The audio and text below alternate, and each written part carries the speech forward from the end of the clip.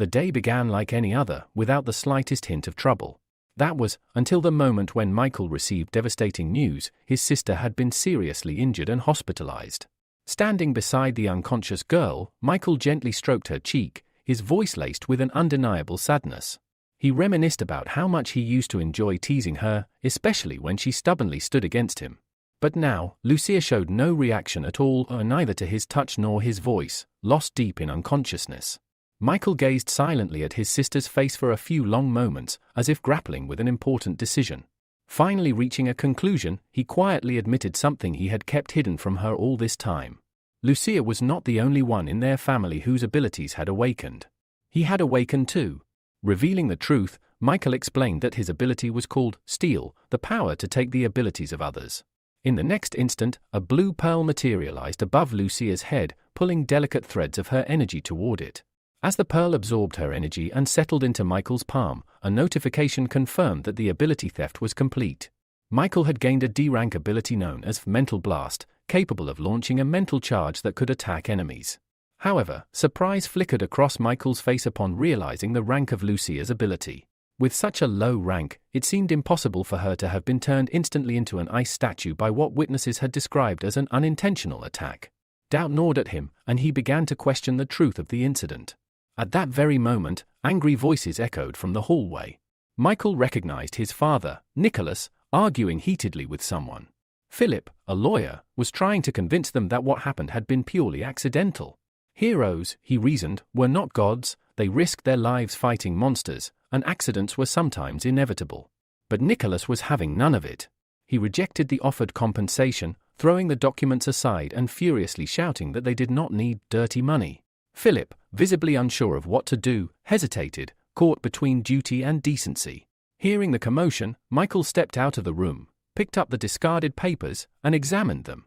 Seeing this, Nicholas, filled with disbelief, asked his son what he was doing. Surely they couldn't exchange Lucia's precious life for money? Michael calmly rose to his feet, placed a reassuring hand on his father's shoulder, and explained that they needed the money to care for Lucia, who would now remain in a vegetative state. His words struck a painful chord, and Nicholas realized that Michael was right. They could not afford to refuse help, no matter how bitter it felt. Turning his attention to Philip, Michael stated that before signing anything, he had some additional conditions to add. Philip's face registered a flicker of surprise, but he agreed to listen. Michael demanded that the hero responsible for harming Lucia personally apologize to her, face to face. Philip hesitated and offered to apologize on the hero's behalf instead.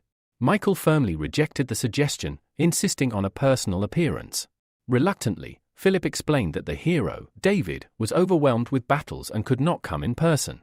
In place of an apology, they offered an additional 100,001 in compensation. Though it left a bitter taste in his mouth, Michael agreed. He signed the papers, handing them over to Philip, who accepted them with a grateful smile before quickly leaving the hospital, eager to escape the heavy atmosphere.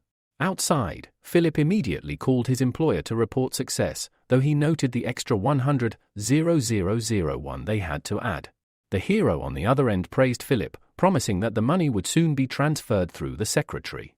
Ending the call, Philip smiled, wishing he too could be a hero one day. Back in Lucia's hospital room, Michael sat quietly at her bedside. Speaking softly, he asked for her forgiveness for signing the agreement, explaining that the family's situation had left them little choice. He vowed, however, to uncover the truth about what happened. Michael no longer believed in coincidences. This tragedy had sparked something deep within him, a desire to change the world, to rid it of those among the awakened who were unworthy of being called heroes. To carry out his plan, Michael moved out of his parents' home and relocated closer to the city center. He quickly found an apartment for a reasonable fee in one of the better neighborhoods. Upon entering the building, he discovered that his new neighbors were already waiting to greet him. A blonde girl introduced herself first, calling herself Diana. She then introduced her friend, Marina, who was sitting beside her, and mentioned that a third girl also lived there but had not yet returned home. Michael was not surprised by their presence. After all, he had signed a cohabitation agreement with them beforehand. Calmly, he introduced himself in return. Diana smiled warmly and suggested celebrating the arrival of their new neighbor. However, Marina declined, explaining that she had planned to spend the evening at the library. As a junior at the university, she was determined not to fall behind in her studies. Diana and the others, she said, could go ahead without her. Michael, noticing the slight disappointment in Diana's expression, reassured her that there was no need for a celebration. He had only just arrived, was quite tired, and preferred to rest. With that, he turned toward his room. Inside, Michael set down his suitcase and immediately collapsed onto the bed. After some time, he pulled his phone from his jacket pocket and began browsing the news. His attention was soon caught by a video that had already gained a significant number of views, showing heroes battling monsters. There were also several videos explaining rare abilities. Around 20 years ago, dark portals had suddenly appeared across the world, allowing monsters to invade. Humanity managed to hold them back thanks to individuals with special powers. Over time, these individuals came to be known as heroes, people admired by both young and old for their strength. To prevent the misuse of their powers, the government had passed the ability law. This law permitted only those who passed official tests and received a hero certificate to use their abilities openly. Watching the footage of the heroes battling monsters, Michael recognized the event where Lucia had been injured. He replayed the video several times but found nothing suspicious. Sighing heavily, he set his phone aside, deciding that tomorrow he would review the footage once more with a clearer mind. When Michael checked his phone again to see the time, he was shocked to realize it was already 2:30 in the morning. Jolting upright, he hurried to wash up and get to bed, knowing he had work early the next day. Gathering his things, Michael stepped out of his room and headed for the bathroom, careful not to turn on the hallway light to avoid disturbing his neighbors. However, after taking only a few steps, he froze. Ahead of him, he spotted a girl barely able to stand, leaning heavily against the wall as she stumbled down the corridor. It was easy to guess that she was the third roommate he had yet to meet. Sensing someone's presence, the girl opened her eyes in a daze, trying to discern who stood before her. Without moving, Michael greeted her politely. Without replying, the girl pushed herself away from the wall and headed straight for the bathroom, mumbling an apology and saying she needed it first. Moments later, she collapsed onto the toilet and vomited, her stomach overwhelmed by alcohol. After a few minutes, the girl, whom he later learned was named Valeria, had fallen asleep right there, leaning against the toilet. Concerned, Michael cautiously entered the bathroom and gently touched her shoulder, asking if she was all right. When he received no response, he paused, contemplating what to do to avoid any misunderstandings later on. Deciding it was best to involve another female resident, he left the bathroom and knocked on Diana's door. After a few moments, he heard soft footsteps, and the door opened to reveal a yawning Diana, her voice thick with sleep as she asked why Michael was awake at such a late hour.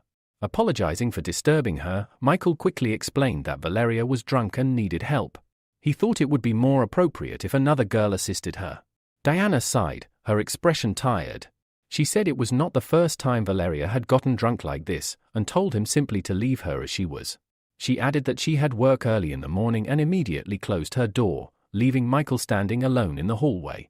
Left with no other choice, Michael realized that he was the only one who could help Valeria. Michael returned to the bathroom and once again tried to wake Valeria, hoping to help her get back to her room. However, she did not stir. Her deep sleep seemed undisturbed by his efforts. Not wanting to interrupt her stay in the kingdom of Morpheus, Michael sighed and silently apologized for his next course of action. He carefully lifted the unconscious girl into his arms. As soon as he did, a message appeared before him, revealing a new ability called Brain Overload. This ability allowed a short-term overload of the brain, significantly increasing its computing capabilities. The message also noted that Valeria was unaware of this ability's existence. After reading the message, Michael carefully carried the girl into the living room, where he laid her down on the sofa and covered her with his jacket. With no regrets, he took away her ability, promising that he would repay her once everything was settled. A slight smile tugged at Michael's lips as he wondered what effect the new ability would have on him. The next moment, another message appeared, revealing that Brain Overload and Mental Explosion were both related to mental abilities and could be combined. Seizing the opportunity, Michael materialized a blue energy pearl in his free hand and whispered the command to unite them. Instantly, both pearls flew into the air and began to merge. After a few moments, an orange pearl settled in his palm, and with it came another message. Michael had gained the D+ rank Superb Brain ability. This ability automatically sent mental attacks and greatly enhanced his ability to calculate and deduce.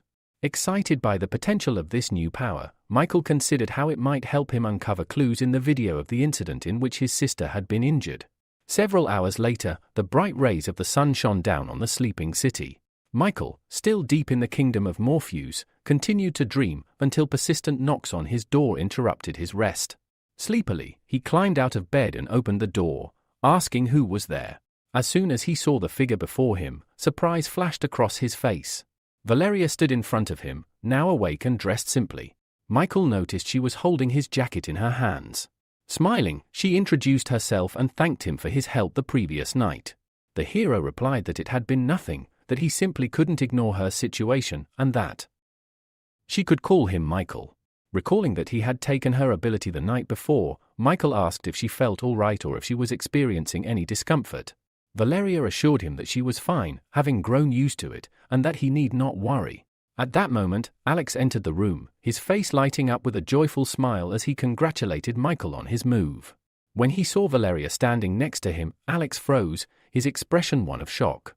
He pointed at her and asked, bewildered, how Michael dared to date someone behind his best friend's back.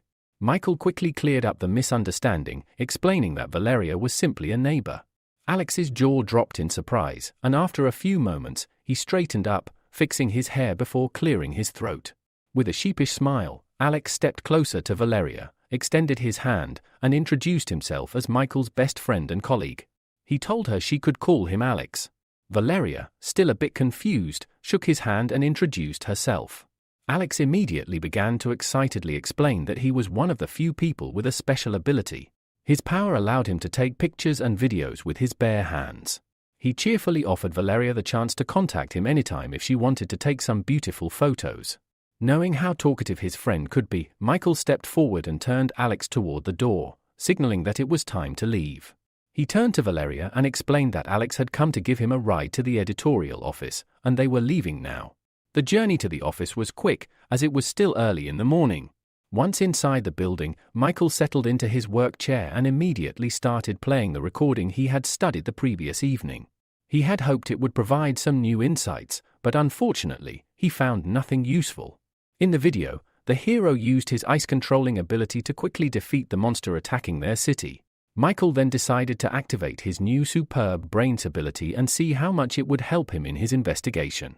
As he played the video again, he began to notice smaller, previously overlooked details.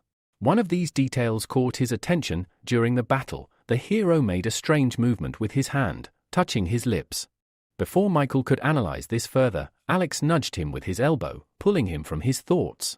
Rolling his chair closer, Alex asked with interest why Michael wasn't pursuing a relationship with girls, especially with someone as beautiful as Valeria. With a wide grin, Alex added that if Michael wasn't going to do anything, then he certainly would, and without hesitation, he continued talking, unaware of Michael's focus on the monitor. Michael replied in an even tone that they were just neighbors and nothing more. Not wanting to fall behind, Alex, still wearing his grin, said that it was very easy to go from roommates to bedmates. He even offered a couple of tips on how to do it. However, this exchange was cut short when suddenly the terrified screams of people rang out from the street. Alex immediately sprang to his feet and rushed to the window, trying to understand what was going on.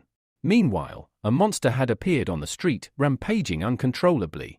The speakers blared, announcing that a monster with a B-rank disaster level had appeared. People were urged to go to the nearest shelter as soon as possible. The heroes were on their way and would be arriving shortly to ensure their safety. Passers-by followed the advice they had heard and scattered, searching for a safe place to hide. Through the thick columns of dust, a tall figure appeared, walking confidently toward the scene. With a smile on his face, the hero boldly declared that the citizens no longer had anything to fear because the superhero of hot and sour noodles was here. He would not allow anything to happen to their city. When the people saw him, smiles began to spread across their faces. The hero had come to save them. The monster, however, also took notice of its new target. It immediately extended its deadly tentacles toward Adam, who stood bravely before it. Without leaving the window, Alex quickly activated his ability, preparing himself to capture some worthwhile material. He knew that one-eyed killers like this monster not only possessed incredible defense but also had a psychopathic ability for close combat. He was curious to see how the superhero of hot and sour noodles would fare against such a formidable foe, as he might not be able to handle it. Just as Alex was about to turn to Michael to say something, he was startled to realize that his friend was no longer in the room. Accustomed to Michael's oddities, Alex turned his attention back to the window and raised his hands, activating his ability to take a photo, knowing he could make some extra money from this opportunity. At that moment, another hero appeared below. Amelia, known by her nickname Fire Butterfly, flew up to Adam and asked if he needed help. The man didn't even glance her way, keeping his eyes fixed on the monster. He shouted at her that she had arrived just in time and asked her to attack while he held off the creature. Amelia, lacking confidence, replied that the hero of hot and sour noodles could rely on her. Meanwhile, TV channels didn't waste time and began broadcasting the heroic battle live. On the large screen, the dark-haired man, Thomas, criticized the hot and sour noodles hero for being too selfish and narcissistic when he first arrived on the scene. Nathan, sitting next to him, asked why Thomas held such a negative view of the hero. Thomas explained that in order to activate his ability, the hero needed to eat a bowl of hot and sour noodles.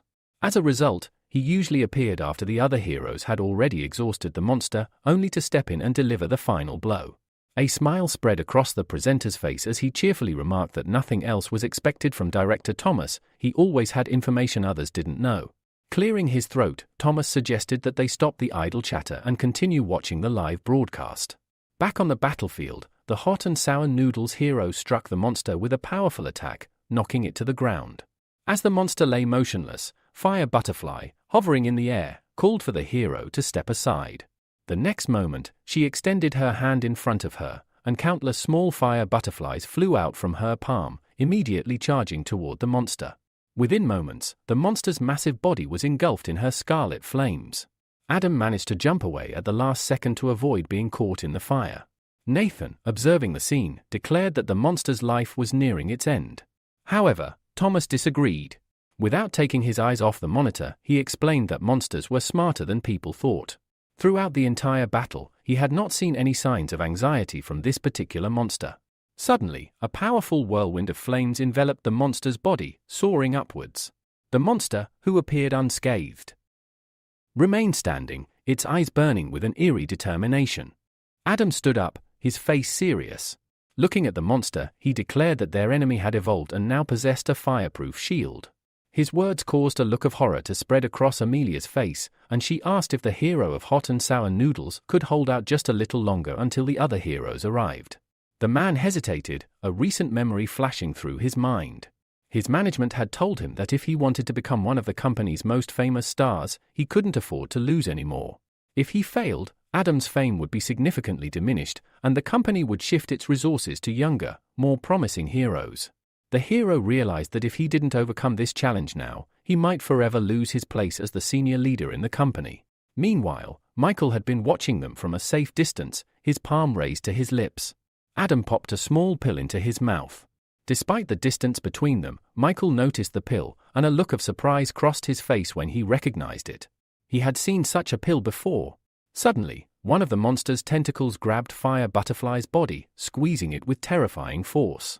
Amelia screamed in fear, calling out to Adam for help. The tentacle tightened its grip, and more of the monster's limbs rushed toward her at high speed. In a panic, Amelia shut her eyes and screamed that she didn't want to die. Then, one of the monster's tentacles detached from its body. The monster froze, looking at its severed limb, which had just moments ago been holding its captive. The hero of hot and sour noodles had arrived in time, saving Amelia from certain death. Nathan, watching the scene, joyfully slammed his fist on the table. He turned to the rest of the audience and explained that the hot and sour noodles superhero could only maintain his fighting form for 15 minutes. However, this time, he had not only lasted longer but had also become stronger than before. The inspired man jumped to his feet and, raising his clenched fist, shouted that their hero had not yet aged. Thomas, on the other hand, showed restraint, unlike the overly emotional presenter. Though he didn't voice it, it was clear he was pleasantly surprised by this turn of events. However, he was not allowed to finish speaking, as Nathan's expression instantly grew more serious. He sat back down, his eyes glued to the monitor. The one-eyed monster was attacking again. The monster's tentacles sharpened and rose into the air. The next moment, as they rushed toward Adam, a terrible roar echoed, and thick clouds of dust and small fragments of stone surged into the air. The hero, surrounded by blue lightning, managed to withstand the attack, his powers protecting him. Smirking, he declared that it was too weak. Then, with a furious cry, Adam launched himself from beneath the pile of stones. The monster didn't even have time to react before its limbs were severed and its body pierced through in an instant. Adam had put all his strength into this blow, successfully counterattacking his enemy.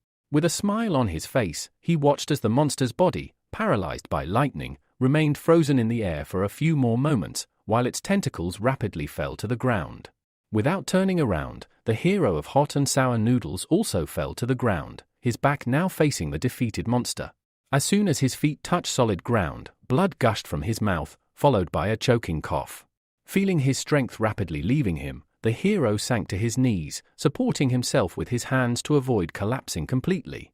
Amelia immediately noticed Adam's condition and rushed toward him, worried. Hearing her footsteps, Adam raised his head and met her gaze with his blue eyes. The girl instantly noticed his pale complexion and the bulging veins on his face, a sight that sent a shiver down her spine. She had never seen anything like it before. Overcoming her fear, she sat beside him and gently placed her palms on his shoulder, asking in a concerned voice what was happening to him. Adam turned away from her, squeezing his eyes shut in an attempt to control his condition. After a few tense moments, he finally managed to stabilize himself.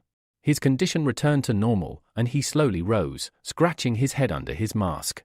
With a wide smile, he reassured the fire butterfly, saying that he was fine. He had just overexerted himself with his powers. The girl sighed with relief, significantly calmed by his words. Afterward, the hero of hot and sour noodles helped her to her feet, and together, they accepted the well-deserved praise from the residents whose lives they had saved. Michael, who had been watching from his hideout, finally decided it was time to leave.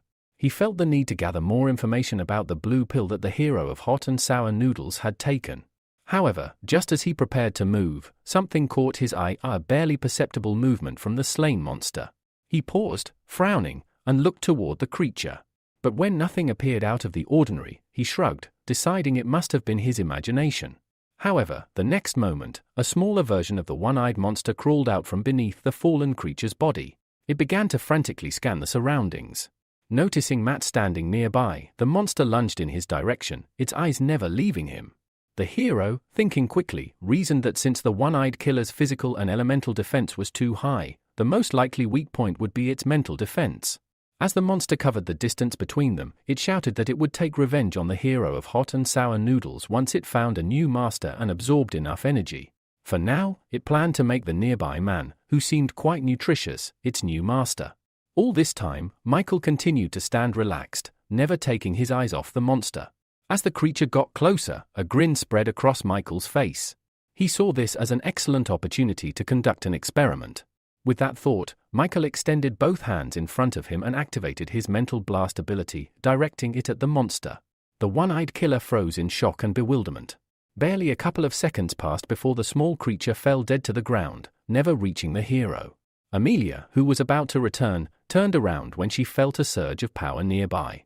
Realizing someone had used their ability, she quickly registered that Michael was the source of the energy. Meanwhile, Michael approached the fallen monster, grabbing it by its numerous pink tentacles to confirm if it was really dead. He understood that while he had suspected the creature's weakness was mental attacks, such a weak-level mental blast could not have killed it so easily.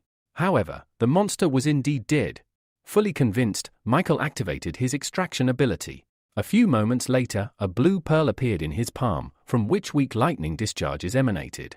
Instantly, his entire body was covered in a blue aura. An A message appeared in front of him.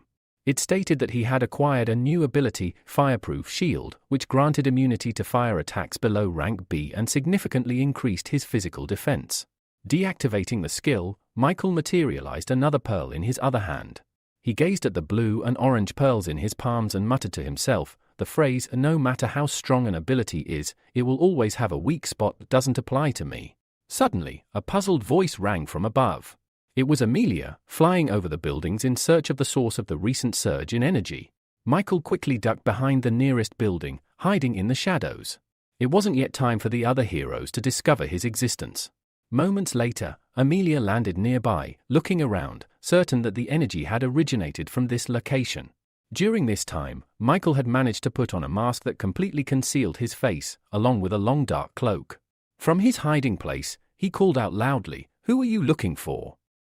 Amelia immediately turned toward the voice and asked, "Are you the one who just used your ability here?" Michael hesitated for a few moments before stepping out of his hiding spot. He answered, "Yes, it was me." When Michael was only a few meters away from her, Amelia eyed him suspiciously and asked, "Are you a hero?" "I've never seen you before." Michael shook his head and replied, "I'm not a hero. I'm just a passerby who helped clean up." With that, he threw the dead carcass of the monster he had killed in her direction. Amelia's face displayed surprise when she saw a miniature clone of the one-eyed killer land before her. She shifted her uncertain gaze to the stranger, wondering how such a powerful and dangerous monster had been destroyed single-handedly. Despite this, she reasoned that, since he was not a hero, he shouldn't be using his abilities without permission. Michael remained calm throughout their interaction. The silence between them stretched on, and after some time, the hero decided that his work here was done. There was no reason for him to remain, so with purposeful strides, he began heading toward the girl, planning to pass her by. But before he could, Amelia stepped to the side and extended her hand, blocking his path. Overcoming her shyness, she shouted, "You've used your ability illegally. You'll have to come with me to the Hero Association for a checkup." Michael looked down at Amelia, his gaze pointed as he asked her if she truly believed she could stop him. In response, fiery wings materialized behind the girl, and she soared into the air. With determination in her voice, she declared that his actions were completely against the law of abilities, and that she had the right to take certain measures against him. Despite her display of power, Michael remained still as butterflies, summoned from Amelia's palm, began to surround him, transforming into hot flames. Without a hint of hesitation, Michael reached out and touched one of the butterfly's wings. He calmly asked, "Is this how heroic defenders treat ordinary people?" Amelia's eyes widened in shock and disbelief as Michael crushed one of her butterflies with a single movement of his hand. He then casually moved closer to her, raising his clenched palm to her face. "It's my turn to attack now," he said, his voice cold. Realizing she was no match for him, Amelia shot upward at incredible speed. Without even looking back, she shouted a pleading apology. But Michael, almost immediately, dismissed her from his mind. His thoughts shifted to the strange blue pill that the hero of hot and sour noodles had taken earlier. He was now certain that this same pill had been consumed by the hero responsible for what had happened to Lucia. Taking off his mask, Michael swore to himself that he would uncover the truth at any cost.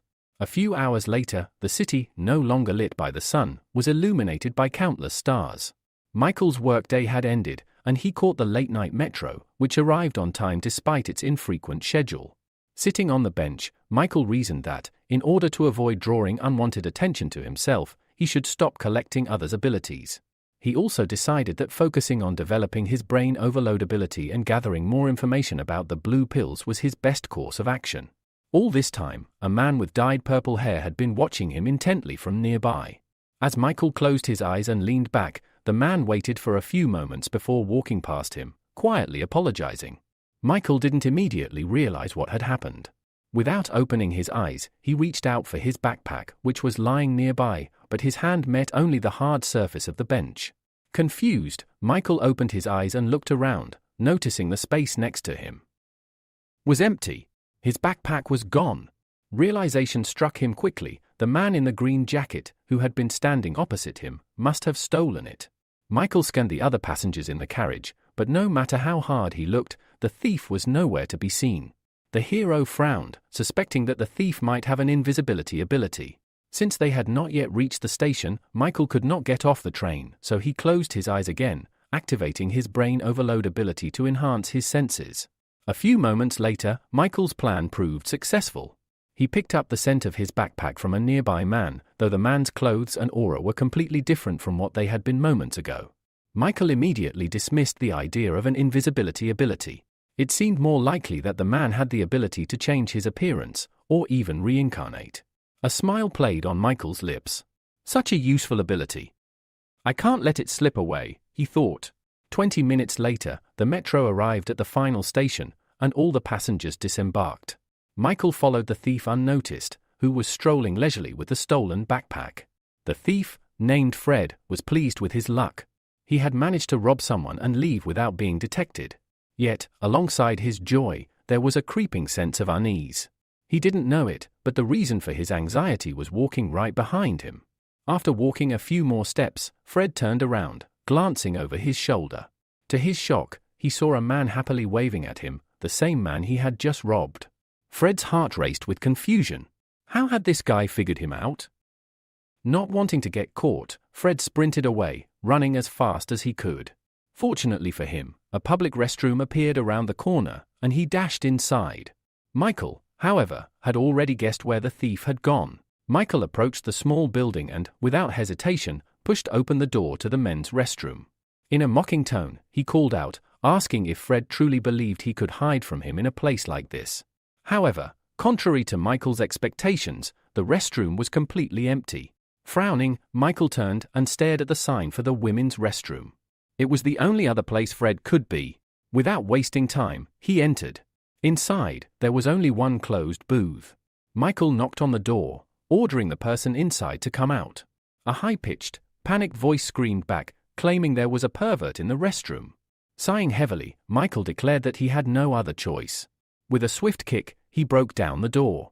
Immediately, a barrage of objects, cosmetic items and a roll of toilet paper was flung at him in desperation. Brushing off the scraps of paper, Michael calmly remarked that Fred's ability was quite unusual. It was even capable of altering his voice. Before him stood Fred, cowering against the wall, dressed ridiculously in short women's shorts, a blouse, and stockings. Upon closer inspection, Michael realized that while Fred's ability could change his clothing and voice, it could not alter his physical body or facial features.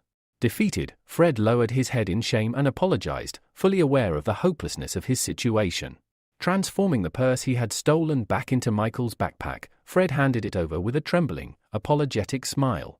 Michael immediately opened the bag to check its contents. Finding nothing missing, he slung it over his shoulder and, with a threatening tone, asked if Fred had dared to look inside.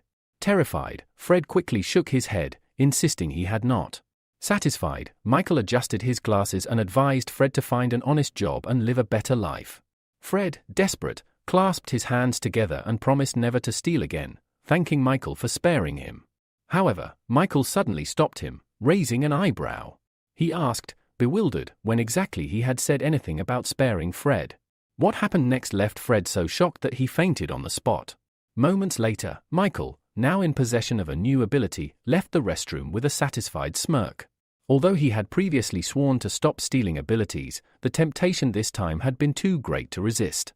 The ability, called Changing Clothes, allowed him to instantly change his outfit with a simple motion and even provided additional storage space.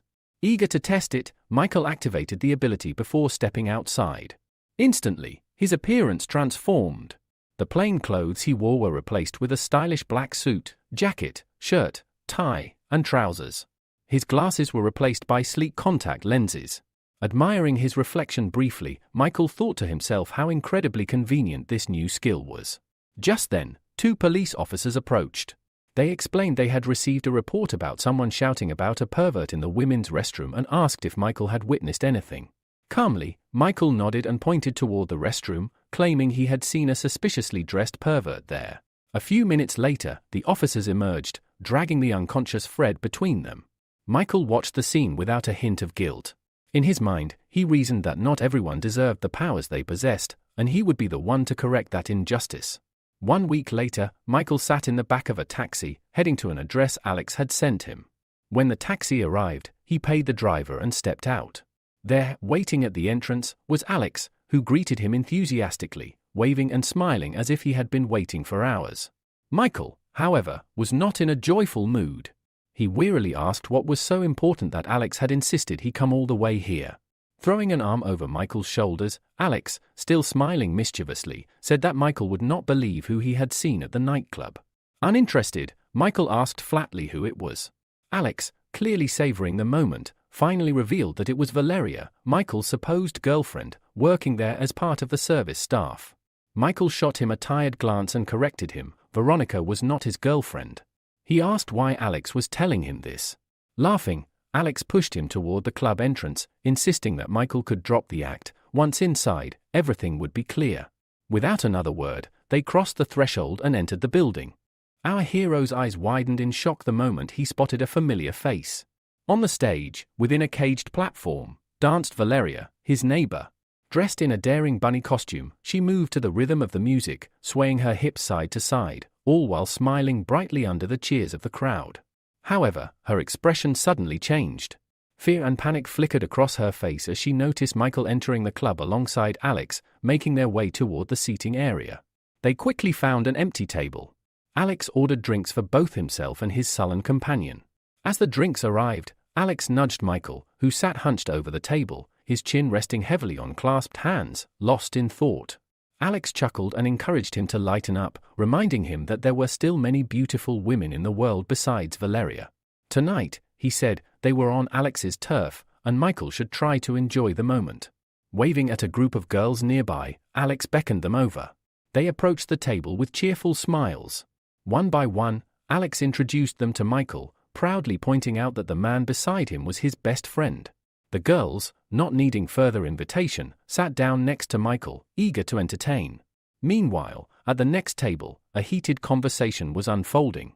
Surrounded by two women, a young man loudly complained about his bad luck. He griped that if his brother hadn't taken his car, he would not have lost the race. Across from him, a composed man named Logan reached for the call button, advising him to simply accept the loss rather than blaming the car. Austin, the frustrated young man, shot back that Logan had no right to lecture him. After all, Logan had failed to earn his father's favor and had been demoted to the role of bodyguard. After a brief pause, Austin laughed mockingly, suggesting it was because Logan could never keep his mouth shut. Logan's lips curled into a dry smile. He replied coolly that an ordinary person, limited by a mere C-rank hero title, shouldn't concern himself so much. Clicking his tongue in irritation, Austin leapt up and, in a flash of anger, struck a waitress, Valeria, who had been serving their table. He insulted her, declaring her abilities worthless. Grabbing a bottle of alcohol she had brought, Austin sneered, asking how she could serve something so disgusting. His irritation, though directed outward, clearly stemmed from the embarrassment caused by Logan's words. Unable to vent his anger on his bodyguard, he chose instead to humiliate Valeria. Opening the bottle, Austin heartlessly poured its contents over her head. Michael, witnessing the entire scene, instinctively began to rise from his seat to intervene. But Alex hastily grabbed his arm, urging him not to act recklessly. He warned Michael that Austin was no ordinary troublemaker. He was the second son of a powerful A-rank hero from the Olympus Company, known as the Mechanical Hero. Worse yet, Austin was accompanied by Logan, the C-rank hero known as the Flame Fist. Challenging them would be dangerous for any ordinary person. Michael reassured him that he had no intention of starting a fight. He simply said he needed to use the restroom. Reluctantly, Alex let him go with a heavy sigh. Meanwhile, Valeria sat frozen on the floor, drenched in alcohol, too humiliated to lift her head. Austin, losing all interest in her, returned to the girls on the sofa and coldly ordered the club's waiters to get rid of her. Without hesitation, two staff members approached. One of them grabbed a bottle and forcibly poured alcohol into Valeria's mouth, holding her head in place as she struggled weakly. Just as Valeria was about to give in to despair, someone shoved the waiter aside with force. Freed from their grip, she coughed violently, spitting out the alcohol she had been forced to swallow. Without even looking directly at her, Michael's voice cut through the tension. He said calmly that he had heard the son of the mechanical hero was present. Logan immediately stiffened, sensing the seriousness in Michael's tone. He asked sharply who Michael was. Seated casually in a chair opposite them, Michael replied with a cool demeanor that he was simply someone looking to make a deal with young Master Austin. Austin, pouring himself another drink, glanced lazily at Michael and asked what kind of deal he was proposing.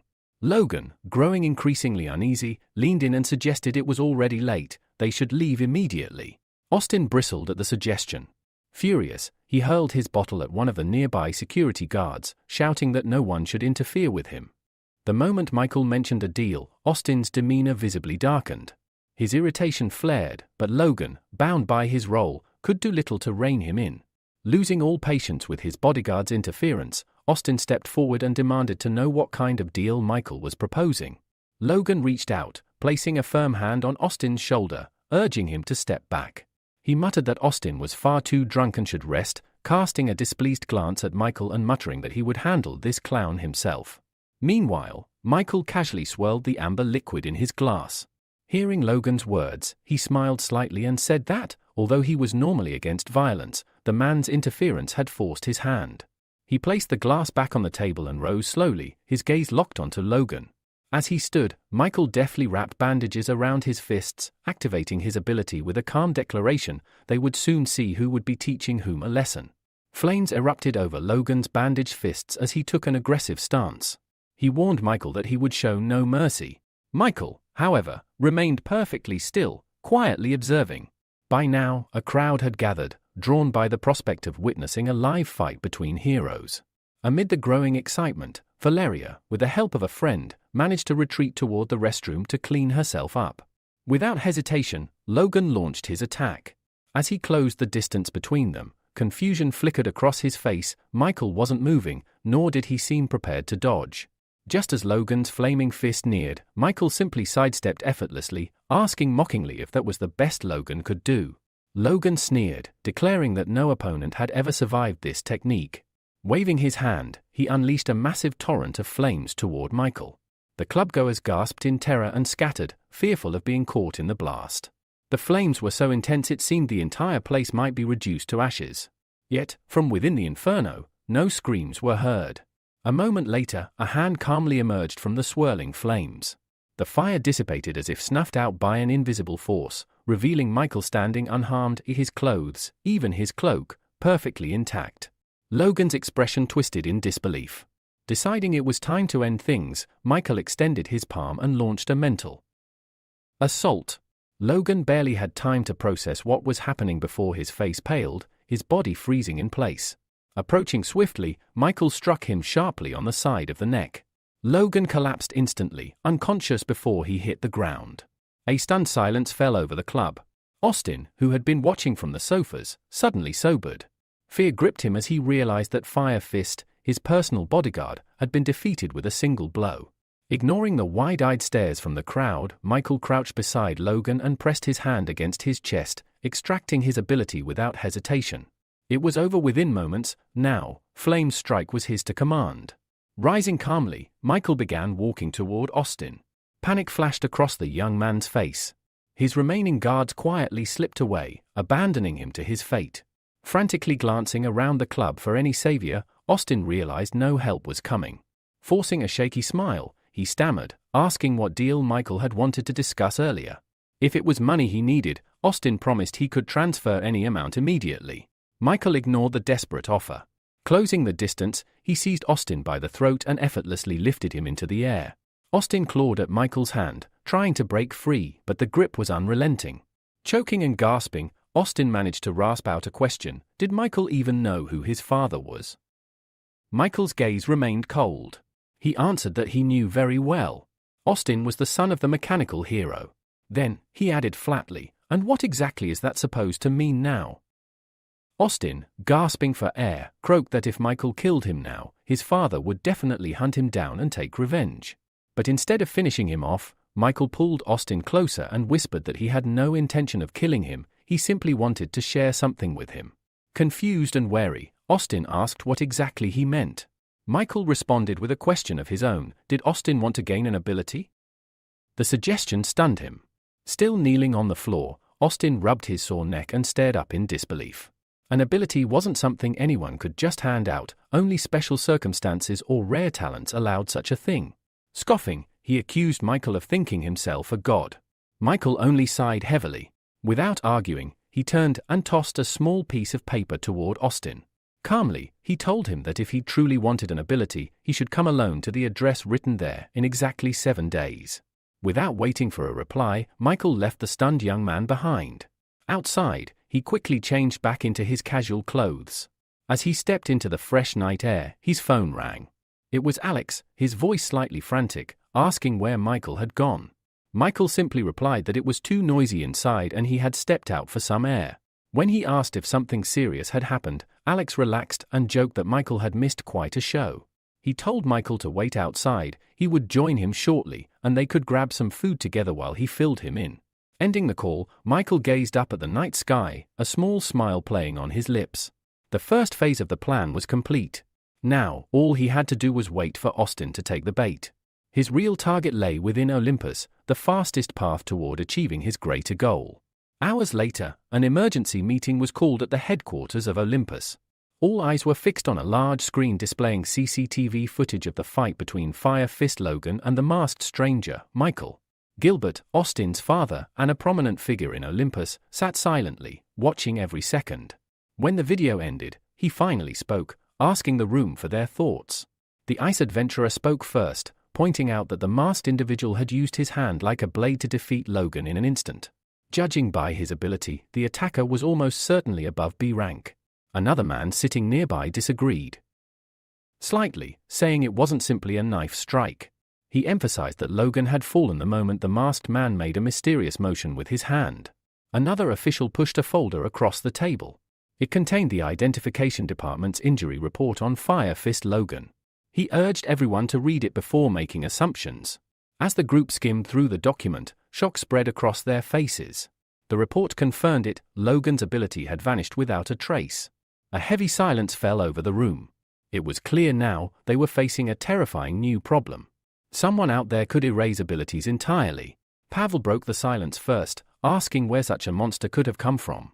Edgar responded grimly, saying that, to his knowledge, only one person ever possessed such an ability, an S-rank hero. Gilbert turned to him sharply, asking if he meant the hero. Before Edgar could fully respond, Sam leapt up, shouting that it was impossible. The transporter, the hero in question, was already an old man with one foot in the grave. There was no reason for him to reappear now and cause chaos. Edgar sighed heavily. He warned that Olympus wouldn't be able to handle this matter on its own and that they were obligated to report it to the Hero Association. But Pavel, raising an eyebrow, scoffed at the idea.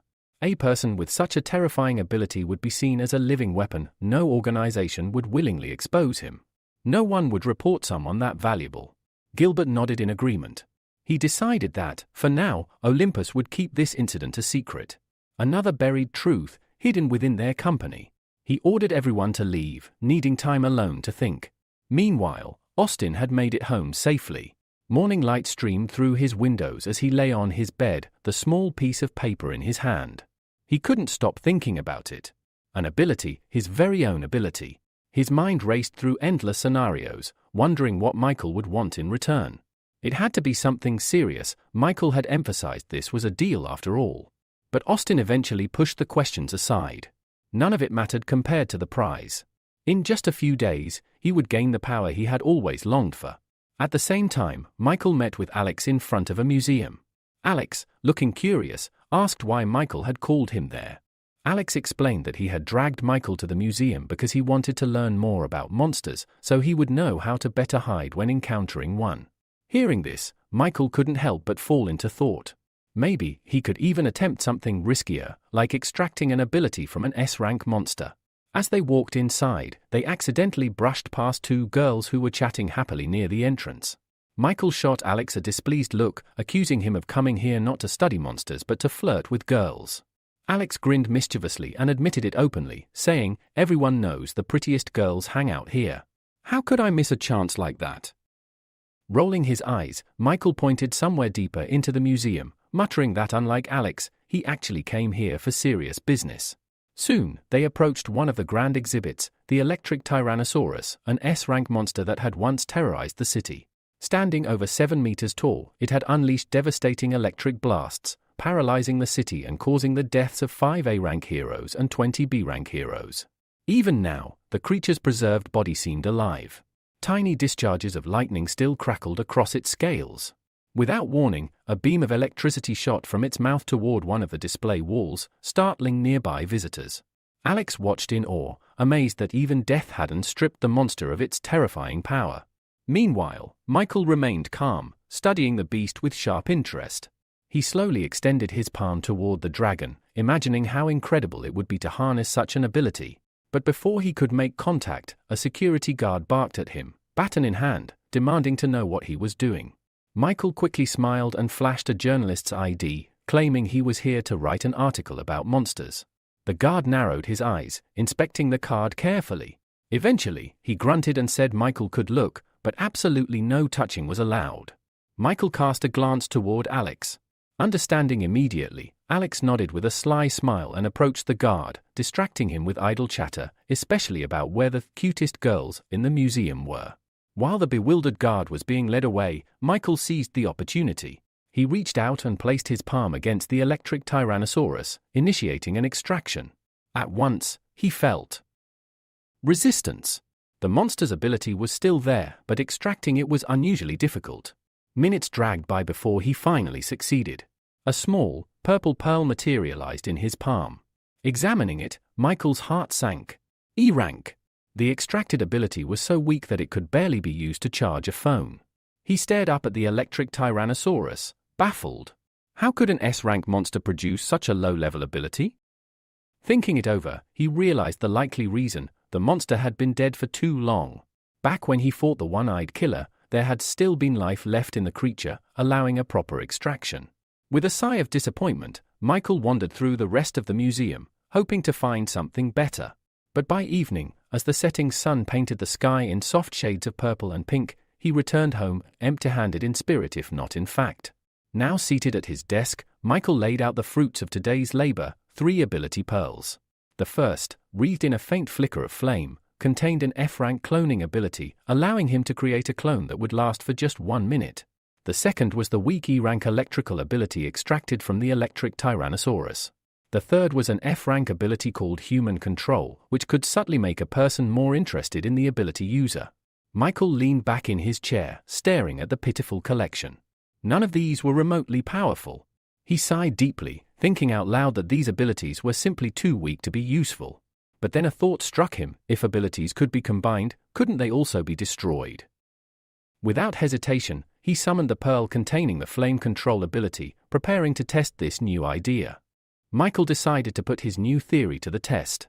Closing his eyes, he concentrated on the flame control pearl and firmly commanded, "Destroy." After a few moments, he opened his eyes, only to see the pearl still resting intact in his palm. But Michael wasn't the type to give up so easily. He refocused and tried again. This time, a faint cracking sound reached his ears. Opening his eyes, he saw deep fractures spiderwebbing across the pearl's surface. Moments later, the pearl shattered completely, and in its place materialized several small, black cubes. A system message appeared, explaining that these were products of the first level of dark energy. Intrigued, Michael picked up one of the cubes and turned it over thoughtfully in his hand. It seemed likely that all abilities were constructed from these cubes at their core. Now, he had confirmation: not only could he extract abilities, but he could destroy them as well. As he studied the cubes, a new idea took shape in his mind. What if he could use these dark energy cubes to enhance abilities? Without hesitation, Michael summoned the human control pearl he had collected at the museum. Bringing it together with one of the black cubes, he watched as the two began to fuse. After a brief process, a new message popped up: ability enhancement successful. The human control ability had advanced from F-rank to E-rank. Now, instead of merely making someone interested in him, he could exert actual mental influence, subtly manipulating thoughts and emotions to carry out scams or sway decisions. Michael stared at the upgraded pearl in amazement. He hadn't truly expected it to work. Laying the enhanced pearl aside, he looked at the remaining black cubes with satisfaction. Possibilities danced through his mind. Maybe, just maybe, he could even create an S-rank ability of his own. Suddenly, loud voices echoed from the hallway outside his room. Among them, he distinctly recognized Valeria's voice, frantic and distressed. Michael frowned and slipped silently from his room, unnoticed, to see what was going on. In the living room, a heavy atmosphere hung over the scene. A man sat on the couch, a pipe clenched between his teeth, glaring at Valeria, who was in tears. The man exhaled smoke and said coldly that she was only good at crying and irritating everyone around her. He added, almost indifferently, that they hadn't meant to deceive her, at first. Listening carefully, Michael pieced together the situation. Robert, the man with the pipe, explained that if they hadn't lied to Valeria about her father's illness, she would never have sent them money so willingly.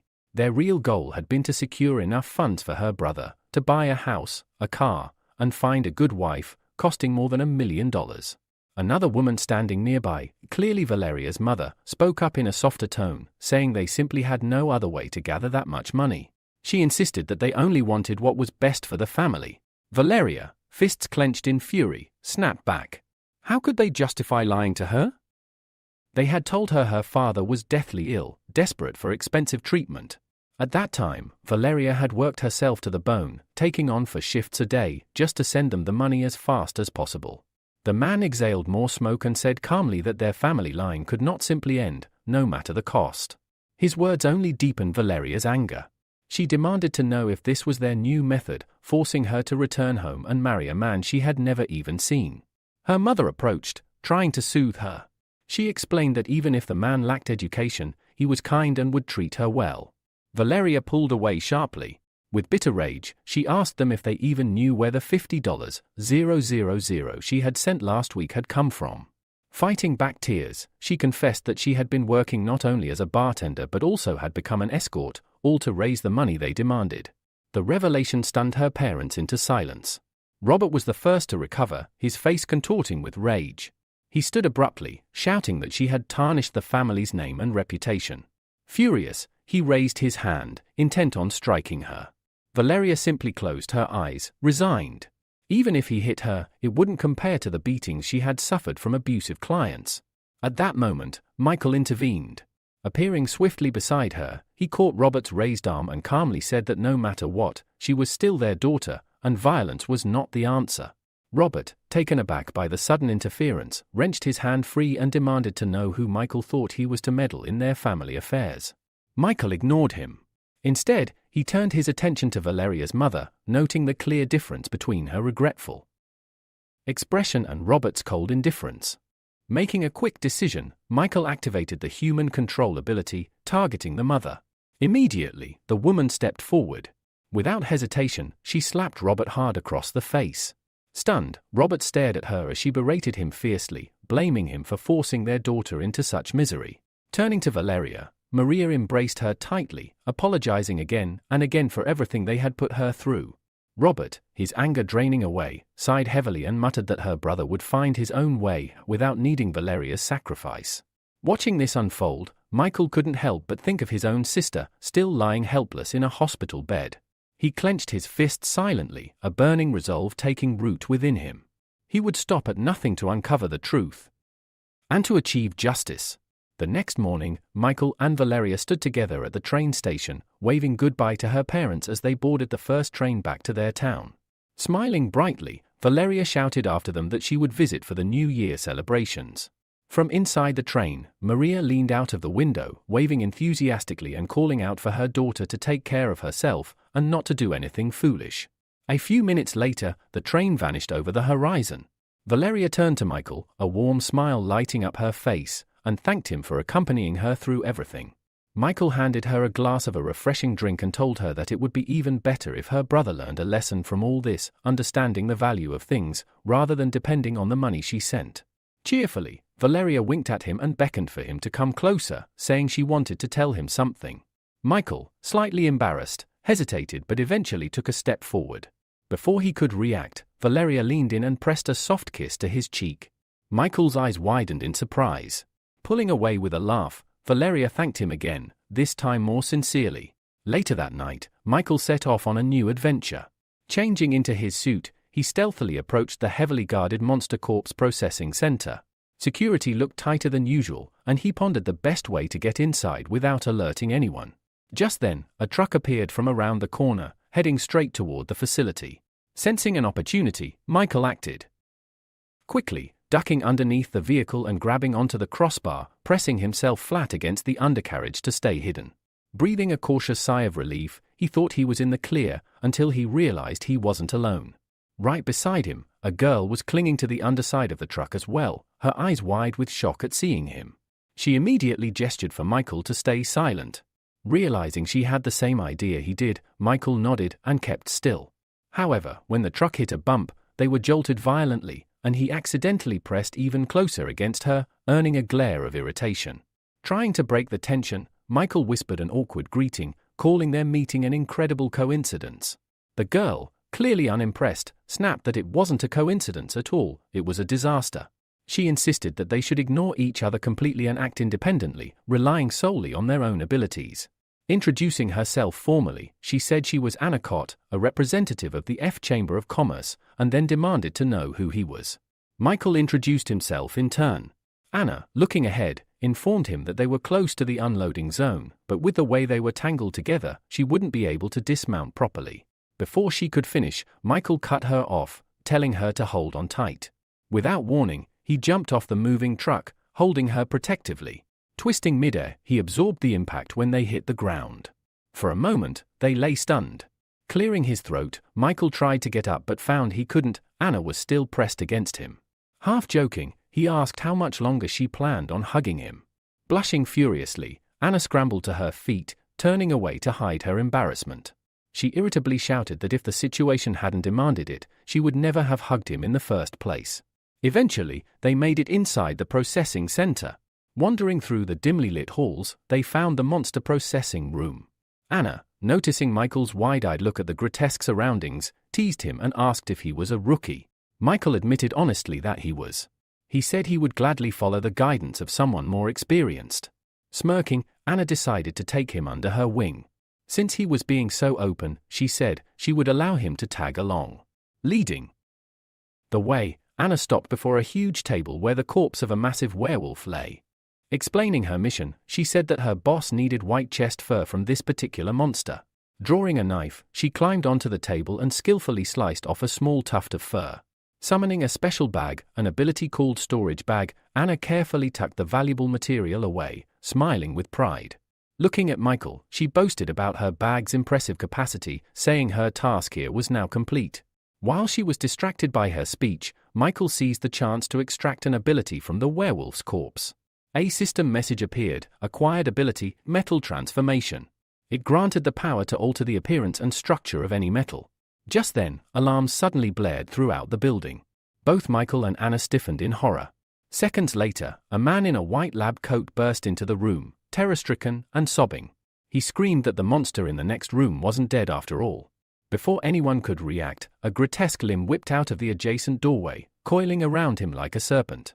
The man cried for help as he was dragged away, disappearing into the shadows. Michael and Anna stood frozen as the lab doors slammed shut behind him. Anna let out a shaky sigh and reached toward her cloak. Anna, still trembling, leaned against Michael and asked him to support her. Her legs had gone weak from the shock and fear. Just as she spoke, she felt a faint touch on her shoulder. Before she could even react, a slimy tentacle wrapped tightly around her waist, yanking her violently toward the exit.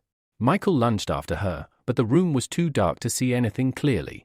Without hesitation, he summoned his ability, calling forth a sphere of flame that burst into existence above the ceiling, casting light across the chaotic scene. Illuminated by the fire, Michael spotted the monster dragging Anna away. Without wasting a second, he sprinted after them. However, the monster was astonishingly fast, slipping away into the darkness ahead. As Michael chased it, he noticed the rows of metal lockers lining the walls. An idea sparked. He immediately activated his newly acquired ability, metal transformation. In an instant, the metal lockers began to ripple and reshape under his will, transforming into long, bladed tentacles. With a mental command, Michael launched them toward the fleeing creature. In just a few strikes, the sharp iron limbs managed to slice through the monster's grasping tentacle, severing it and freeing Anna. Michael rushed to her side as she collapsed onto the floor, pale and shaken. Breathing heavily, he asked if she was all right. Anna pushed herself up and kicked away the severed limb with a grimace, noting with disgust that the hooks along its surface were brutally sharp. As she turned her head, Michael's floating fireball drifted deeper into the corridor, illuminating the nightmare that awaited them. There, standing before them, was the monster in full. Its grotesque body was composed entirely of countless writhing tentacles, coiling and slithering as if with a mind of their own. The creature wore a horrifying bone mask, and from behind it, the tentacles twitched and shivered. Scattered around the monster were other victims, captives entangled in its limbs, desperately crying out for help. Anna's face paled further, a look of pure confusion and terror overtaking her. She had never encountered anything like this. The monster, sensing their presence, let out a low, guttural noise. Then, with terrifying speed, its tentacles sharpened into deadly points and lunged straight toward them. Reacting instinctively, Michael swept his arms outward and again transformed the nearby metal lockers, pulling them together into a massive shield. The creature's tentacles struck relentlessly, pounding against the metal barrier. Michael gritted his teeth and held firm, using the makeshift shield to block each violent attack. Blow after blow rained down, the force behind each one immense. Suddenly, one especially powerful strike crashed against the shield, tearing a chunk of it away. Anna screamed, seeing the shield visibly weaken. Terror in her voice, she shouted to Michael that the shield wouldn't last much longer, and he had to come up with something else, fast. As the monster's tentacles surged toward them, the girl panicked once more. She collapsed onto the floor, covering her head with her hands, and screamed that they were doomed to die there, eaten alive by the creature. Still holding his shield, the hero silently agreed with Anna. He realized he would not be able to withstand the monster's assault for much longer and frantically began searching for a way to escape. Then, a flash of memory struck him. He remembered spotting several canisters of gasoline nearby. Without wasting time, he called out to his partner. Michael told Anna to calm down, assuring her that he had thought of a way they might escape. Anna looked up at him with hope shining in her eyes and immediately asked what his plan was. But instead of explaining, Michael moved into action. He separated one of the metal rods from his shield and, with a wave of his hand, hurled it toward the side. The metal, yielding easily to his will, bent like a ribbon under his control. The rod struck the gasoline canisters, flinging them high into the air. Then, still under Michael's guidance, the rod continued its movement, this time aimed directly at the monster's body. Simultaneously, Michael divided the floating fireball he had conjured into several smaller ones, maneuvering them dangerously close to the airborne canisters. Without hesitation, he grabbed Anna by the hand and sprinted away from the scene.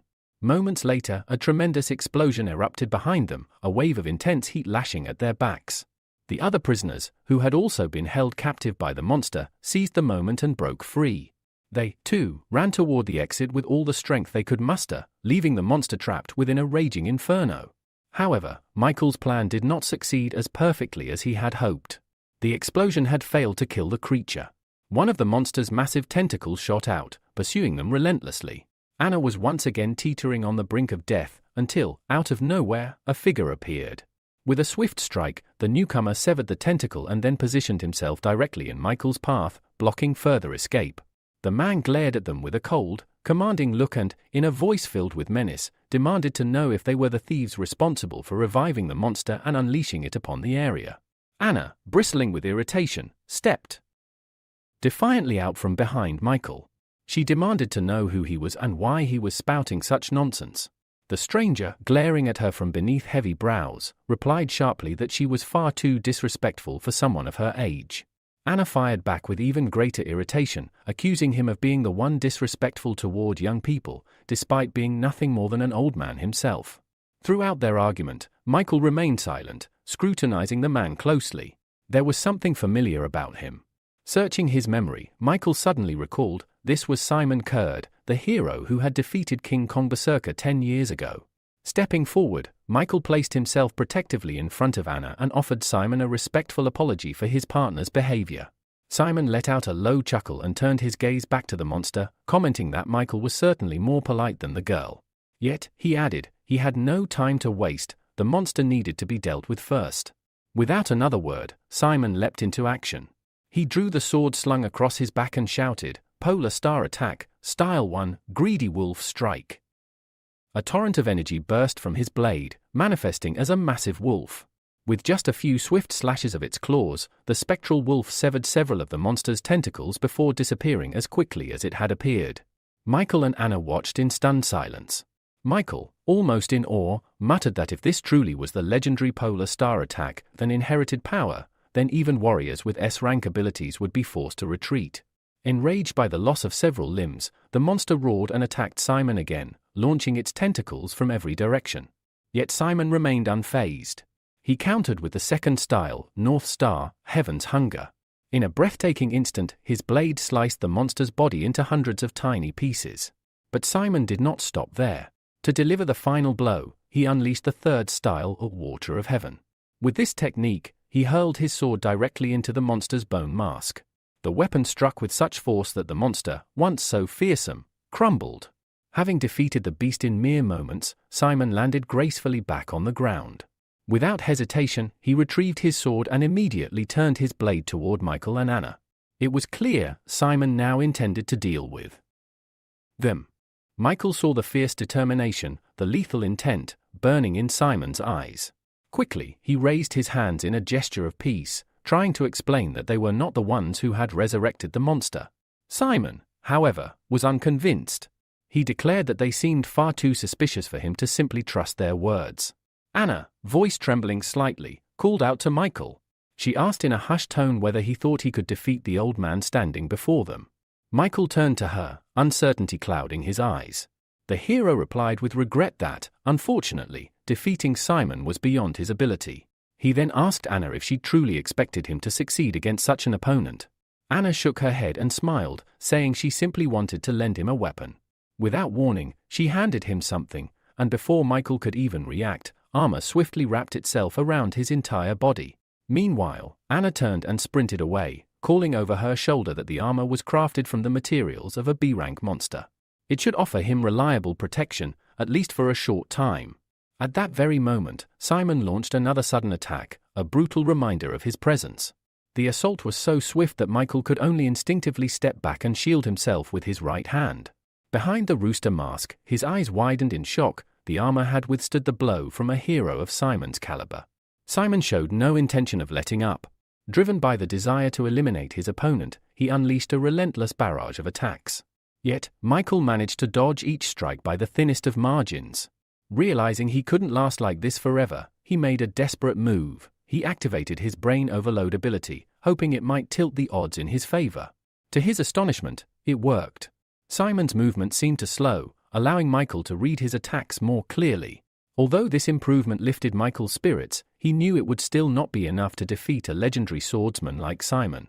Noticing the brief hesitation in his opponent, Simon sneered and warned him to be more cautious in battle. Without giving Michael a chance to recover, he targeted an open spot and lunged forward. Michael stood frozen in horror. There was no way to dodge in time.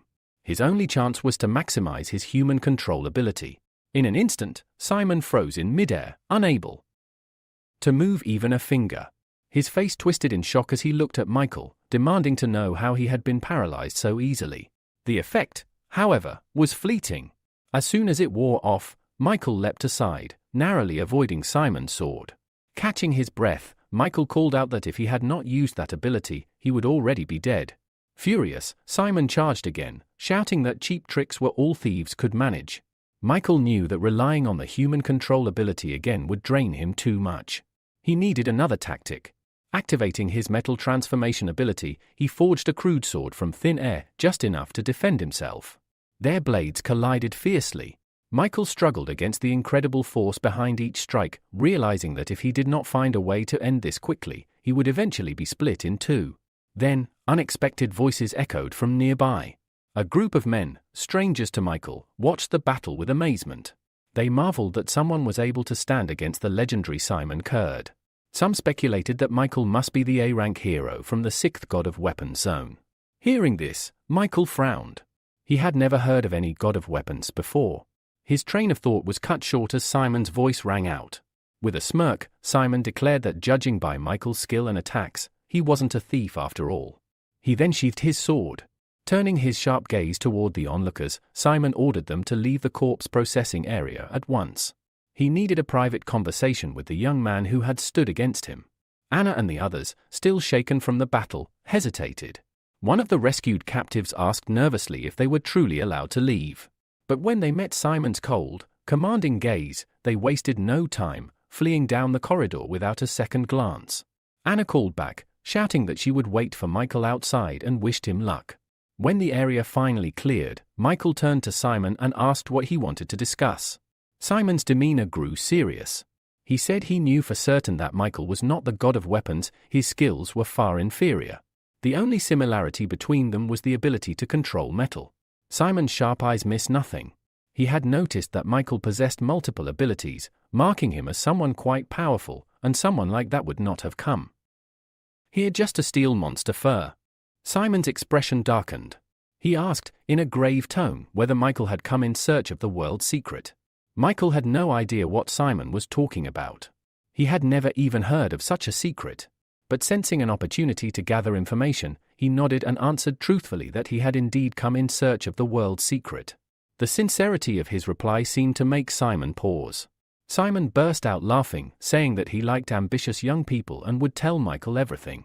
Michael was taken aback by how easily the man trusted him, but it worked in his favor, so he remained silent and listened carefully. With pride swelling in his voice, Simon revealed that the true purpose behind the creation of the center was to open a one-way tunnel to the monster world, the so-called White Hole. He explained that 15 years ago, the White Hole in their city, City L, had been discovered. In response, the Hero Association dispatched a small squad of high-ranking heroes with a mission to infiltrate the monster world. Simon himself had been among them. His voice grew heavy with sorrow as he recounted the grim tale. During that mission, many S-rank heroes lost their lives. In the end, only Simon and 2 others survived, and that was only because they had been willing to risk everything. Pointing toward the furnace where the scarlet flames blazed, Simon explained that each Monster Corp's processing center had been built on one of the Earth's weakest points. By continuously burning monster corpses at these sites, they kept the white hole open, sustaining a fragile bridge to the monster world and beyond. After absorbing all of this, Michael glanced at the freshly killed monster's body and asked why it had come back to life. Simon's face darkened as he admitted that this was a secret they kept hidden from the public. In truth, that monster was a mutation, a creature that had evolved from the monsters emerging through the white hole. The center believed that humanity was little more than prey, trapped in a cage with beasts. Only by uniting all human strength would they ever have a chance to defeat the monsters and bring an end to this nightmare. Finishing his story, Simon turned and waved dismissively. He told Michael that he was free to go, regardless of which organization he belonged to. He reminded him that, above all else, he was still an important part of humanity. Meanwhile, tension simmered within the center's upper ranks. Katerina was furious. Simon's reckless behavior had long been a problem, but sharing classified secrets crossed an unacceptable line. Sitting beside her, a calm man, Jacob, reasoned that even if Simon had stayed silent, the truth would eventually have leaked out. It was impossible to keep such monumental secrets contained forever. Katerina sighed heavily and turned, asking if preparations for the video conference were complete. The next moment, dozens of windows lit up, showing the faces of participants from various places. A female voice announced that over 25 people were attending, and all conditions for discussing an S-rank matter had been met. Katerina and Jacob listened attentively. Once the report concluded, Jacob nodded and stated that it was time to begin. They would finally reveal the truth to the associations representing the highest-level heroes, those exceeding even A rank. At his words, a flash of fear crossed Katerina's face. She wasn't sure if humanity was ready to hear what was coming. Meanwhile, Michael visited his sister in the hospital. Sitting beside her bed, he quietly shared that he had learned a terrible secret that day. His mind drifted back to the memory of walking out of the corridor into the common area, where workers had already gathered. They stared at him, whispering in confusion, unable to understand why only he had emerged from inside. Anna rushed up to him, visibly worried. She hesitated before asking if he was all right. Michael froze, realizing he could not afford to reveal his abilities. Taking a cautious step closer to her, he asked her to look him in the eyes. Anna blinked in confusion but did as he asked. That moment was all Michael needed. Activating his human control ability, he cast her into a trance. Mentally, he ordered her to forget seeing him use any fire or metal-related powers. He also made her forget that he had brought her the armor, and added that he owed her 10,000,1. With a snap of his fingers, he released her. Anna jolted back, blinking in confusion. Smiling awkwardly, she said she was relieved he was okay, then hastily made an excuse about curfew and ran off. Michael smiled fondly at the memory, remarking to his sleeping sister that Anna reminded him so much of Lucia, sweet, caring, and just as obsessed with money. Gently stroking Lucia's cheek, Michael whispered with hope that once he achieved his revenge, he would find a way to wake her up. He stayed with his sister until late into the night, until the nurses announced that visiting hours were over. Reluctantly, Michael left and returned home. There, he threw himself into critical preparations for his upcoming meeting with Austin, using his metal transformation ability to forge what he would need for the battles ahead. Back at home, Michael finished his final preparations. On his right middle finger, he attached a homemade stellar absorption ring.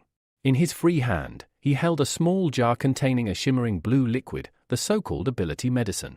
Michael needed a way to hide his true powers, and these 2 items would serve as perfect tools to deceive Austin. He also had a special mask prepared for this operation, a snake-themed mask. Taking it in his hands, he put it on, then activated his transformation ability, instantly changing into a different outfit that matched the mask. This identity, known simply as a snake, would possess a C-rank electricity manipulation ability, and if necessary, could also wield fire attacks. Michael had a grander vision in mind. He intended to create an entirely new organization, a group composed of his many alternate personas.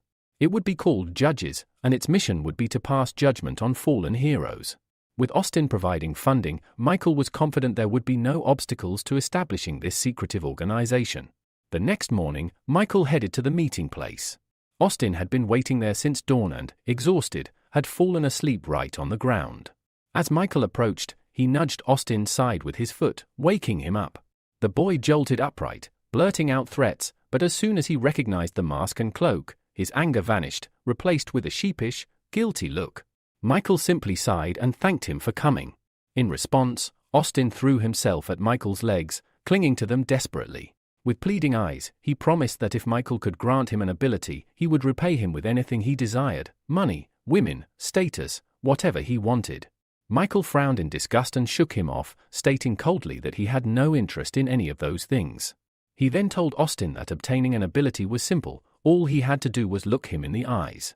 As their gazes met, Michael immediately activated his human control ability, expecting Austin to fall under his influence. He quickly ordered Austin to reveal everything he knew about the blue pill. But to Michael's surprise, Austin remained silent. Frowning, Michael tested it again, commanding Austin to slap himself. Yet again, there was no reaction. A suspicion formed in Michael's mind: this boy must possess an ability of his own, and it was strong enough to block human control. Moving quickly, Michael raised his palm and lightly tapped Austin's forehead, unleashing a mental attack. Austin collapsed instantly, unconscious. Staring down at him, Michael recalled that when they first met in the bar, Austin had appeared weak and unremarkable. He hadn't imagined the boy could have any ability at all. Yet now, it was clear there was more to him. Deciding to test further, Michael used ability extraction on the unconscious boy, and to his shock, it succeeded. Reading the ability's description, Michael realized he had extracted an A-rank power called Resurrection, an ability that allowed its user to come back to life once after death, returning to the previous day. Smiling to himself, Michael pressed the green pearl to his chest, absorbing the new ability. He knew that Resurrection would prove invaluable in the battles ahead, potentially changing the course of his entire plan. After securing the ability for himself, Michael took out another ability pearl, one he had acquired at the corpse processing center. He carefully fed it to the unconscious Austin. When the pill had been fully absorbed, Michael commanded him to wake up. Austin shot upright, dazed and confused, asking how he had fallen asleep without even realizing it. Michael waved it off, saying that he was simply exhausted and needed the rest. Next, Michael showed him the ring he was wearing. Seeing Austin's puzzled expression, he explained that it was a stellar absorption ring, crafted by their organization. With it, Austin would be able to steal ability factors from other people. Austin's eyes widened in shock. Michael continued, pulling out the small bottle of blue liquid from his pocket. He explained that their organization had developed special methods to transform ability factors into liquid ability medicine, a way for ordinary people to awaken powers. Tossing the bottle to him, Michael told him he could test it himself. Austin hesitated. It could be poison, he thought. But logically, if they had wanted him dead, they wouldn't have waited until today. Steeling himself, Austin chose to take the risk. He drank the contents of the bottle in one long gulp. The empty bottle slipped from his fingers and shattered on the ground. Almost immediately, Austin clutched his head, writhing in agony as searing pain tore through his entire body. As Austin writhed from the burning sensation coursing through his body, he looked up at Michael in confusion and demanded to know what he had done to him. Behind the snake mask, Michael hid a satisfied smile. He calmly told Austin that soon, he would experience the true power of abilities. Austin pulled his palms away from his face, trembling. He said his whole body felt like it was on fire. Michael silently watched as the transformation unfolded, even though the truth was, the blue medicine had nothing to do with it. It was Michael who was remotely controlling the pearl of ability he had implanted into Austin. Suddenly, the changes became visible. Austin's ears grew pointed and became covered in fur. His hands morphed into animal-like paws. Before Michael now stood a towering werewolf, much larger than an average human. Furious and terrified, Austin demanded to know what was happening to him. Michael explained that he had granted him the ability to transform. He was now a werewolf. Staring at his clawed paw in disbelief, Austin hesitantly asked, his brother could transform into a dragon, who was stronger now? Michael responded bluntly, his brother's dragon transformation was an A-rank ability, while Austin's werewolf form was merely E-rank. At this, Austin exploded with anger, shouting about the massive 3-rank difference. But Michael quickly soothed him, explaining that Austin had only just joined the organization, and for now, they could only grant him F-rank medicine. Michael had, in fact, upgraded it slightly for him to E-rank. Hearing this, Austin's anger melted away into admiration. Looking at Michael with sparkling eyes, he seemed utterly devoted. Michael sighed internally.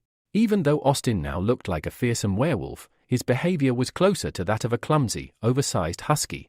Seeing an opportunity, Michael continued, explaining that since they would be working together, he had made a special exception for him.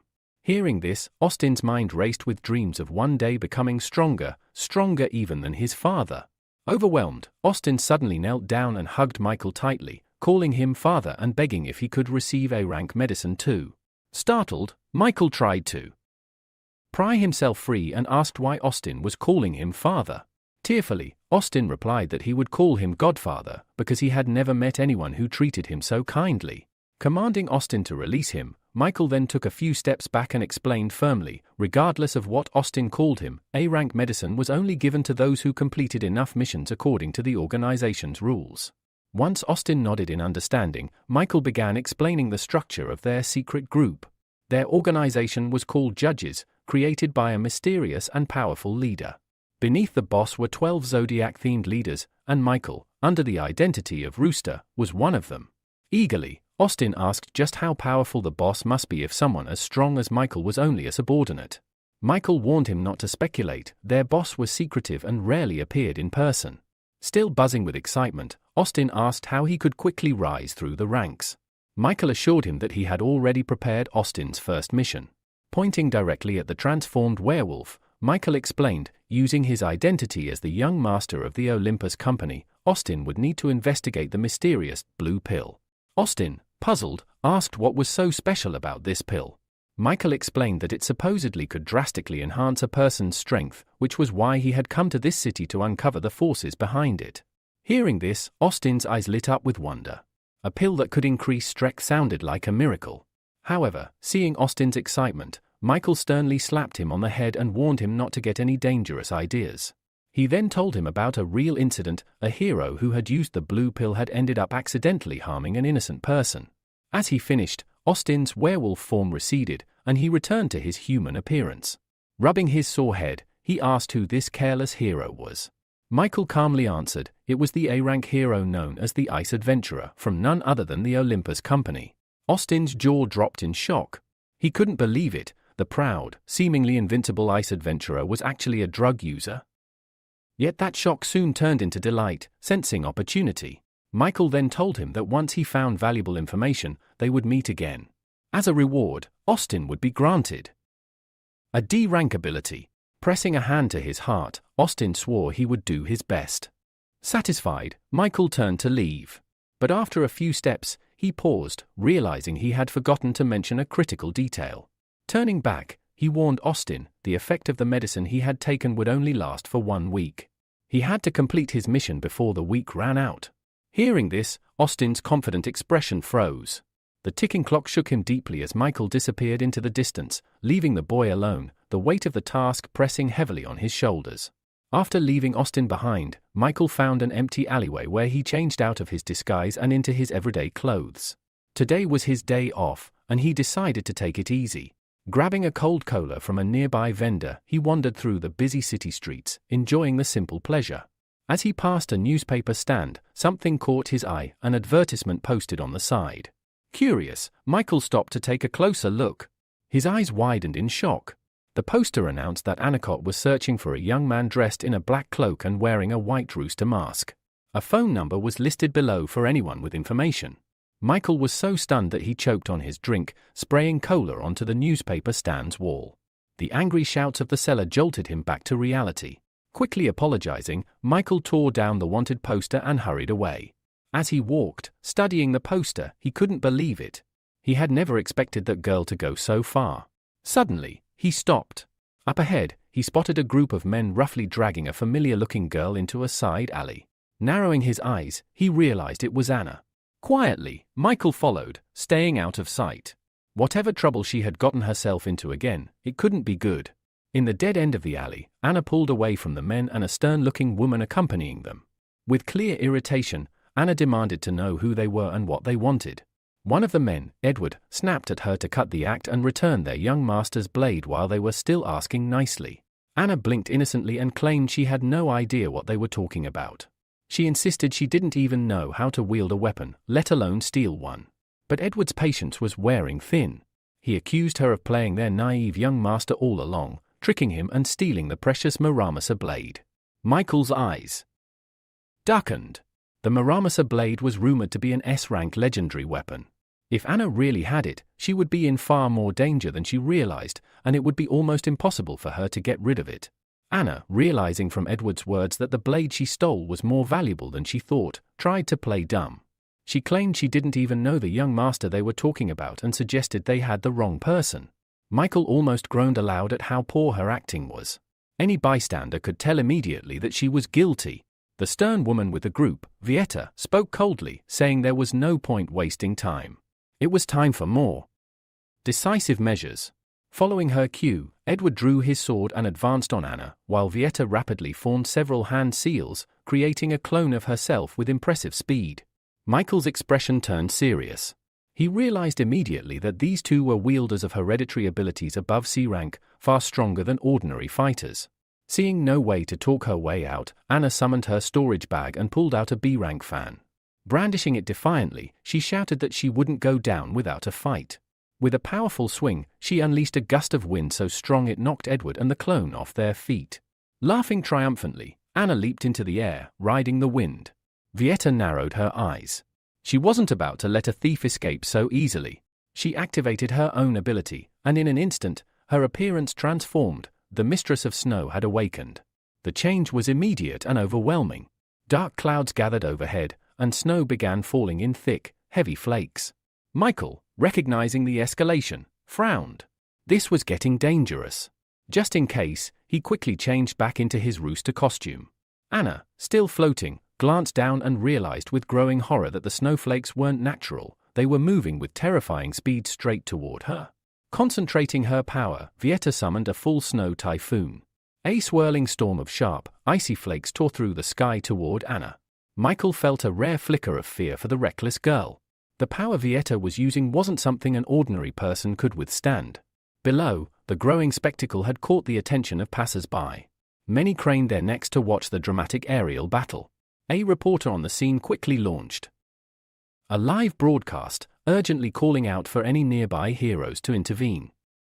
Meanwhile, Vieta's blizzard caught up to Anna. A powerful blast knocked her from the sky, and she plummeted, hitting the asphalt with a painful crash. Groaning, Anna raised her head slightly, dazed and vulnerable, as the snow continued to fall around her. Lying bruised on the cold asphalt, Anna looked up to see Vieta towering over her, a threatening glint in her eyes. In a cold, commanding voice, Vieta demanded that Anna return the stolen item at once. Gritting her teeth, Anna pushed herself upright. A sly smirk played on her lips as she pulled two small knives from her storage bag.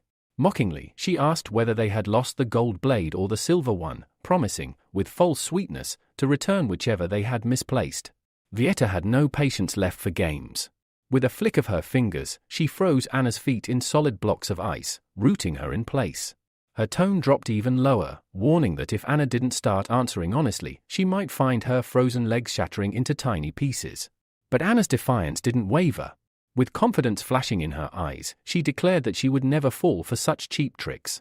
Reaching back into her bag, she pulled out a long blade, claiming she had won it fair and square and wouldn't give it up so easily. Then, in one swift motion, Anna hurled the blade over Vieta's shoulder toward the watching figure behind her.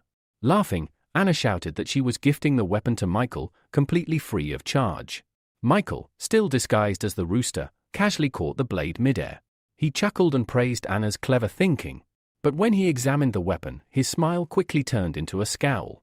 With a sharp bark of irritation, he said that nobody would want such a worn-out, flimsy piece of junk, even if Anna paid them to take it. Anna pouted and protested that was exactly why she had stolen it. She never imagined a worthless blade would cause this much trouble. Realizing that Anna's partner, Michael, had been hiding among the crowd this whole time, Vieta's eyes flared with fury. She ordered her men to attack. In an instant, the air filled with shurikens as numerous clones lunged at Michael from all sides.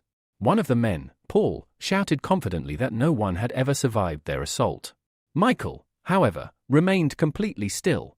All the while, he could feel the blade Anna had thrown absorbing his energy. And though this unsettled him, he was curious to see just how valuable this so-called legendary blade really was. Then, something strange happened. Without warning, Michael's body began to move on its own. His hands gripped the blade tighter, and in two clean, instinctive swings, he effortlessly cut through every single clone around him. The original attackers didn't fare any better. They collapsed in stunned disbelief, the shock plain on their faces. Michael himself stood in the middle of the chaos, genuinely confused. He hadn't consciously moved.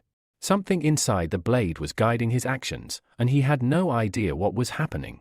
Edward crept up behind Michael, blade raised high, fully intending to end his life in a single strike. But at the last moment, Michael managed to leap aside, narrowly avoiding death. As he gripped his sword tighter, a strange phenomenon began. Purple aura started leaking from the blade.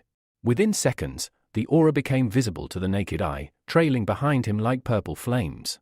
Violetta's eyes widened in shock at the sight. In an instant, Michael vanished from her view, only to reappear right beside Edward, delivering a fatal blow. During this attack, he made contact with Edward without being noticed and successfully extracted an ability from him. It was the 3 Styles, Sun Moon Blade, a C-rank ability that allowed him to activate his sword's true power and fight with enhanced strength. Suddenly, a tremor ran through Michael's body. He realized the sword had absorbed too much of his strength, it would be difficult to hold out much longer. Before he could recover, a barrage of Violetta's ice needles hurtled toward him. Turning around, he saw no path of escape. If he couldn't dodge in time, he'd be forced to rely on the revival ability he'd received earlier. Then, a powerful beam of green light flashed across the sky, stunning everyone. In the blink of an eye, all the ice needles disintegrated before they could strike. Michael recognized the beam's aura, it was the light of despair.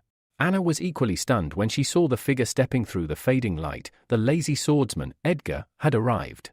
He stepped forward, facing Violetta directly, and declared coldly that while they might have ignored the lawlessness of her group in the 6th area, they would not tolerate open rebellion in the 1st. Violetta frowned, responding that they had come only to reclaim what originally belonged to them. At this point, Anna interjected angrily, shouting that her master was the one to blame. He had willingly given away his old blade. Violetta turned her attention to Anna, assessing the situation. She knew she couldn't stand against 2 A-rank heroes, so she prioritized her own safety. Ice needles began to swirl around Anna, trapping her. In a calm but stern voice, Violetta offered a bargain. If they returned what belonged to her clan, she would leave the city and release the hostage unharmed. Edgar laughed at her words, a smirk on his face. He said no one had promised her safe passage. This was the 1st region, a place one did not enter or exit so freely. Turning to his partner, Edgar asked him to handle Violetta while he checked the abilities of their masked intruder, Michael. The lazy swordsman moved forward, cautioning Edgar not to go too far, reminding him that the company had plans for the boy. Edgar brushed off the warning, claiming he understood perfectly. Then, with his fist raised, he charged at Michael.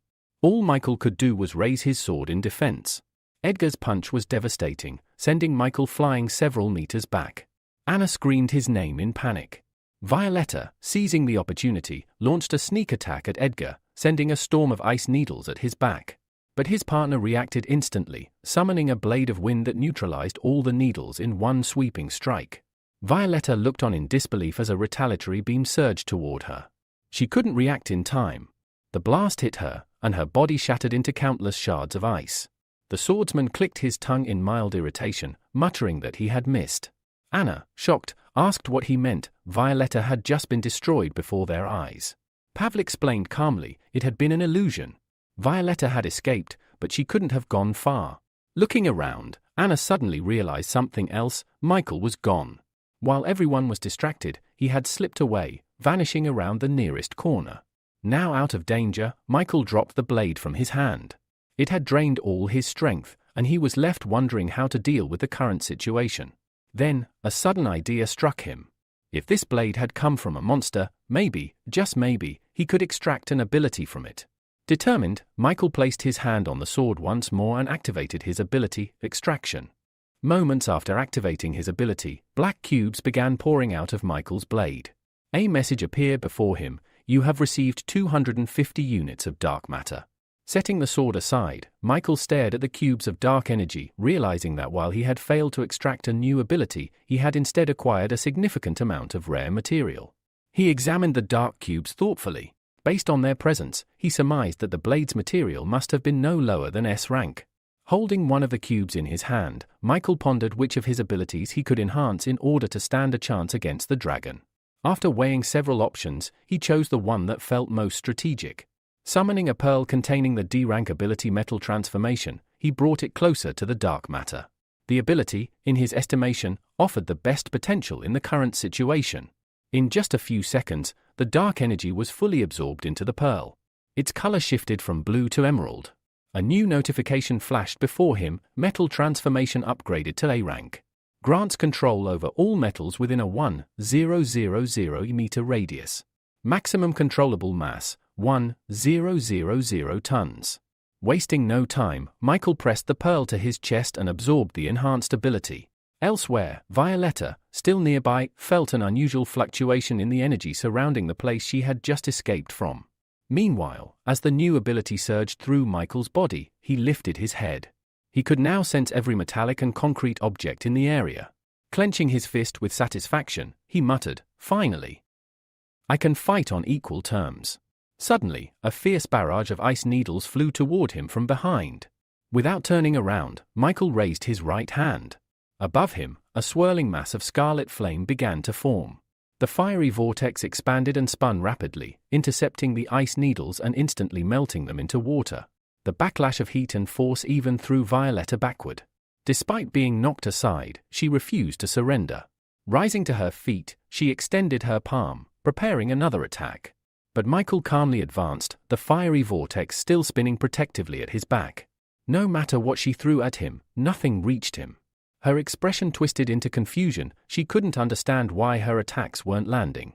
Seizing the moment, Michael dissolved the fiery shield and launched several firebolts in her direction.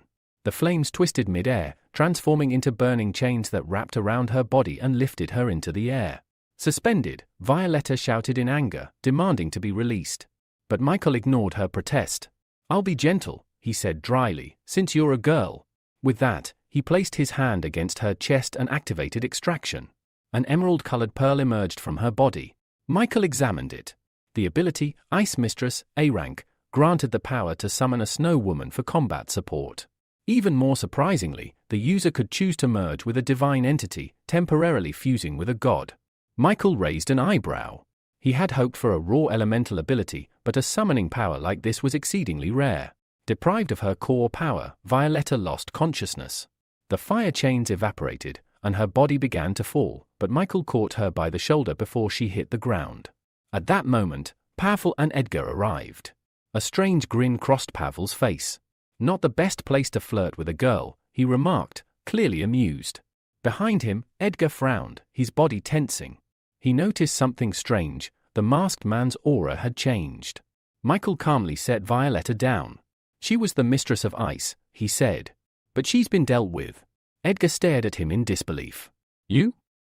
How could trash like you take down someone that strong?" Michael took a few steps forward, meeting their eyes. "You're welcome to find out for yourselves," he replied. Stopping just a few meters away, he asked with quiet intensity, "So, who wants to go first? Or are you coming together?" Meanwhile, the entire battle was being streamed live by Tim, a reporter broadcasting from the scene. His voice rang out with awe. "Ladies and gentlemen, we are witnessing something unbelievable. An unknown hero, wearing a rooster mask, is preparing to take on two A-rank heroes, alone." Throwing his fist into the air, Tim shouted, "This will be one of the most exciting battles yet." And Edgar heard every word. With a smirk tugging at his lips, Edgar addressed the audience, saying that no matter how much they tried to hype up the moment, he had no intention of teaming up with a lazy swordsman just to defeat Michael. Doing so would only damage the pride of A-rank heroes. Hearing that, Michael exhaled, clearly disappointed. "A one-on-two battle would have been more fun," he muttered. Edgar leaned toward his companion and whispered, "To defeat an enemy, you have to understand him first." The lazy swordsman gave a small nod. "I'm well aware." Then, Edgar pointed out something strange, the ring on Michael's finger. It didn't look ordinary, and Edgar suspected it might be the key behind his opponents mysteriously losing their abilities. They needed to be extremely cautious and watch his every move. Without hesitation, Pavel stepped forward, brandishing his blade. "Don't worry," he told Edgar. "I just want to see how this boy defeated the Snow Mistress." He raised his voice for all to hear. "If you can beat me, then the Black Dragon will face you next." Michael gave a nod and gestured for him to come forward.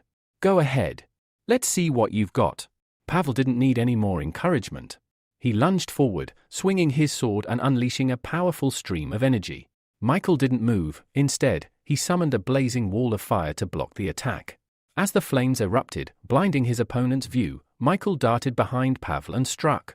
But Pavel sensed him in time. He turned quickly, parried Michael's strike, and their blades clashed. As they did, the flames around Michael's weapon began to morph, twisting and binding around Pavel's sword.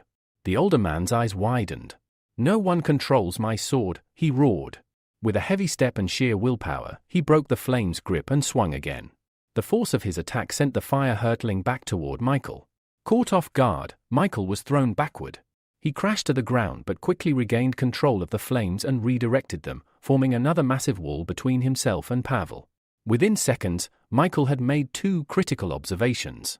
First, Pavel's sword was forged from monster materials. It wasn't metallic. Second, there was nothing else on Pavel's body he could manipulate with his metal control. At this rate, there was no way he could win unless he did something drastic. Then, an idea hit him. He quickly retrieved two pearls, one containing the Snow Woman's ability and the other human control. He hesitated, considering his options, and ultimately crushed the Snow Woman's pearl, feeding its fragments into the other one. As the shards merged into the second pearl, its glow intensified. A notification appeared: Human Control Ability, Rank A, allows illusionary manipulation of A-rank targets. Can brainwash targets below A-rank and borrow their powers for up to 10 years. Grants temporary control over a target's body for up to 2 hours. Michael studied the purple pearl in his hand. This could actually turn the tide. Meanwhile, behind the wall of fire, Pavel's voice rang out impatiently. "What are you doing over there?" "Our fight's not over." Michael opened a small window in the wall and smiled. "Don't be so impatient." Then, without warning, he activated his newly enhanced ability, Human Control, and sent his consciousness into Pavel's mind. The effect was immediate. Pavel staggered, his legs barely holding him up. Confusion spread across his face as a strange weakness crept through his body. Then came the illusion. In his mind, Pavel saw a young girl standing before him, her face strikingly similar to his own. She wore a delicate yukata and looked at him with sorrow. "Brother," she asked softly, "are you really going to raise your sword against me?" His eyes widened in disbelief. Regret flashed across his face. Slowly, she stepped forward and reached out, her hand brushing his cheek. At that moment, the illusion cracked. With a growl, Pavel broke free from the manipulation. He slashed through the mental fog and struck, cutting through a blade Michael had conjured from his palm. The illusion shattered. The swordsman smirked. "I suspected it. You're using more than one ability, aren't you?" Taking a step forward, he attacked again. Michael barely avoided the strike, jumping back. "Too bad you realized it too late," Michael replied. "Though I'll admit, I didn't expect someone who mastered the Storm's Word technique to have such a glaring weakness." But the truth was, Pavel couldn't replicate that same precise strike again. The mental attack had left its mark. He was clearly weakened. Completely drained from the mental attack, Pavel collapsed to the ground, leaning on his sword for support. Gasping, he confessed in a trembling voice, "That was my sister. I won't let anyone mock her memory." Gasps spread through the audience. Their once proud champion now looked utterly defeated. For many, hope wavered. Doubt crept in. Could even the lazy swordsman lose? But not all had given up. There were still loyal fans who believed in him to the end, cheering as loudly as they could. Back in the commentary booth, the stunned reporter raised the microphone to his lips. "Ladies and gentlemen, the lazy swordsman, he's fallen. He looks completely drained. It must have been a powerful mental attack. There's no other explanation for how someone so strong could collapse like this." Without blinking, the reporter continued his analysis. "It's clear now. All this time, he was afraid of the enemy's metal-based ability. But he never could have predicted that Michael would have two abilities. If we're being realistic, this fight may already be over." Just as he finished speaking, Anna jumped up in her seat, overjoyed. "Yes, Michael!" "Keep it up," she cheered, bouncing on the spot. In the short time since the fight began, she had genuinely started worrying about her new ally, the same ally who owed her 10,000,001. Michael could clearly hear her, and a sarcastic thought crept into his mind: she doesn't care about me. She only cares about getting paid. At that moment, the black dragon stepped up beside the fallen swordsman. Without taking his eyes off Michael, Pavel muttered, "I did my job." He was forced to use his trump card. Then he looked up at his partner and warned, "Don't look him in the eye. If you do, you'll see the person you love most. That's the illusion trap." The dragon gave a solemn nod and stepped forward. Purple flames erupted from his body, wrapping him in a fiery aura as he approached Michael. His transformation was already beginning. As he stopped a few feet from Michael, our hero greeted him with a confident smirk. "I've been waiting for you," Michael said, voice calm. The man didn't respond, he simply studied Michael carefully, his amber eyes scanning every detail. Then his body began to shift. His features sharpened, his pupils narrowed into dangerous slits, claws extended from his fingers, and a powerful tail uncoiled behind him. His dragon form was awakening. Finally! He spoke. "This fight, it means something. Let's raise the stakes. A bet." Michael raised an eyebrow. "I'm listening. What are you putting on the table?" Edgar's eyes narrowed. "If you lose, you'll hand over your ring and tell me its secrets."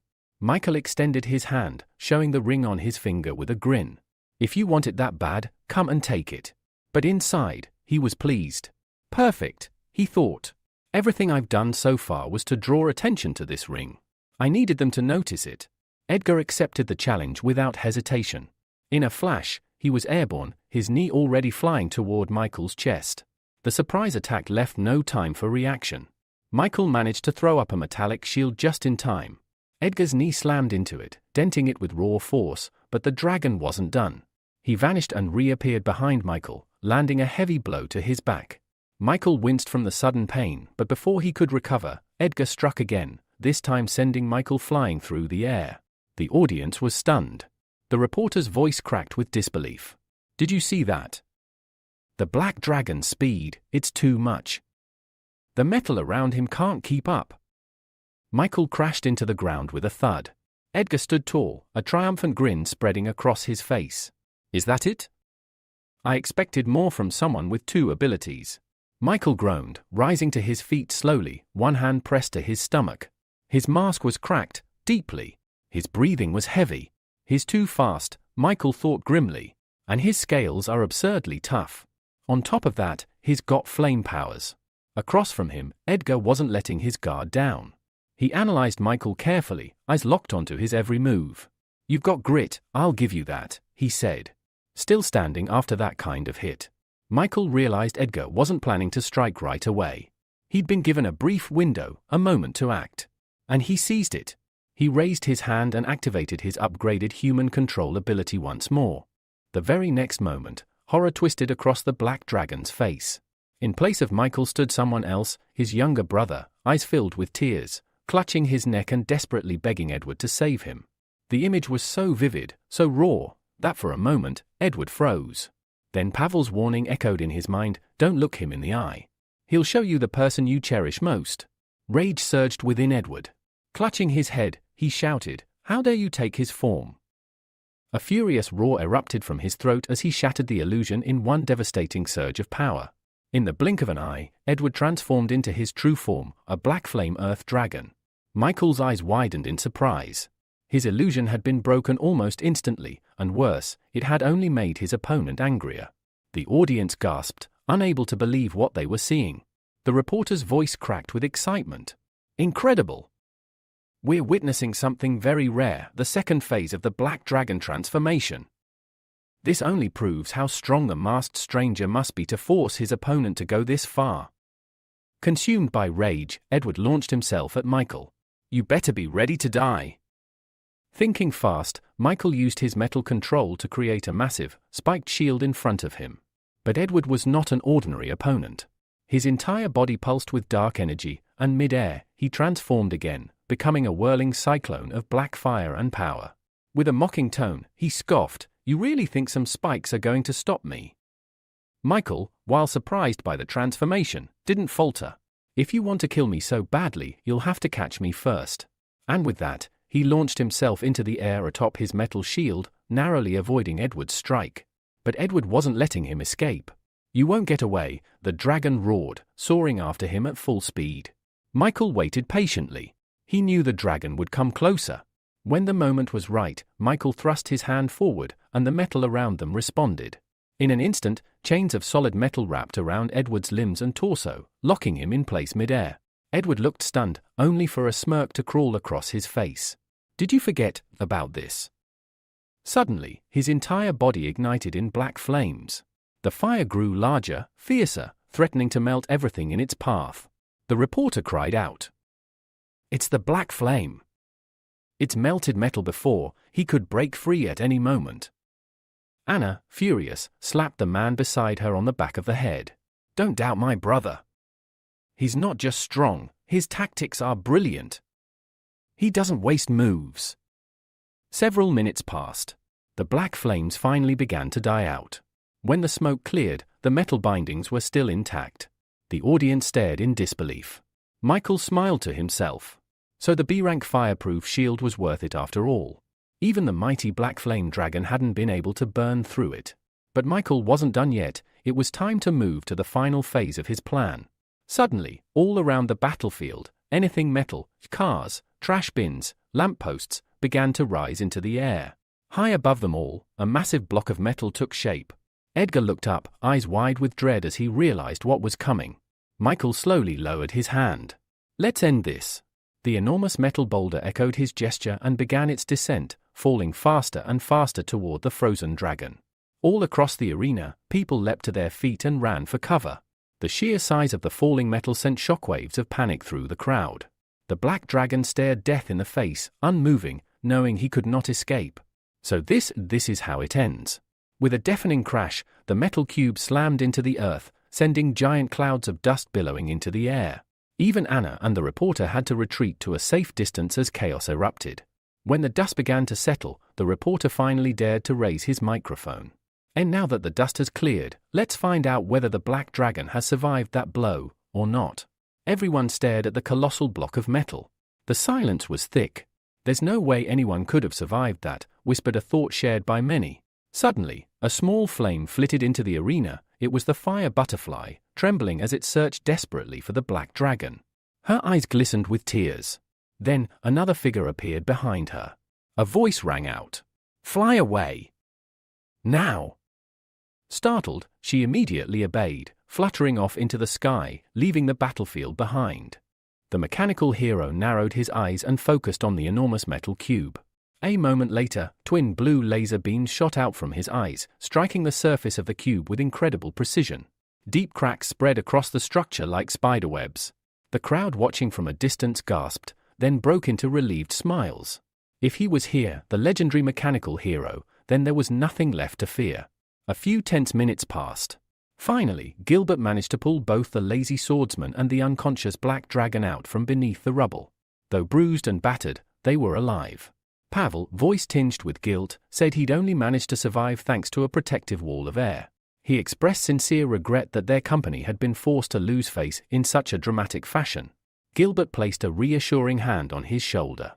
"It's fine," he said. "As long as we're alive, the rest doesn't matter." From behind him, Amelia peeked out and asked hesitantly, "Do you guys need help?" The lazy swordsman, still catching his breath, gave her a tired smile. "I'm fine." Then he glanced down at the unconscious dragon beside him. "But he's going to need it." Meanwhile, Michael had already returned home. On the way, he stopped by a pharmacy and picked up supplies. Now he sat alone, treating his cuts, bruises, and aching muscles. The pain was sharp and unrelenting. After about half an hour, he exhaled deeply and leaned back. Meeting the snow mistress and the black dragon, that was definitely not how I expected today to go. Shaking his head, he forced himself to focus on his main objective, the mysterious blue pill. He already had 2 solid leads. The first was the ice adventurer, whose case he'd passed along to Austin.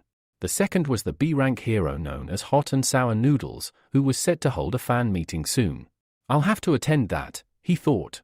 Looking down at the dozens of painkiller bottles on the table, Michael came to a hard conclusion. This kind of danger, it's not something I can share with others anymore. If he kept living with roommates, they'd eventually get dragged into his mess. Suddenly, a familiar voice cut through the silence. "Why does it smell like medicine in here?" Michael flinched and barely stopped himself from yelling in surprise. Valeria stood nearby, frowning. Her eyes scanned the room and locked onto the medical supplies. He forced a nervous smile. I bumped my foot on the corner of the table. Had to rub some ointment on it." She raised an eyebrow, clearly not buying it. Michael quickly looked away, and just then, Diana and Marina entered the room. Seeing them all together, he decided it was time. "Since you're all here, I wanted to let you know that I'm moving out." The word stunned the girls.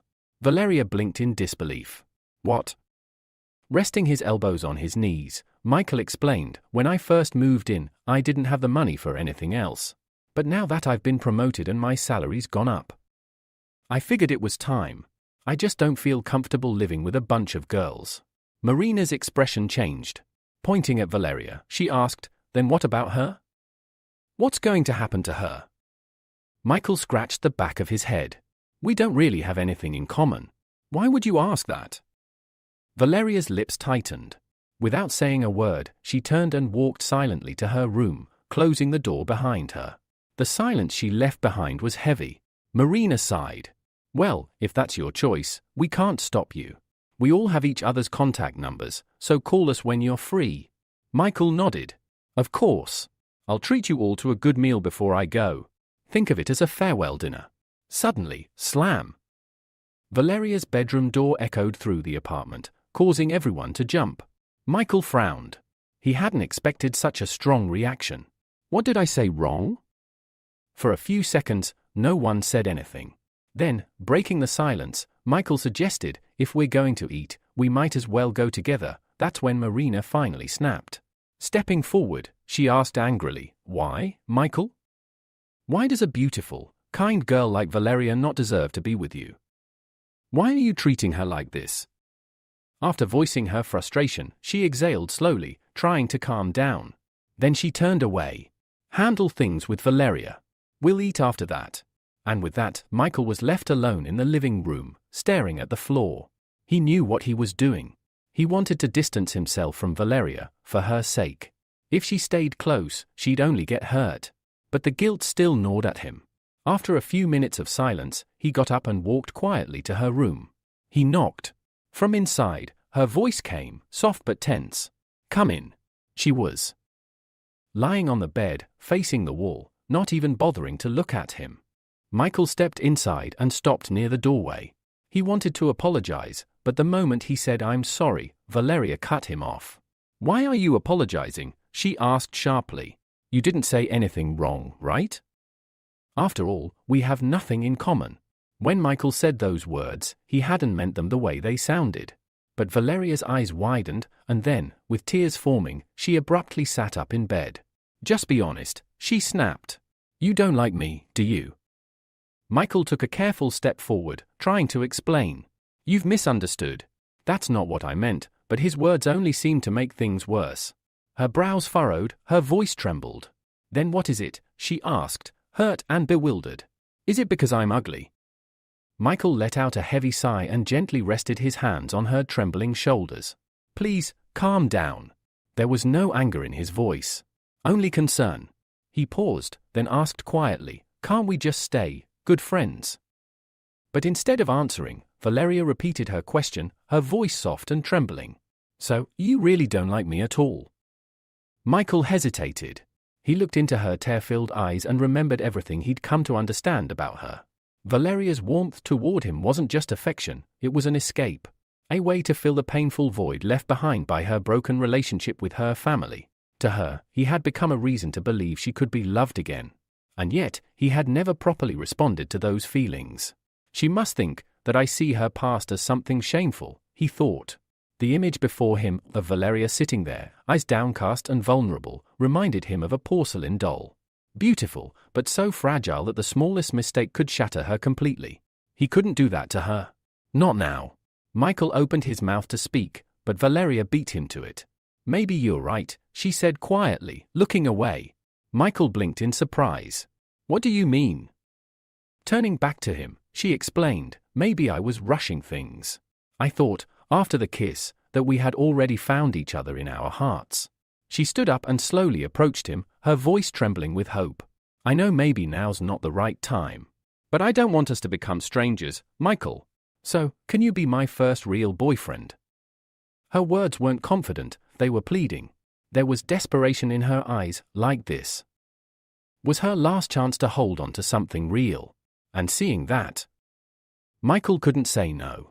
While Michael was confronting emotional turmoil, Austin was already deep in the field, executing his mission. His brilliant plan? Lure David, the ice adventurer, into a nightclub and get him drunk. Simple, but effective. He watched the hero like a hawk all night, internally grumbling that if it weren't for his new godfather backing the investigation, he wouldn't have to blow so much cash just to get intel. Hours passed. Finally, David dozed off on one of the plush couches, completely out cold. Austin didn't waste a second. Moving with precision, he crept closer and began rifling through David's pockets, searching for anything that looked like the infamous blue pill. That's when he found a small, strange case. He was just about to open it, when David's eyes snapped open. What the hell are you doing? He asked sharply. Austin's heart practically stopped. But his instincts kicked in.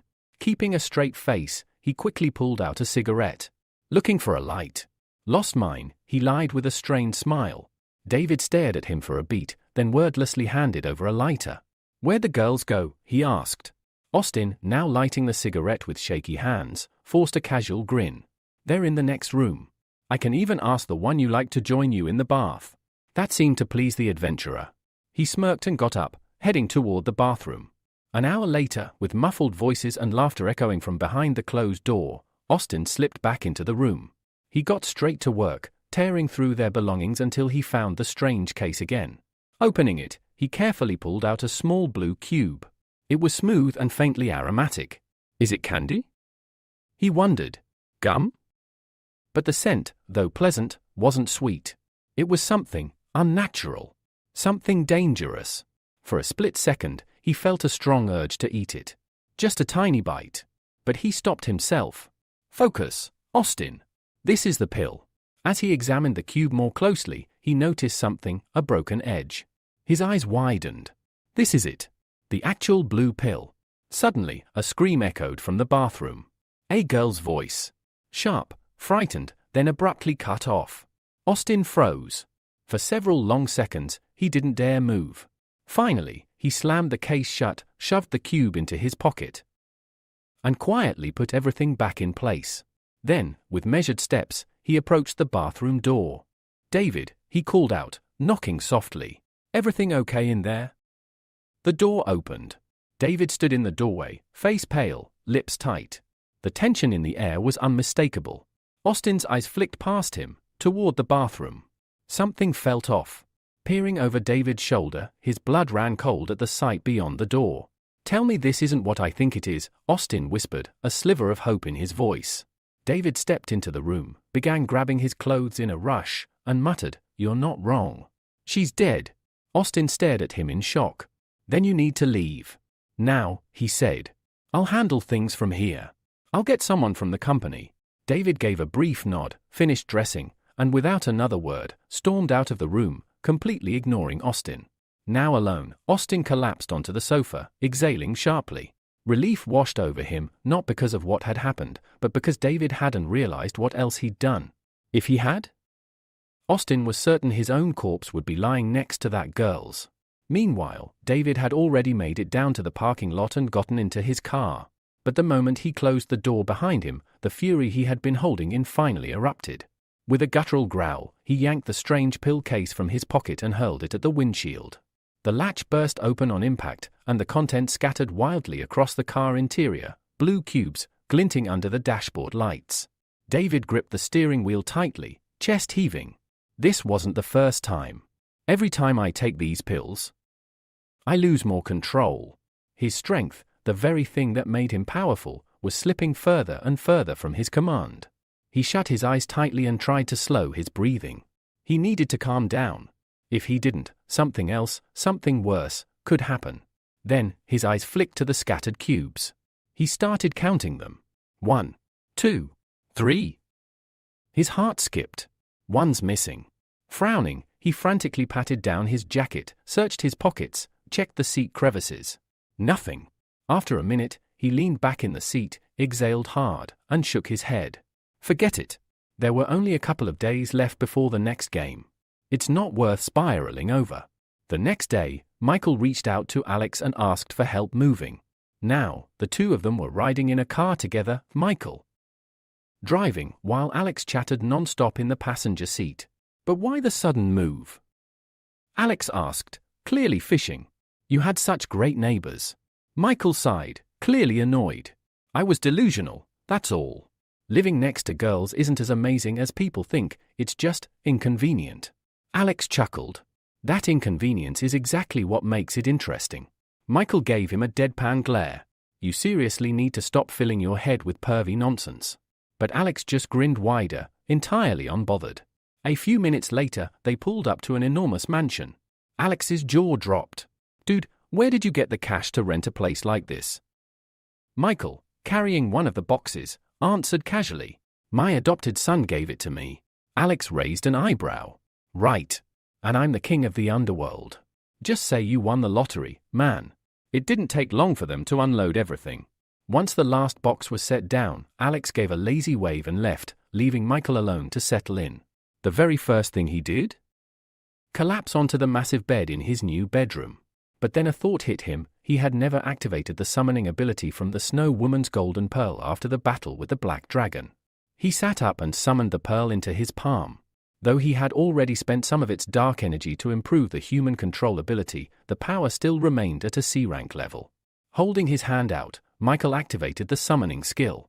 Within seconds, a chilling breeze swept through the room, and a figure began to materialize. The moment he saw the spirit's form, he froze. Instead of a fearsome entity or elegant warrior, a small, delicate lowly-looking girl stood before him. As soon as she appeared, the room's temperature plummeted. Frost crept across the windows, and Michael shivered violently. He sneezed, arms wrapped around himself. The girl, her pale hair and icy aura unmistakable, tilted her head in concern. Climbing onto the bed, she asked softly, "Are you all right, Master?" Michael panicked and began crawling backward, one hand raised in protest. "Stay back," he said firmly. But the girl simply smiled. "There's no need to be afraid. I won't hurt you, the temperature is just a little low, that's all." Michael stared at her with chattering teeth. A little is an understatement. Then, an idea struck him. He extended his hand and conjured a small tongue of flame above his palm. The snow spirit's eyes immediately lit up. "Fire, may I come closer, Master?" she asked, hope in her voice. Instead, Michael brought the flame toward her. To his surprise, she leaned in happily, her small hands reaching out to bask in the warmth. "Aren't you supposed to hate fire?" he asked, baffled. "I don't hate it," she replied sweetly. "I love warmth." Now sitting closer to the fire, the spirit gave him a soft, serene smile. "I'm lucky to have an owner like you." Michael stared at her in silence, processing her words and her presence. He realized then, the icy atmosphere she created was simply passive. Her presence might have chilled the room, but it wasn't actively harmful. If it had been, his flame wouldn't have lasted a second. Then, her eyes began to droop. Her body leaned toward him, her expression turning sleepy. "Master is very warm too," she murmured, resting against him. Michael tensed up immediately, unsure what to do. He wanted to move away. But as he glanced down at her peaceful face, her content smile, he hesitated. In the end, he sighed, grabbed the blanket, and gently wrapped it around the both of them. "This is the first and last time," he muttered. "Don't get used to it." But even as he said that, her quiet, happy breathing was already beginning to lull him into a strange calm. A few days later, the long-awaited day finally arrived. From early morning, a massive crowd had gathered around a giant stage, fans buzzing with excitement, waving signs, and chanting with energy. They were all here for one reason, the hero of hot and sour noodles. Everyone was fired up, shouting their love for him in unison. And among them, dressed head to toe like a true superfan, was none other than Michael. He had wormed his way into the front rows, fully equipped in the standard get-up of any devoted supporter. But in truth, he wasn't enjoying it at all. Being shoved around, getting elbowed, and even yanked by the hair, it was hardly a pleasant experience. Still, he endured it. After all, he needed to get close. Suddenly, a girl appeared on stage. Flashing a bright smile, she greeted the crowd. "Are you ready?" she shouted. "Because the hero of spicy and sour noodles is." The crowd roared in response. Yes, they were ready. The presenter cupped a hand to her ear. "What? I can't hear you." That only made the fans scream even louder. Then, with a blast of colorful confetti, the stage exploded into action, and he appeared. The legendary hero stepped out, cape fluttering, voice booming, "Have no fear. You are safe now. The enemies will be crushed by my iron fist." The fans went wild. Michael was barely able to stay on his feet. One overly enthusiastic fan shoved him hard, knocking him off balance. He teetered, arms flailing, about to fall onto the stage itself. His eyes widened in horror. But then he felt a strong pair of arms catch him mid-fall. Looking up, Michael found himself face to face with the very man he had come to see, Adam, the hero of hot and sour noodles. With a charming grin, the hero said, "You should be more careful, buddy." Michael's eyes sparkled. It was a mix of awe, gratitude, and disbelief. Scrambling to his feet, he bowed slightly. "Thank you. I'm Michael." Adam shook his hand. "Pleasure's mine." But as their hands clasped, Michael subtly channeled energy. He had transferred something. A smile tugged at his lips. "I'm your biggest fan."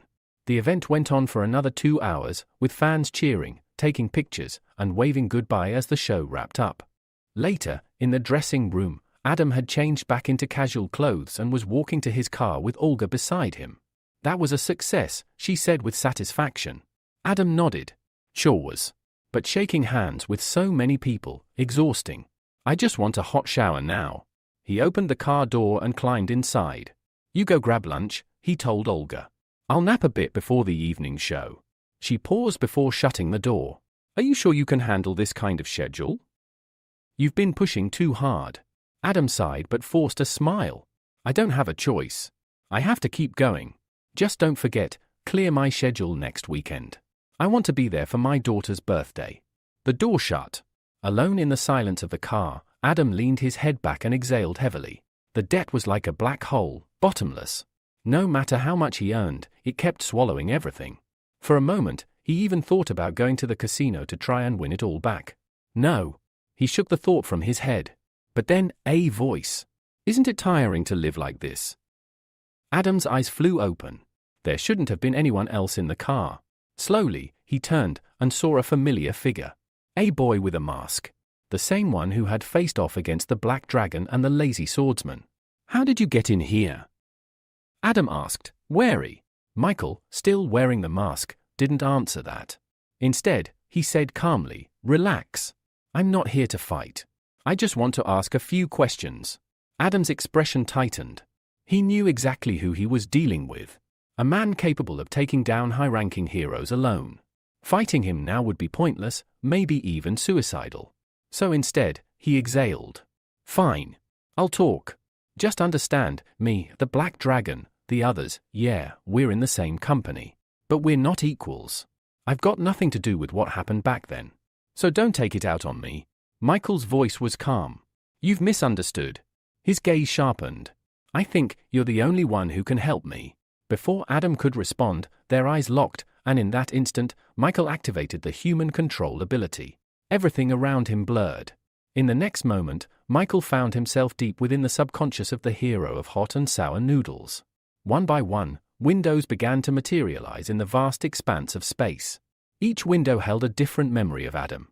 Michael's gaze sharpened as he studied them, scanning each one carefully, hoping to find the clue he needed. And then, in the distance, he saw a figure, a man with a blurry face, holding something in his hand. The sight immediately caught Michael's attention. There, in the man's palm, was the blue pill, the very thing Michael had been searching for all this time. He focused, locking onto that memory. In the flashback, the mysterious man handed Adam the pill, promising that if he took it, his abilities would grow immensely. He would be able to reach the peak of his career, erase his debts, and finally return to his family. The promise was enough to ignite something inside Adam. His heart swelled with hope, and without hesitation, he stepped forward, demanding the pill. But the stranger raised an eyebrow. "I'll give it to you," he said, "but only if you give me something in return. Information, to be precise." Adam frowned, wary but desperate. "What kind of information?" The stranger's smile grew as he explained. He was interested in the secrets of heroes, and Adam had the connections to find them. There was no turning back. Adam sighed, knowing he had no choice but to cooperate. He began spilling whatever he knew, the words flowing in exchange for the pill. As Michael watched through the memory, he fast-forwarded through some of the exchanges. He saw the stranger and Adam meeting on several occasions, more than 5 times, discussing deals and trading information. In their most recent meeting, the stranger asked about a new ability possessor, someone Adam had heard about, someone who could erase the powers of others. This newcomer had defeated not only the Black Dragon but the Lazy Swordsman as well. The stranger's eye sparkled with interest. "Anything else? Any information about this person?" Adam admitted that he knew very little. The mysterious figure had kept a low profile, never revealing his true identity. All Adam knew was that he could erase abilities, but nothing more. The stranger seemed satisfied with this, rubbing his chin thoughtfully before tossing a bag of blue pills toward Adam. "Good," he said. "Get as much information as you can about this newcomer. I'll be waiting. And remember, it's for your daughter's birthday next week." Adam took the pills and nodded, though his mind was racing with questions. Michael, however, wasn't interested in lingering any longer in this memory. He could already sense the larger plan. The blue pills were meant to weaken heroes, to manipulate them, turning them into puppets controlled by this stranger. Michael left Adam's subconscious with a final, lingering thought about this mysterious figure's true motives. He came back to reality, his vision clearing. But when he looked around, he found himself alone. A few hours later, as the sun dipped below the horizon, Austin stood impatiently at a pre-arranged meeting spot, swatting away mosquitoes and growing increasingly frustrated. "I've been forgotten," he muttered, annoyed. Just as he was about to give up, a voice cut through the air. "Say that again." Austin whipped around, his eyes lighting up when he saw Michael approaching.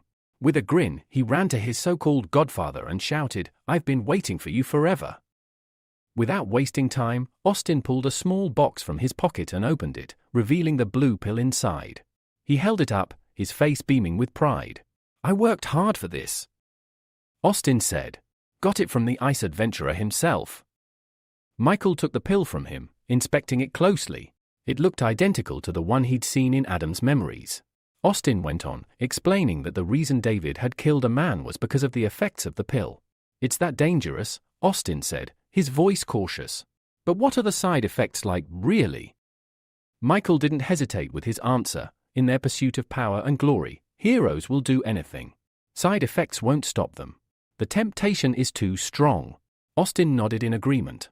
These people don't deserve to be called heroes. Michael chuckled darkly at his words, before throwing his own question back at him.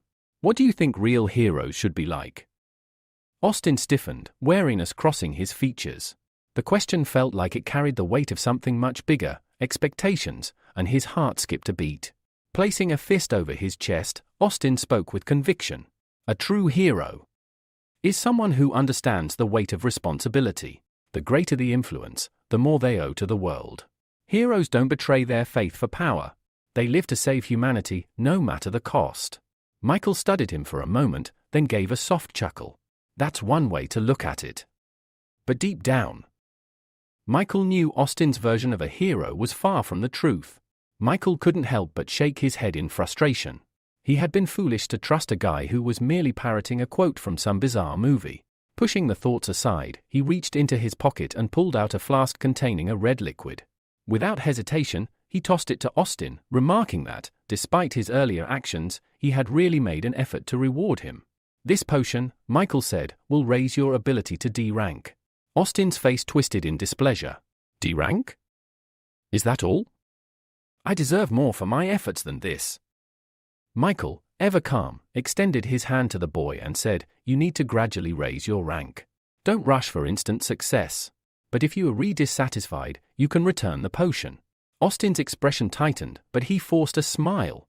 "It's fine," he said. "Thanks for the generosity." He uncorked the flask and gulped down the contents. His face scrunched in disgust as the potion left a sickening aftertaste. "Why does this taste like ketchup?" Austin complained. Michael shrugged nonchalantly. Just imagine it's something better. He then approached the boy, placing a hand on his back as he prepared to try something.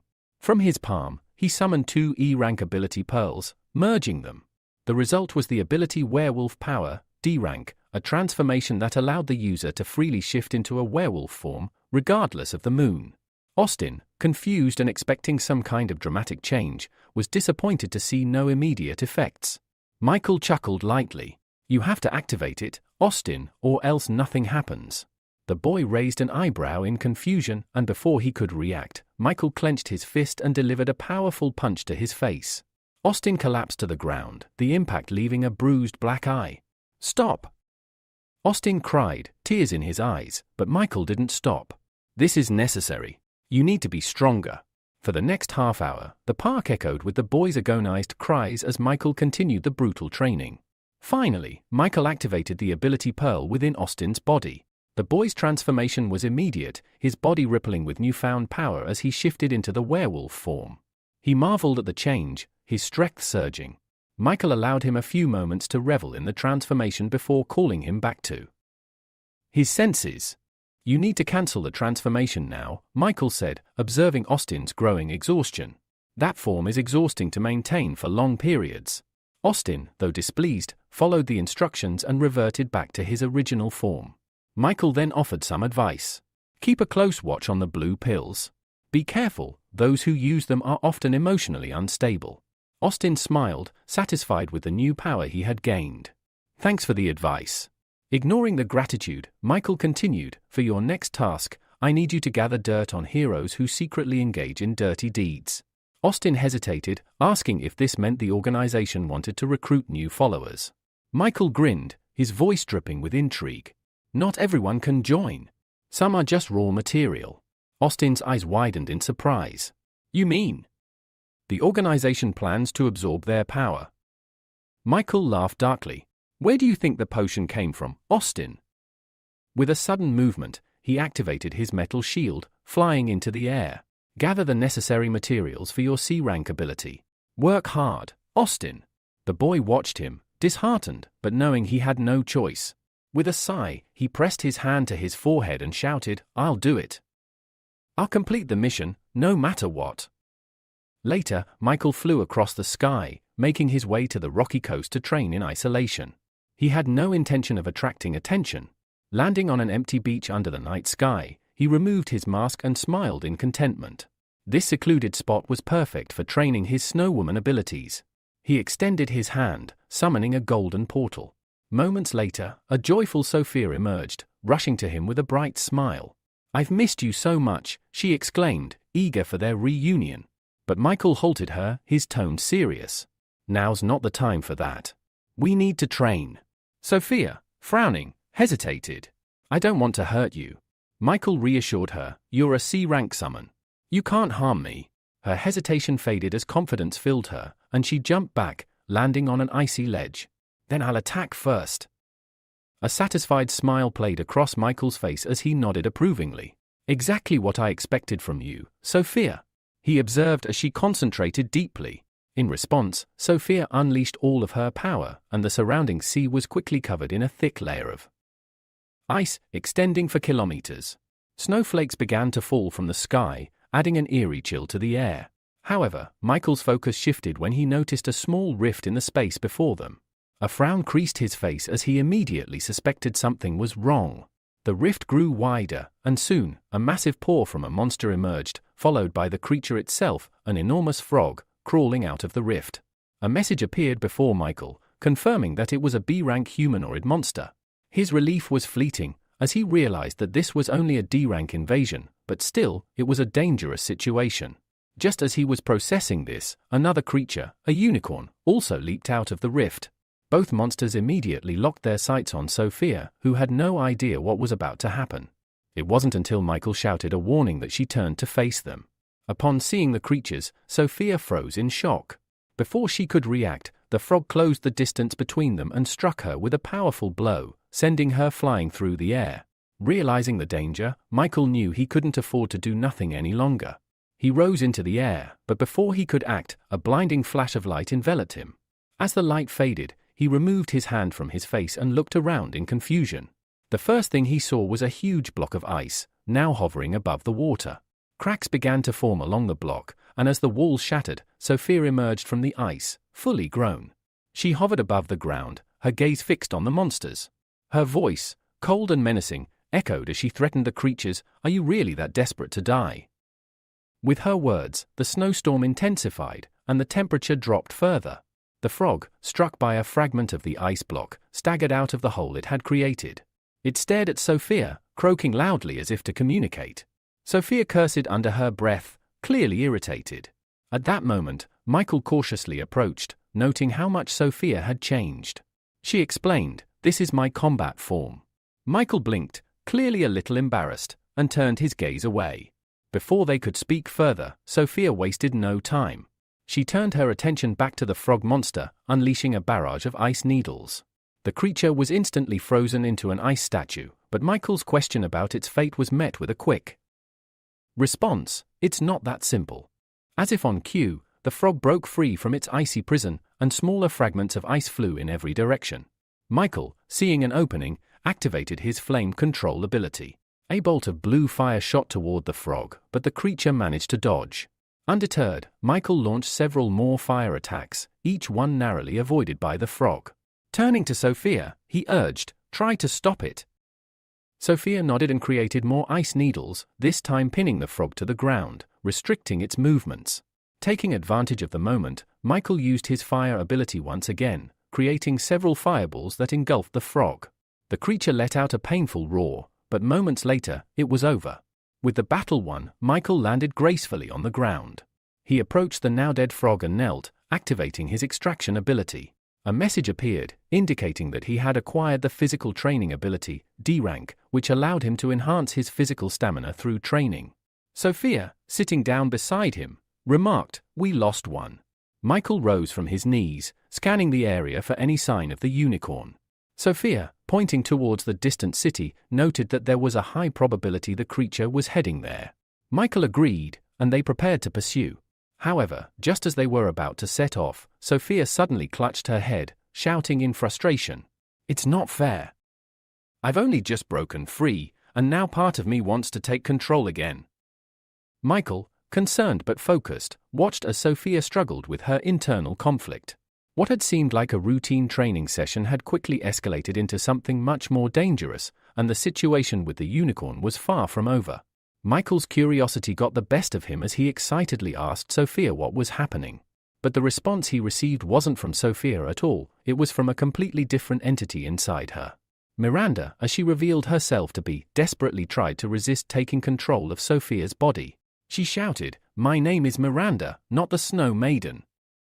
Before Michael could react, Miranda grabbed him by the cloak, her grip tight as she whispered that she wouldn't let anyone take this opportunity away from her. In a move that left Michael in a state of shock, Miranda closed her eyes and leaned in for a kiss.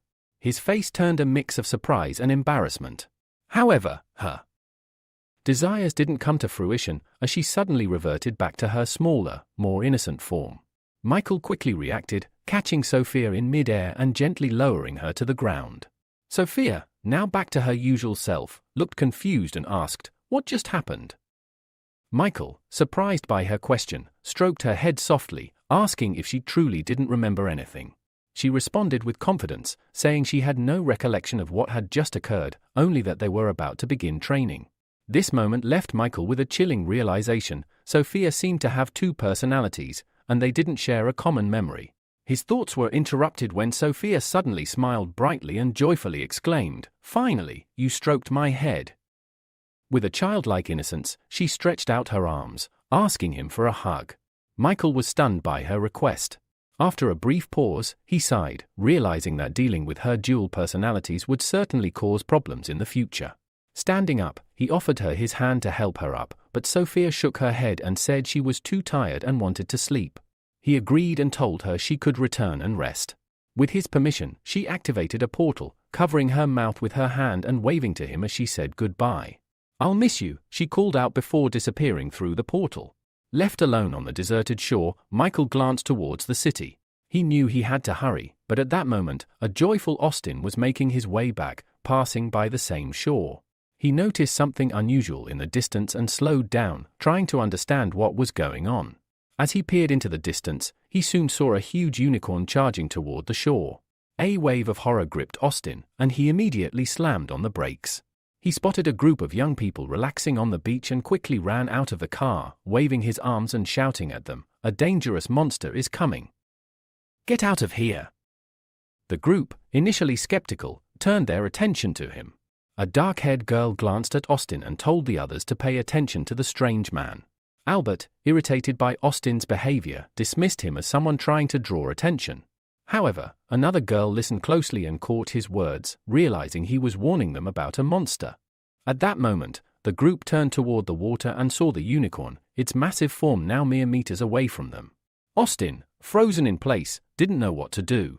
Should he risk his life to help these people or retreat to safety? Weighing his options, he decided to rush toward the shore, thinking back to when he had failed to act before. He wasn't going to make that mistake again. Before he could make it far, the situation became even more dire. Pina, one of the beachgoers, was swept into the sea by a powerful wave. Frantically, she reached out for help, and Kevin, another boy, appeared beside her, pushing a log toward her.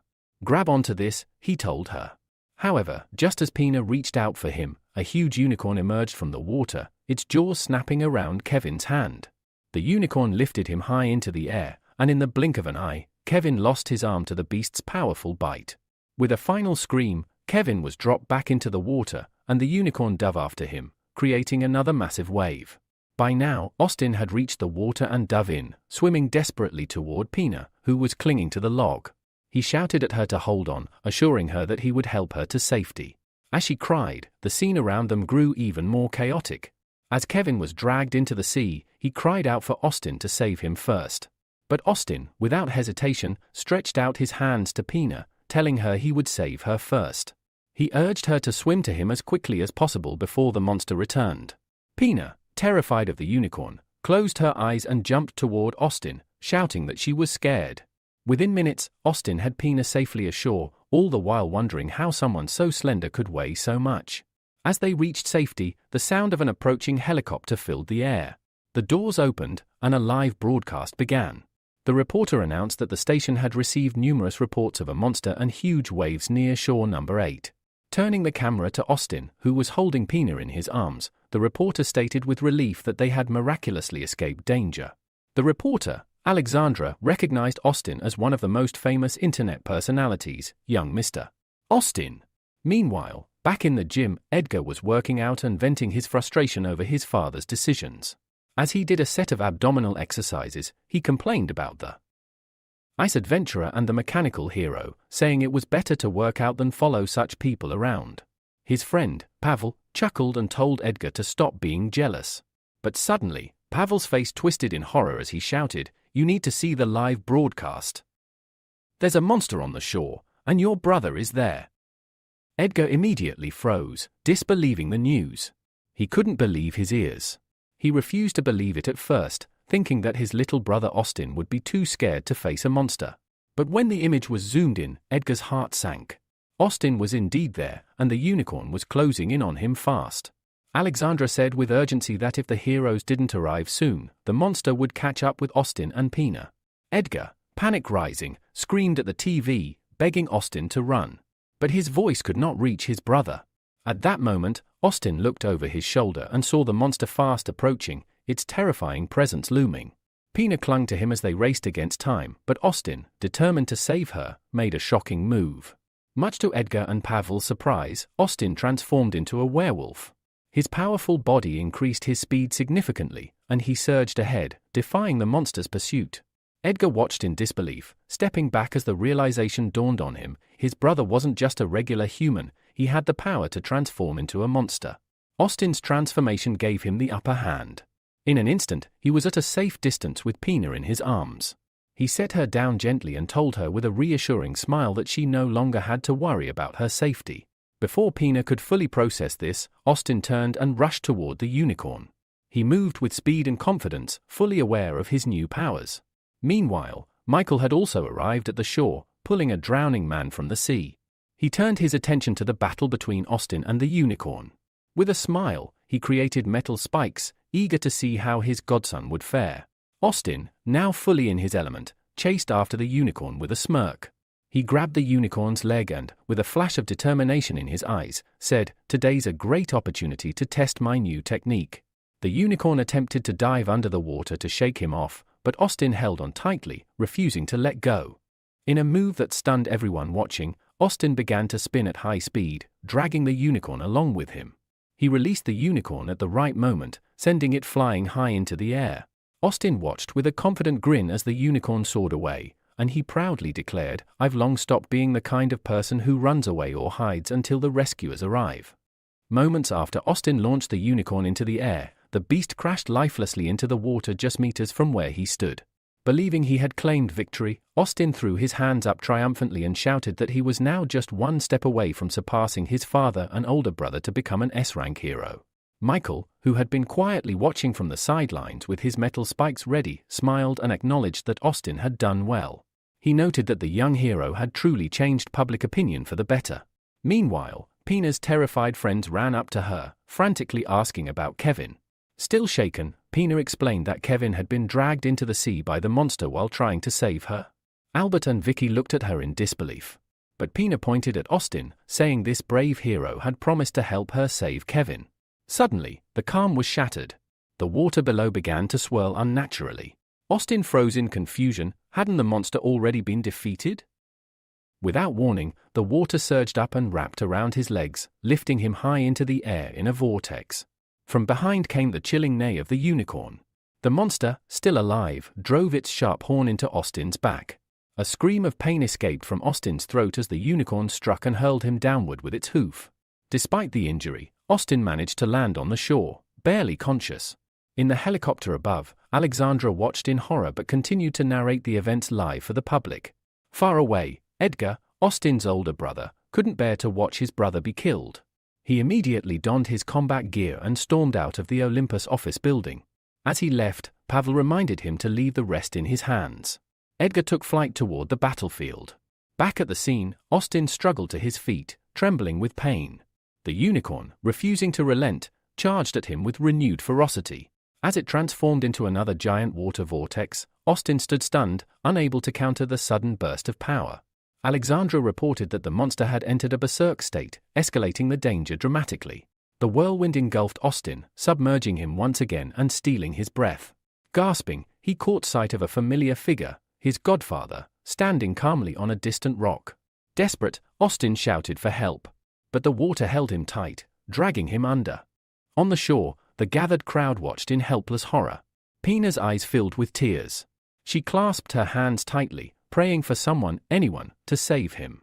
And then, like a flash, someone dashed past them, fast as lightning. It was Michael. Alexandra, shocked, identified him as the mysterious masked figure seen recently on TV during the battle against the Black Dragon and the Lazy Swordsman.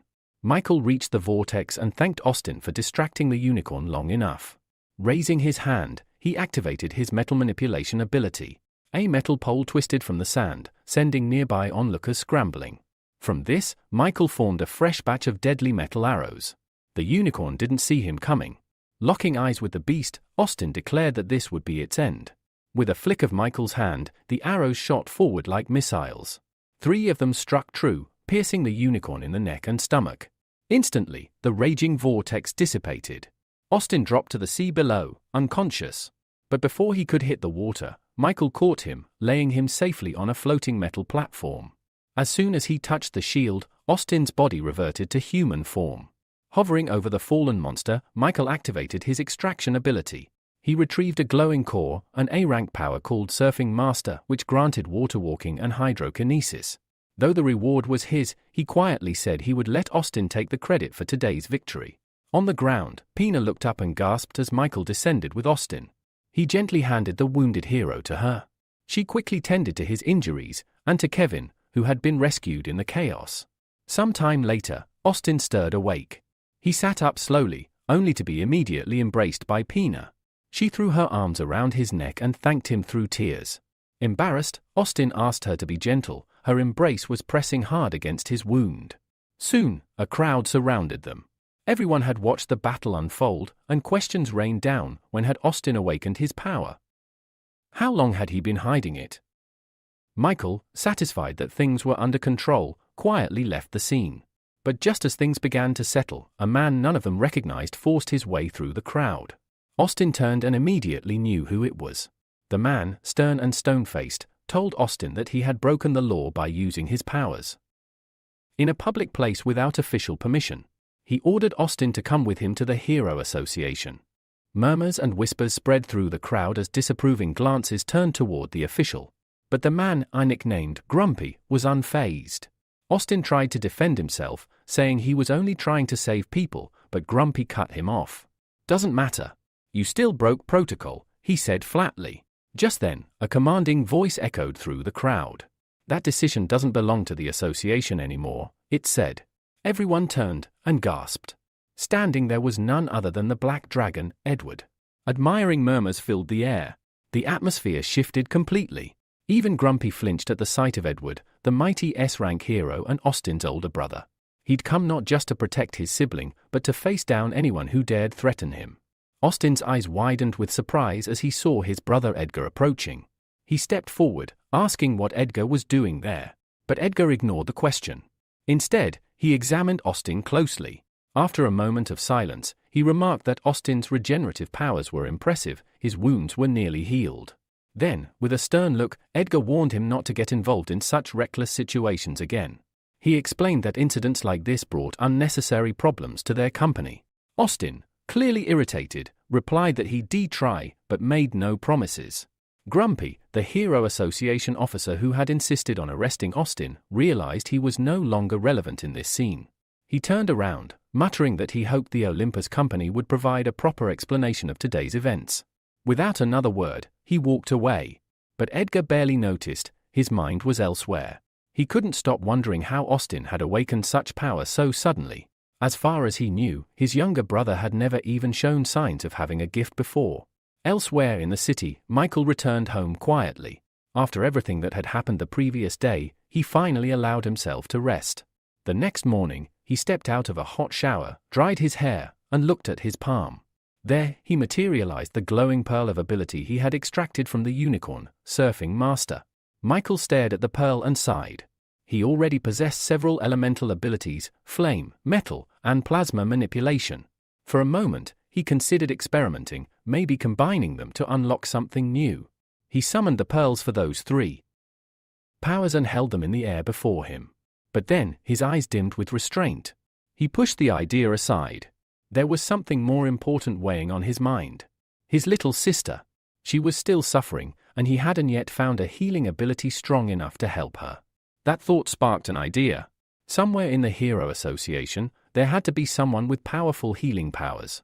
Maybe he could find out more by entering the mind of one of their heroes, perhaps someone high-ranking, like the well-known hero of hot and sour noodles.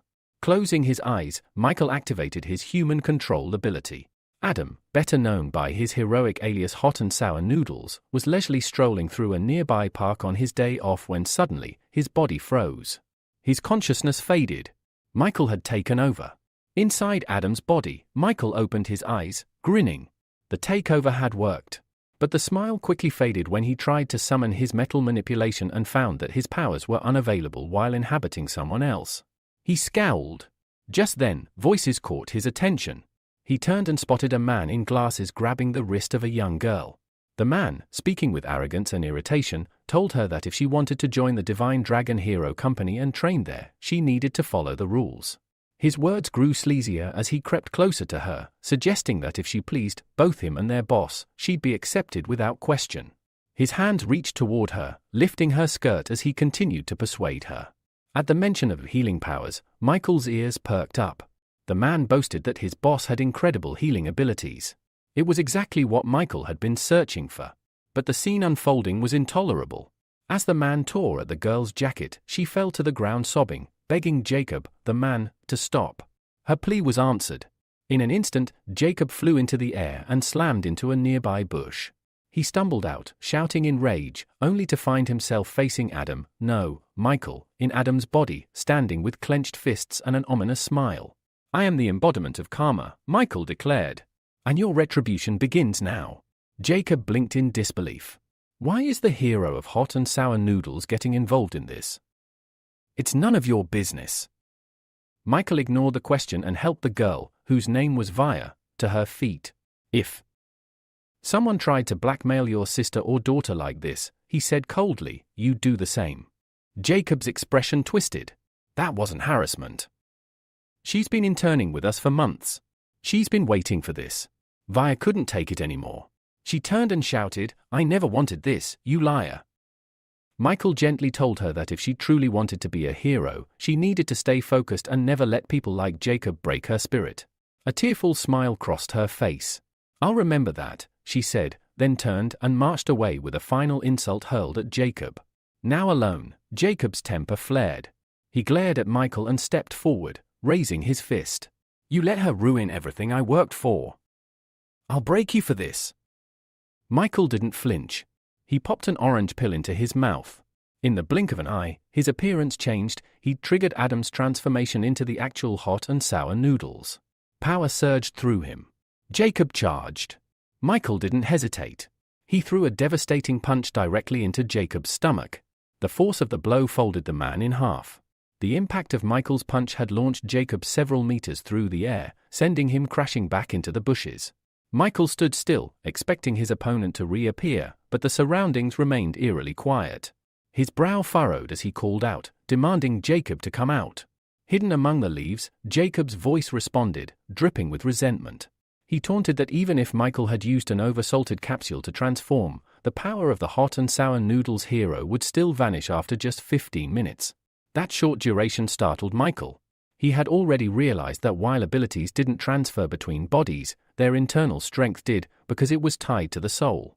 And since Michael had amassed a terrifying amount of inner power by collecting abilities, the full potential of a transformation could be greatly amplified if harnessed correctly.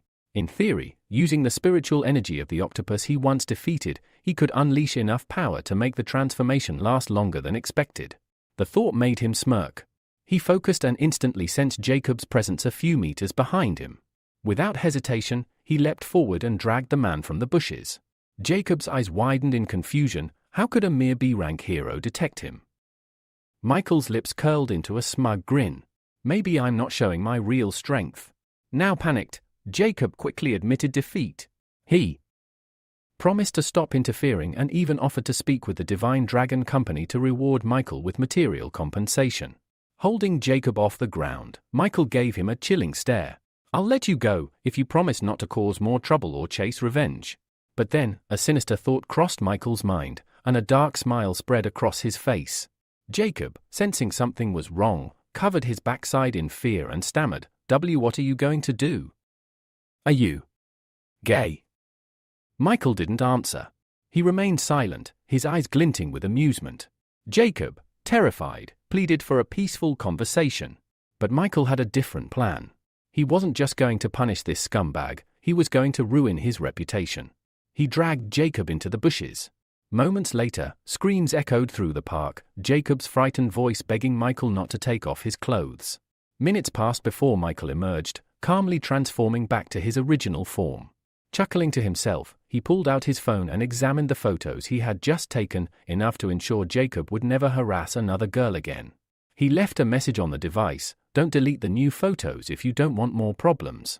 Then he closed his eyes and deactivated the human control ability. Instantly, Adam, now back in control of his own body, blinked in confusion. Still standing in the park, he assumed he had dozed off while walking. But the phone in his hand buzzed with a strange message. Opening the gallery, his eyes locked onto a photo of a half-naked stranger. Adam screamed in horror, completely bewildered. Elsewhere, in the L-City Hero Association branch, a meeting of top heroes was underway. William, the head of the L-City branch, scanned the room. Tension crackled in the air. The co-head beside him looked just as tense as they addressed the gathered heroes. William began, planning the first defense phase will require the help of the Olympus Company. The scale of the depressions is enormous, everyone needs to be on alert. Yang elaborated, once the plan was in place, the heroes would simulate driving monsters back to their world, with Olympus members leading the charge. The rest of the heroes cheered in agreement. But the mechanical hero remained silent. He was thinking about the hidden motive behind this operation. The association planned to allow one A-rank hero from each company into the core deviation zone to monitor and suppress the depression phenomenon. But there was another reason. Rumors that the monster world could enhance weapons and equipment. That opportunity was the real bait. The ice adventurer also understood what was at stake. The possibility of upgrading his own ability thrilled him. As night fell, Michael was back at work. He summoned a clone using the Pearl of Ability and began experimenting. First, he broke down a low-tier metal manipulation pearl. Then, he enhanced the plasma pearl to A-rank and used a B-rank support ability to bind them. The result was a brand new B-rank ability, Shadow Substitution. This allowed the clone to shift positions during combat and forge shadow weapons on the spot. Once the process was done, he embedded the two ability pearls into the clone's body. He imprinted one final message in the clone's mind: "You're powerful. Stay cool. Stay sharp." With the transformation complete, a sleek snake mask appeared on the clone's face. Michael patted his shoulder and grinned. "It's your turn now," he said. "Go out there and start collecting abilities." The next morning, Michael arrived in the 2nd district of Shish. After landing at the airport, he decided to stroll through the unfamiliar city, observing its chaos firsthand. Just then, a yellow taxi screeched to a halt beside him. The window rolled down to reveal a smiling blonde driver who asked where Michael was headed. Without thinking much, Michael climbed in and gave his destination. Almost immediately, his phone buzzed. It was a message from Austin. He had found and emailed the details Michael requested on the Saints organization members. While Michael was distracted by his phone, the driver began chatting, casually mentioning that Shish was famous for its gambling industry. He suggested visiting a casino and even hinted at another local attraction, slyly pulling out a photo of a bikini-clad woman. He called it Paris Dreams, a place filled with beautiful women. Michael gave a faint smile. This city certainly lived up to its name, the City of Chaos. A few minutes later, the taxi pulled up in front of the Heaton Hotel. When Michael reached for his wallet, the driver demanded 500 Azure coins. Michael's brow furrowed. The meter clearly displayed 98 coins. He asked the man to explain the inflated fare, only for the driver to grin and claim the extra was for the valuable local knowledge he had provided, a lesson for any newcomer. Then, he pulled out a gun and aimed it directly at Michael, threatening that if he couldn't pay with money, he'd have to pay with his life. Unfazed, Michael stared back coldly and said, "You chose the wrong victim." In an instant, he activated his human control ability. Moments later, the two of them were inside the hotel. Michael checked in and thanked the receptionist politely. As he walked away, the hotel staff whispered among themselves, puzzled at how a man like that cab driver was now obediently helping carry someone else's luggage. One of the receptionists even dabbed on fresh lipstick, hoping Michael might invite her to dinner. Inside the elevator, Michael told the now submissive driver to leave once he delivered the bags. Upon reaching the 37th floor, he pulled out his phone and opened the email from Austin. It contained the location of one of the Saints organization heroes. Michael located the room number, 441, and moved swiftly. He summoned his shadow clone and sent it ahead. The clone merged into the shadows and slipped under the door. Inside, it took human form once more. From the next room came voices, laughter, teasing, and the sound of water. Michael's clone crept forward and found his target, a masked hero named Sam, lounging in nothing but a towel, flanked by two women. Before the man could react, several black arrows emerged from the shadows and wrapped around the women's necks. Their giggles turned to choked gasps before their bodies went limp. Sam, wide-eyed and furious, shielded himself with one of the corpses and bellowed that Michael wouldn't get away with this. Absorbing the fear of the dead, he lunged toward the shadowy attacker. Michael's clone dropped low and fired a shadow spike at Sam, but the man swatted it aside. As he closed the distance, he asked, stunned, "Who are you?" "No one's ever used shadow manipulation like this before." Michael didn't answer. Deep inside, he felt the discomfort of the brutal method he was using, but this had to be done. Sam grew more agitated and attacked again. His punch tore through Michael's head, only for the image to dissolve into shadow. It had been a decoy. Suddenly, shadows ensnared his wrists, binding him. Desperately, Sam pleaded for release, claiming the priest would kill him if he returned empty-handed. The clone said nothing and ripped off his mask, calling it trash. Then he placed his palm over Sam's head and extracted his ability. A glowing pearl emerged, a C-rank ability, called Mask of Fear, which allowed the user to absorb fear to grow stronger. When the process ended, Sam collapsed, sobbing. "What did you do to me?" he cried. "Give it back. Without it, the priest will kill me." The clone calmly said, "Then let's meet this priest you keep mentioning." He activated human control again. Sam's body went limp, and the clone entered his subconscious. From his memories, Michael saw the truth. Sam had fought in the war of abilities and was left fatally wounded until a mysterious priest appeared and offered to heal him. Sam agreed to serve him in return. His body had been healed in seconds, and ever since, he'd sworn loyalty to the priest. Using the memory, Michael guided himself to a set of garages near the coast. There, he searched until he found the one Sam used. Closing his eyes, he dived once more into Sam's mind. A vivid scene unfolded. Inside a grand hall, the priest sat on a throne with two women by his side. Before him knelt disciples, his most trusted lieutenants. A dark-haired woman reported that a young swordswoman had infiltrated their secret production base. Sam, groveling at her feet, swore he'd find and kill her at once. But nearby, another of the priest's commanders, bloodthirsty Rose of the Deep Sea Army, doubted his ability to take down an A-rank hero. The great land mage, stroking his beard, muttered that even if the girl were an A-rank, the saints had no reason to fear any hero, no matter how powerful they were. And with that, Michael realized he had just scratched the surface of the saints' power, and his battle against them had truly begun. The saint intervened in the conversation with a sinister smile curling on his lips. He ordered his subordinates to capture the girl who had infiltrated the base, declaring that before her punishment, he wanted to enjoy her for himself. At his words, 3 of his confidants stood from their seats, swearing to fulfill his command. Sam also bowed his head respectfully and requested permission to take a vacation. Just as he turned to leave, Jackson called out to him. Sam knelt before him again, awaiting instructions.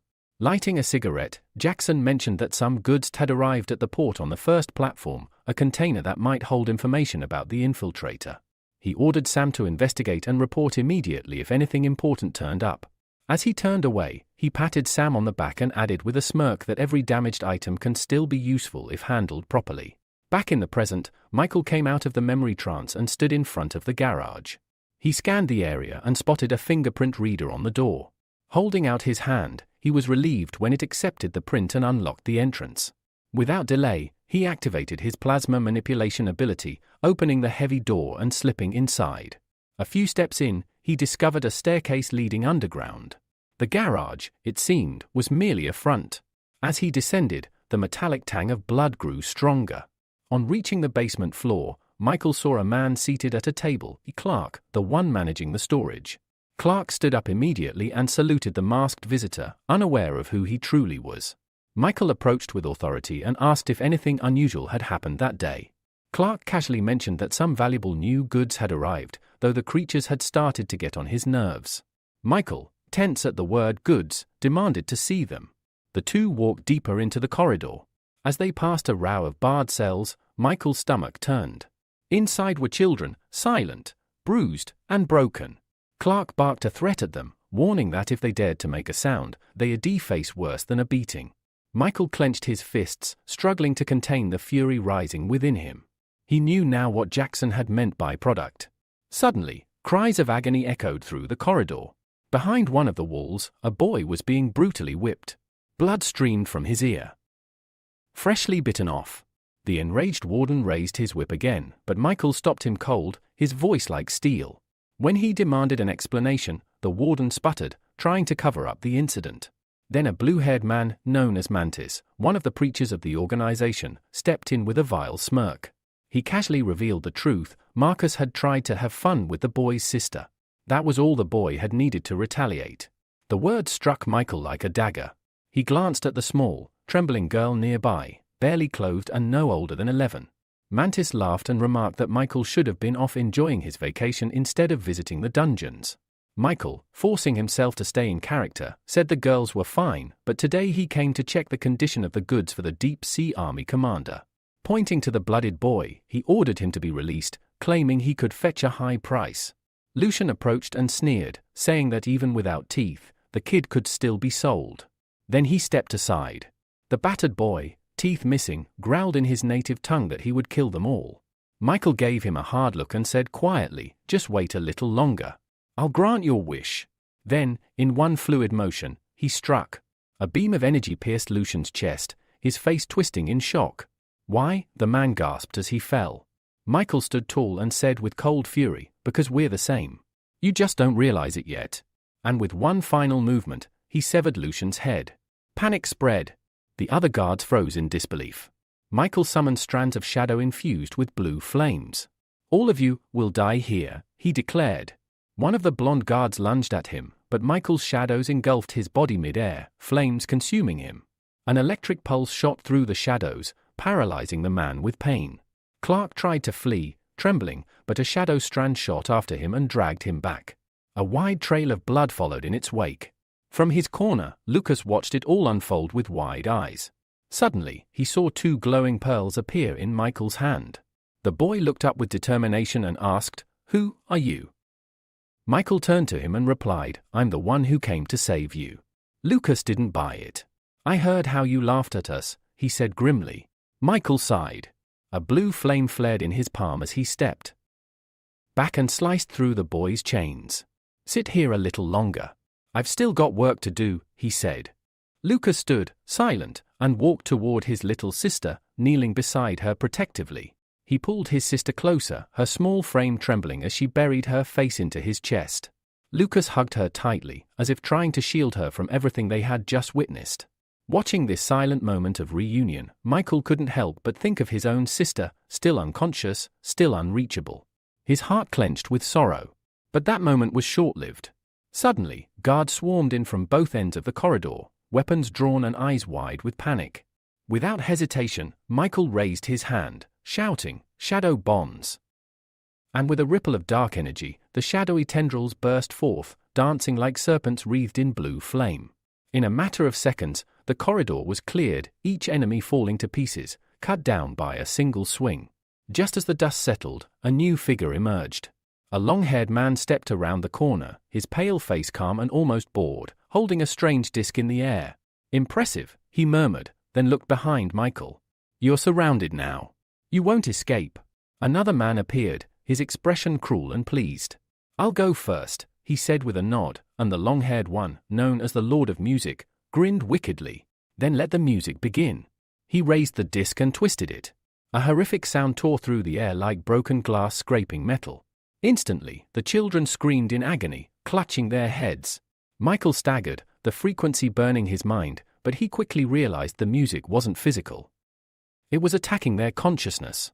If he didn't act fast, they could go mad. So he acted. Michael dropped his hands and slouched forward, laughing to himself like a man possessed. His strange behavior made the Lord of Music grin triumphantly. Thinking the hero had fallen to the sound, he tossed the spinning disc straight at Michael, but it passed through empty air. He had disappeared. A breath later, Michael reappeared behind him, and with a brutal kick to the back, he sent the man sprawling. The Lord of Music choked on blood, reaching out in desperation to his partner. "Help me!" The spearman didn't hesitate. With a roar, he hurled his flaming spear at Michael. The weapon found its mark, piercing clean through the hero's shoulder. Michael didn't even cry out. He just looked down at the wound for a moment, clenched his fist, and then smashed it into the Lord of Music's skull with everything he had. The man's eyes went lifeless instantly. The spearman froze. "Why?" he whispered. "Why betray the organization?" Michael stood slowly, blood trailing from his arm. "You really don't know?" he asked bitterly, then swept his hand toward the cages. "For them. For justice." The word confused the spearman. He scoffed, masking his fear with a sneer. "You call this justice? You're no better than us. And you still won't leave alive. The commander of the Deep Sea Army is already on his way." Michael's eyes narrowed. "Then I'll kill everyone who comes." Sensing danger, the spearman gripped his weapons tightly. A thin thread of heat energy extended from his forehead, connecting to Michael. In that moment, Michael absorbed his ability. The energy rushed through him like fire in his veins. Panicked, the spearman launched both flaming spears. Michael crossed his arms, letting the weapon sink into his skin. Then, with a surge of strength, he flung them back. The spearman didn't even move. He just stared, mouth agape, before his own spears tore through his chest. Silence returned. Michael sighed, feeling the ache spread across his body. "That hurt more than I expected," he muttered. From behind one of the cages, a boy peeked out. "Are you okay?" he asked timidly. Michael turned, managing a small smile. It's nothing. He then unlocked all the cages, setting the children free. One by one, they stepped out, scared, cautious, but alive. Lucas came last, his sister asleep on his back. Standing before Michael, he looked him straight in the eye. "I don't want to be weak anymore," he said firmly. "Make me strong. Like you." Michael nodded. "Then swear loyalty to me. Eternal loyalty." Without hesitation, Lucas responded, "I'm ready. I'll be your most devoted student." Satisfied, Michael handed him a glowing pearl, the same one he had taken from Mantis. "This is an ability pearl," he explained. "It will let you turn your hands into blades. With this, you can protect yourself and her." Lucas accepted it with a glowing smile and a nod of gratitude. Then, carrying his sister, he followed the other children toward the exit, glancing back once at the masked man who had saved them. Michael turned back to the corpses. There was one last task. He stretched out his hand, activating his extraction ability. One by one, he pulled the pearls from the dead bodies, harvesting their powers. A pleased smile crept across his face. "Last time, it took me forever to get 2 pearls from the frog and unicorn," he muttered. "This time, I hit the jackpot." He first upgraded his shadow exchange to A rank. Now, he could summon 5 clones, and during battle, switch places with any shadow, including an enemy's. Task complete, Michael stepped out of the garage. But then, he stopped. He felt danger. Behind him stood a girl with sharp eyes and a sword aimed at his back. "Who are you?" she demanded. "And where did these children come from?" Michael slowly turned his head. "And who are you?" Before she could answer, the children ran to her joyfully, calling out her name. "Alex! He saved us!" She blinked in shock. Realizing her mistake, the swordswoman sheathed her blade and bowed slightly. "Forgive me." Michael smiled. "It's fine. You're the A-rank swordswoman, Alexa." She nodded. "I heard rumors of human trafficking in this area. I came to save them, but I didn't think anyone would beat me to it." She walked over to Lucas and gently touched his cheek. "I'm sorry. I came too late." Suddenly, the ground beneath the children's feet began to tremble. Panic spread across their faces, and Michael felt the unnatural vibrations as well.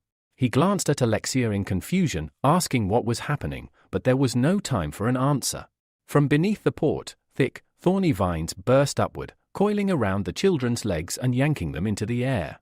In mere seconds, the entire port was overtaken, garages, crates, and every inch of space consumed by the creeping tendrils. Tears welled in the children's eyes as they cried out for help.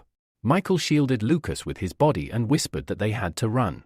He'd saved the others himself. Ahead, 3 men and a woman stood among the vines.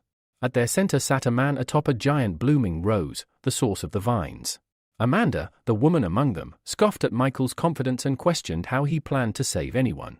A smug smile appeared on Wilhelm's face.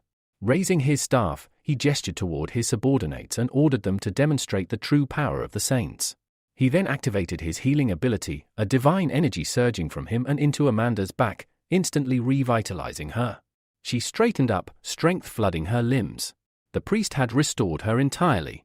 With a mocking tone, Wilhelm warned Alexia not to interfere with the saints. Goods. If she valued her life, she should surrender now. Then, his gaze turned cold as it landed on Michael.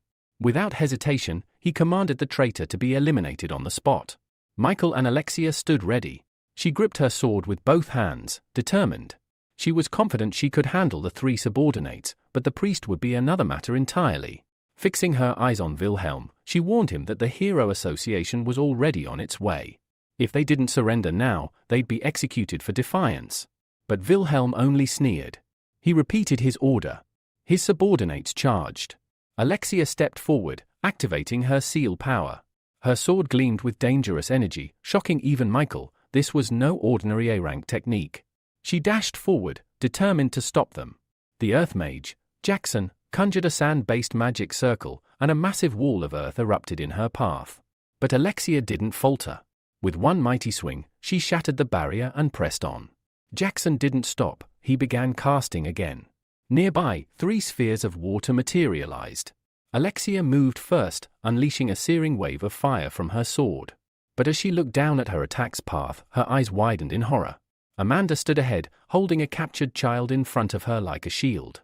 With a twisted smile, Amanda declared that this child would be her first victim. The flames engulfed the boy before Alexia could react, leaving no trace behind. Trembling, Alexia screamed, asking how she could stoop so low. Amanda's smile only deepened. Kindness, she said, was weakness. And she still had more hostages. Behind them, Jackson smirked. His body dissolved into water, and in an instant, he reappeared behind Alexia, blade raised. She never saw it coming. But before the sword could fall, Michael intervened. He threw himself between them, the blade slashing through his mask and tearing it away. Beneath it, another snake-shaped mask lay hidden. With irritation, Michael muttered that had been too close. One more second and the second mask would have been damaged too. Then, with swift vengeance, he spun and struck Jackson, driving his sword into the man's neck. Blood spurted as Jackson staggered back, clutching the wound. Alexa moved to finish him off, but Michael stopped her. Behind them, Wilhelm rose from his rose throne, raising his staff high. He used his healing ability once more. Jackson's wound instantly vanished. The man let out a relieved laugh. With the high priest nearby, they were practically immortal. Wilhelm then activated his enhancement skill. A glowing blue light engulfed his subordinates, amplifying their powers even further. Michael frowned. At this rate, their combat strength could rival A rank or more. Jackson dropped to one knee, concentrating. Energy surged around him. Alexa cried out in warning. The Earth Mage's next spell would rival the power of A rank destruction. Michael understood instantly. If that spell landed, the hostages would be caught in the blast. He had to stop it, no matter what. He looked at Alexa and said, "I'll handle him. You take the others." The girl hesitated. "But even if you stop him, what about the children?" Michael didn't answer. He simply told her to trust him. For some reason, she did. With a deep breath, she gripped her sword tightly and whispered that she'd clear the path. Then she leapt forward and clashed with Justin, Amanda's ally. Their blades met with explosive force. Justin called for backup, and Amanda, annoyed, responded by summoning more vines. A sweet, cloying aroma filled the air as red rose petals rained down. Alexa paused, suddenly dizzy. Her strength was fading rapidly. Amanda explained with glee that her body secreted a scent that aroused desire, weakening opponents by seducing their minds. Justin created water clones, approaching Alexa from behind. He leaned in, taunting her. But at that moment, Alexa unleashed her trump card, the Mind Seal. A pillar of blinding light burst from her, knocking Justin and his clones away. Amanda's eyes widened.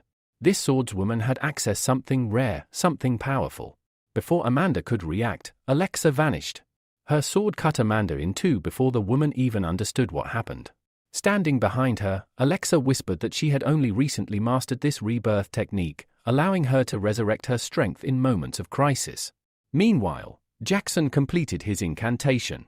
A colossal earthen dragon materialized and roared, charging toward the children. Screams erupted across the port. But before the dragon could reach them, a dark shadow crawled along the vine stems. Lightning crackled. Michael appeared. His hand sparked with electric energy. With precision, he launched a bolt straight into the dragon's open mouth, paralyzing it.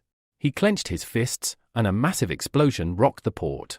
From above, a rescue helicopter neared.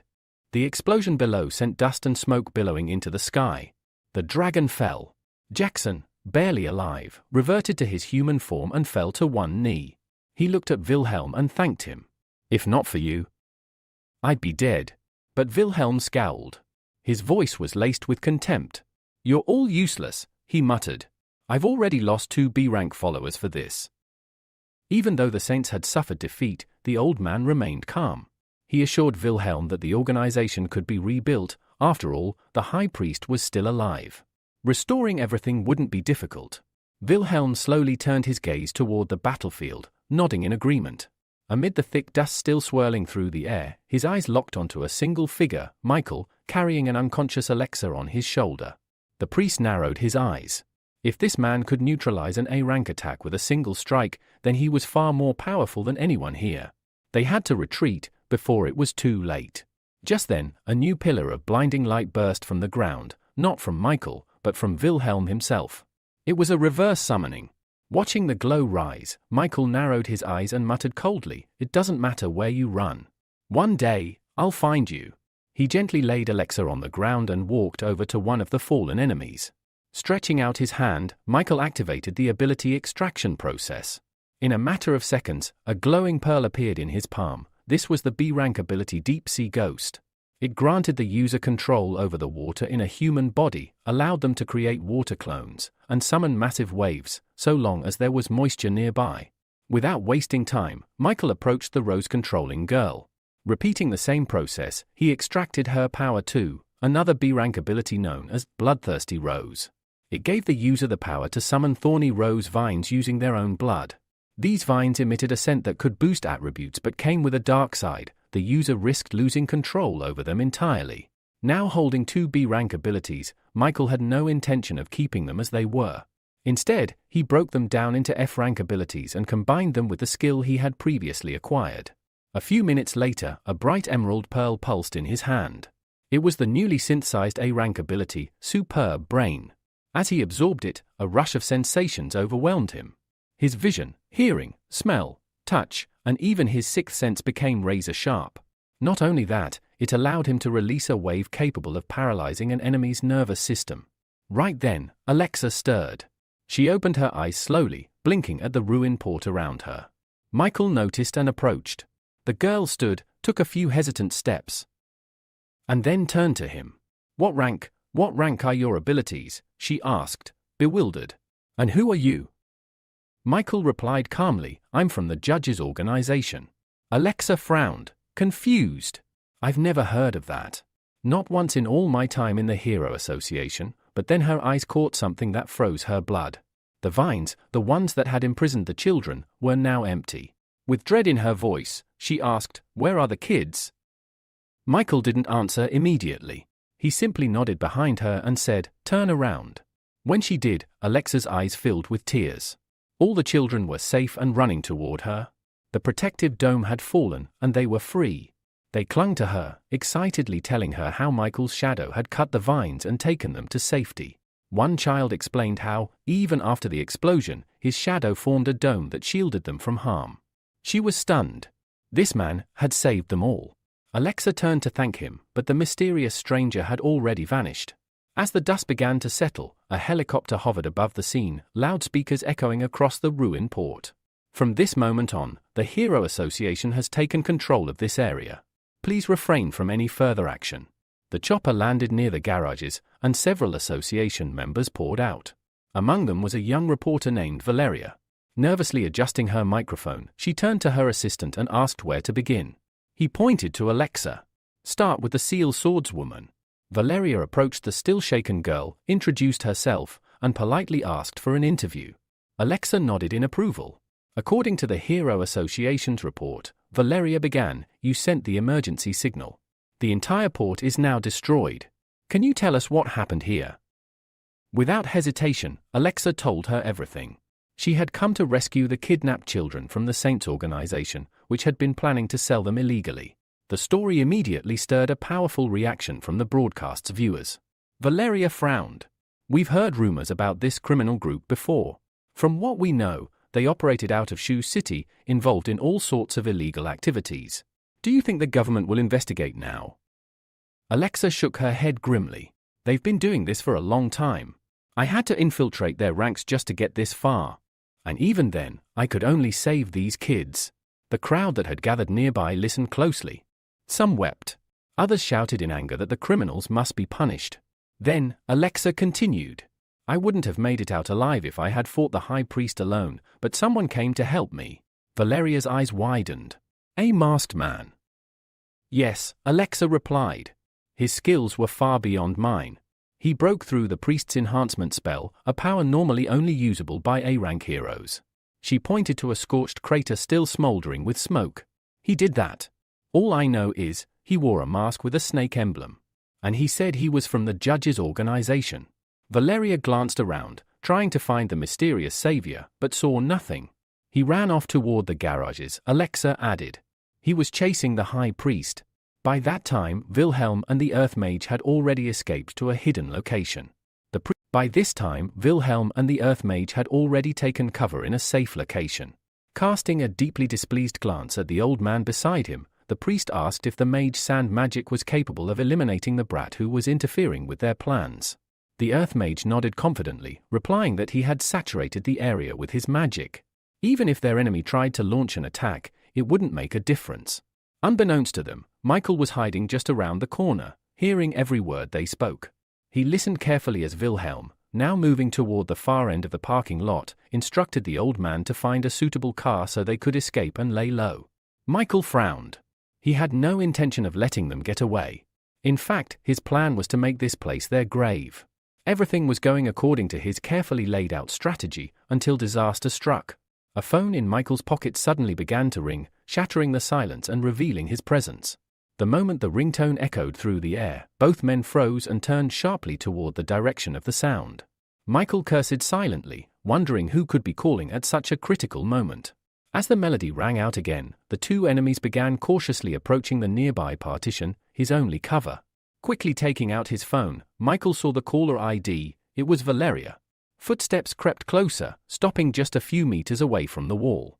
Thinking quickly, Michael realized his best option was to disguise himself as an ordinary passerby. He used his ability to change into his everyday clothes, then answered the call in a casual, cheerful voice as he stepped out from behind the corner. His sudden appearance startled the two men. Doubt clouded their eyes. They weren't convinced this guy was just a civilian. Still, they chose to remain on high alert, unwilling to let their guard down. Valeria's voice chirped through the phone, teasing that Michael would never guess where she was. Confused, he asked if she wasn't supposed to be at home. She casually replied that she had flown to the city of HH aboard a Hero Association helicopter. Michael froze momentarily. The news threw him off balance. Why was Valeria here, and how did she manage to fly with the association? Trying to keep his tone light, he remarked that the city was currently in turmoil and asked what had brought her there. She cheerfully explained that she'd landed a new job and simply wanted to share the good news. Michael's surprise deepened. Valeria proudly told him that she had been accepted as a journalism intern for the Hero Association. She had already conducted her first interview with the sword-wielding heroine, Alexa, and now planned to find and interview the mysterious masked man, him. Still reeling from the revelation, Michael barely kept his balance. This news was anything but welcome. With the association's resources, Valeria could very well track him down. Regaining his composure, he congratulated her and promised they'd celebrate her new position soon. All the while, the two men continued watching him, and once he disappeared into a dark corridor, they convinced themselves he had indeed been just a passerby. But Wilhelm sensed otherwise. He realized too late that they had been deceived and had let their guard down. Without warning, Michael, now back in his serpent form, leapt from the shadows, trailing chains of shadowy energy enveloped in blue flame. The Earth Mage reacted instantly, summoning fierce earth wolves and commanding them to attack. One of the wolves lunged at Michael, but his body vanished into thin air upon impact. Wilhelm, amused by the illusion, remarked with a grin that they needed more wolves to deal with this guy. The Earth Mage reassured him that each of his wolves was strong enough to defeat an A-rank hero, so there was no need for concern. But before they could act, shadowy tendrils sliced through the air. With only a few swift and powerful swings, Michael tore through the wolves. Neither man noticed when Michael appeared behind Wilhelm, piercing his left shoulder with a shadow spear. Shadowy bonds prevented the man from turning around. Blood welled up in Wilhelm's mouth as he asked how Michael had mastered multiple types of magic. The old priest beside him met a similar fate. With a final plea, Wilhelm offered his cooperation, saying he would owe the hero a great debt if spared. Michael, unfazed, raised a finger to his mask in a silent gesture for the man to be quiet. "I don't save lives for my own benefit," he said coldly, "only in the name of justice." Immediately, the shadowy fetters coiled tighter around their necks, squeezing with increasing force. Realizing he had one last chance, Wilhelm pulled out a pair of small blue pills and quickly swallowed them. Sensing danger, Michael immediately leapt back, unsure what effect those mysterious pills would have. Suddenly, Wilhelm's body was engulfed in a golden glow. He bent over, clutching his head in his hands, groaning as his body trembled under the strange power. Moments later, the glow faded. When he lifted his head, he turned to Michael with a maniacal smile stretching across his face. "You force me to do this," Wilhelm hissed. "I'm not only a healer. I know much more." Then, without hesitation, the man shoved his hand into his own mouth.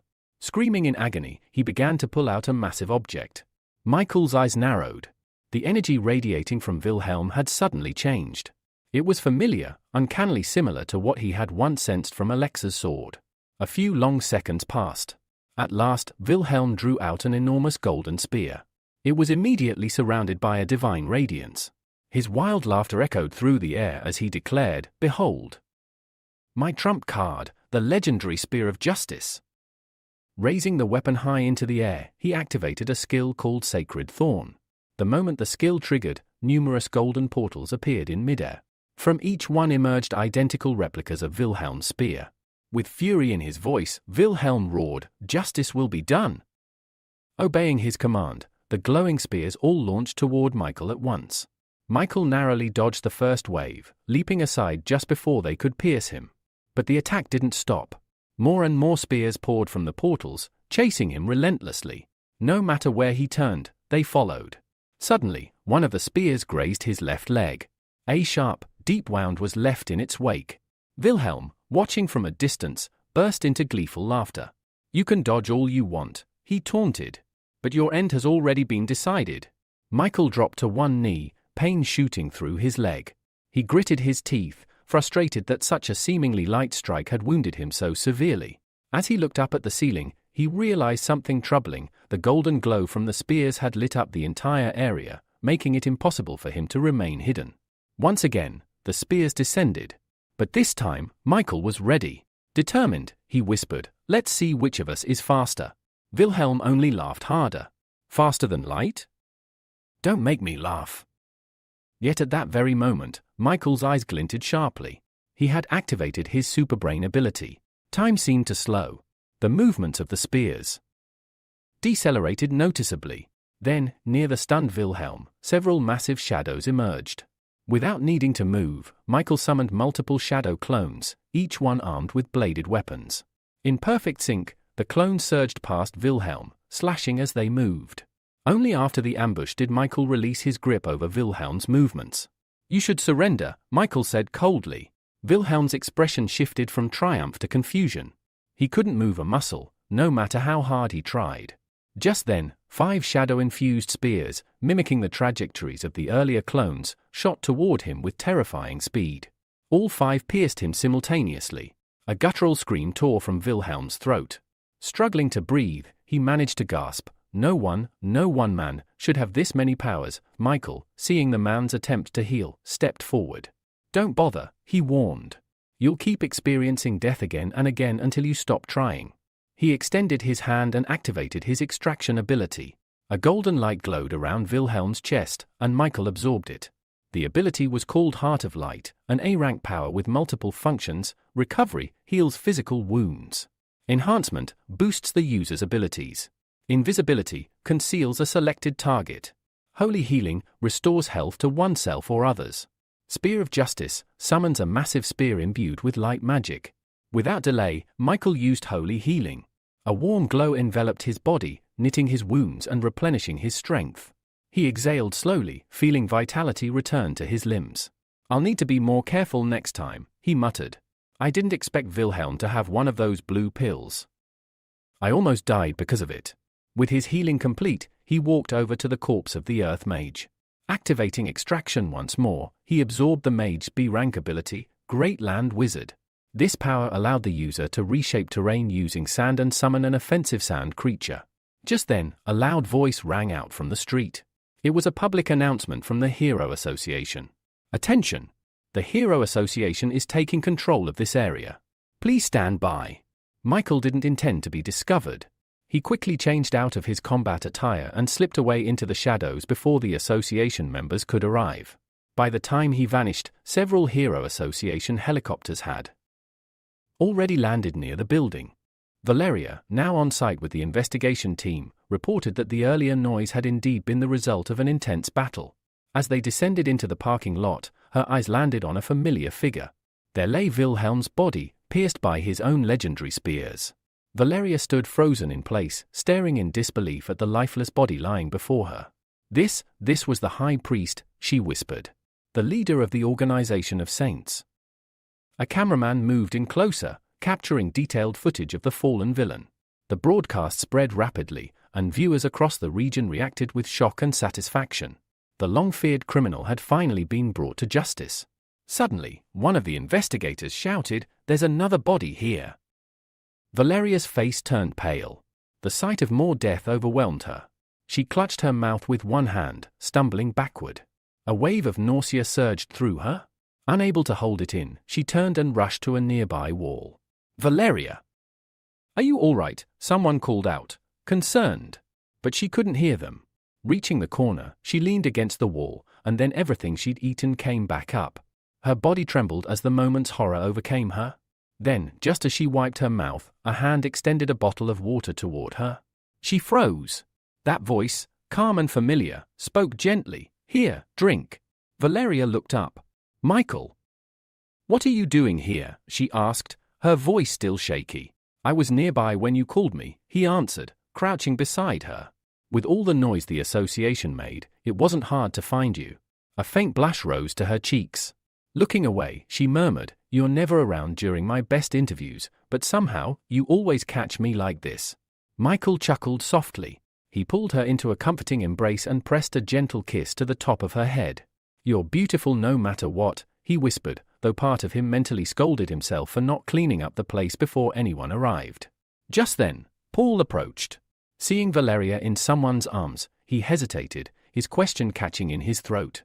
He had wanted to ask if she was feeling better, but now stood awkwardly, unsure of what to say. Michael noticed him first. Stepping back slightly, he gave Paul a nod, helping break the silence. "There's been a development," Paul announced. "The rescue team found a girl. She was kidnapped by the Organization of Saints. They're prepping her for an interview." Valeria's eyes widened. She turned toward the direction Paul pointed, and there, near a hole in the floor, a rescue worker was helping several children out from underground. Without hesitation, Valeria slipped out of Michael's embrace. "Wait here," she said quickly before running off to do her job. Michael nodded, watching her go with a warm smile on his face. Unseen by the others, a glowing pearl shimmered into existence in his palm, the pearl of the heart of light. Gazing into its radiance, Michael spoke softly to himself, "Soon I'll be able to return and save my sister." With this, he had collected the powers of all 5 main elements. And now, it was time for a new figure from the judge's organization to enter the stage, someone called Dragon. Meanwhile, the injured children were being rushed to the nearest hospital. Among them was Lucas and his younger sister. The boy sat in a daze, searching the crowd for a familiar figure. "Where's my teacher?" he whispered. Then, at the edge of the lot, a quiet sound drew his attention. Turning, he spotted a man in a snake mask standing by the car entrance, signaling silently for him to keep quiet. It was his teacher. The doctor, now under Michael's influence, continued escorting children to safety, completely ignoring the hero in the shadows. Michael sat beside Lucas and asked gently, "How's your sister?" Lucas lowered his head, his voice heavy with grief. "She's dead, but I want to take her home. I can't leave her in that horrible place." In response, Michael opened his palm, revealing the radiant pearl. "I can save her." Lucas's eyes widened with hope. You can?" Michael nodded. Placing his palm over the girl's body, he activated holy healing. A divine glow spread through her body, and after several tense seconds, Juliana's eyelids fluttered open. She blinked and instinctively pulled closer to her brother. Tears welled in Lucas's eyes. "She's alive," he whispered, his voice breaking with joy. "She's alive." Smiling, Michael moved to heal Lucas's own injuries. "I'll take you both away from here soon," he promised. "But no one must know how quickly Juliana was healed." "Understood." Lucas wiped his eyes and nodded solemnly. Then, Michael placed a hand on the boy's shoulder. "From now on, you can call me teacher," he said, handing the boy a small pouch of money. "Your sister is still too young, she deserves to live a normal life. But I need you to infiltrate the hero class at sea." Lucas hesitated. I'll need stronger abilities to do that," he said quietly. Michael handed Lucas a glowing pearl. "You don't need to worry about that," he said calmly. "This one contains the mimic ability. Combine it with your mantis technique, and you'll have more than enough to qualify for the university." Lucas stared at the pearl, barely believing what he was hearing. This was the kind of opportunity he never dreamed he'd receive. He took it carefully, then looked up with a determined glint in his eyes. "I'll do my best. I promise," he said, a confident smile on his face. Michael rose from where he was sitting. "Live a good life," he said softly. "Don't look for me. If anything happens, I'll find you. I'll stay in touch." With that, he turned and walked away. Once outside, Michael changed out of his disguise and back into his regular clothes. But he had barely taken a few steps when he heard a voice call out, sharp and annoyed, "Michael!" He turned, startled, to see Valeria striding toward him with clear irritation written all over her face. "Where did you run off to?" she snapped. "I told you to wait, but I had to search the whole place for you." Michael averted his gaze, scratching his head sheepishly. "I was helping the kids at the hospital," he explained. "Is everything all right?" Valeria exhaled, some of her anger melting away. "They're safe now," she said. "The association is contacting their families. As for the orphans, they'll be sent to shelters." Michael smiled faintly. "I hope they grow up happy and healthy." Suddenly, Valeria grabbed him by the shoulders and pulled him toward her. Her hesitation vanished. She kissed him. Michael's eyes widened in surprise, but he didn't pull away. A few seconds later, she parted from him, her cheeks glowing. Before he could say anything, a member of the association called out her name. "Valeria! We need to head back." Turning to wave goodbye, Valeria smiled warmly at Michael. "I've still got work to do," she said, winking. "But I'll see you in a few days, at home, beloved." Michael stood there, completely flustered. It took him a few moments to recover from what had just happened. Several hours later, he was on a plane, heading back. His mind was already focused on one thing, his sister. The moment he arrived, he rushed to the hospital and entered her room. Holding his palm over her, he activated Holy Healing. A bright light engulfed her entire body. He held his breath. But when the glow faded, nothing happened. Lucia remained motionless, unconscious. His heart sank. "No, come on." "Lucia," he whispered, panic creeping into his voice. "Wake up," no response. Suddenly, strange blue bubbles began to rise from her head. Michael reached out cautiously, but they scattered the moment he got close. His eyes widened. He realized, to his horror, that the bubbles were multiplying, feeding off Lucia's energy and growing stronger. He stumbled back. His power wasn't enough. Not yet. But he wasn't giving up. Not now. Michael clenched his fists and steeled his resolve. It was time to take the next step and confront the mysterious figure behind the blue pill, the one who had supplied it to the hero of hot and sour noodles. He summoned 3 pearls into his palm: transformation, clone, and metal manipulation. A radiant golden light surged through the room as he began to enhance them, pouring every ounce of power he had into the process. Half an hour later, it was done. In his hand shimmered a golden C-rank pearl of transformation. With it, he could instantly alter his appearance, voice, personality, even his body type. It also enhanced his acting skills to near perfection. Next, he upgraded the clone ability to C-rank. The clone would be 8 times weaker than him and last only 30 minutes, but it was more than enough for infiltration. Finally, he focused on metal control and pushed his limits. Minutes passed. Sweat dripped from his forehead. Then, he fell to his knees, exhausted. But in his hand was an S-rank pearl. Now, he could control metal across a 10,000 mile radius, up to 100,000 tons in total weight. Michael let out a long breath, smiling through the fatigue. He was ready.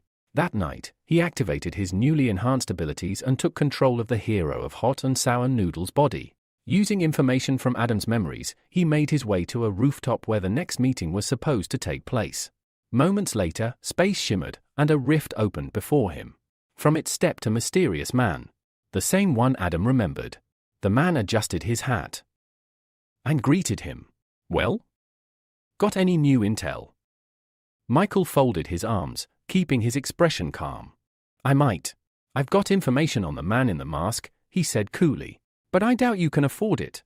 The stranger tilted his head, amused. "If it's real, I'll pay double." Michael nodded. "A few days ago, the Organization of Saints was completely wiped out. You've heard, I'm sure." "Yes," the man said. "It was the Seal Swordswoman from the Hero Association. She's famous for that kind of thing." Michael leaned in slightly. But here's the curious part. During her report, Alexa mentioned she was helped by someone who called himself Snake. The stranger folded his arms, his voice casual. I already know about Snake and Michael. Both of them are from the judge's organization. That's common knowledge. Michael's expression didn't change. Calmly, he asked, do you also know they both possess 2 abilities? This caught the stranger slightly off guard, but only slightly. I figured as much, he replied. Probably a requirement to join the judges. Michael chuckled and shook his head. You're wrong. People like that are incredibly rare. The chances of gathering them into one group? Practically zero.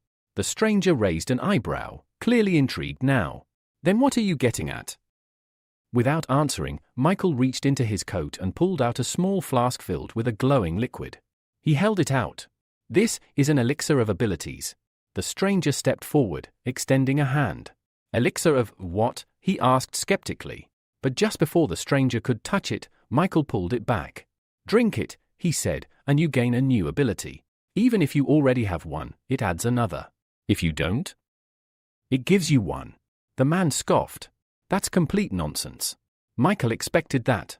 Without hesitation, he uncorked the flask and downed the contents in a single motion. Then, he looked the man dead in the eyes. A second later, flames erupted across Michael's hand. The stranger took a step back, stunned. That's impossible, he muttered. You only had strengthening.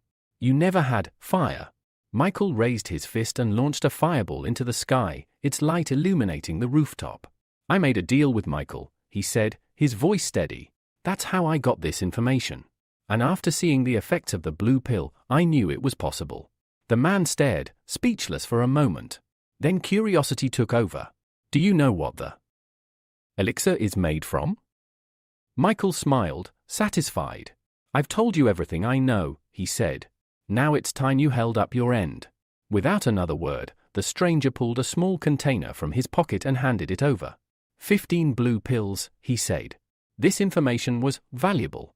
Michael took the jar, but before walking away, he spoke again. One more question. The man gave him a nod. A few days ago, I noticed something strange, Michael said. My body, it started developing pale blue patches. Is that from the pills? Or something else? The man turned away, spreading his arms like it was no big deal. Just a harmless side effect, he said over his shoulder. Don't worry about it. Then he glanced back with a half smile. I look forward to our next meeting.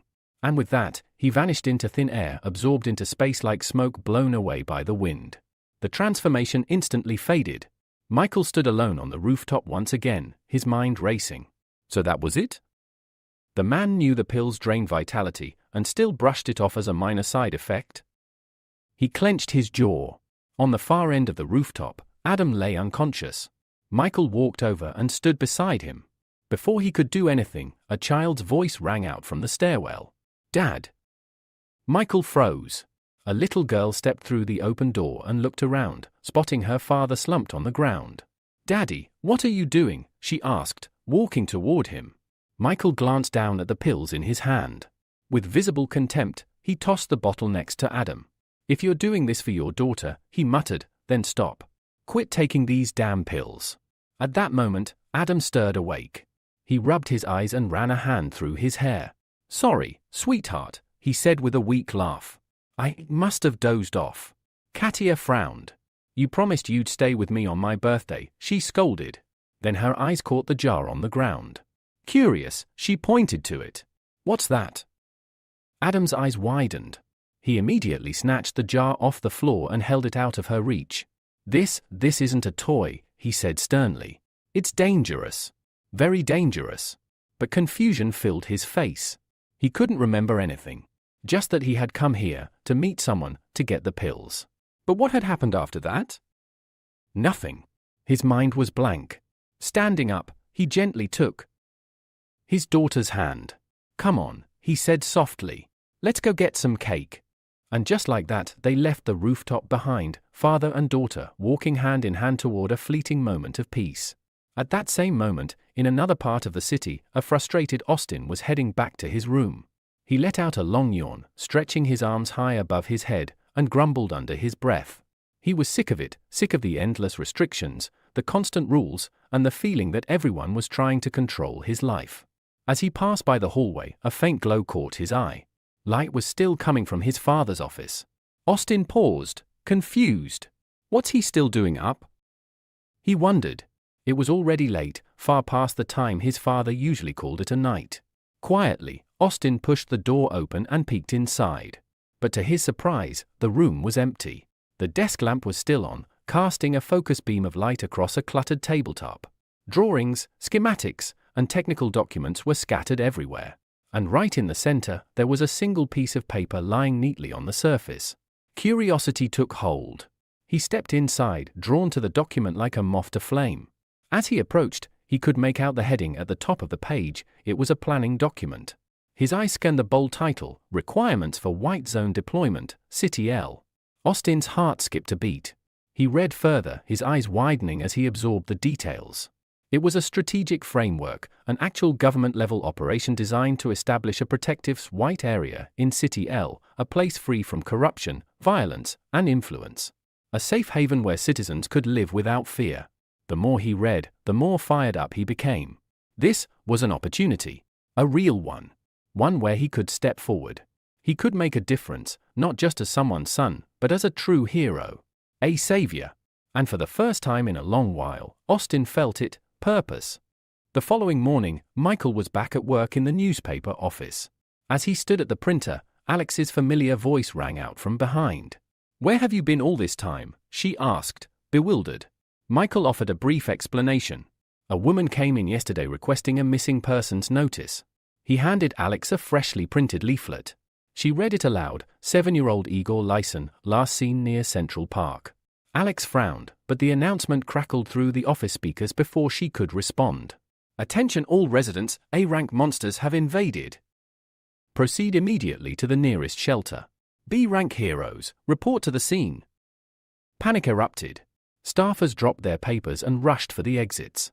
Michael's calm facade cracked. He realized the danger zone was only a few blocks from the apartment he rented with Valeria and the others.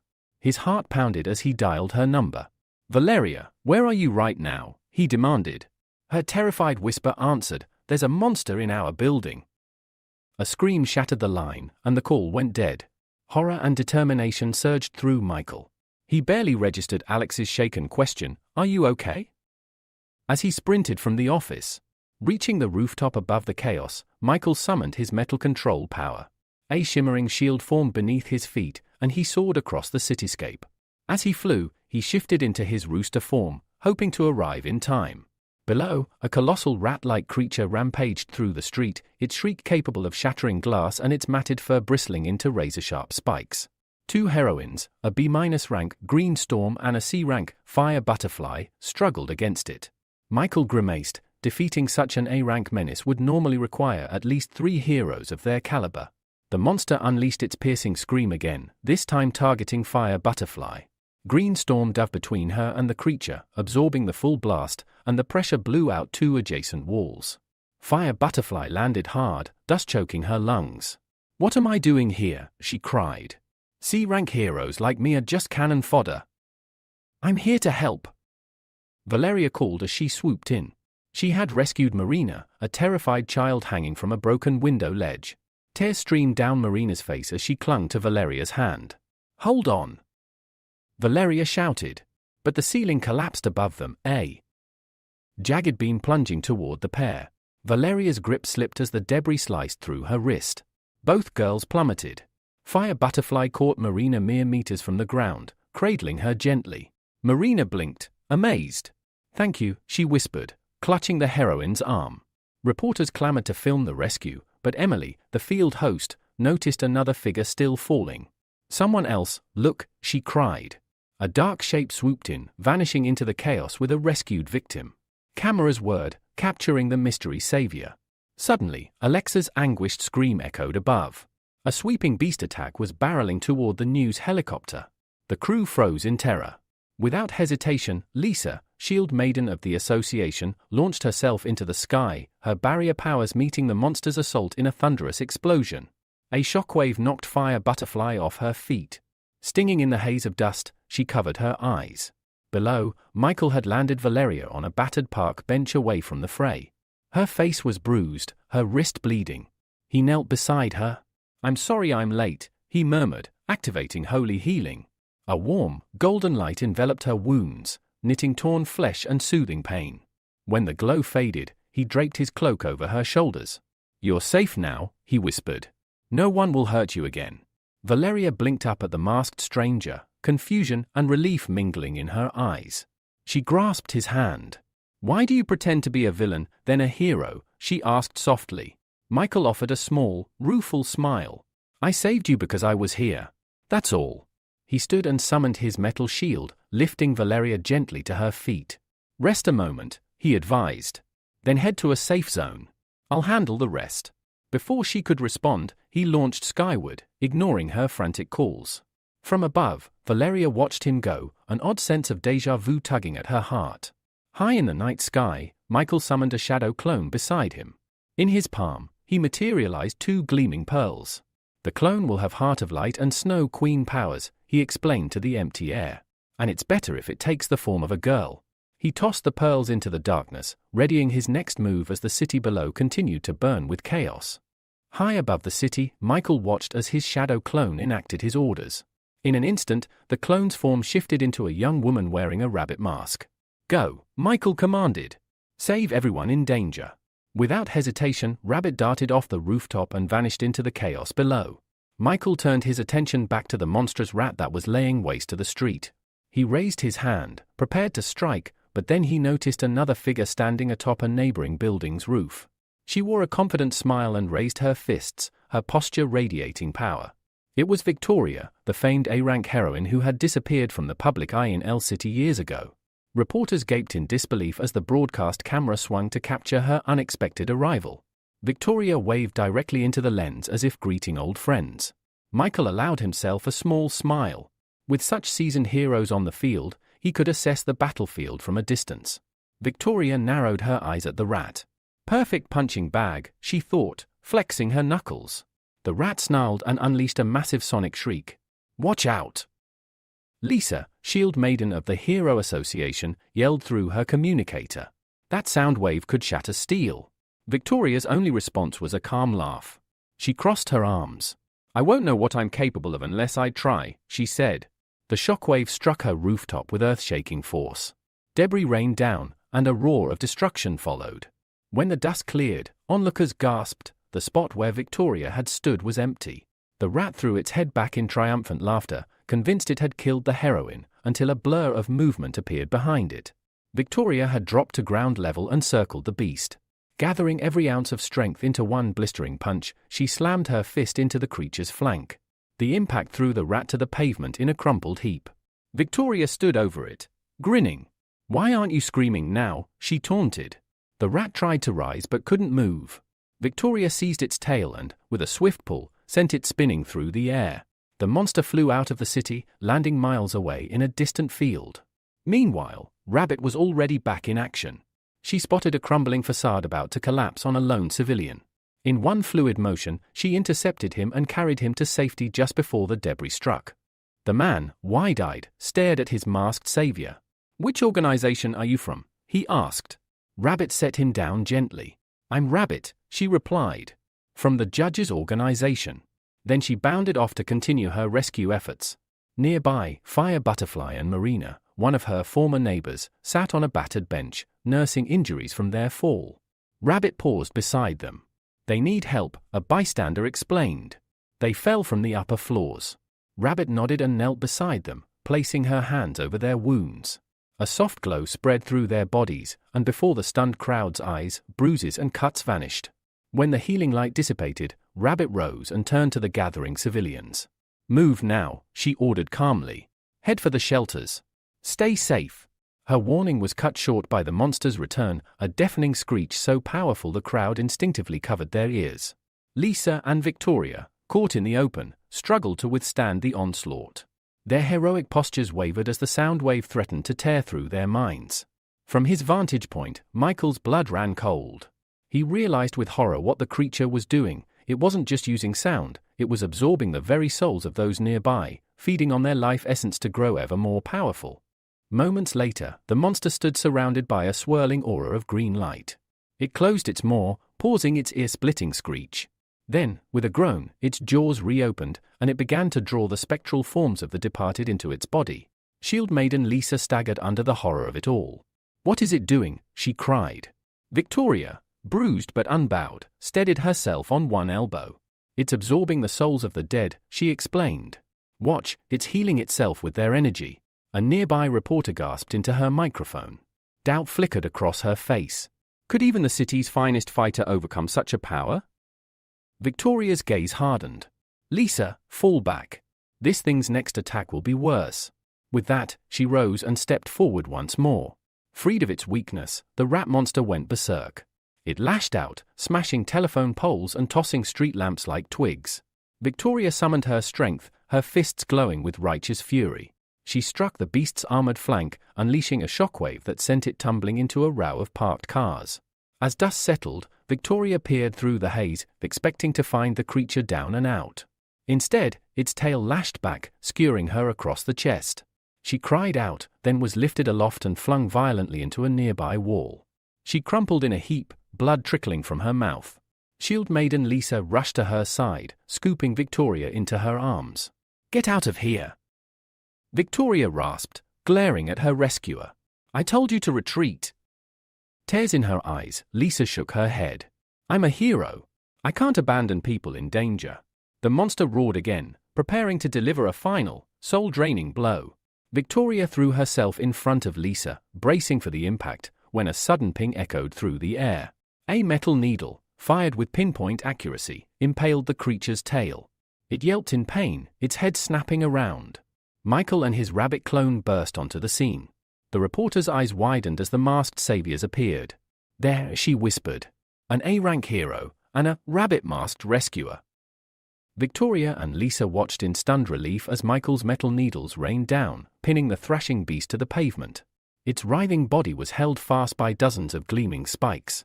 Victoria realized the real target. Michael had driven nails through its jaws, preventing it from opening its mouth to gorge on more souls. The monster, still alive and furious, opened its maw in a last, desperate screech, aimed this time at Michael himself. He slammed a metal shield before him, and the sonic blast rattled harmlessly off its surface. "Rabbit," Michael called out, "stop it from opening its mouth." The clone nodded and swept her arms skyward. Instantly, temperatures plummeted.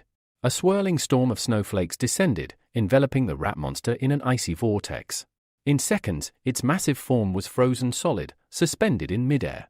The onlookers stared in awe as the beast pounded futilely against its crystal prison. But then, green lights began rising from the rubble once more. Victoria's eyes narrowed in horror. "It's feeding on new souls again." Michael soared upward, dragging the frozen creature with him. From up here, he shouted, "It can't reach any fresh victims." Higher and higher he climbed, until, at last, he hovered above the skyline. With a decisive twist of his wrist, he shattered the ice, and the monster's body exploded into countless frozen fragments that rained down across the city streets. Below, citizens caught the falling shards in their hands, marveling at the display. High above, Michael closed his fist. In the instant before the fragments scattered, he drew out the creature's A-rank soul leader ability, a cruel power that restored its wielder with the strength of harvested spirits but at the price of creeping madness. Michael absorbed it swiftly. As he studied its essence, he realized it was nearly identical to his own Heart of Light, save that it demanded souls for its healing. Clutching the new ability in his palm, Michael vanished into the night, leaving the city to reel from the spectacle of a frozen monster and the astonishing arrival of two masked heroes. Moments later, the reporter's voice crackled through the helicopter's loudspeaker. "Civilians, please remain calm. We will disperse the clouds shortly so you can see your hero's status." The crowd didn't have to wait long. Through a break in the mist, Michael descended gracefully on his metal shield, settling before the helicopter's open door. Emily waved exuberantly. "Sir Michael, could we have a word? We'd like to interview you." Cameras whirred and zoomed as Michael offered a courteous nod. Standing beside him, Victoria watched silently, her brow raised in admiration. He must have surpassed A-rank, she thought. Only an S-rank could have dispatched that beast so effortlessly. As the press prepared their questions, two glowing blue spheres leapt from Rabbit's palm and streaked toward the heroines. Instinctively, Lisa sprang forward, using her shield to protect Victoria. Both women braced themselves, and then, instead of pain, they felt warmth. Their wounds began to seal, the ache ebbing away. Victoria blinked at Rabbit. What ability is this? Who are you? Rabbit inclined her head beneath her mask. I am Rabbit, she replied calmly, a representative of the judges' organization. Behind them, the helicopter's presenter piped up. Viewers, you're witnessing the arrival of a new heroine, one who accompanies Mr. Michael. She, too, hails from the judges' organization and possesses remarkable healing powers. Victoria, scratching the back of her head, looked genuinely puzzled. I've never heard of that agency before. Thank you, Rabbit. Without you, we wouldn't have made it through that monster. With a graceful nod, Rabbit rose on a shimmer of snow-white light and joined Michael atop his shield. The cameras followed their ascent until both heroes slipped behind a curtain of clouds. Emily's commentary continued, praising their decisive intervention, while Victoria stared skyward in bitterness, convinced that her own efforts had been eclipsed. A few minutes later, Michael and Rabbit flew beyond the city limits, skirting the forest canopy toward a prearranged rendezvous with Austin. Michael's mind raced with questions. What latest intelligence would his godson bring? Time's almost up for me, Rabbit murmured, her form blurring. In an instant, she dissolved, and the energy she had held returned to Michael. He examined the two pearls in his palm, the Heart of Light and Snow Queen stones. This is remarkably efficient, he thought. I can send future clones on missions without hesitation. But the memories of men leering at Rabbit from below stung him. I'll avoid creating female forms going forward. At last, they reached an old building beside an abandoned car.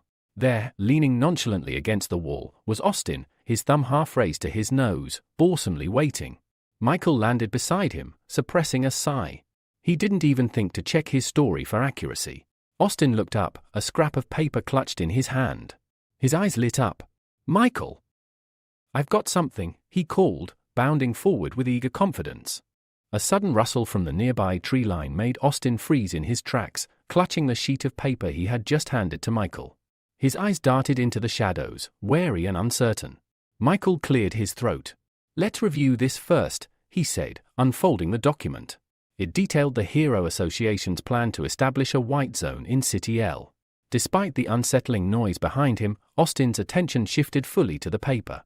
With uncontainable excitement, Austin declared, I've heard there are special items in the world, equipment that can magnify one's power. We have to obtain them at any cost. Michael nodded. This intelligence is invaluable. You've earned your reward. He produced a tiny vial of amber liquid, an ability potion of C-rank potency, and handed it to Austin. Without hesitation, Austin downed the elixir in a single gulp, wincing at the taste. He muttered, wiping his mouth. These potions taste worse every time. All good medicine tastes bitter, Michael replied with a reassuring pat on his godson's back. Within moments, Austin's form convulsed, bones stretching and sinews thickening. Fur sprouted across his body, his canine features sharpening into a full werewolf's visage. He howled in triumph, marveling at his newfound hereditary lycanthropy and the promise of double strength under the full moon. Michael glanced toward the forest. You needn't hide any longer, he said. Austin frowned.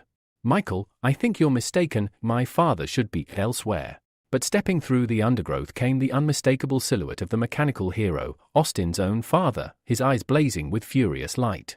He strode forward, fists clenched, and turned to Michael. Permission to discipline my wayward son, he growled. Austin whimpered as his father's metallic boots began to collide with his ribs. Each blow was delivered with iron resolve, an attempt to correct his betrayal in front of his new godfather. Michael watched calmly until Austin's pleas grew too desperate. Stepping between them, he raised a gloved hand. We had a deal, he reminded the mechanical hero. He simply wished to gain an ability. Show him mercy. The blows stopped. Austin, battered and tear-streaked, wiped at his cheek.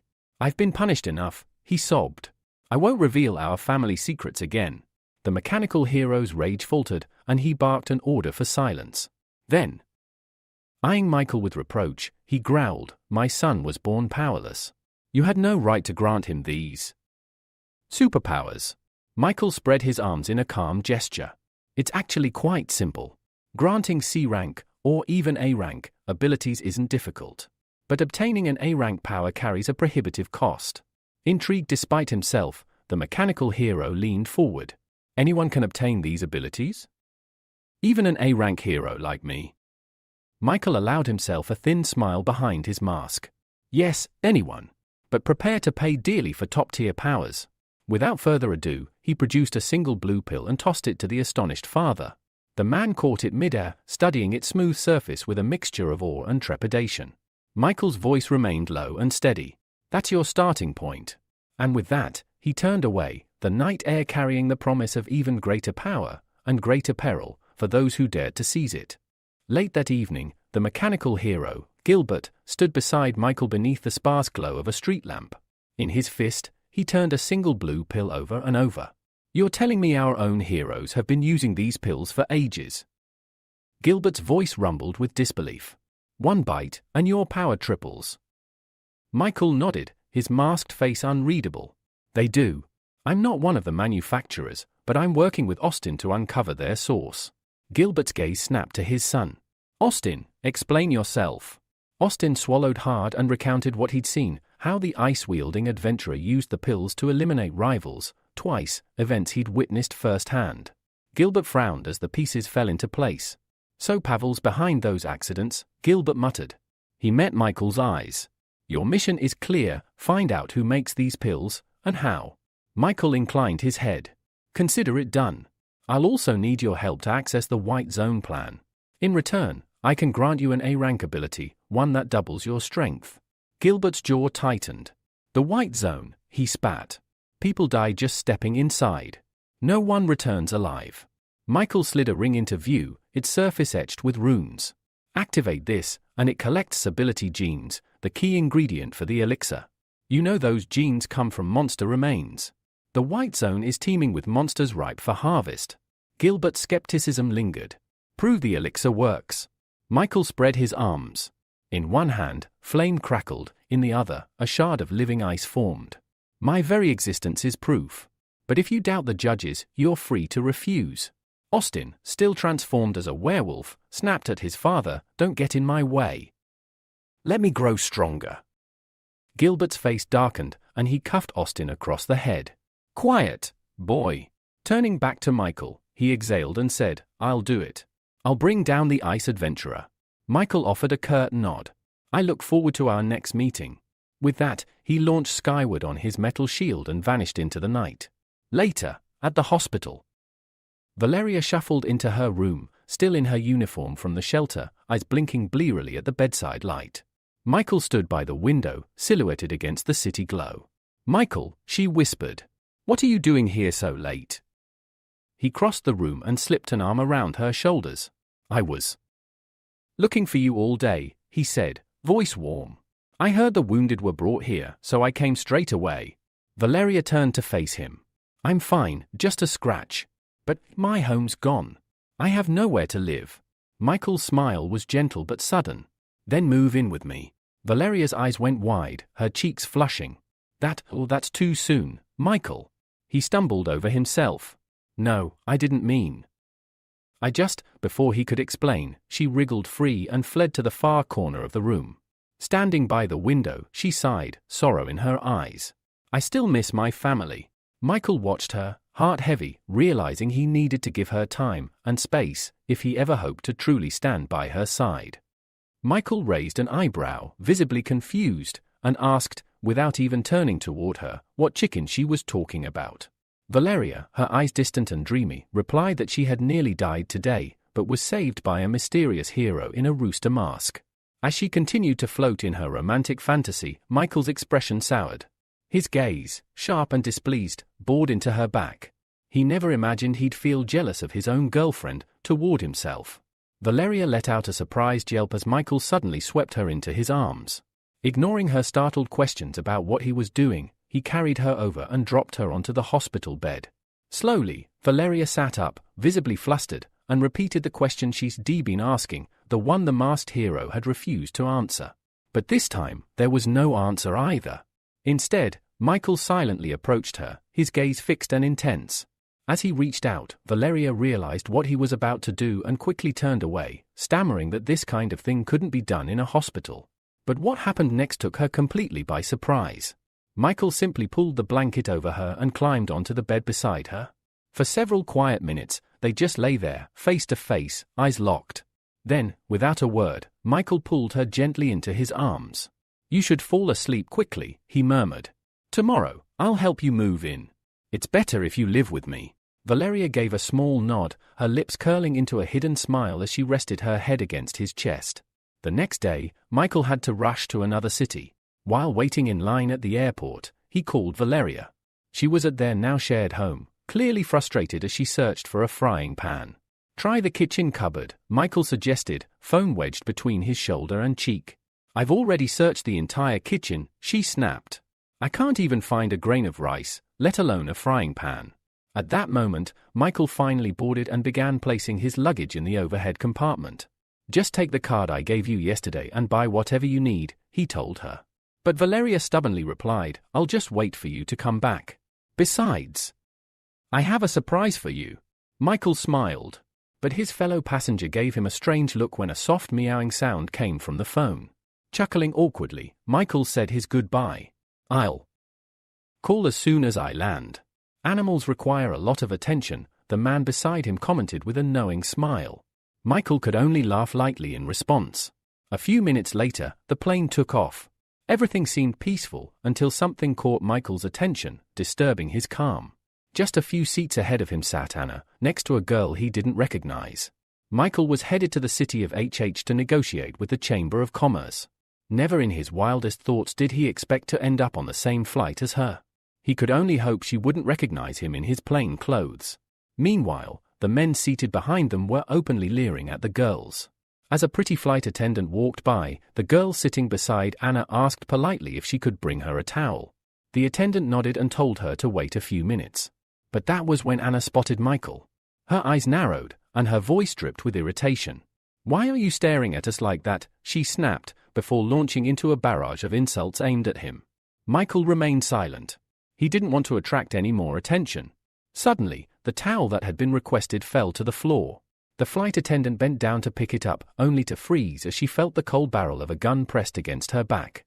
Don't kill me, she pleaded, raising her hands in surrender. Nobody move. Hands behind your heads, barked the man standing behind her. All around the cabin, other men in identical uniforms stood up, weapons drawn. They barked threats, warning the passengers they'd get a bullet in the forehead if they disobeyed. Michael's eyes shifted. One of the armed men stood just beside him, gun in hand. Michael narrowed his eyes. Judging by the aura and composure of the attackers, he assumed they were mutated monsters, possibly entirely unnatural beings. His scrutinizing gaze didn't go unnoticed. One of the armed men snapped at him, voice sharp with threat, demanding he put his hands behind his head. Michael complied, lifting his hand slowly, but his eyes remained fixed on the man in front of him. He continued to analyze the situation. Judging by their strength and confidence, he estimated the hijackers were at least B rank. Still, hijacking a plane in broad daylight? That was bold, even reckless. He shifted his gaze toward Anna. Transforming into his heroic form in front of the entire cabin, especially with her present, was out of the question. He had to come up with another plan, fast. Meanwhile, the one who appeared to be their leader barked an order at the flight attendant, forcing her at gunpoint to open the cockpit. As soon as the door clicked open, gunshots rang out from within. The sound echoed through the cabin, sending a jolt of alarm through Michael. They had eliminated the crew. The leader, a man named France, stepped forward and placed one of his own men at the controls, reminding him in a stern voice to follow the planned course exactly. Thomas, the hijacker at the controls, nodded in agreement. One of the flight attendants, now kneeling and trembling, looked up through tear-filled eyes. "Where are you taking the plane?" she asked in a shaky voice. France turned toward her, his expression as cold as steel. He raised the gun again and replied flatly, "We're headed to the White Tower, the tallest building in Shush. Everyone else will die." Without hesitation, he pulled the trigger. A red splash marked the end of her question. Not a flicker of emotion crossed France's face as blood hit his skin. He remained cold and merciless, a picture of ruthlessness. The remaining hijackers continued to watch the passengers with sharp eyes. Oddly, the man sitting beside Michael didn't appear the least bit frightened. In fact, he smiled, completely enamored with Anna. "If this is my last flight, I regret nothing," he whispered, eyes locked on her. Meeting such a beauty was worth it. Michael, meanwhile, mulled over a growing question: where had these hijackers come from? He muttered the thought aloud, and Anna heard him. One of them said earlier they took the plane to destroy the White Tower, she explained. From how much they hate the second district.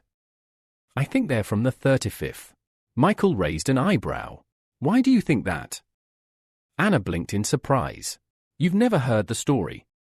Her surprise was met with his blank expression. She sighed and began to explain. When the 50th district was newly formed, people from the 2nd invaded it. They caused chaos and destruction everywhere. The 35th stepped in to defend the peaceful region, and afterward demanded that the government council force the 2nd district to apologize and pay compensation. She paused, then added bitterly, but the arrogant chairman of the 2nd district's parliament rejected it. Michael shook his head. What they did was cruel. But using terrorism won't fix anything. Anna nodded. Only civilians suffer in the end. Their whispering didn't go unnoticed. One of the hijackers, the warden, snapped at them, his voice sharp and threatening. What are you whispering about? Nothing, Anna quickly replied. I'm sorry. We won't do it again. But the man wasn't satisfied. He grabbed her roughly by the wrist and yanked her to her feet.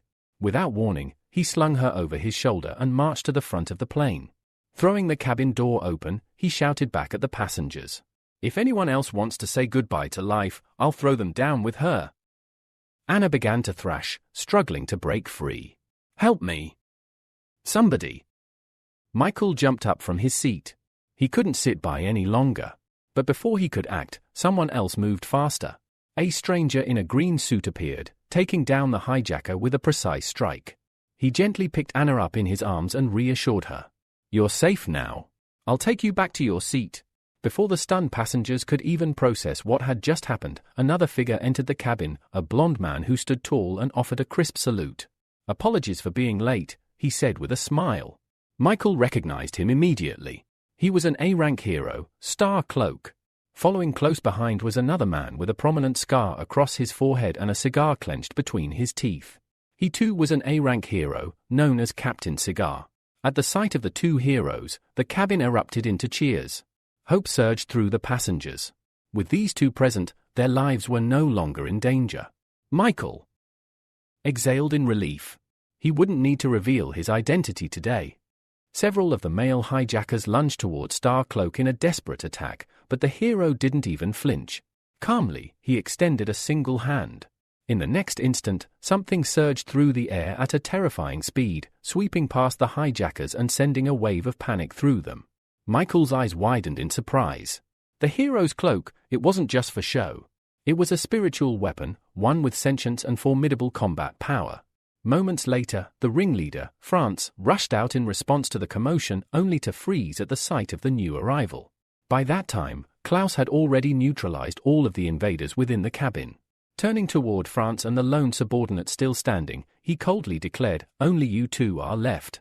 It'd be smarter to surrender." But instead of backing down, France growled defiantly, shouting that this was far from the end. The next moment, both he and his ally activated a grotesque ability, Fruit Meat Bomb. Their bodies began to bloat like balloons, inflating rapidly. Then, an explosion. The blast rocked the aircraft violently, damaging critical structural elements. The plane lurched, tilted, and began a rapid descent. Passengers screamed, clutching at their seats in desperation. The cabin turned into chaos. Despite the panic, the hero stayed composed. Ivan shouted with authority, ordering everyone to don their oxygen masks immediately. Then, turning to Klaus, he asked urgently, "Do you have anything, any power, that can help in this situation? Can your cloak lift the plane?" Klaus scoffed, clearly irritated. "You'd need to be at least S rank for that," he replied. "My cloak can carry a few passengers, nothing more." The moment those words left his mouth, the entire cabin erupted. Dozens rushed toward him, pleading to be saved, offering anything in return. Some shouted prices, others screamed promises. Michael, watching it unfold, couldn't help but raise an eyebrow at the desperation. He sincerely hoped no one tried to negotiate payment right then and there. The cries only grew louder, more frantic. Meanwhile, Ivan approached the girl he had rescued earlier, Anna, and told her to return to her seat and fasten her belt. "Thank you again," she said, still shaken, before hurrying back. When she reached her seat, she was greeted by Sakura, who was visibly relieved to see her. Elsewhere, Klaus removed his cloak and spread it across the floor. "I have a plan," he said confidently, beckoning Ivan. "Come with me." Ivan hesitated. "We can't just leave these people alone." What are you planning to do? With a tone of veiled annoyance, Klaus responded, just trust me. Otherwise, it'll be too late. Left with no better option, Ivan nodded and stepped onto the cloak. Together, the two heroes flew up and exited the plane through the emergency hatch. Michael, witnessing their departure, formulated a quick plan of his own. He didn't need to reveal his identity, not yet. Instead, he could create a clone of himself outside the aircraft. Even with just a fraction of his true power, the clone could still help save the plane. Without wasting another second, he closed his eyes and activated the ability. A dark shadow leaked through the window, and moments later, Rooster, his clone, stood on the other side of the glass, looking back at him. Meanwhile, high above, the two heroes had reached the plane's rooftop. Klaus shouted through the roaring wind, "Use your power! Make a parachute!" Ivan blinked, impressed. "You're smarter than you look," he said. "Didn't even think of that myself." Drawing in a deep breath, Ivan activated his unique ability, cigarette smoke manipulation. He exhaled thick plumes of smoke that separated into 3 distinct trails, each wrapping around the tail and wings of the aircraft. Slowly but surely, the plane began to stabilize. Exhausted, Ivan collapsed onto the surface of the plane. His breathing was heavy and his body sagged with fatigue. "That took everything out of me," he muttered, facing away from his partner. "I've got nothing left." He didn't see the sinister grin spreading across Klaus' face. Silently, Klaus twisted his cloak into the shape of a needle, sharp and deadly. "Thanks for your hard work," he said coldly. Michael's clone, still hovering nearby, saw what happened next, and it left him in shock. With a swift motion, Klaus stabbed Ivan in the back, the sharp edge of his cloak piercing his partner's body. Ivan cried out in pain, clutching at the wound as his blood spilled across the plane's roof. Michael couldn't believe what he was seeing. Klaus' eyes burned with hatred as he stood over his fallen comrade. "Every mission," he spat, "I was the one who got the job done. But you always got the praise. The spotlight. The fans. The sponsors. His voice turned venomous. Now they won't even look at me." Then, turning his back on Ivan, Klaus gave one final parting word. "If you're such a great hero, then die for the civilians. I'll tell the media Captain Cigar died in a crash, heroically trying to save everyone. Just like a real hero should." He turned away, leaving Ivan bleeding behind him moments away from death. After that, Klaus leapt from the plane. As soon as he vanished from sight, Michael rushed over to the wounded Ivan and immediately began healing him using his power. Ivan, breathing heavily, stopped him. "Don't waste your strength. This wound was caused by a spiritual weapon. It can't be healed." Michael's eyes widened in disbelief. He winced in shock, unable to accept what he was hearing. Still managing to stand, Ivan looked at him with sorrow in his eyes. "I was too naive. I never imagined Klaus hated me so much." His voice cracked. "I have a son. He's waiting for me at home. We were supposed to play football this weekend." Suddenly, Ivan's power, his smoke-based ability, flickered and vanished entirely. The plane jolted again. By this time, Klaus had already returned to the aircraft. The passengers looked at him in confusion as he calmly re-entered the cabin. When someone asked where the other hero had gone, he answered with a sorrowful tone, "Captain Cigar, he gave everything he had to slow the fall. But it wasn't enough. I'm sorry." Then he added that his cloak could only carry a few people. Before anyone could question him, the cloak surged to life, grabbing several girls at once. Among them was Sakura, who screamed as the cloak wrapped tightly around her waist. "I want to stay. I want to be with Anna," she cried out. But Klaus wasn't listening. He had already made his selection, and with that, he left the plane, abandoning everyone else. A sense of crushing despair fell upon the remaining passengers. Back outside, Michael knelt beside Ivan's fading body and extracted what remained of his ability, vowing to avenge him. Then, something caught everyone's attention. Crowds rushed to the windows when they spotted a familiar figure outside, the hero in the rooster mask. It was Michael's clone. Channeling his metal manipulation, he focused on stopping or at least slowing the descent of the aircraft. Each second felt like an eternity. For a moment, nothing happened. The plane kept falling. Then, when only a few kilometers remained between them and the ground, the metal finally responded. The plane froze in mid-air, suspended, as though caught in an invisible hand. Michael gently guided it downward, doing everything he could to land safely. At last, the aircraft touched down. Passengers erupted into joyous cries. They burst from the doors, overwhelmed with relief. Many immediately began scanning the area, trying to find the hero responsible. Anna was the last to exit, stunned that she was still alive. Regaining her composure, she too began searching, looking for Michael. Meanwhile, Klaus, now far from the crash site, returned to the city and brought back reinforcements. Soon, an association helicopter hovered over the area. Inside, a reporter gave a live broadcast, promising to update viewers on the events surrounding the hijacked plane crash.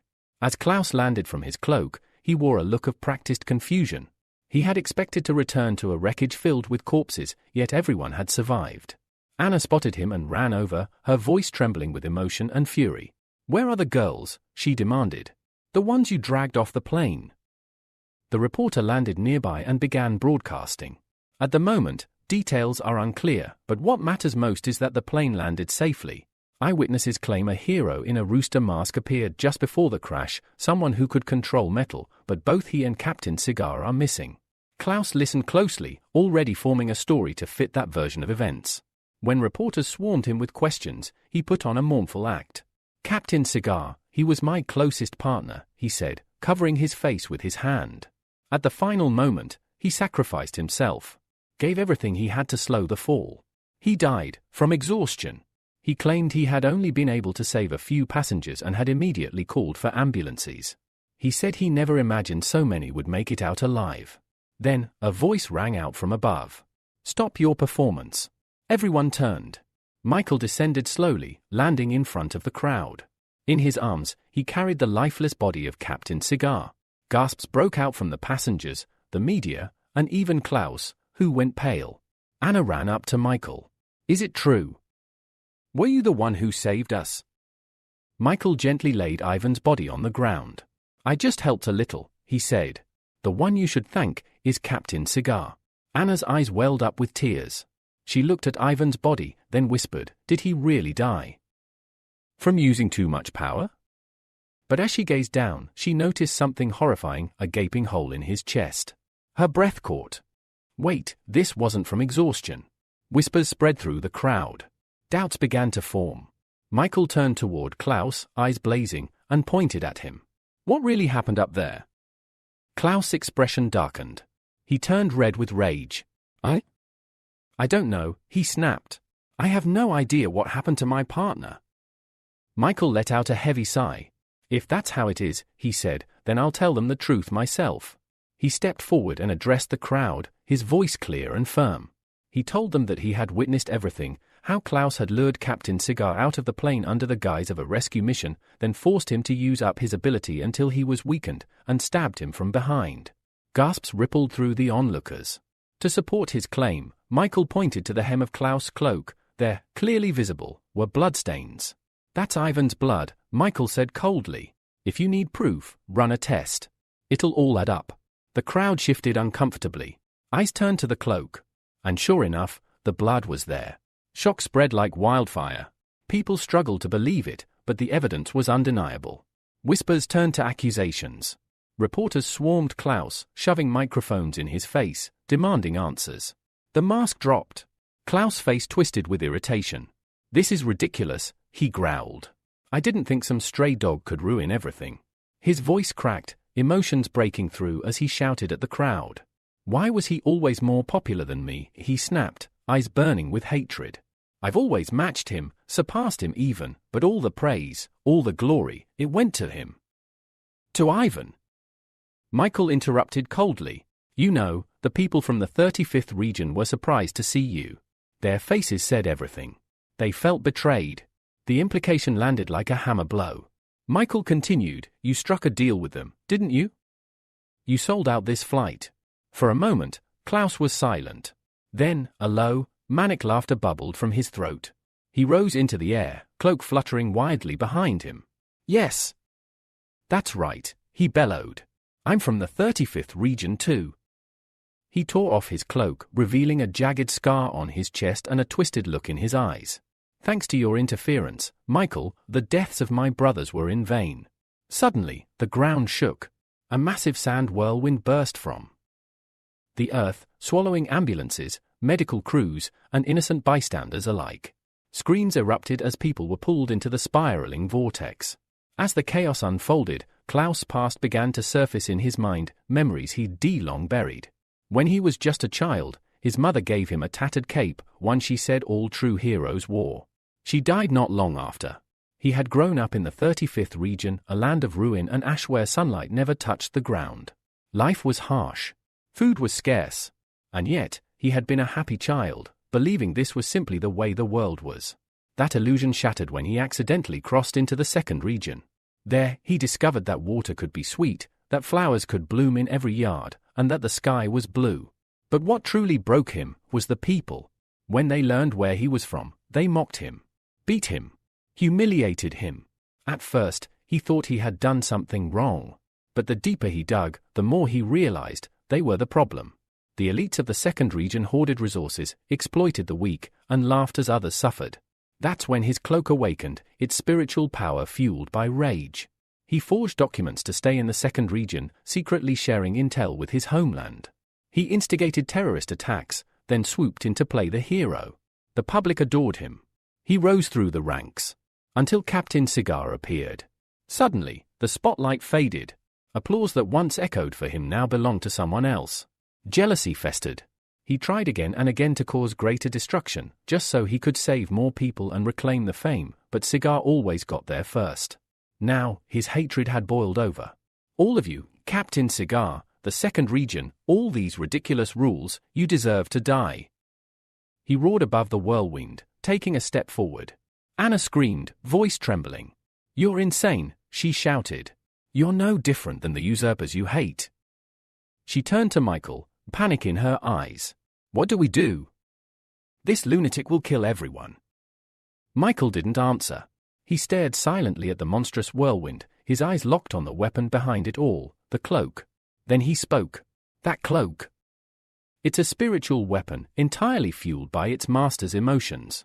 After all the lives it's claimed, it's now evolved into an S-rank weapon. Anna's face went pale. She immediately summoned her bag, rummaging through it desperately. But after a few seconds, her expression turned to despair. She had nothing that could stand against something that powerful. Anna looked at Michael, her expression full of worry. Can you handle him? She asked quietly. But then, she noticed something, his hand was trembling. You're afraid? She asked in surprise. Michael didn't deny it. Instead, he took a few confident steps forward, eyes locked on the swirling chaos ahead. I'm not afraid, he said. On the contrary. I've been waiting for this fight. He floated into the air and shouted toward Klaus. You said it yourself. You've been secretly killing civilians in District 2 just to vent your frustrations. Klaus tilted his head and laughed, unapologetic. Yes. I killed a lot of them, he said casually. Every fan, every person I've saved, their lives belong to me. I can do whatever I want with them. Michael's expression darkened. To think an A-rank hero with 1 million followers turned out to be a lunatic, going back and forth between destroyer and savior. He raised his voice. When a victim becomes an offender, her motives no longer matter. There's no forgiveness. No pity. Klaus gave a sharp laugh. You talk just like Captain Cigar, he said with a sneer. Fine then. I'll reward you with 100 seconds to run. With that, Klaus began the countdown. But Michael didn't waste a second. He immediately activated his metal control ability. From the spinning vortex, a razor-sharp blade emerged. Then another. And another. Soon 8 blades, double-edged and gleaming, hovered behind his back like metallic wings. At second 15, Klaus peeked open an eye. How patient, he muttered. Now let's see what, but then he paused, confused. Michael was nowhere in sight. Only Anna stood nearby. We're in the center of the sand vortex, he said, narrowing his eyes. Where did he? A voice from above called his name. Klaus looked up. Michael was there, diving toward the cloak. In one clean strike, he slashed the spiritual weapon at its core. Immediately, the sand whirlwind shattered, collapsing like a broken dam. Screams echoed through the air as people began plummeting from the sky. Klaus was stunned. He looked down at his cloak and realized the edges were pinned in place by blades. Michael had pierced it. This was the first time he had used his S-rank ability to restrain a spiritual weapon of the same level, and it was taking everything he had to keep it under control. Turning to Anna, he shouted, "Do something." Save the people. Anna nodded, her voice steady. You can count on me. She flung open her bag and hurled several small beast eggs into the air. As they fell, they rapidly grew in size, swelling larger and larger. Despite knowing it was necessary, her heart ached. Each egg cost her 30,000 Wi. When they hit the ground, the eggs cracked, releasing a thick, sticky substance that spread into a cushioned layer. The falling people landed on it, their impact softened, their lives spared. Klaus screamed in rage. They mustn't survive. None of them. I'll kill everyone and get my cloak back. He raised his gun and opened fire on Michael. At first, Michael dodged with ease, but then he noticed something strange. The bullets looped back, chasing him. They were homing rounds. He gritted his teeth, slicing them mid-air to destroy them, but the distraction had cost him. Klaus had taken back the cloak. With a wild cry, Klaus lunged at him, launching a frenzied barrage of strikes. Michael dodged blow after blow, but suddenly, a deep cut slashed across his right arm. He immediately tried to heal, activating his ability, but nothing happened. Then he remembered Captain Cigar's words, wounds from spiritual weapons can't be healed. Klaus jumped back, laughing. That's right. My cloak attacks the mind, it tears into your spiritual core. Healing's useless. Michael narrowed his eyes and muttered, then maybe I'll be the one to make better use of it. At that moment, the cloak began to float, drifting up from Klaus' shoulders on its own. Klaus blinked in confusion. The cloak slid its fabric down into the inner pocket of his jacket. A moment later, it pulled out a handful of pills. Michael's heart sank. If it uses those, he whispered, it'll become unstoppable. He watched in horror as the cloak, now acting independently, forced the pills into Klaus' mouth, ignoring his resistance. Michael stood frozen, tense, waiting for the outcome. The fact that the spiritual weapon could now move and act on its own deeply troubled him. It meant Klaus was no longer in full control, and the weapon itself had become a greater threat. Then, Klaus' posture straightened. His eyes glowed an eerie blue, and his voice roared out, "This is your fault, Michael. Because of you I had to swallow that disgusting thing again." The cloak ripped off his shoulders, then rapidly grew in size, monstrous and overwhelming, and surged toward Michael like a living storm. Michael found himself trapped. The massive cloak had sealed off every exit, wrapping around him like a dome. There was no sky above him, no light, no direction, only pitch blackness. Damn it, he muttered, now completely blind inside the spiritual weapon. Suddenly, small points of light began to glow overhead. At first, Michael squinted in confusion. What are those? But as they drifted closer, his eyes widened in horror. They were stars, but not ordinary ones. They were sharp, and they were flying toward him. They clung to him, covering him almost up to the neck. In desperation, he grabbed one and tried to throw it off, but the moment it left his hand, it began to glow brighter, then heat up.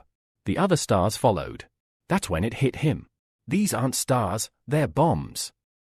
A moment later, a massive explosion rocked the inside of the cloak. Outside, Anna stood frozen, eyes wide with panic. Smoke poured from the shrinking cloak, and Klaus let out a cruel laugh. "It's over," he sneered. "Your boyfriend's nothing but ash now." The cloak slowly shrank back to its normal size, thick steam hissing out from underneath it. Anna clutched her mouth in disbelief. But as the smoke cleared, they saw something unbelievable. Standing where Michael had been was an iron statue. He had encased himself in a shell of hardened metal just in time. The statue cracked open, and Michael stepped out, dusting himself off, exhausted but alive. "If I'd waited even a second longer," he muttered, "I'd be dead." From the crowd below, cheers erupted. The people he'd saved earlier were overjoyed to see him alive. Anna smiled, her relief washing over her. Michael reached into his pocket, staring straight at Klaus. "I got a little something from Captain Cigar," he said. He placed a dead man's cigarette between his lips. Klaus' eyes flared with rage. "Don't you dare mention him." Fueled by anger, he lunged at Michael, but Michael raised his hand and calmly activated absorption of stars. Klaus stopped in midair. He couldn't move. Dark liquid began to ooze from his body, and then, his entire form collapsed, transforming into a perfect black sphere. Michael had pulled every trace of metal from his opponent's body. A moment later, Klaus was gone, erased without a trace. The star cloak, now color-shifted, drifted into Michael's hands. He inspected it carefully. The weapon had Changed, its description now read that it could damage mental power, possessed A-rank immunity, and had incredible elasticity. Then, the cloak spoke. The previous master is gone. You are my new master. It changed shape, folding into the form of a heart. Michael let out a tired sigh. He knew right away, if he didn't grow stronger, this weapon might one day turn on him and consume him entirely. Just then, screams called out from nearby. Civilians were still stuck in the sticky liquid that Anna had spread using the beast eggs. Michael gave her a confused look.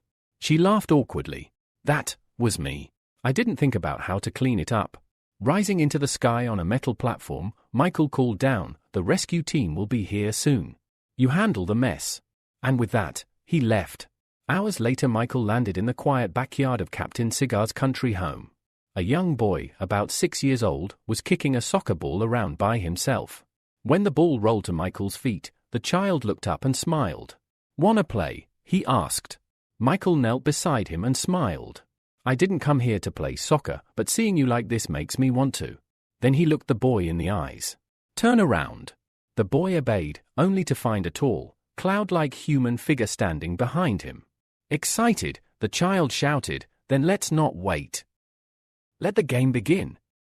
While the boy ran off to play, Michael quietly slipped a pearl of cigarette smoke into his body, the essence of Captain Cigar's ability. "Go ahead," Michael said. "I'll join you soon." And just like that, the boy laughed and ran across the grass, playing with the smoky phantom, completely unaware. Michael left an open pack of cigars on the porch step and disappeared without a sound, fulfilling his promise to his fallen friend. Meanwhile, all the passengers from the hijacked plane had long since been rescued and returned to the city. Anna and Sakura walked side by side, animatedly discussing everything that had happened. Anna exaggerated Michael's heroic moments, mimicking him with flair. Sakura, however, had a different story. Her captors, those who'd taken her during Klaus' rampage, had simply abandoned her group in the desert. If it weren't for a passing helicopter, they might have died out there. After hearing the story, Anna grabbed her by the shoulders. "Then it's fate that we survived. From now on, we have to value our lives more." Sakura nodded in agreement. "But I still have that meeting today," she said, pulling out a sealed envelope. It was an invitation. A few days ago, she explained, this letter arrived at the head office. "It's from the judges' organization. I have to negotiate a deal with them." The letter had come from a high-ranking member of the judges' organization, a mission of great importance. Sakura could hardly believe it. Being chosen for something like this was beyond anything she ever imagined. Excitedly, she spoke of the possibility of seeing the hero in the rooster mask again, the very one who had saved them earlier that day. But just then, a presence appeared behind her. A shadowy figure emerged from nowhere. Anna's eyes widened. She quickly pointed behind her friend. Sakura turned around and froze. A masked stranger loomed over her. "Who are you?" she asked cautiously. He said nothing at first. He just looked at her. Then, coldly, he asked, "Why so surprised?" Anna narrowed her eyes, studying him closely. "You look familiar," she said. Then Sakura remembered something. One time, Alexa, the heroine from the 2nd District, mentioned someone in the judges' organization named Snake. He wore a mask like an animal. Nodding slowly, Anna took a few steps forward. "I'm Anna, a friend of the hero in the rooster mask," she said. "The one who just risked his life out there." Still, the masked man said nothing. He just stared at her. Anna sighed, slightly annoyed. Despite being in the same organization, this one, Snake, was icy and distant. Not like the rooster at all. Turning away, she muttered, "Whatever. We were sent by HQ to help transport the goods. But there are no goods in sight." Suddenly, Sakura gasped. Snake had grabbed her wrist and yanked her a few steps back. Anna spun around, irritated. "What are you doing now?" Michael, still hidden under his snake persona, reached for a hanging chain, tugging on it with a wicked grin. "You wanted to know where the goods were, didn't you?" Then, he pulled. And the floor vanished beneath Anna. She let out a startled scream as she fell. Michael crossed his arms, smirking. She's needed a lesson for a long time. Sakura dropped to her knees in horror, crawling to the edge of the hole. "Anna! Anna, are you okay?" There was no response. Then suddenly, woo! "I'm rich." Anna's voice echoed joyfully. From below. Sakura blinked, stunned. Anna's voice called up again, more composed this time. Sakura, jump down. You've got to see this.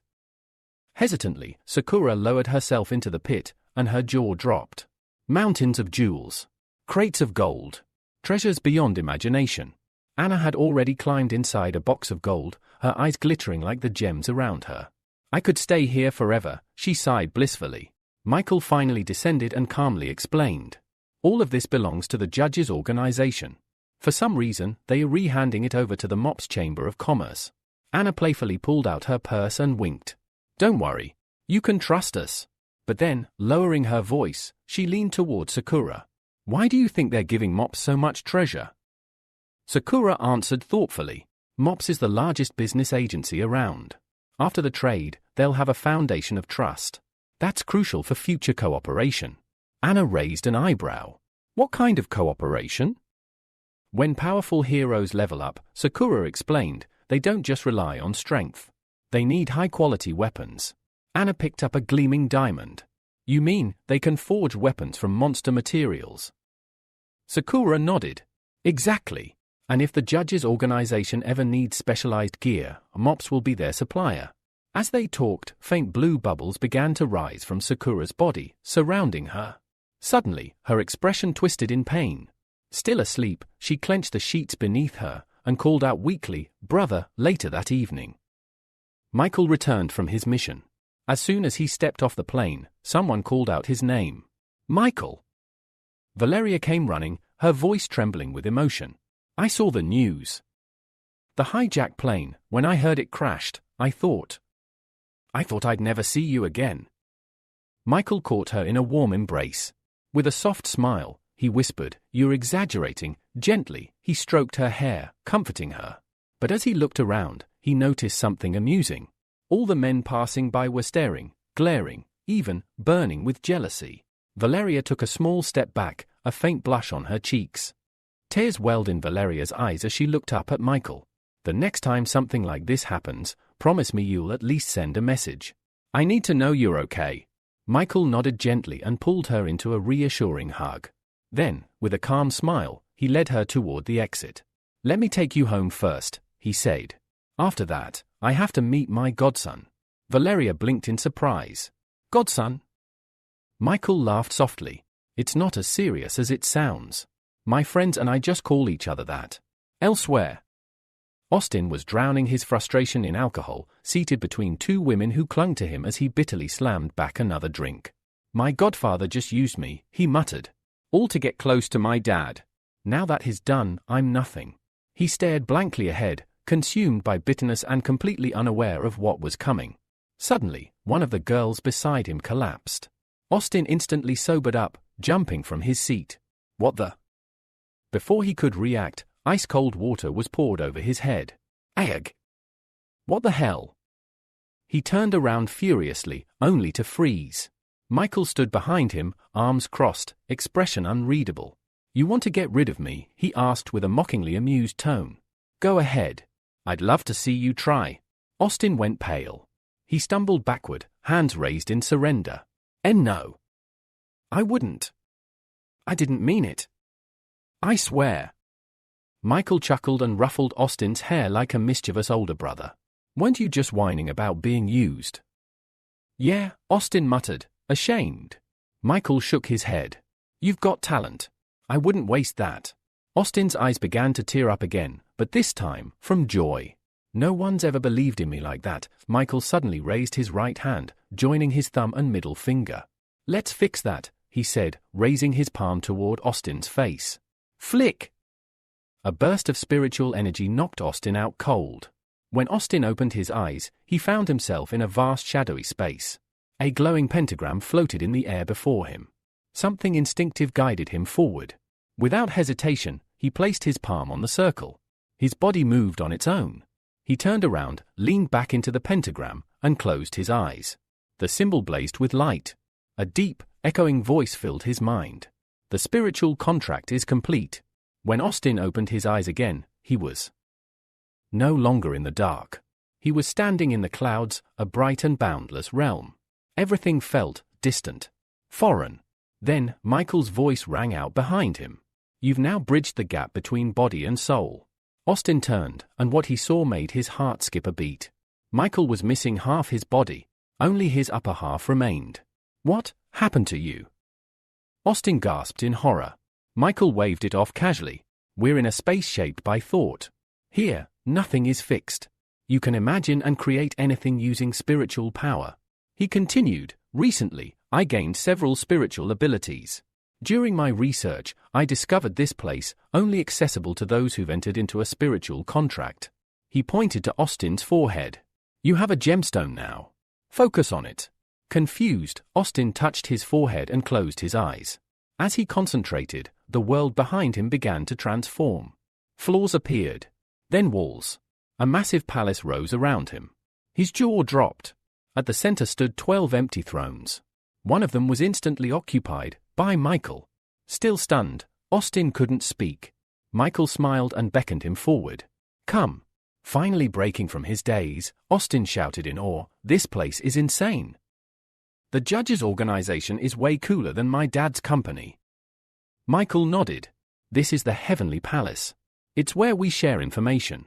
Our future meetings will take place here. Austin's eyes sparkled with curiosity. What's my mission? What's my role? Michael pointed to one of the thrones. The rat's seat is vacant. Austin's face lit up with excitement. Without waiting another second, he dashed toward the throne, wham.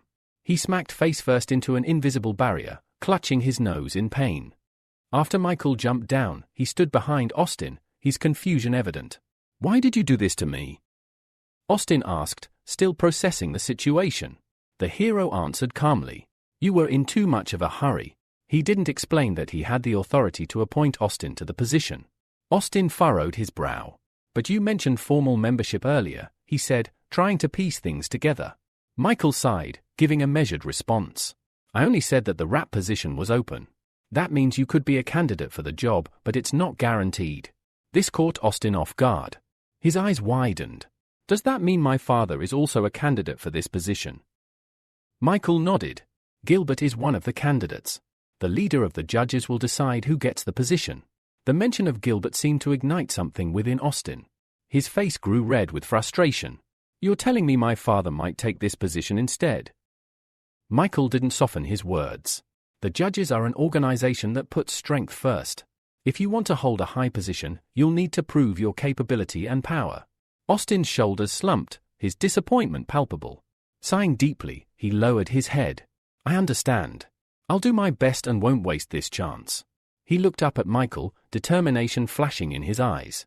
Please, give me my next assignment. Michael considered for a moment before responding. Gilbert will never give you the ice adventurer, so I want you to figure out how to lure him into a trap. Then, I'll take care of the rest. Austin nodded eagerly. I can do that. But then, a thought crossed his mind, and he hesitated. By the way, if I do become the rat, will I meet Rabbit? Michael froze, his expression utterly dumbfounded. Austin's face turned dreamy. I saw her on TV. She's perfect. If I marry her, my life will be complete. I'm certain of it. Michael's shock was palpable. You want to marry my clone? Austin didn't seem to pick up on Michael's concern, his gaze fixed on a future with Rabbit. Michael, however, was quick to act. He kicked Austin in the back. This is not the time for that. Get your task done first. Later that evening, Michael returned home and sat at the kitchen table, his eyes glued to the TV screen as he waited for Valeria. The news anchor reported something that caught his attention, a financial company from the second region, Knights of the Round Table, had imposed a fine on Alexa, an A-rank heroine known for her swordsmanship. Michael's mind raced. The report was unexpected. A moment later, Valeria entered the room, carrying a plate of chicken. She was dressed in nothing but an apron, her bare feet padding across the floor. Michael couldn't hide his shock.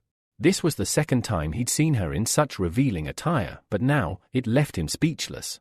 Valeria didn't seem to notice his reaction as she placed the chicken down on the table. She looked up and, noticing his silence, asked, What? Do I look bad? Michael, still stunned, quickly shook his head. No.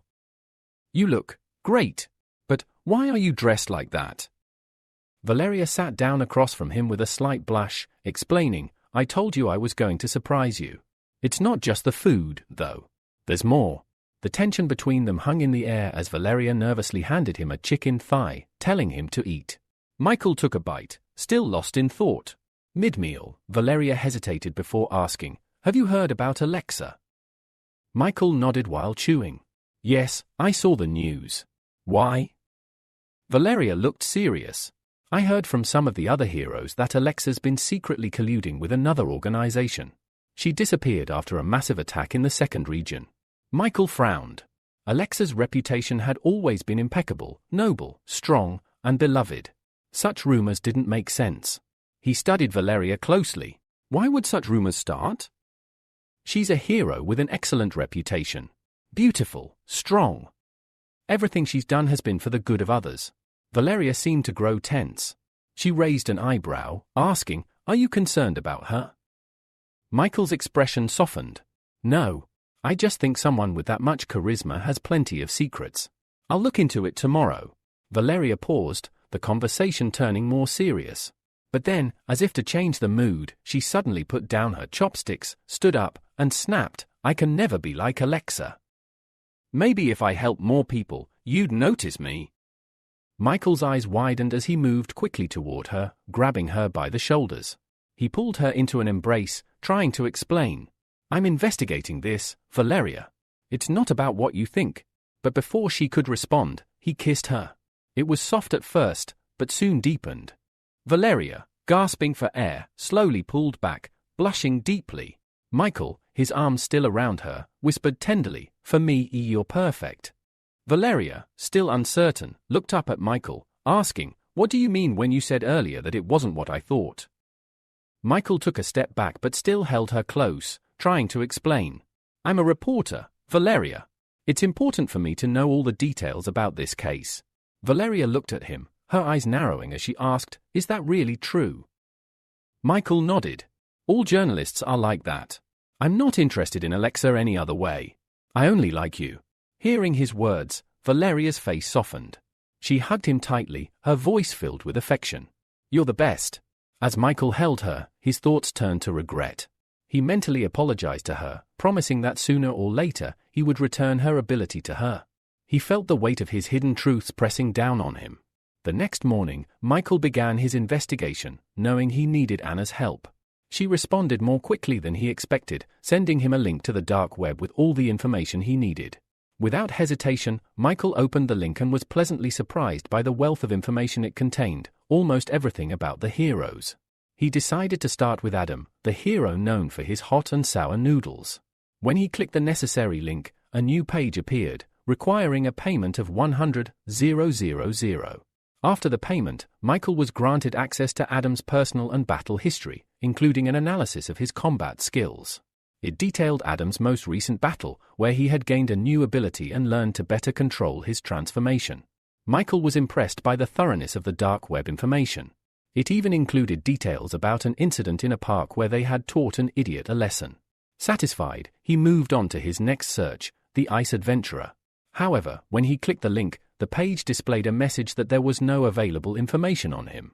Michael suspected that this was a deliberate concealment, but there was no way to know for sure. Next, he searched for Alexa, and this time, he was lucky.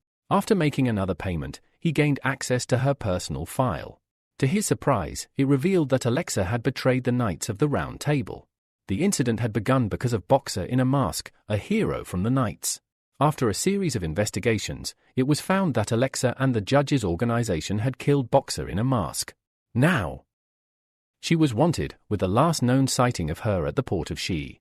The revelation that Boxer in a Mask was a hero from the Knights left Michael stunned. He couldn't wrap his mind around it. It was clear that this company knew something they weren't revealing. Michael believed that the Saints organization, to which the Boxer belonged, had something to hide. What really disturbed Michael, however, was the last line in Alexa's file. It revealed that she had been in a relationship with Snake, a member of the Judges. The implications of this were troubling to him, particularly because of Victoria, who might react angrily if she found out. Additionally, there was information about the Judges' organization now being available online, and the personal data of the hero known as the Rooster Mask was up for sale for 30 million. Michael was taken aback by the staggering sum. The idea that Alexa might be persecuted because of him filled him with guilt. He adjusted his glasses nervously, his mind racing as he thought about the consequences of this revelation. Meanwhile, a brewing conflict unfolded in Olympus. The enraged Black Dragon stormed into his father's office, demanding answers. Why did you give the ice adventurer a chance to participate in the White Region case? He's not even your son, the Black Dragon demanded. Gilbert, unfazed, maintained his stern gaze. Do you doubt my decision? He asked, clearly unbothered. The Black Dragon was furious. You promised me that I would be the one working with Explosive Fist and that we would go to the White Region together to train. What happened? Gilbert sighed and stood up. You're no longer suited for that role. I had to replace you with someone more suitable. The Black Dragon's anger only grew. What changed so suddenly? Is this about Rooster Mask? He threw a sharp glare at his father. Gilbert slammed his fist on the table, shouting, Don't bring Rooster into this.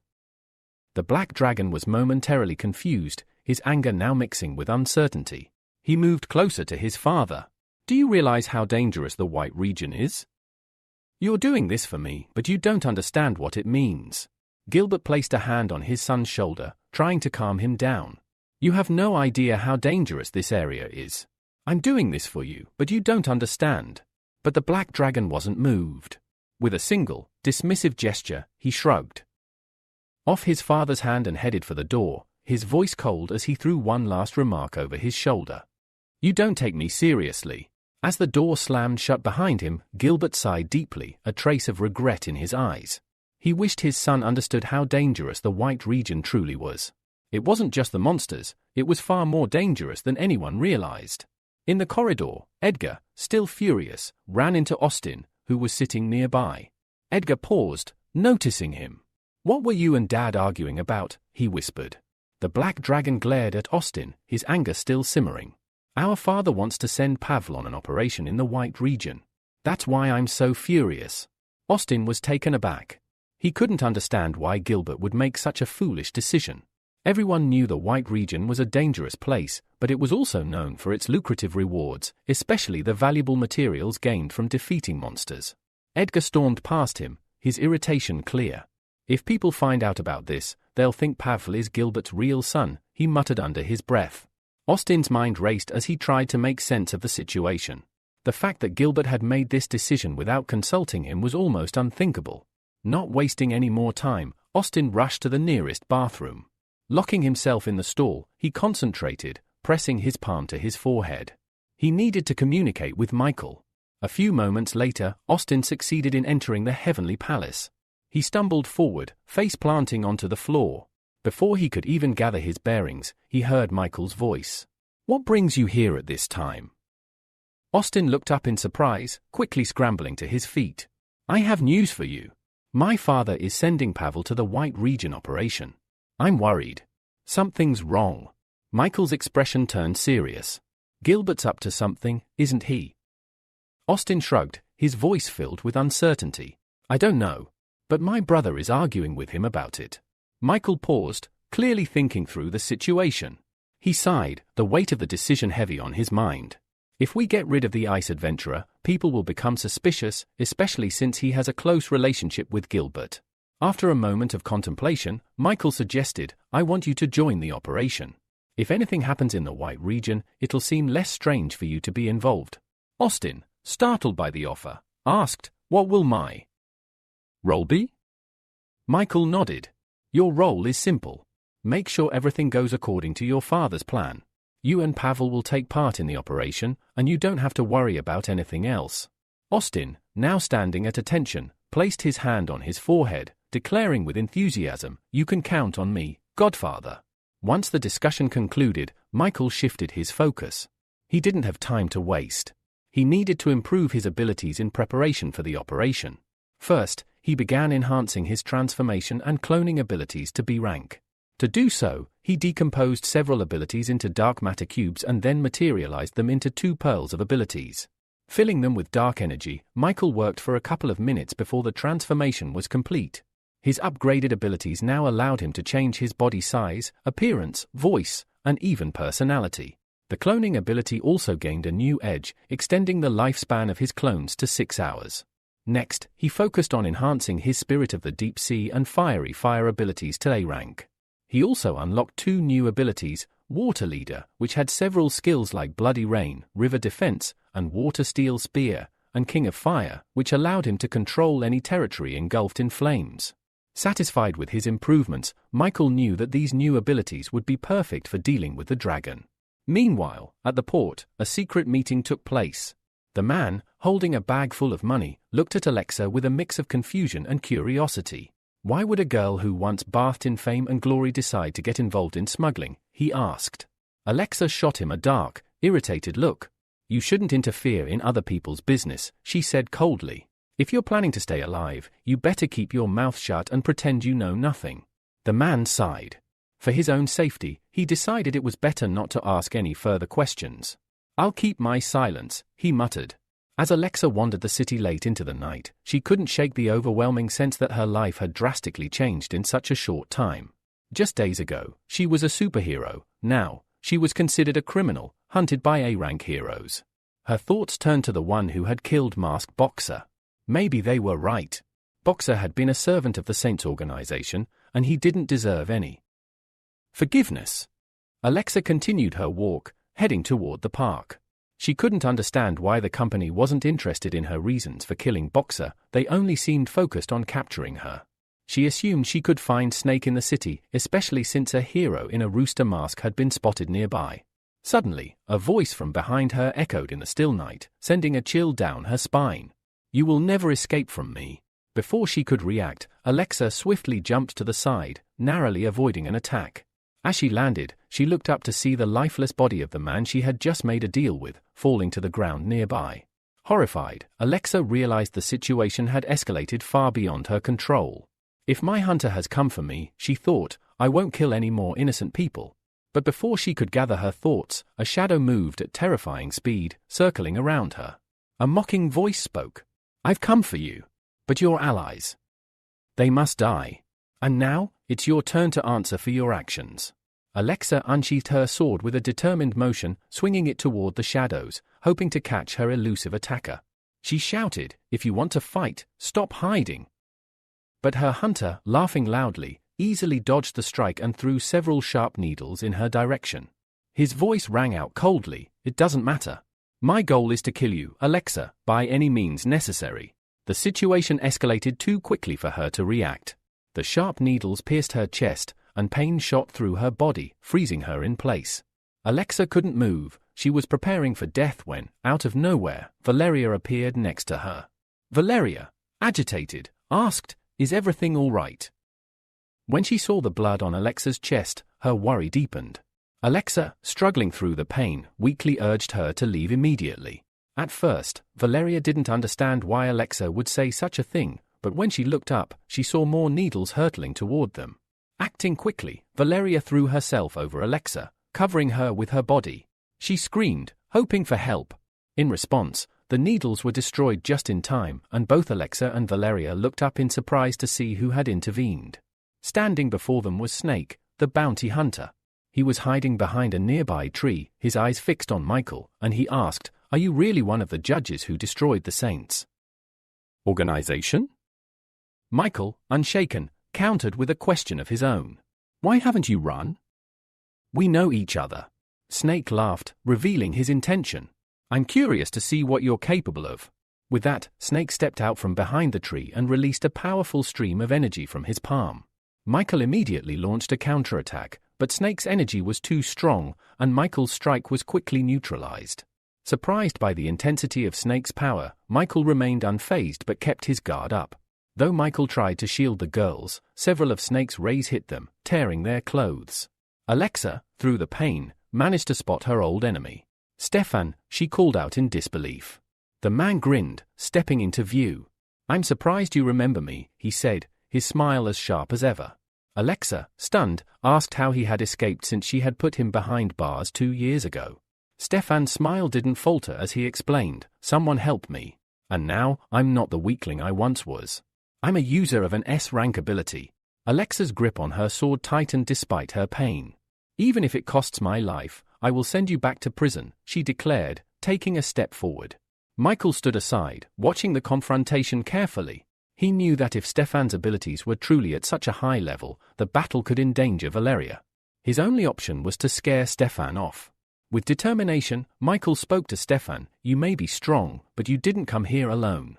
Rooster, an S-rank hero and one of the judges, will be here soon. It won't be hard for him to handle someone like you." Stefan laughed, confident in his power. "Then I'll just have to kill you first, before anyone else arrives." Michael summoned an electric ball in his palm, preparing to strike. But Alexa, realizing the danger, turned to Valeria and shouted, "Run! You need to get away quickly. The snake won't be able to stop him alone." Valeria, undeterred, pulled out her phone and began dialing. "I'm not going to leave you to your fate.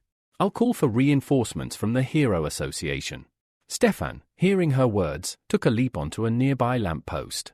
"This time, you have the advantage. But don't think I'm done with you. One day, I will return for your lives." With those final words, Stefan vanished into the night. Valeria exhaled a sigh of relief, glad they had managed to scare him off. But Michael, watching her carefully, asked, "Did you really call the association?" Valeria shook her head. "No, I just said that to scare him. Especially since Alexa is wanted. Bringing in the association would only complicate things." Finally, Alexa cleared her throat, catching Michael's attention. She had one question that weighed on her mind. "I need to know about the judges' organization," she said. Michael held his palm out in front of him, interrupting her. "First, focus on recovering. I'll visit you when the time comes." After Stefan's departure, Valeria turned to Alexa, noting the emptiness of the space where the bounty hunter had just been. She couldn't help but remark that powerful heroes always seem to vanish without a trace. Shifting her focus, Valeria asked if Alexa needed to be taken to the hospital before the poison from the needle spread too far. Alexa, shaking her head, firmly rejected the idea. "It's too dangerous there," she explained. "You need to get out of here and find a secluded place where I can heal." When Valeria suggested going to her house, Alexa's eyes widened in surprise. She hadn't expected such kindness from someone she barely knew. "Are you sure about this?" Alexa asked, still unsure of Valeria's offer. At that moment, Michael entered the park and immediately noticed Alexa standing there. Surprised, he asked, "What are you doing here, Alexa? A famous heroine like you, in this place?" Alexa hesitated, glancing at Valeria, who quickly responded, "She's my boyfriend. We went jogging earlier, and she needed to use the restroom." Valeria then briefed Michael on the situation, how she had found Alexa in danger and offered her a place at their house. She hoped Michael would support her decision. Michael, ever calm and collected, nodded approvingly. "In that case, I'll carry her," he said, his smile reassuring. With no objections raised, they set off towards Michael's house. As they walked, Alexa shared her story with Valeria and Michael, explaining everything that had happened since she had been branded a criminal. Valeria smiled gently. "Fate must have brought us together today," she said. Alexa, exhausted and emotional, closed her eyes and quietly thanked them. After all, she was a wanted criminal, and they had no reason to help her. But Valeria reassured her. "The Alexa I know always sacrifices herself to help others. You were the one who helped the children in Shu, so Michael and I don't think of you as a bad person." Tears welled up in Alexa's eyes. She finally admitted, "I didn't kill the masked boxer, nor am I working with the mysterious judges organization." Michael, ever perceptive, said, "I heard the masked boxer had ties to the saints in Shay. Even if you did kill him, it would probably have been for the best." Alexa shook her head, still troubled. "It doesn't matter how he died. The real issue is that someone is using his death to frame me. But there's more to this than just getting rid of me." She fell silent, contemplating whether to voice her theory. But before she could speak, Michael filled in the gap, suggesting, "It's a good chance to expose the judges' organization and make them public enemies number one." This revelation shocked Alexa. She asked in surprise, "Why would you think that?" Michael explained, "The rumors and news stories not only point to you but also suggest you're collaborating with the judges." Valeria spoke up at this point, offering her insight. "It won't be easy to take them down. The judges have a strong reputation, especially since Rooster has saved people on multiple occasions. And now Snake has helped us." Alexa responded gravely, "Recently, heroes from all regions have become afraid of the judges. Some even say they want to take control of all 53 regions, if not the entire world. This assumption greatly shocked Michael. He couldn't fathom how such wild rumors had spread. Alexa continued, explaining, "It's these rumors that made me realize that people from all over the world are hunting me down. And based on the bounty on my head, there will be many who will want to claim it." Valeria asked, "How did this happen?" Alexa explained, "In a country like ours, divided into so many regions, the distribution of heroes and their powers must be balanced. If one region gains too much power, it could dominate the others. So, the Hero Association often rotates its heroes to different regions. Some even call it a vacation." Michael, hearing this, recalled Senior from the recent rat attack incident. She had mentioned just returning from a vacation. This new piece of information made Michael realize that Senior's long absence and her words about vacation now made perfect sense. Alexa interrupted Michael's thoughts, explaining the increasing power of the judges' organization. She revealed that the most powerful member, Rooster, had gained immense power suddenly and uncontrollably. Because of this, the judges had become a powerful force, exerting pressure on other heroes from different regions. Someone, she suspected, was trying to use this situation to gather all superheroes together and eliminate the judges.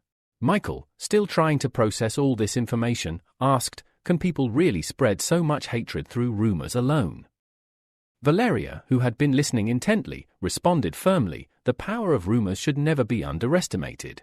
Michael frowned, realizing that the Blue Pills organization, which was known for manipulating people's consciousness, might be involved. With each passing day, Michael felt more questions piling up, with far too few answers. On top of this, he hadn't figured out what the mysterious blue light surrounding his sister was, gradually draining her energy. He glanced over at Alexa, deciding to ask her, "Why did you come to the city?" Alexa's answer left him stunned. She admitted that she had come to find out more and to assist the judges. When Michael questioned her sudden willingness to help them, Alexa's cheeks flushed pink. She explained that she knew Snake, one of the judges, and that they had been through many hardships together. Because he had saved her, she believed in him completely, and now she wanted to understand the true motives of the judges' organization. Meanwhile, the MOPS Chamber of Commerce was making its own moves. In their main office's storage facility, Anna carefully helped her boss, Carr, settle into his chair. The man expressed his excitement over the possibility of a powerful organization like the judges joining the Four Great Seas, which would greatly strengthen their position. Anna, ever the strategist, proposed a plan to gain Rooster's favor. Though she had close ties to him, she had never been directly offered to join the judges. She suggested that perhaps they could bribe him with treasures. Sakura, standing behind Anna, agreed, calling Anna a genius for thinking of this.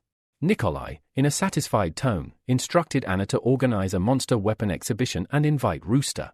It would be the perfect opportunity to gift him an S-rank weapon. Anna, excited, expressed her confidence that her grandfather would support the plan, though Sakura was less thrilled at the prospect of parting with such a valuable weapon. The next morning, Valeria woke up early, preparing a delicious breakfast for everyone. Michael, roused by the enticing smell, entered the kitchen and hugged her from behind. Valeria, though, mentioned that she had received an emergency assignment and wouldn't be able to have breakfast with them. She kissed Michael on the cheek and told him she would go to the meeting place on her own. She urged him to wash up and enjoy the breakfast, as she had worked hard on it. Alexa, now fully recovered and led by the delicious smells, came downstairs. As she changed quickly, Valeria gathered her things and headed for the door, telling Alexa that she could stay until she recovered fully. Michael and Alexa sat down for breakfast, and Alexa, feeling deeply grateful for their care, expressed her thanks. However, she mentioned that she would soon need to leave. Michael, concerned, replied that it wasn't safe for her to go anywhere in her condition, especially since everyone outside seemed to be after her. Alexa smiled mysteriously and assured him that she still had important tasks to complete, despite the danger. Her wounds had nearly healed, and she didn't need to worry about her. As Michael chewed on a bun, he realized that Alexa's rapid recovery was likely due to the treatment he had given her the previous night. However, he never intended for her to leave so soon, especially not to face whatever danger still awaited her. Before he could voice his concerns, Alexa was gone, leaving only the empty space where she had been moments before. The moment Alexa left the house, Michael felt a sense of unease, but there was no time to dwell on it.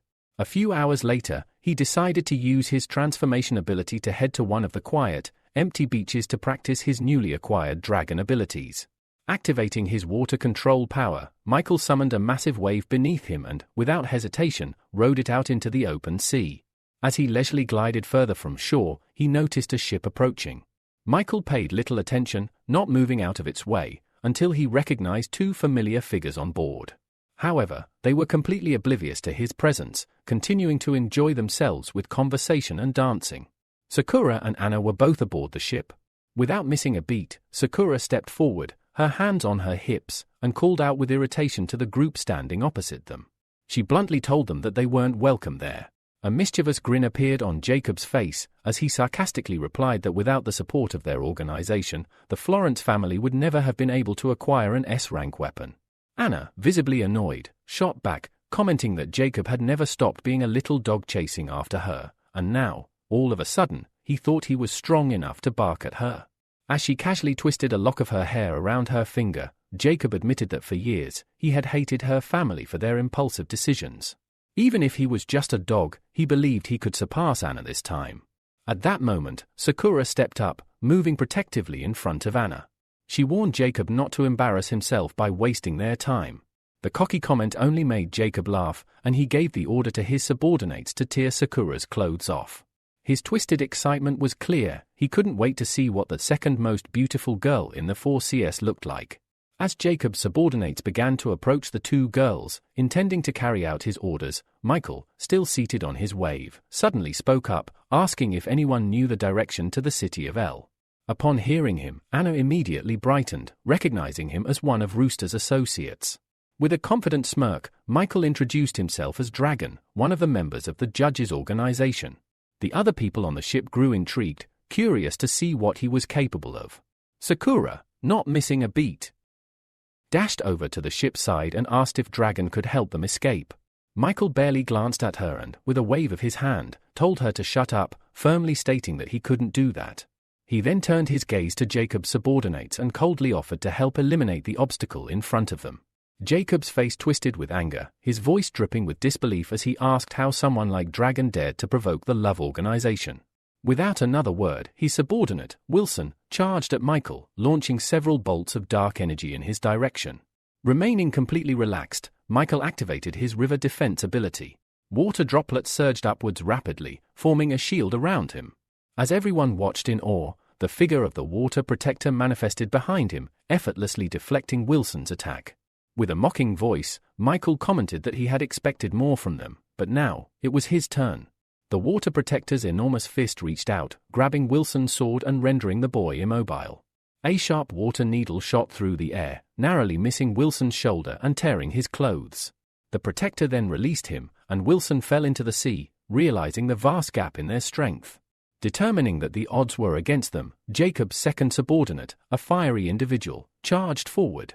As he swung his staff, multiple fiery clumps shot from it, transforming into several fire dragons aimed directly at Michael. With a mocking tone, Michael casually told his opponent to calm down, assuring him that he could use more than just water. Immediately after speaking, he stood up, deciding to activate his Lord of Fire ability. This would allow him to easily suppress the flames created by Jacob's subordinate, whose powers were lower in rank than his. As the fire dragons charged toward him, Michael extended his palm and redirected them, shouting that he would now show Wilson what it felt like to be pursued by a fire dragon.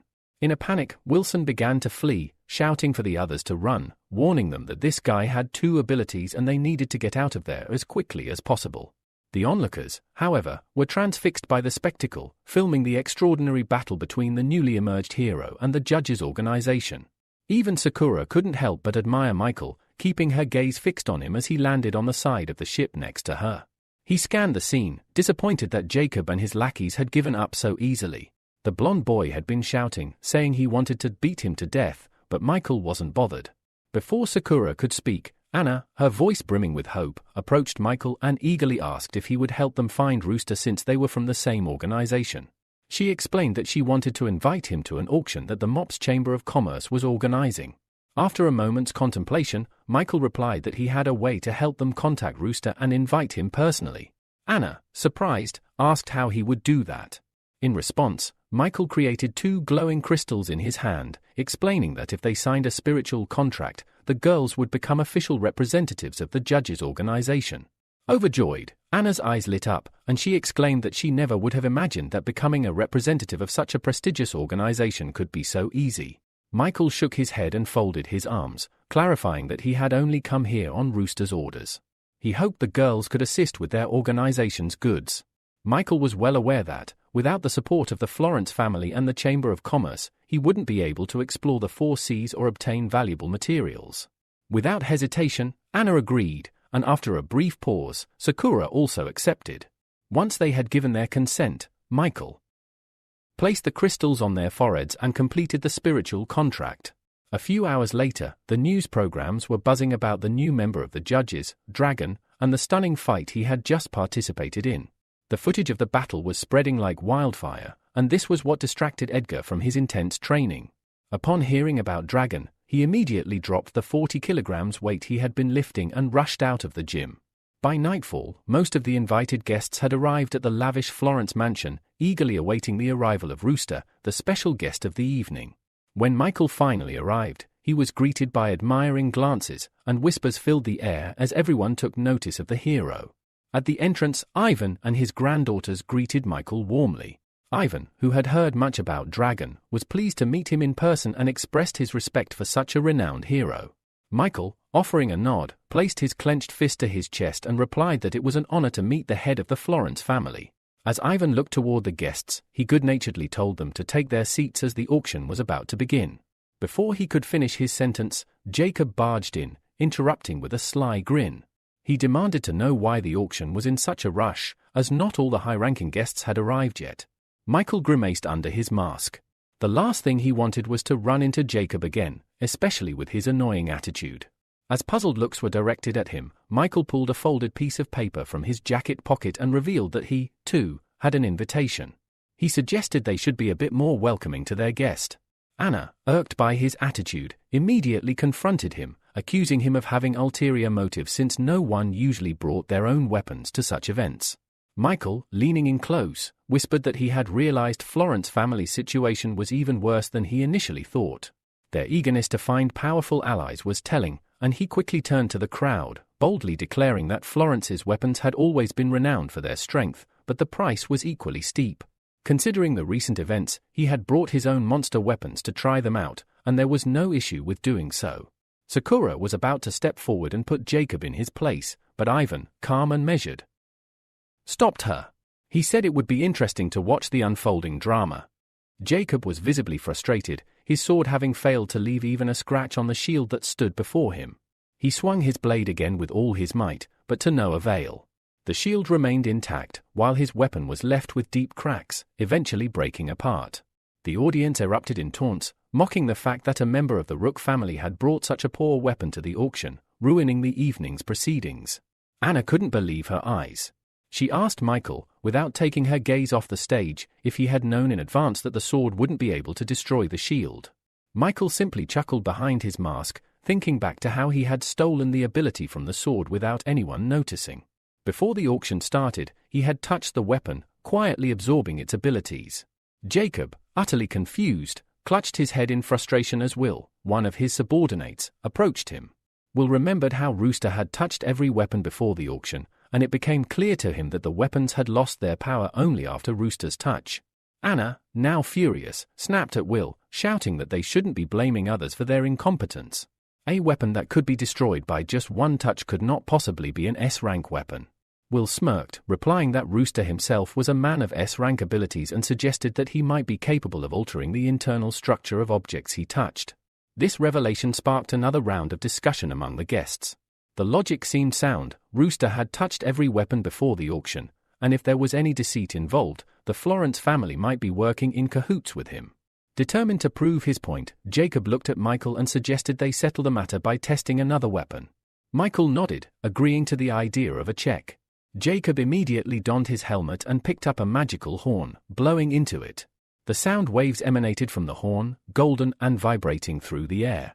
As he aimed it at the guests, they instinctively covered their ears, feeling the intensity of the vibrations that almost caused their heads to split apart. Once he confirmed that the horn was functional, Jacob removed his mask, his face reflecting real confusion. The attack and defense capabilities of the horn were indeed at the S-rank level, which directly contradicted the theory that Michael had somehow caused the destruction of his sword. Anna, seething with anger, approached Jacob and shouted that she had had enough. She accused him of treating them cruelly, slandering their clients, and even daring to accuse Rooster and the Florence family of lying. Jacob had no retort to her accusations, so Will stepped forward and remarked that there was likely a traitor within the Florence family who knew exactly what was going on. Without saying another word, Jacob, flanked by his subordinates, left the hall. As they walked out, Michael mentally rejoiced, knowing that Jacob had failed to stop him before he could remove the dark energy from another magical weapon. Michael had been intrigued by the mask Jacob wore, and he had been planning to absorb its unique ability. But just then, a question about Michael's aunt was asked, and he decided it was time to leave the matter there, returning to the guests. Sakura approached him, surprised, and asked if he had foreseen this outcome from the start. Before Michael could answer, Ivan walked over and said that he was also curious to know how Michael had managed to deal with the sword. He suggested they continue their conversation in the VIP room. Meanwhile, Alexa wandered through the deserted streets of the city, unaware of the danger closing in on her. She felt eyes on her and looked up to find mercenaries from the 5 elements watching from the rooftops. One of them, sitting casually on a tree branch, twirled her red curls around her finger and asked with a smile if Alexa's parents had taught her not to walk alone in the dark.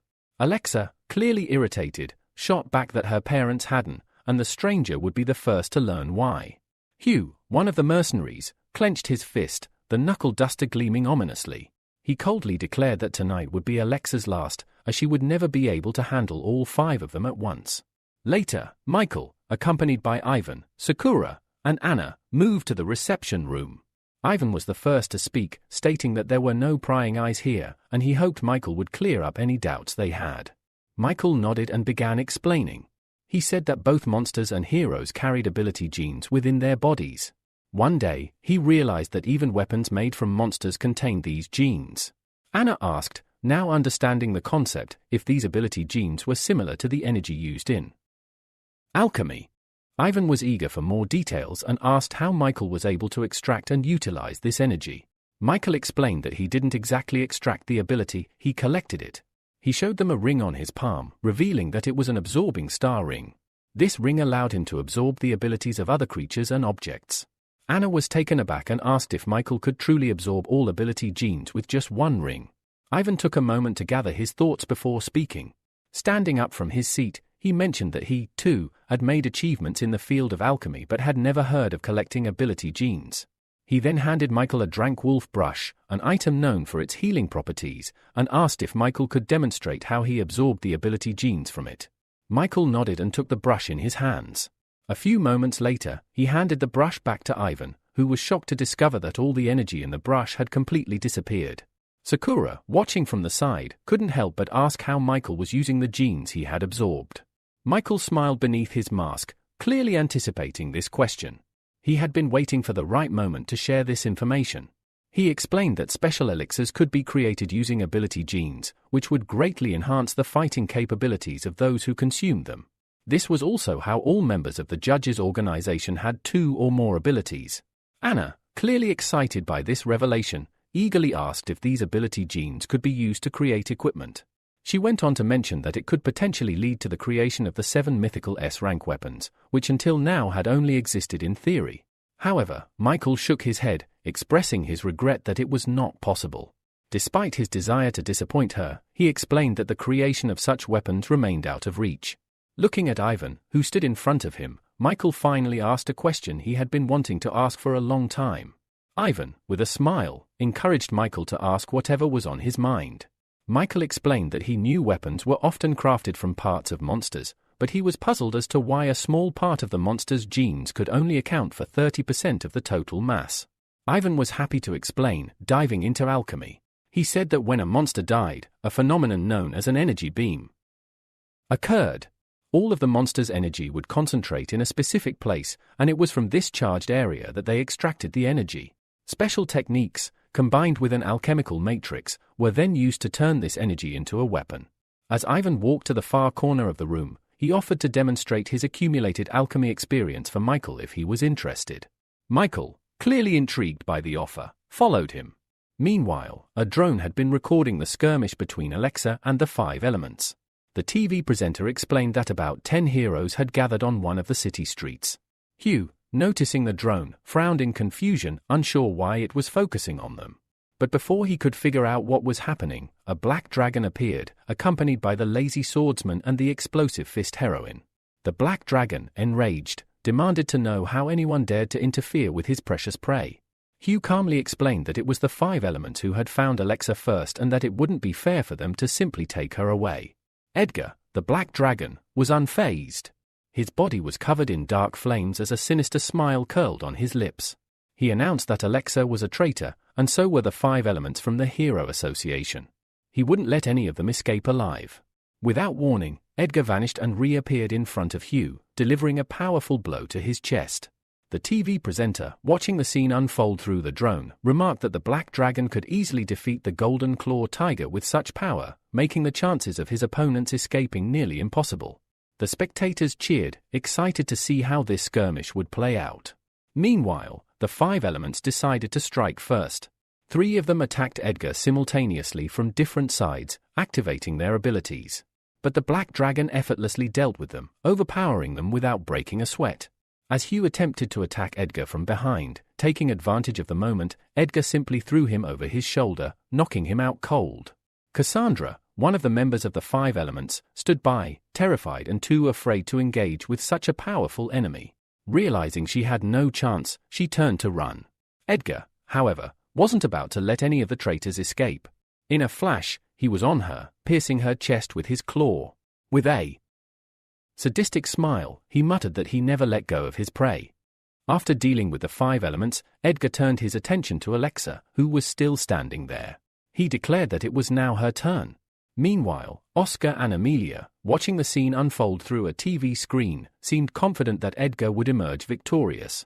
Amelia reassured Oscar, telling him not to worry about his brother, since Alexa wasn't in the best shape and the Black Dragon's victory was practically guaranteed. However, Oscar wasn't worried about his brother's victory. He had been consumed by something entirely different, something far more important than the outcome of the fight. As Oscar stood silently, watching Amelia, her observation wasn't lost on him. While he had claimed not to be worried about his brother, Amelia noticed a different story on his face. There was a deep concern he couldn't mask. Oscar turned abruptly and left the room, asking Amelia to monitor the broadcast. He mentioned he needed to visit the restroom. Once alone, Oscar locked himself in the booth. It was there that he used a spiritual contract to transport himself to the judge's secret meeting place. Upon his arrival, he immediately approached Michael, commenting on how Edgar, the Black Dragon, was being ruthless, targeting the Seal Swordswoman, Alexa, with intent to kill. Then, with curiosity in his voice, Oscar conspiratorially asked if Alexa was actually a member of the judges. The internet was buzzing with rumors, and one even suggested that she was connected to the Snake, the infamous figure from the judges. Michael, ever the calm presence, assured Oscar not to believe such stupid rumors.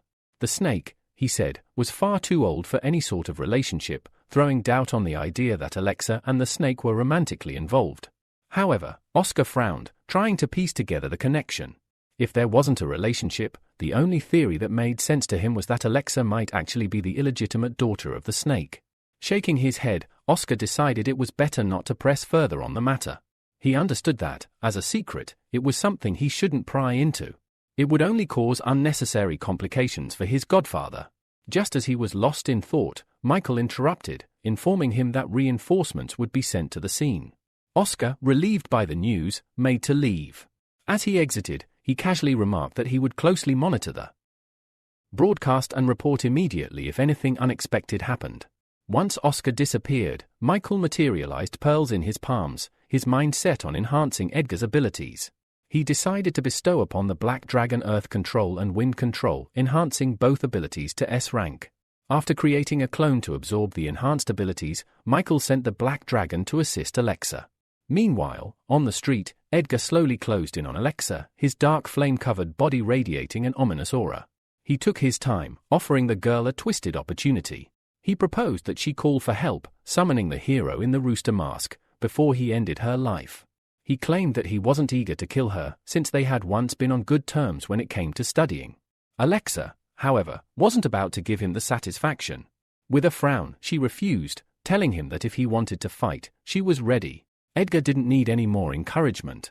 He leapt at her, declaring that she should show him everything she was capable of. The battle began in earnest as Edgar launched himself at Alexa. She barely managed to step back as his sharp claws swiped through the air, just missing her by a hair's breadth. Alexa, gathering her strength, concentrated her power into her sword. As Edgar landed on the ground, he turned, sensing something was wrong. Before he could react, Alexa's sword pierced his body with a clean strike. The black dragon cried out in pain, but he was quick to overcome it. With a sharp twist, he retaliated, charging forward to strike again. But Alexa was quick on her feet. She managed to jump back just in time, covering herself with her sword to shield from the cutting airwave created by Edgar's attack. Though the battle was taking a toll on Alexa, she survived, barely. Unfortunately, the drone capturing the fight wasn't so lucky. It sustained significant damage and crashed to the ground, causing the TV presenter to announce that the feed was lost. Despite the technical difficulties, the presenter assured everyone that reporters would soon be arriving to continue the broadcast, urging the viewers to remain calm. Meanwhile, the battle continued unabated. Alexa and Edgar fought fiercely, their blows echoing through the streets. Edgar, seething with rage, told Alexa that if she didn't call for the rooster, she would die. But Alexa, with determination in her eyes, refused to ask for anyone's help. Frustrated, Edgar pressed on with his attacks, each blow growing more vicious, hoping to break her resolve. But as Edgar prepared for another full-on assault, Alexa raised her sword high, summoning a protective dome. Edgar's fist crashed into the golden shield, leaving deep cracks in its surface. Still, Alexa held her ground, though it was clear that with each passing moment, the shield's resilience was wearing thin. Minutes later, Valeria arrived at the scene, accompanied by a drone. She reported that Edgar and Alexa were still locked in battle, with Edgar having broken through Alexa's shield. The black dragon approached the girl, grabbed her by the throat, and lifted her off the ground, squeezing with increasing force. He offered her one last chance, call the rooster, and he would let her go. Alexa, with defiance burning in her eyes, shouted that she would never call for help. The battle had reached its climax, and there was no turning back now.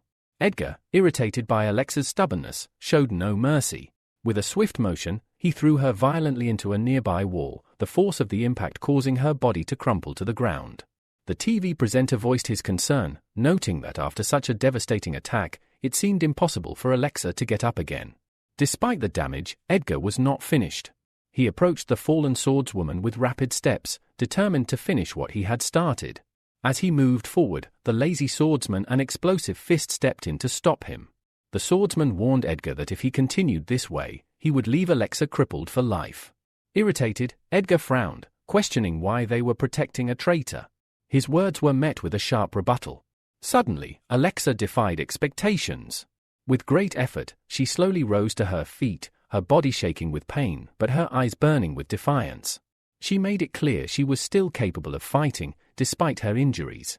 Her voice carried a challenge, showing no trace of fear. Valeria, watching from the sidelines, couldn't help but admire Alexa's resilience. She acknowledged the swordswoman's steadfastness, recalling how Alexa had sacrificed herself once before to protect the citizens. There was no denying her determination and courage. Without taking his eyes off Alexa, Edgar growled that since she was so determined to continue, he would not stop. He prepared to attack, but just as he was about to strike, something unexpected happened. A massive column of water appeared out of nowhere, completely engulfing Edgar's raised fist, freezing him in place. Confused and struggling to move, Edgar looked up and saw a giant water guardian looming above him. The water giant's other hand gently reached down and carefully lifted Alexa, pulling her out of harm's way. Surprise flashed across Alexa's face. She gazed at the dragon in front of her, still in disbelief. The water guardian spoke, apologizing to Alexa for the lateness of their arrival, revealing that they were part of the same organization. This moment confirmed the suspicions of the onlookers. Alexa was indeed a traitor, aligning herself with the judges, and the rumors surrounding her were true. Still processing the shock of the situation, Alexa swallowed her fear and hesitantly asked why the water guardian referred to her as a member of their organization. In response, the dragon calmly explained that if Alexa wanted to stay alive, she had no choice but to join them. His words filled her with doubt and fear, but at that moment, she understood that her options were severely limited. If she wanted to survive, aligning herself with the judges might be her only chance. Before Alexa could fully process the situation, the hero, the Rooster Mask, appeared. He jumped down to join the scene, approaching the black dragon. With a teasing smile, he asked what had happened to the black dragon and why he wasn't worried about Alexa. The black dragon ignored the question, instead asking why the rooster had shown up and not the rooster's expected backup. Mocking, the dragon placed his palms together and said that if Edgar was worried about his opponent being too weak, he needn't worry. Even if Edgar miraculously defeated him, there were many others much stronger who would be coming for him. The dragon hinted that the black dragon's problems were far from over. In the next moment, two massive palms formed entirely of water surged from both sides, rushing toward Edgar with terrifying speed. Caught off guard, he barely managed to extend his arms outward in a desperate attempt to brace against the incoming attack. Nearby, the dragon watched with calm interest. A faint blue glow surrounded his clenched fist as he murmured, "The next move will be more interesting." Suddenly, the walls of water compressing Edgar began to rise, lifting upward with unnatural force. His eyes widened in horror as a gigantic water palm formed above him, poised to strike from above. The black dragon realized he wouldn't be able to escape in time. A second later, the massive palm crashed to the ground with explosive force, kicking up a thick cloud of dust that swallowed the scene. Meanwhile, Michael had finally exited the Florence family mansion. After putting some distance between himself and the entrance, he paused and scanned the area cautiously. Assured that no one was watching, he slipped behind a large tree with a thick trunk. From his pocket, he retrieved an old, weathered notebook, an item given to him by Ivan, who claimed it contained the life experiences of a respected alchemist. Michael quickly skimmed through the pages when, suddenly, a soft white glow began to emanate from one of them. Startled, he immediately shut the notebook. A voice behind him remarked that if he found it interesting, he could borrow it for a while. Michael agreed, noting that the contents were indeed valuable. Opening the notebook once more, he noticed a hidden entry, one that could only be seen by individuals with at least third-rank spiritual power. He was certain Ivan had never discovered this passage, otherwise, he would not have parted with the diary so easily. After a brief search, Michael found the secret entry. It revealed that a man named George came from a distant continent on the planet Odusa. Using elementary magic, George managed to reach Earth, where he discovered the legendary heroic stone. This artifact was said to be incredibly powerful, even accessible to those lacking magical talent. It granted strength to those who could comprehend its true essence. With only a small portion of the heroic stone, George had already surpassed his ancestors, reaching the 4th rank and ascending to the status of a god. However, he was eventually forced to return to his home planet. Before leaving, he taught a group of humans how to open a portal to another world, the White Region, and entrusted them with knowledge that could save humanity. His final message in the diary instructed the one who found it to search for the heroic stone, which he had hidden somewhere on Earth. It was his parting gift to help prevent the coming enslavement of mankind. As Michael reached the end of the passage, a bright glow burst forth from the pages.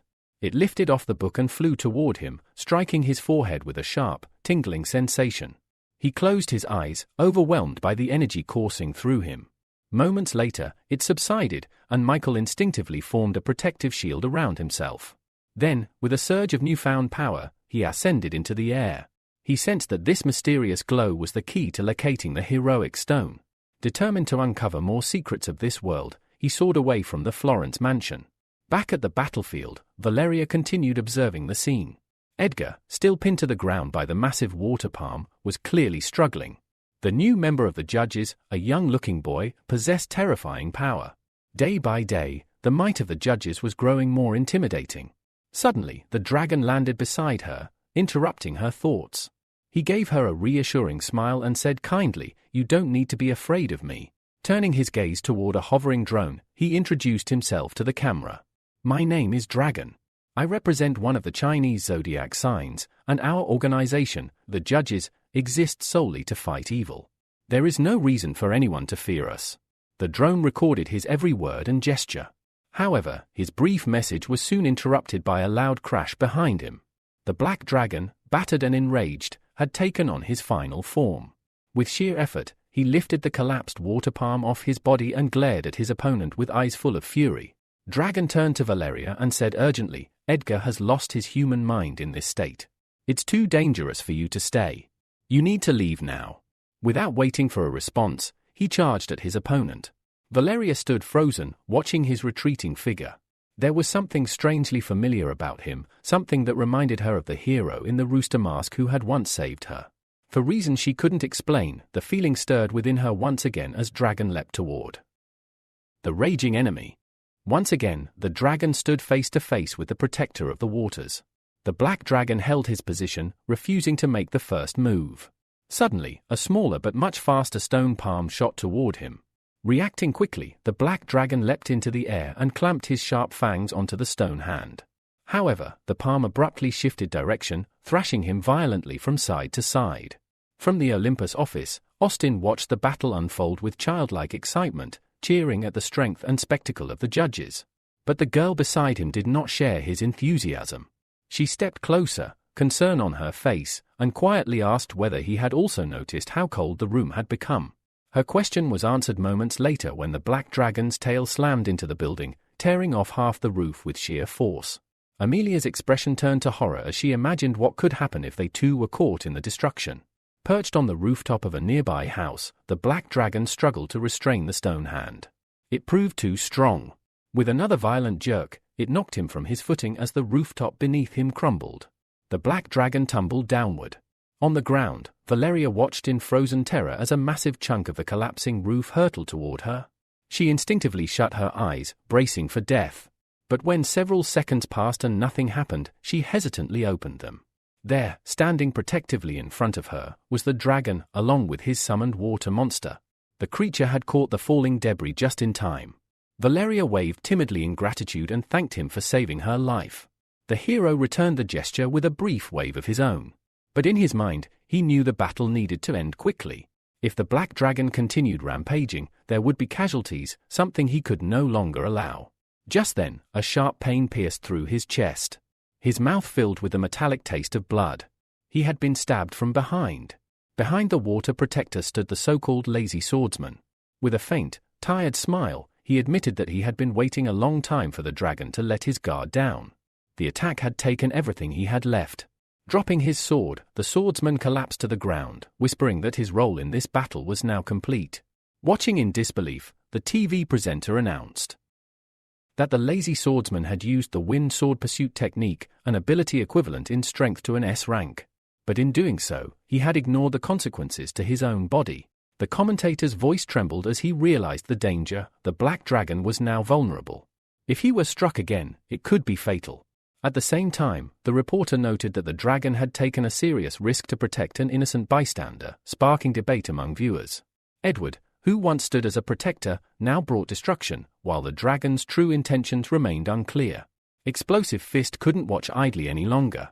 Gathering all her strength, she struck the massive water monster. But the blow only tore off a small chunk of its body. Water splashed down onto her, leaving her drenched. Valeria observed that only through the combined efforts of all three heroes had they managed to injure the water creature at all. Meanwhile, the dragon launched a flurry of S-strikes at his opponent, sending a dozen blades of compressed wind through the air. The black dragon fought back using his tail to deflect them, but one blade broke through, striking him and causing severe damage. The dragon saw his chance. Transforming his fist into a massive block of stone, he charged at the weakened enemy. The black dragon, eyes wide in horror, watched death race toward him. The dragon's stone fist slammed directly into his chest. As the blow landed, the stone fist vanished, and the hero declared that it was time for Edward to surrender. This time, he was truly finished. Mirroring the dragon's strike, another massive stone hand erupted from the ground, seizing the black dragon in an unbreakable grip. No matter how hard he struggled, he could not break free. The hand dragged him downward. A few moments later, a deafening roar echoed through the area, followed by a towering cloud of dust. When the dust settled, Edward was revealed, unconscious and reverted to his human form. The dragon wrapped water vines around both Edward's limp body and the collapsed lazy swordsman. Then he spoke, directing his message toward Gilbert, who had been watching the entire fight from his company's conference room. The dragon's words sparked a furious reaction in Gilbert, who clenched his fists in anger, unable to contain it. Valeria, still nearby, was confused. She didn't understand what choice the dragon had referred to. No matter how many theories crossed her mind, she knew the truth would only be revealed in time. A few minutes passed before she noticed someone approaching. It was the mechanical hero, slowly descending from the sky. Dragging the defeated ice adventurer behind him, he landed near the dragon, who stood waiting. The dragon said there was no need for further discussion. he had already figured everything out. But his attention was abruptly drawn to a strange blue liquid slowly seeping down the armor of the fallen ice adventurer. As if sensing an unseen presence, the liquid began to move on its own, slithering toward the dragon. Sensing danger, the dragon reacted quickly, leaping to the side and dragging the mechanical hero with him to safety. But the mysterious slime had no intention of letting its prey escape. It sprouted multiple tentacles, each ending in sharp, fang-like teeth. The tendrils shot forward, catching up with the fleeing heroes and wrapping tightly around their bodies, rendering them completely immobile. Gilbert stared at the dragon in disbelief. "What the hell is this?" he shouted. The dragon, equally stunned, admitted that he had no idea. Desperately, he asked Gilbert if he could fire off a few blasts to destroy the tentacles restraining them. Before they could act, both men noticed something terrifying. Pavel, who was supposed to be dead, had risen again. Standing in the very center of the slime, he laughed maniacally, his expression twisted in joy. He screamed that power was surging through him and that he was utterly in love with the sensation. Gilbert looked on in horror. He couldn't understand how his ice adventurer had transformed into something so monstrous. The dragon guessed that it was the result of the blue pill's influence. Meanwhile, from the shadows around the corner of a nearby house, another figure had been silently observing the scene unfold. This man, known as Mr. X, watched the berserk ice adventurer with mild disappointment. If things had escalated just a bit further, he said to himself, the experiment might have succeeded. But now, he would have to officially consider subject number 52 a failure. Even so, he acknowledged that the destructive power being unleashed far surpassed that of any previous test subject. Adjusting his hat, Mr. X muttered that the deeper he delved into the study of spiritual power, the more mystical it seemed, and the more it made him question his own competence. He was convinced that he must obtain the third stage of spiritual power, no matter the cost. Only then could he ascend to the level of a great commander. With that thought, he decided to wait for the battle to reach its climax, then seize the dark blue fragment for himself. But lost in thought, Mr. X failed to notice that he was being watched as well. Michael, lurking nearby, whispered that Mr. X wasn't the only hunter lying in wait. Others, too, were stalking their prey. Meanwhile, Valeria reported that no drone could get close to the epicenter of the battle. The signal was too unstable. The camera crew had been forced to retreat to a safe zone. Describing the scene, she said Pavel's transformation looked more like a spreading infection than any form of controlled evolution. The dragon had managed to break free from the tentacles and was now unleashing a flurry of wind blades upon them. But no matter how many he sliced, the tentacles regenerated with frightening speed. Gilbert joined the assault, firing laser blasts from his hands to incinerate the monstrous limbs. The ice adventurer, if he could still be called that, watched their struggle with a calm, cruel smile.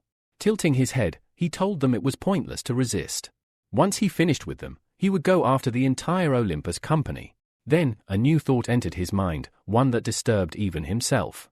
He wondered aloud if it might be a good idea to eat the heroes. After all, to the dark blue race, humans were nothing more than food. Suddenly, Pavel was overcome by pain. His head throbbed violently, as if splitting in two. He let out a scream, struggling to focus. The agony faded slightly, and his gaze locked onto the dragon and the mechanical hero. With hatred in his voice, he blamed them for his suffering. A tentacle wrapped itself around Pavel's head, and he sighed with relief. After another dose, he claimed, he felt much better. The clone, observing the situation, warned that Pavel's body was no longer his own, it was being controlled by someone else. If they wanted to end this, they would need to find the real body of the enemy and deliver a critical blow. Gilbert had an idea. He shouted that he could use the exploding egg to destroy the monstrous slime. But for that to work, the dragon would have to figure out how to free him from the tentacles. Without hesitation, the dragon summoned the fire phoenix. Raging flames erupted, burning through the slime's tendrils. It was just enough for Gilbert to break free. Wasting no time, he hurled the exploding egg directly into the monster's core. As it descended, Gilbert looked back at the dragon, who was still trapped, and casually remarked, "Oh, right. I forgot to mention something. The blast radius of the egg is 500 meters. You won't be able to escape in time." The clone cursed aloud. He hadn't expected Gilbert to betray him like this, though, in hindsight, he should have known better. It was just like Gilbert to pull a stunt like this. Rotten to the core. In the next moment, the exploding egg began to glow ominously. Then, with a deafening blast, it detonated, its force echoing for kilometers. The impact left a massive crater in the earth, and thick smoke rose in towering clouds. For a moment, it seemed as if the explosion had obliterated the blue monster entirely. But to everyone's horror, it had survived. The dragon had not been as fortunate. Half of his body was gone. Fortunately, Michael, watching from afar, was relieved to know that it was only a clone. If it had been his real body, he would have been dead. Drones flew in, capturing the destruction in real time. Spectators watching the footage were stunned. This was the first time the judges' organization had suffered such catastrophic damage. But what truly sent chills down their spines was the monster's resilience. It regenerated and returned to its previous form as if nothing had happened. For many, the sight of the creature rising once again felt like an omen of the end of the world. Suddenly, one of the tentacles shot skyward, towering over the nearby rooftops. At that moment, a new figure arrived, the hero of hot and sour noodles. Though injured, he had recovered enough to fight. Right behind him stood Senior, who had also joined the fray. Their presence sparked hope. Seeing their determination, the remaining heroes rallied, ready to join the battle. Valeria, observing everything from the command center, voiced her unease. She said that tonight had become the longest night in the city's history. An unknown force had invaded their home, and the enemy's destructive power was beyond anything they had prepared for. Still, she held on to hope. With so many heroes rising to face the threat, she believed that dawn would come, and they would face it together. The TV presenter, watching the broadcast, exhaled heavily. He admitted that a part of him felt it might have been easier to simply give in, to nobly sacrifice himself. But seeing the heroes below, he couldn't help but feel a renewed sense of awe. From the battlefield, the wounded dragon, still breathing despite the loss of his legs, gazed at the gathered heroes and asked sarcastically if they had all come just to serve themselves up as food to the monster. Senior met his gaze head-on, defiance burning in her eyes. "Do you have a better plan?" she asked sharply. The dragon turned toward the monster and nodded. He asked everyone to clear the area. He didn't want to hurt them in what he was about to do. As they stepped back, he began forming a powerful wind blast technique in his palm. Being a clone, Michael didn't fear death, but he still didn't want this to be his end. Senior kept a close eye on him, trying to discern what he was planning. Standing next to her, Adam explained that ranged attacks were futile. The monster's skeleton was buried too deep. The only way to kill it was for someone to get close and strike directly at its core. Once the wind blast was ready, the dragon launched himself at the monster at high speed. The technique generated violent currents of air, slicing through the surrounding area like blades. Wounds covered his body, but he didn't stop. Then, impact. A terrible explosion shook the battlefield, and hurricane-force winds blew out from the center in all directions. Senior shielded her face from the debris. The hero of hot and sour noodles did the same, momentarily blinded by dust and stone. When the smoke began to clear, they looked toward the center of the blast. But there was nothing. Only thick columns of smoke remained. No movement. No sign of the dragon. The TV presenter shot to his feet, stunned. No one had expected this. The dragon had given his life to destroy the monster. Even after losing both legs, he had fought to the very end. A true hero. Tears welled up in Valeria's eyes. She felt joy, relief, and sorrow. Silently, she thanked the dragon for giving them a new dawn. Elsewhere, Michael created another clone and appointed it as the new dragon. He confirmed the clone would retain all of the same elemental powers: earth, water, fire, and air. The clone simply nodded and promised to carry out his mission. Two judges stood atop a tall building, watching the sunrise. They waited patiently for the moment when it would be their turn to take the stage. Back on the battlefield, Gilbert had returned. He scanned the wreckage, looking for any signs of the monster's remnants. He needed to be sure it was completely destroyed. That's when he saw it. Hovering just above the ground was a glowing blue stone. Its light shimmered, hypnotic and otherworldly. An irresistible urge to possess it surged through Gilbert. He stepped forward, hand outstretched. But a voice rang out behind him. Ordinary people are not allowed to touch that. Before he could react, Gilbert felt a sharp, cold pain. A weapon had pierced straight through his body. His eyes widened in shock. He looked down. His armor had not been breached. The alarm systems hadn't even activated. Somehow, the enemy had bypassed all his defenses. Behind him stood Mr. X, his expression filled with disappointment. He pulled his blade free and muttered, "Heroes these days rely far too much on magical enlightenment." The TV presenter watching was stunned. Where had this stranger come from? How had he gotten so close to Gilbert, one of the most well-defended mechanical heroes, and landed a blow without being seen? Gilbert stumbled back, trying to get some distance. Holding his wound, he demanded, "Who are you? How did you injure me?" As he moved, he saw Mr. X slowly bending down, reaching for the glowing blue stone. Mr.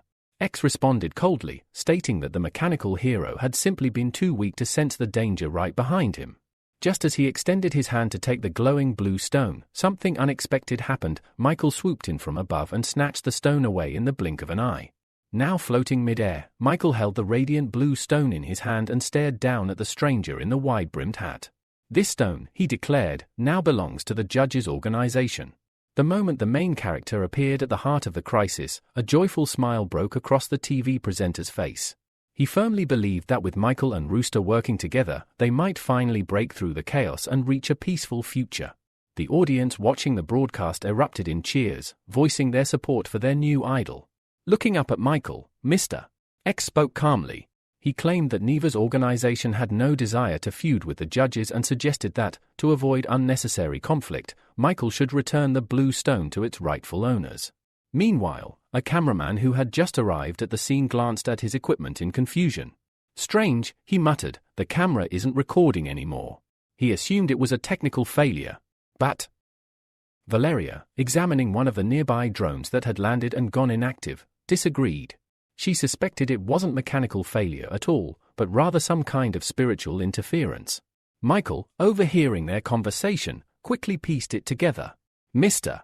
X had disabled the recording equipment on purpose, not wanting his actions to be exposed. It was a calculated move, one that hinted at a much larger objective. He turned to Mr. X and asked, "What if I do want to declare war on Neva's organization?" With a sudden burst of speed, Mr. X lunged forward, blade raised to strike. "If you desire death so much," he shouted, "then I'll be happy to grant it." Just as the blade was about to reach him, Michael activated a spiritual explosion. In an instant, Mr. X's weapon disintegrated mid-air. Shocked, he jumped back. His eyes narrowed. "Our leader reached the third stage 15 years ago," he muttered. "He said our dark blue trump card was the only one capable of breaking the human limit. I didn't think there were others out there, but you..." Or his words made Michael pause. He recalled Lucia's strange spiritual particles and began to suspect a connection to this so-called dark blue race. If he wanted to save his sister, he would need to learn everything about them. Adjusting his hat, Mr.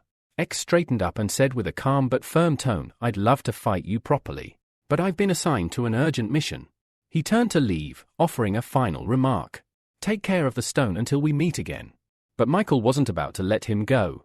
Suddenly, Mr. X froze in place, unable to take another step. Before he could even turn around, a powerful spiritual blast struck him in the back, launching him several meters forward. Gritting his teeth, he summoned a spiritual shield to block the next attack. But deep down, he knew the truth: this boy was too strong. His shield wouldn't hold for long. And it didn't. Michael's next strike pierced his shoulder cleanly. Mr. X fell to the ground, swearing in pain. The blade Michael had used dissolved immediately after the blow, and he stood towering above the fallen man. "You're now a prisoner of the judge's organization," Michael said coldly. The damage was too severe. Michael stepped closer and asked, "How do you feel about this now?" Grimacing, Mr. X shouted, "Fine. I admit defeat. If you're going to kill me, then go ahead, do it." Michael leaned in slightly. "That depends. If you answer my questions obediently, I'll let you live." Without waiting for permission, Michael launched his interrogation. "Tell me, how is the ice adventurer connected to that blue thing?" Mr. X hesitated, then finally spoke in a low voice. "It won't matter if I tell you about the elemental particles." He explained that the spiritual bodies of the dark blue race typically contain a high concentration of these particles. Ever since the start of the period of changes, these blue elements had begun slowly transforming the souls of their carriers. Over time, strange sprouts would emerge from their bodies. These sprouts act like sensors, tracking down areas of light, which are essential to eventually obtaining the soul of a full-blooded member of the race. The stronger the spiritual power of the host, the denser the particles become, allowing the sprouts to grow. The more stable these sprouts are, the more power a person can absorb, unlocking advanced techniques or new combat abilities. Currently, the dark blue race was actively distributing blue pills to locate suitable bodies for spiritual migration. But as the ice adventurer's fate had shown, not everyone could withstand the transformation when the particles activated. Grabbing Mr. X by the lapels, Michael's voice trembled slightly. Can someone infected with these particles be cured? Mr. X blinked, surprised by the question. Why are you interested in something like that? But just a few moments later, Mr. X figured it out on his own. A cruel, mocking smile crossed his face as he asked, "Is there someone among the test subjects that you care about deeply, Michael?" Michael didn't answer. Instead, he unleashed several spiritual blades at the man in a swift, merciless attack. Mr. X narrowly dodged them at the last second. But as he moved to safety, a strange blue energy began to surge from his body. Michael's expression darkened. He cursed loudly, realizing what had just happened. The creature that had been controlling Mr. X had fled. The man's body went limp and collapsed to the ground. White steam began to rise from his form. Then, to everyone's shock, his physical appearance began to change. Michael's eyes widened under his mask. Gilbert, who was standing nearby, froze in disbelief as well. The figure of Mr. X evaporated completely, and in his place lay an unconscious woman. And not just any woman, this was none other than the head of the Hero Association in their city. Michael clicked his tongue in disgust. So, Neva's organization has already infiltrated the very top of the association, he muttered grimly. Gilbert stepped forward, clearly disturbed but trying to stay composed. Regarding the accusation of Headmistress Olivia's murder, he said, "I can testify on behalf of the judge's organization. As compensation for the injury to the dragon." Enraged, Michael grabbed him by the collar and shouted, "Do you really think you can brush this off with a few words?" His voice trembled with fury. "Do you have any idea how hard it is to raise someone with 4 abilities at once?" Gilbert held his ground and asked, "Then what do you want from me?" Michael released him and answered, "I want the mechanical hero to step down and let Austin succeed the Olympus company." A nervous smile appeared on Gilbert's face. "I can name my son as my heir, but only if he reaches A rank. Without that, the others will never support the decision." Ascending into the air on his spiritual shield, Michael replied with certainty, "That won't be a problem. Once Austin becomes an A-rank hero, he'll take his place as the heir of Olympus." Without another word, he soared off. Mid-flight, Michael created a spiritual clone and transformed it into the serpent. He commanded it to take care of the problems related to Alexa, while he made his way to the hospital to check on his sister. The serpent nodded silently and moved swiftly to fulfill the order. As Michael flew, thoughts weighed heavily on his mind. After the ice adventurer's death, some strange spiritual wave had been released. He needed to make sure Lucia was safe. Meanwhile, Gilbert returned to his office and immediately called an emergency meeting with everyone who had witnessed the earlier events. Staring out the window, he said solemnly, "All of you saw what happened with your own eyes. Headmistress Olivia had been infected, which means she may have been a spy for the organization responsible for the ice adventurer's mutation." He turned to face them. "That's why I'm asking each of you to cooperate fully with the Hero Association's investigation." Senior and Adam exchanged glances and nodded. "We'll do everything we can." The trio began to head for the door, but before they could leave, Gilbert called out to his son, "Austin, stay a moment." The young man stopped and turned around, clearly exhausted.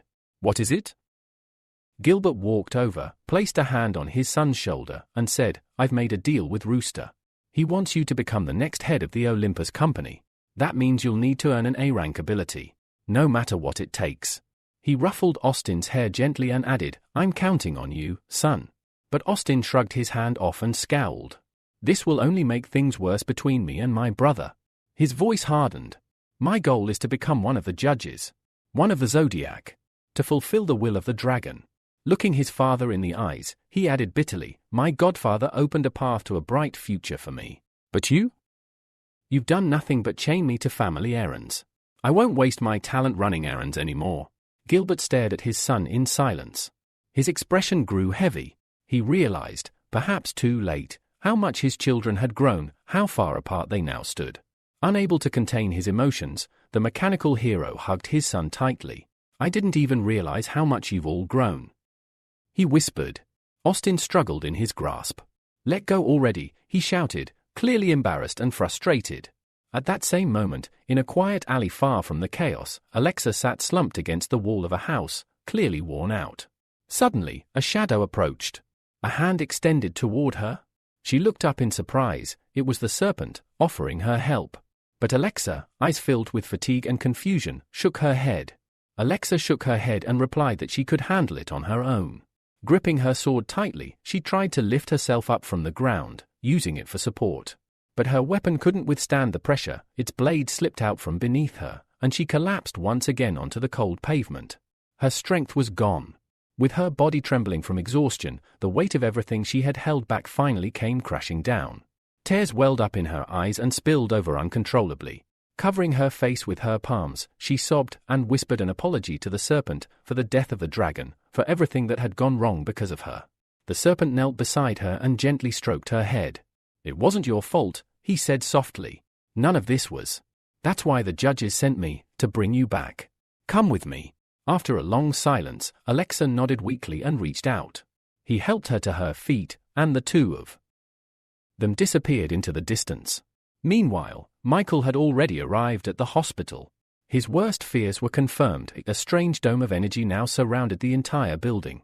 Descending to the ground, he made his way inside, strangely unhindered. But once he passed through the doors, an eerie silence settled over everything. No nurses. No doctors. No staff. The halls were completely empty.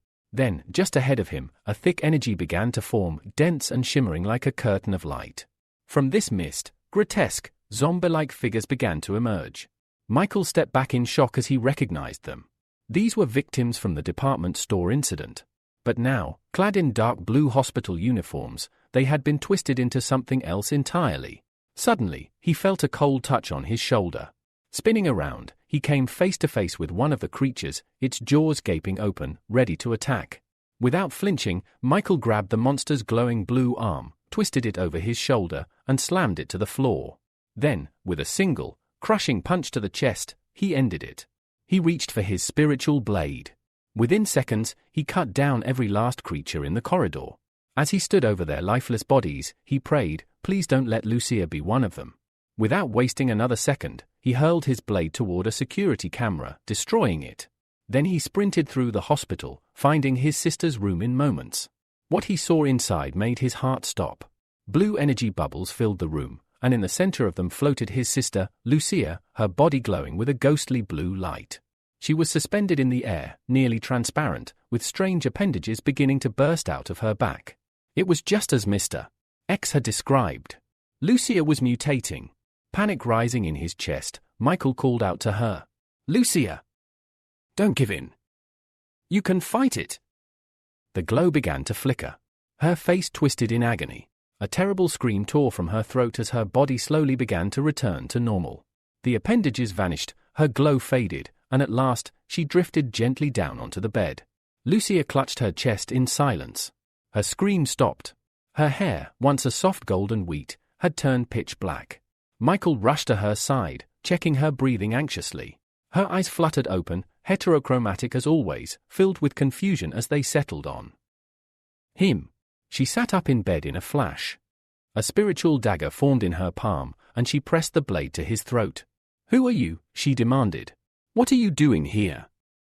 Michael raised both hands in surrender. "It's me." "Your brother," he said carefully. But Lucia narrowed her eyes.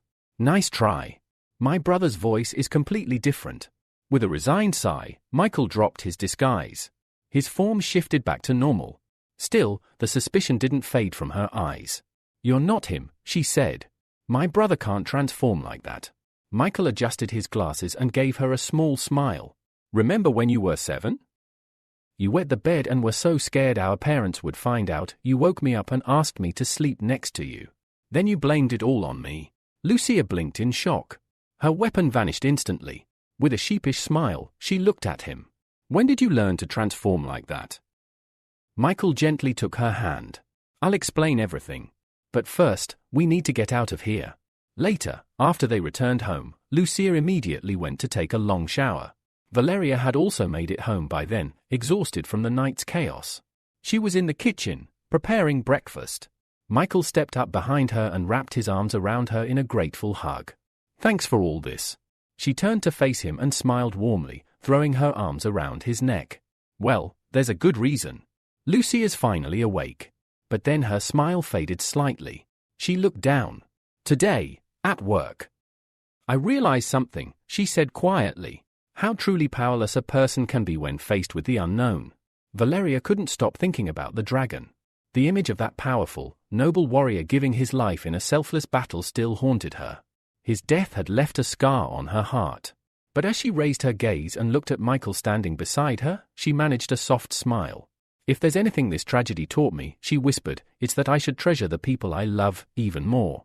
A warm, romantic atmosphere settled in the kitchen. Michael didn't take his eyes off her. The emotion in her voice, the sincerity in her expression, it pulled him in. When Valeria leaned closer for a kiss, a soft smile crossed his lips, and he slowly leaned in to meet her. They didn't notice the approaching footsteps. Nor did they hear the cheerful voice echoing down the hall. I'm done with my shower. I'm starving. Lucia's sudden entrance made Valeria flinch in surprise. She quickly shoved Michael away and blurted out, everything's ready. Let's eat. Michael let out a chuckle as he helped Valeria bring the dishes to the table. He laid out the chopsticks while she served the food. Lucia's eyes sparkled as she looked at the table. All my favorites, she cried joyfully. Valeria, this is amazing. Thank you.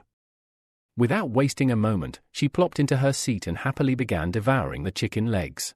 Her joy was infectious, and as she chewed with delight, Michael and Valeria watched her with soft smiles. Seeing her like that, so carefree, so full of life, Michael felt a strong surge of emotion. If I could protect this moment forever? I'd give anything. An hour later, Michael quietly called Lucia into his room. Once inside, he got serious. We're not telling Mom and Dad that you're awake. Not yet. Lucia looked uncertain. But is that really necessary? Michael folded his arms.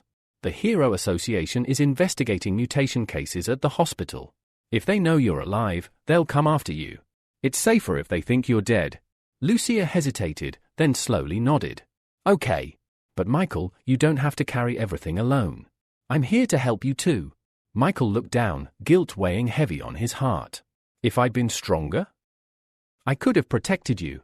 Instead, I dragged you into a world you never asked for. But Lucia shook her head and smiled. It's okay. I learned a lot.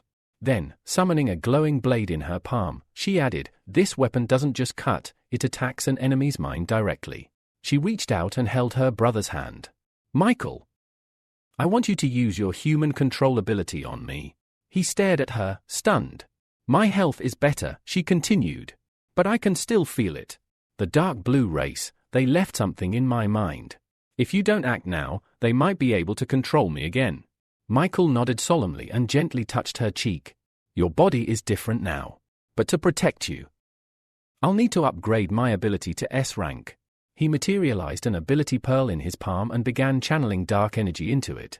Minutes passed in silence until a system message flashed before his eyes. Ability upgrade complete. Human control, S rank, effect, can now brainwash A rank and lower targets, fully subjugating their will for up to 30 years. Spiritual form can also enter the target and extract 6 hours of life force. Without delay, he activated the ability and used it on Lucia, who sat quietly before him. Closing his eyes, Michael focused. But this time, it was different. A strange scene unfolded in his mind, a slow-moving current of water, from which a small tree sprouted and began to grow. As the tree stretched upward, a mysterious voice echoed around him. Who's there? He called out. No answer. Then, something yanked him downward, dragging him into the depths. The voice laughed, filled with sorrow and darkness. Just another dismal find, Michael snapped back to reality with a gasp. Terror clutched his heart. Someone, or something, had nearly broken his spiritual defenses. Lucia noticed his pale expression and rushed over. Michael! Are you okay? He slowly pulled her hand away from his face. There's something I need you to do. At that moment, Valeria peeked into the room. Want some fruit? Michael looked at her and smiled gently. Yeah, something light sounds good. Lucia chose to stay in the room, and Michael returned to the kitchen with Valeria. As she settled at her laptop, he asked casually, What are you working on? I got offered a new position, she replied, glancing back at him. It's because of how well I performed during the last mission. Michael's expression tightened. Will it be dangerous? Valeria chuckled softly. Don't worry. This time I'll just be broadcasting from a special booth. No field work. Relieved, Michael stood and stepped behind her. As she typed, he gently took her hand and discreetly passed her a glowing ability pearl. Valeria blinked in surprise and turned to him. What's this? The ability Michael passed to Valeria was called Green Snake Chain. It was a dual-purpose skill. In moments of danger, it would automatically form a defensive barrier around the user, while simultaneously transforming into a green snake to strike back at the attacker. A blend of protection and offense, just what she needed. Meanwhile, Alex, accompanied by Sakura and Anna, made her way to a hot spring. Sakura explained that these waters were known for their restorative properties, especially after exhausting night battles. Curious, Alex dipped her hands into the warm water, her expression skeptical. She scooped some into her palms and frowned. Was it really that miraculous? Soon after, she rose to her feet. Looking at her companions, Alex informed them she couldn't stay long. Her organization was still on the move and would be expecting her. Coming ashore, she laid out a rug and rested on it, her mind already turning to what sort of mission might await her next. Anna looked at her with admiration. You're redoing a great job staying off the radar, she said with a smile. Moments later, Alex's consciousness was pulled into the Heavenly Palace, a virtual coordination hub, where Michael and the others were already waiting. Michael addressed her directly. Have you heard of the Four Seas territory? He asked. He explained that her next mission was to investigate that region and gather intel on the Dark Blue race. If she succeeded, she would earn her place as the 28th member of their organization. Without hesitation, Alexa bent down on one knee. I will depart immediately, she replied. Michael gave a small, satisfied smile. His fabricated story had worked. Alexa believed this was a test mission, and now the team finally had a truly powerful member to rely on. Raising a hand, Michael added, before you go, visit the Florence family. Fully replenish your strength first. Only then may you begin the mission. A happy, confident smile crossed Alexa's face. She bowed low. Understood. I will give this mission everything I have. And with that, she vanished from the Heavenly Palace. A moment later, a voice spoke up. Can I say something now? It was Rabbit, Michael's sister. He gave her a nod. Without holding back her excitement, Rabbit shouted, that was Alexa. The Alexa? One of the actual knights of the Round Table. I saw her up close. Do you think next time I could ask for her autograph? Michael sighed heavily. Now it made sense why she had been so quiet earlier. She had met her idol. Placing a firm hand on her shoulder, he looked at her and said, your name is Rabbit now. And you must be extremely careful. No one can know who you really are. But it was like she hadn't heard a word. The moment he let go, she happily declared, I'll definitely work closely with Alexa after this mission. That'll give me a better chance to get her autograph. Michael was speechless. She was focused on all the wrong things. Sigh.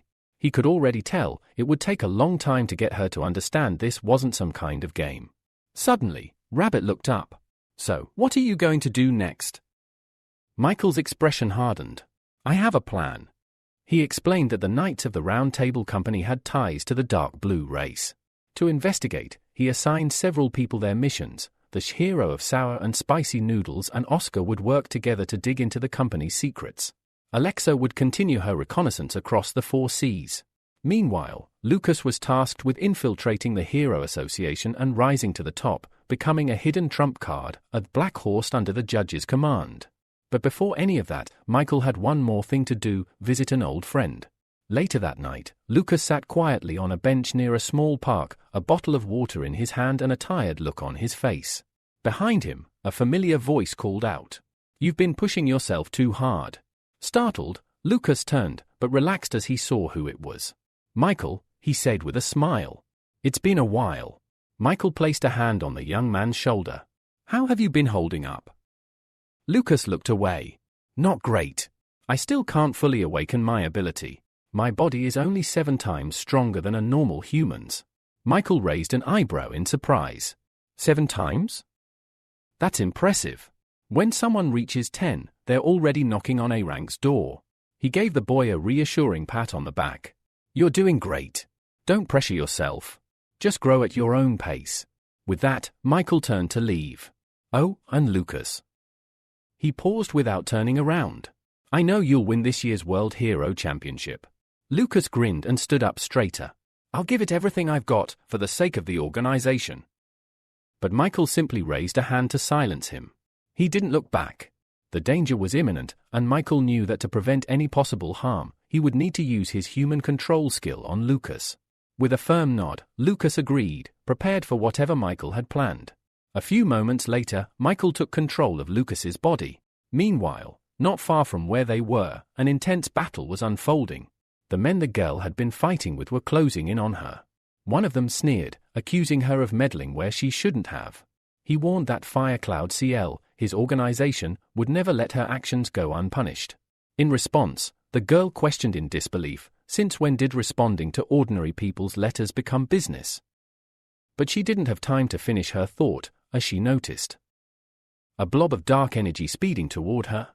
She swiftly sidestepped, dodging the attack just in time. Her instincts kicked in, and she lunged at the large man with horns, her blade aiming for him. Before he could react, part of his horn was shattered. As purple liquid began to pour from the injury, he realized she had poisoned him. But before he could make a move, an explosion erupted nearby. The man, hiding behind his partner, staggered backward, struggling to shield himself from the powerful gust of wind. As he regained his balance, he felt another impending threat. Turning just in time, he barely avoided a beam of light, which slammed into the ground where he had just stood. Stunned, he looked at the girl in confusion, asking how it was possible for someone to wield so many elements simultaneously.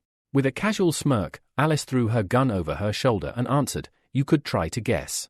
If you get it right, I might share the secret with you." Irritated, the man began to emanate a grey mist from his body. But before he could act, he suddenly felt a boot slam into his face, knocked out cold by Lucas's kick. He looked at Alice, standing a bit off to the side, and warned, "If you cause another explosion, this place will be finished.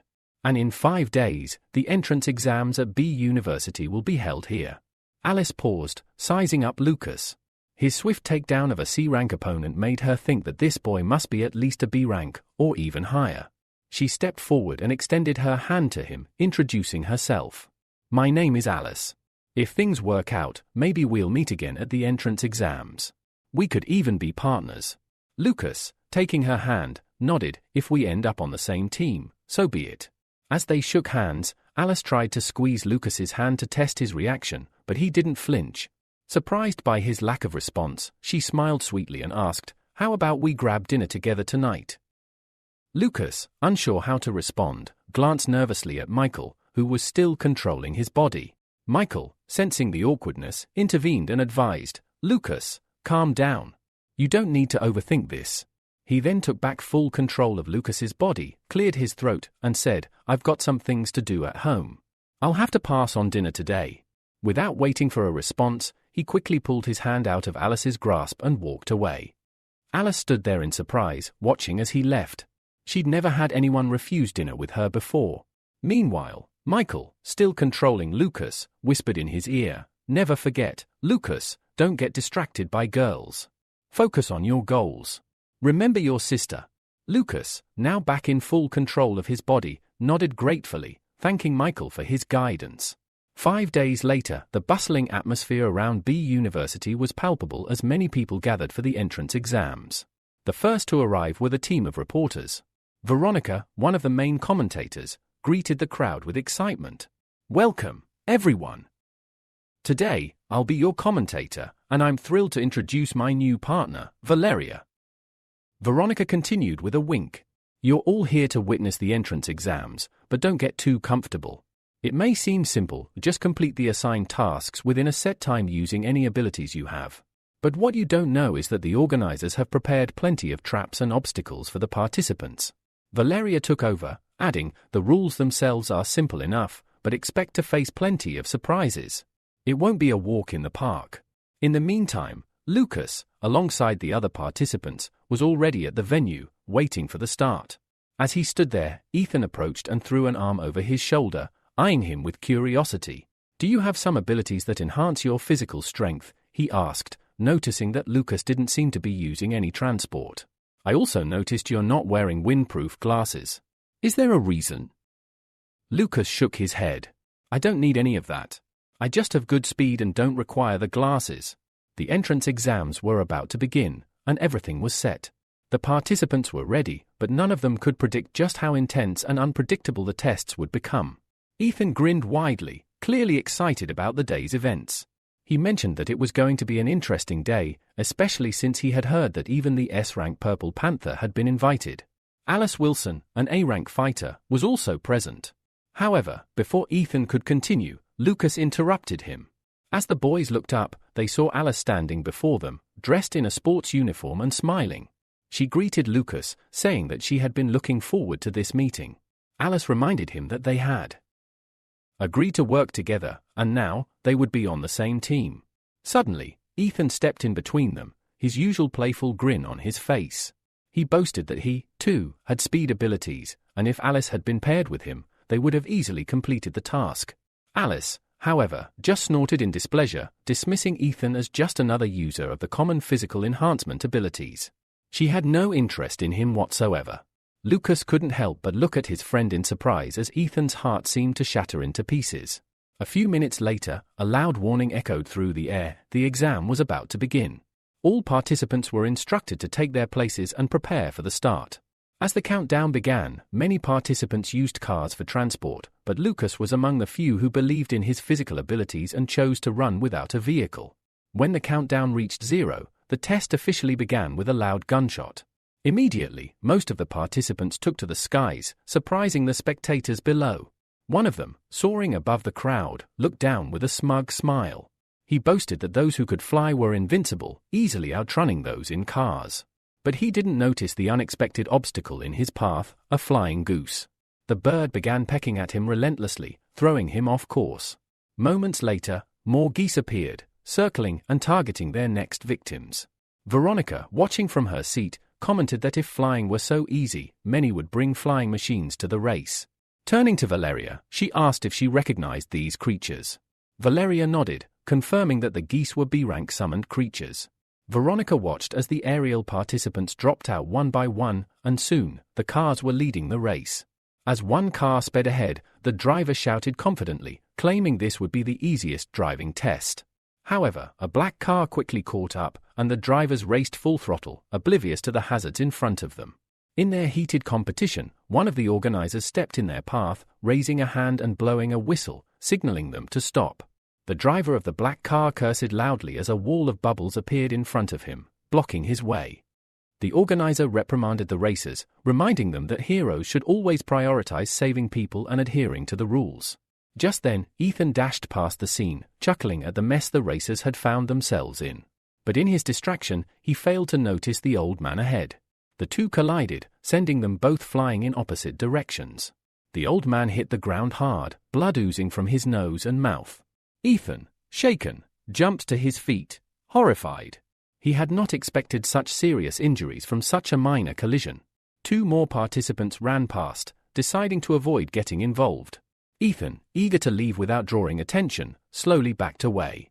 However, the old man, now standing, shouted at him angrily, accusing him of lacking any conscience for leaving after causing the injury. Despite the commotion, Lucas continued forward without hesitation, jumping across rooftops effortlessly. Alice, who had been holding onto her craft, landed next to him.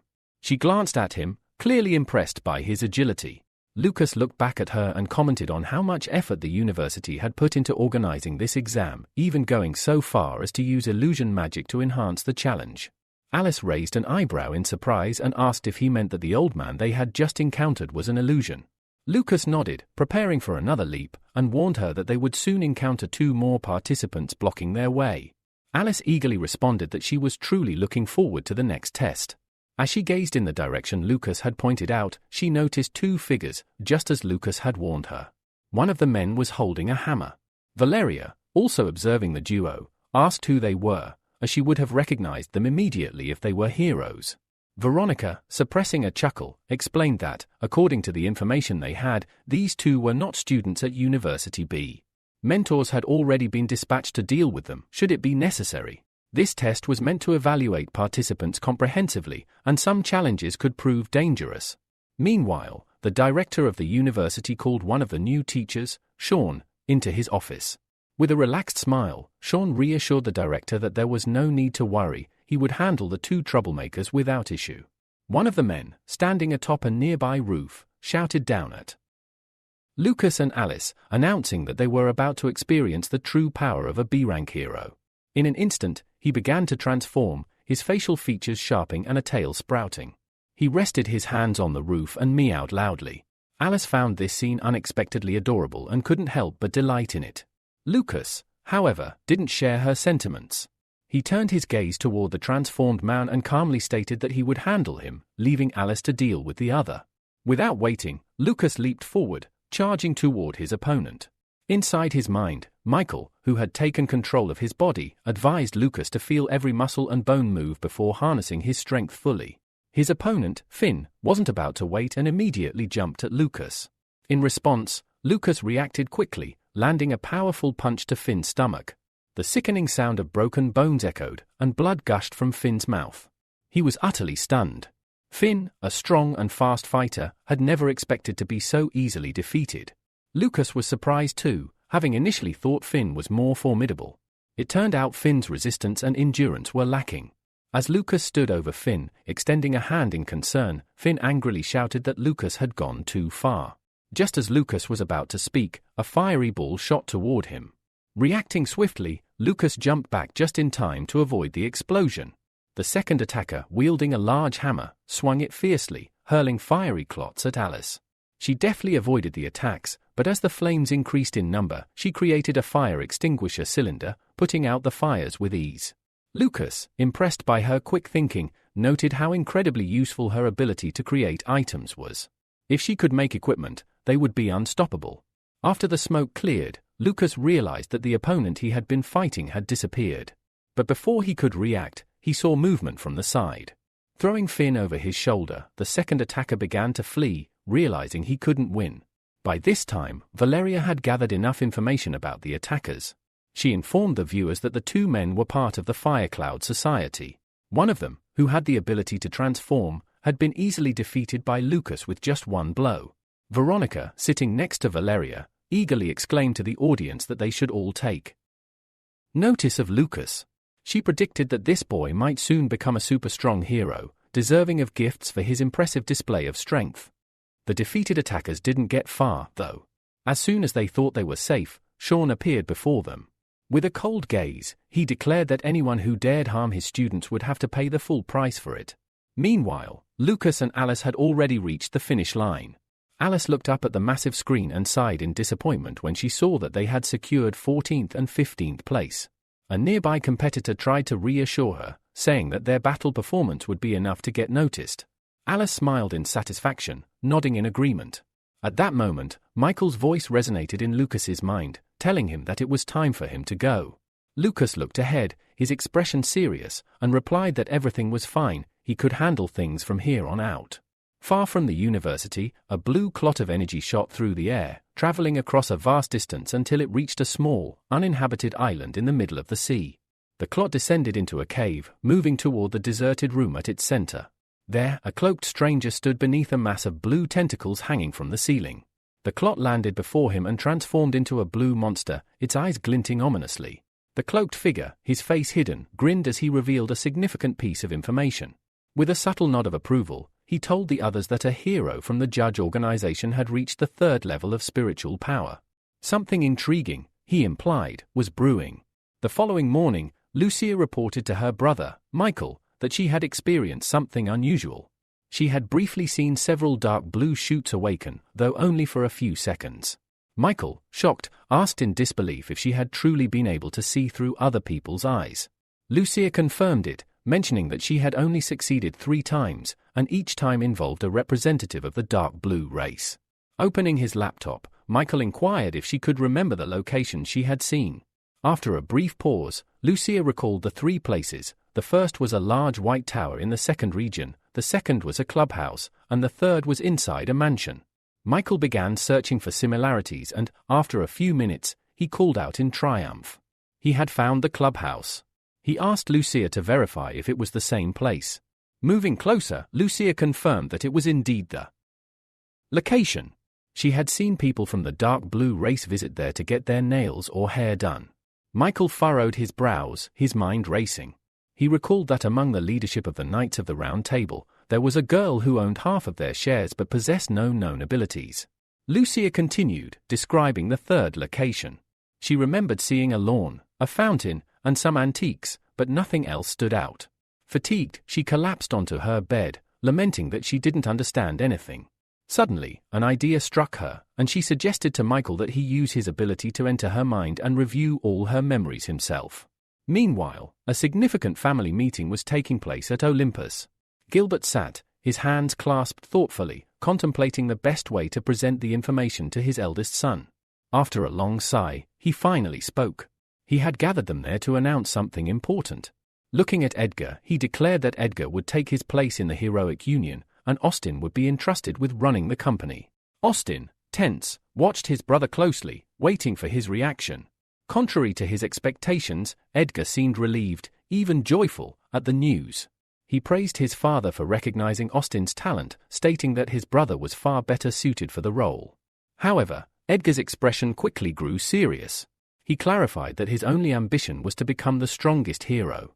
Gilbert, frowning, acknowledged Edgar's grudge against the Judge organization but felt it was necessary to reveal a truth. With a serious glance, he asked if Edgar knew why the members of the organization were so strong.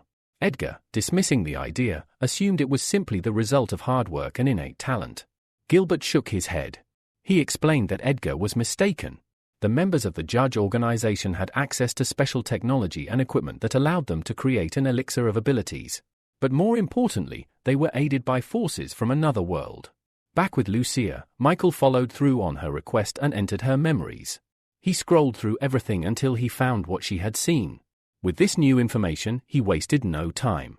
Transforming into the attire of the judges, Michael and Lucia made their way to the House of Firearms.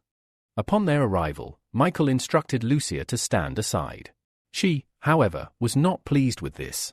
Confused, she asked why he had brought her along only to make her an observer. Michael reached out, gently ruffling her hair, and calmed her down.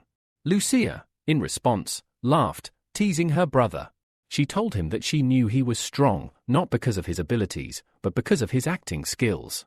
Inside the house, the man who owned the property sat calmly sipping tea in his garden.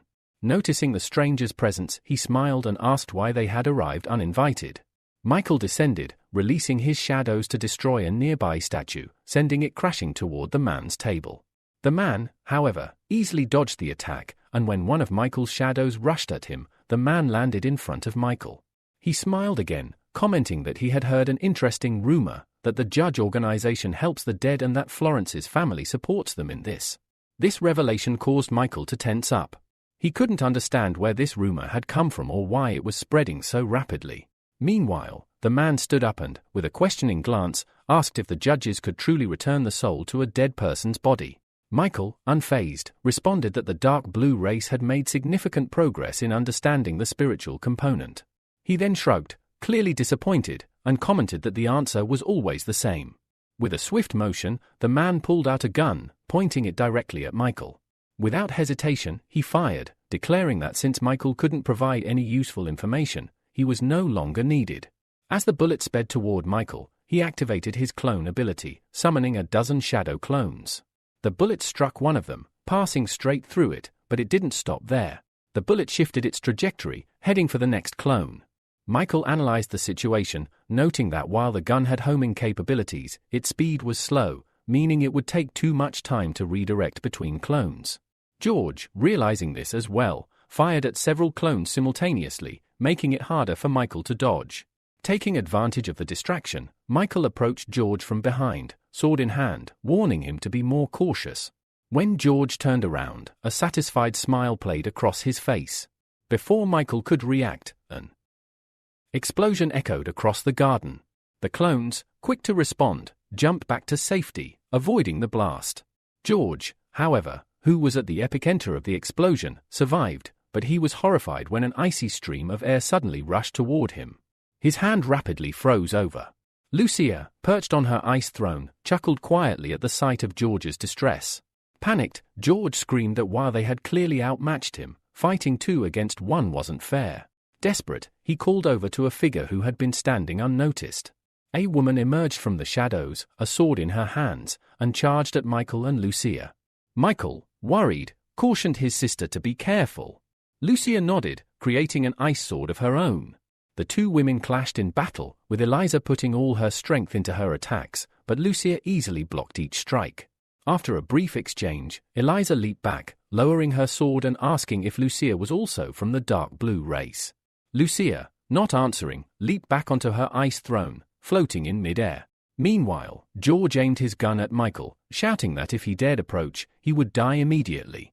As he fired, Michael closed his eyes, deep in thought, trying to figure out the best way to deal with the homing bullets. The bullet grew closer, and just as it was about to strike, Michael had an idea. The next bullet flew straight for his head, but Michael dodged it just in time. The bullet instead embedded itself in a nearby tree trunk, piercing it through and igniting the wood in a fiery blaze. George, visibly frustrated, realized that Michael had already figured out how to counter his homing bullets. Meanwhile, Michael conjured an electric ball in his hand and charged toward George. At the same time, Rabbit rushed into the fray, charging toward Eliza. She skillfully dodged the electric ball, stepping aside just as it grazed her shoulder. When Rabbit engaged Eliza in battle, she summoned a shield to block his attack. Realizing that they couldn't win this way, George reached into his pocket, pulling out a handful of blue pills. Shouting that he wasn't going to give up so easily, he swallowed them all in one go.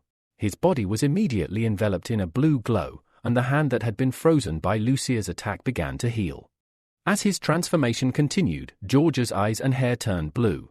Eliza, noticing the change, froze in horror. She rushed to her husband, desperately calling out to him. She reached him just in time to stop his transformation, creating a small blue stick in her palm and touching his forehead. She managed to bring him back to consciousness, explaining that his spiritual body couldn't handle such a large concentration of particles. If he hadn't stopped, he would have fully transformed into a dark blue being. With urgency, Eliza approached him and began absorbing the blue energy from his body. Michael, seeing the opportunity, summoned another electric ball in his palm. As the ball flew toward George, his eyes widened in shock. To protect his wife, he threw himself in front of her, taking the full force of the electric attack. George collapsed to the ground, the fight taking a dramatic turn.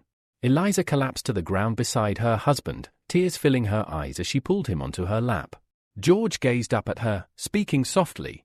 He told her that he had waited for this day for a long time and was grateful to the heroes for helping him. He explained that after her death, life had become worse than death itself. Gently touching Eliza's palm, he asked her to return to the way she was, to restore her original hairstyle because he wanted to see his real wife one last time. As he looked at her, he mentioned that the representatives of the dark blue race had promised to help bring her back, but in exchange, he had to betray humanity. If they could truly do this, he felt it would be a fair trade. But as the words left his mouth, it became clear to him that he was trapped in the abyss of his own lies. Eliza's eyes filled with sorrow as she listened. Suddenly, George let out a bloody cough. His gaze shifted to Michael, and he said that he wanted to trade the information he knew for Eliza's life, since she was not at fault except for falling in love with an idiot like him.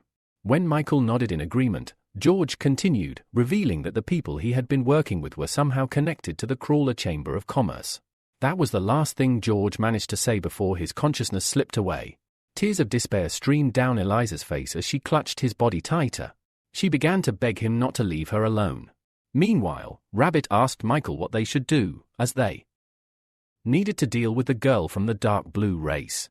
Michael raised his hand to stop her, signaling that they should wait. Through her tears, Eliza declared that when she chose to join the dark blue race, she had already been willing to sacrifice everything for George. This was enough for her. She lay down beside him, a peaceful smile on her face, and as she did, blue energy began to emanate from her body, forming a glowing blue ball. Once fully formed, the ball dropped to the ground. Michael, understanding the importance of the energy, picked it up without hesitation, deciding it was better not to leave such a thing behind. Rabbit, distracted by something else, absent-mindedly asked if she could meet someone who would love her as much as George had loved Eliza. Michael ignored the question, concealing the blue ball as he turned to leave. "It's time to go," he said simply, and Lucia followed him silently, a heavy sigh escaping her. As they flew back, Michael suddenly changed his appearance, taking on the form of Raven. Lucia, her irritation mounting, asked where they were headed, but Michael remained silent, fully absorbed in his thoughts. Unable to contain her frustration, Lucia asked if he would at least answer one of her questions, or if he planned to continue playing this silent game. Meanwhile, at the university stadium, the fighting competitions had ended, and it was time for the award ceremony. Lucas and Alice had both improved their rankings and were now reaping the rewards of their hard work. Michael had flown in to watch the ceremony, pleased to see his protégé thriving and even making friends in such a short time. Afterward, he visited the GU place to personally congratulate Lucas. Materializing a green sphere in his palm, he announced that he had improved his ability to A rank and handed the sphere to the surprised young man. Within moments, the sphere was absorbed into Lucas's body. Michael then patted Lucas on the shoulder, telling him that their next goal was the entrance exams and that Lucas had to give it his all. Michael also informed him that he would need to leave for a while. As Michael turned to leave, Lucas called out to him, asking where he was going. Without turning around, Michael replied that his goal was the territory of the 4 Seas. That same evening, Austin made his way into the Black Dragon's office. Finding it empty, he quickly located the safe and deduced that the password was likely his brother's birthday, the same password Michael used everywhere. Testing his theory, Austin entered the date of birth, and the safe opened. Inside, he found a book about the territories of the 4 Seas. Austin was amazed at his brother's carelessness in using such an important password. He took the book and left the office, whistling a cheerful tune. His actions, however, did not go unnoticed. Edward had seen Austin enter the office and leave with the book. Though he didn't know why Austin wanted it, Edward was happy to see his brother in such high spirits. Later, Edward transported himself to the Heavenly Palace and handed the book to Michael. The book detailed that, from ancient times, 2 races had lived on the planet across 4 continents. After a prolonged war, creatures from another world had invaded the southern lands, enslaving 1/3 of the civilization. To redistribute power, the territory had been divided into 4 parts: the Hero Association, the Iron Blood Army, and the Trade Organization Association.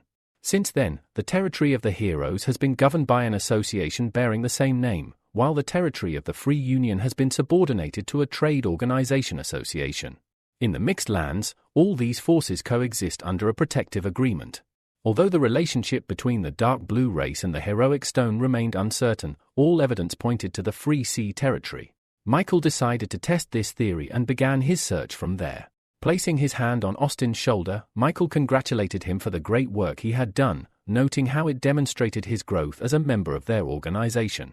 Austin's eyes lit up with excitement at the praise, eagerly rubbing his palms. He wanted to voice his request, but Michael preemptively spoke, saying that since Austin had passed his test, he would not be deprived. Austin had earned his elixir of abilities, and Michael tossed him a flask containing the potion. Austin immediately unscrewed the lid and winced at the disgusting smell. However, he wasn't deterred by the scent. Having worked hard for this moment, he gulped down the contents of the flask in one go, ignoring the equally terrible taste. As soon as he finished, he felt a wave of weakness wash over him, collapsing to the floor. Confused, he asked Michael what rank the potion was. Michael casually replied that it was B rank. He then explained that the potion contained 2 B rank abilities, an improved werewolf ability and a mask of terror, which used people's fear to boost the wearer's strength. The maximum increase in strength was 9 times, and the fear energy only lasted for 45 minutes. Hearing this, Austin's face lit up with happiness. He jumped to his feet, hugging Michael and expressing his heartfelt gratitude for such a wonderful gift. After saying goodbye to his godson, Michael returned home, where a delightful dinner awaited him, prepared by Valaria. There was a romantic atmosphere surrounding them that evening, and Valaria wore a beautiful black dress that accentuated her figure. Michael shared that he had received an offer for a year-long assignment abroad. With a slightly saddened expression, he mentioned that they could go together. Valaria smiled brightly and assured him that she could take care of herself, encouraging him to work hard for their future together. Michael agreed, raising his glass of wine and drinking it in one swift motion. He wished to resolve all his issues and enjoy life to the fullest. Valaria stood up, walked over to him, and embraced him around the neck, telling him that she would eagerly await his return. Michael hugged her back, a happy smile spreading across his face. He was pleased to hear these words from her. The evening took a passionate turn, and the couple moved to the bedroom, helping each other undress as they enjoyed their last night together before the long separation. The next day, Michael visited Florence's family estate. The butler, recognizing them as members of the judge's organization, greeted them warmly and led them inside. He escorted Michael and his sister to the office of the head of the family, where Ivan and his two granddaughters, Anna and Sakura, were already waiting. Ivan greeted them with a joyful smile, mentioning that he had already interacted with members of the judge's organization a few times. Anna immediately recognized Michael and eagerly recalled the time they had flown together on the same flight, which had been captured by the Star Cloak. Michael nodded, replying that it was on that very day that the rooster had noticed him. He had already prepared his cover story and explained that the gentleman had given him an elixir of A-rank ability and allowed him to join the organization. Anna looked at him with suspicion, asking if it was really so easy to obtain an elixir of such a high rank. She also inquired about the ability he had gained from the elixir. Ivan, sensing the tension, raised his hand and shot her a disapproving look, telling her not to be rude to their guests by interrogating them about their abilities. Michael chuckled, reassuring everyone that it was fine. After all, they were future allies, and he had no issue answering a few questions. He then revealed that his ability was called the Folding Plum Navy Suit. Sakura leaned forward in curiosity, admitting she had never heard of such an ability before. Michael explained that this was not surprising, as the ability was a combination of both the martial arts of the underwater army and the plum-style suit. This unique combination allowed him to dodge enemy attacks with the grace and agility of a plum blossom. Anna, still intrigued, asked another question. She pointed to Lucia, who was standing beside him, and asked who she was. Michael answered that she was Rabbit's ward and, like him, she was an A-rank user. Lucia cast a distrustful glance at everyone in the room before speaking. She confirmed her ability was ice control, making it clear that she wasn't entirely trusting of the group. After this, Michael mentioned that the rooster had instructed them to travel through the Free Union Sea territory under the guise of being part of the Florence family. He was curious about the head of the family's thoughts on this arrangement. Ivan rubbed his chin thoughtfully, considering the question. He then replied that it was indeed time for Florence's family to return to the Free Union. A few hours later, as the deep night settled outside, the brother and sister arrived at the port. Michael approached Lucia from behind, placing his hand on her shoulder. He asked her what was occupying her thoughts so deeply. Lucia, turning to face him, replied that she was simply a little worried. Tomorrow, they would be leaving the city, and though her brother reassured her that it was not forever, his words failed to ease her mind. Lucia had once envisioned spending the rest of her life here, never suspecting the existence of the territory of the Four Seas. Michael, understanding his sister's concerns, nodded in agreement. He explained that now he understood why the three governing forces avoided discussing these lands. Once others learned about the territory of the Four Seas, they would also uncover the ongoing war with another world, along with the true nature of the conflict. Lucia sighed heavily, her gaze drifting to the sea. She remarked that the local residents had to endure constant stress, their lives far more difficult than the ones they had known. Michael ruffled her hair, offering his own insight. He told her that the atmosphere within the Free Union was tense, and it was crucial for her to always stay vigilant in order to protect herself. The following morning, the 6-star ship Sea Dolphin arrived at the port. Ivan explained that the ship's bottom was constructed from materials taken from monsters of another world and was reinforced with 4 distinct alchemical substances. Thanks to this, it only required spiritual power to make it soar into the sky. The ship could also shoot fire, create barriers, and accelerate. With a gesture, Ivan summoned Over, the butler who had been standing off to the side. Over approached, bringing gifts from the Florence family. Ivan informed Michael and Lucia that they would need these items when entering the territory of the Four Seas: sea clothes, light armor, and a bladder. These items allowed one to walk on water and breathe underwater, with each set tailored to the individual wearer.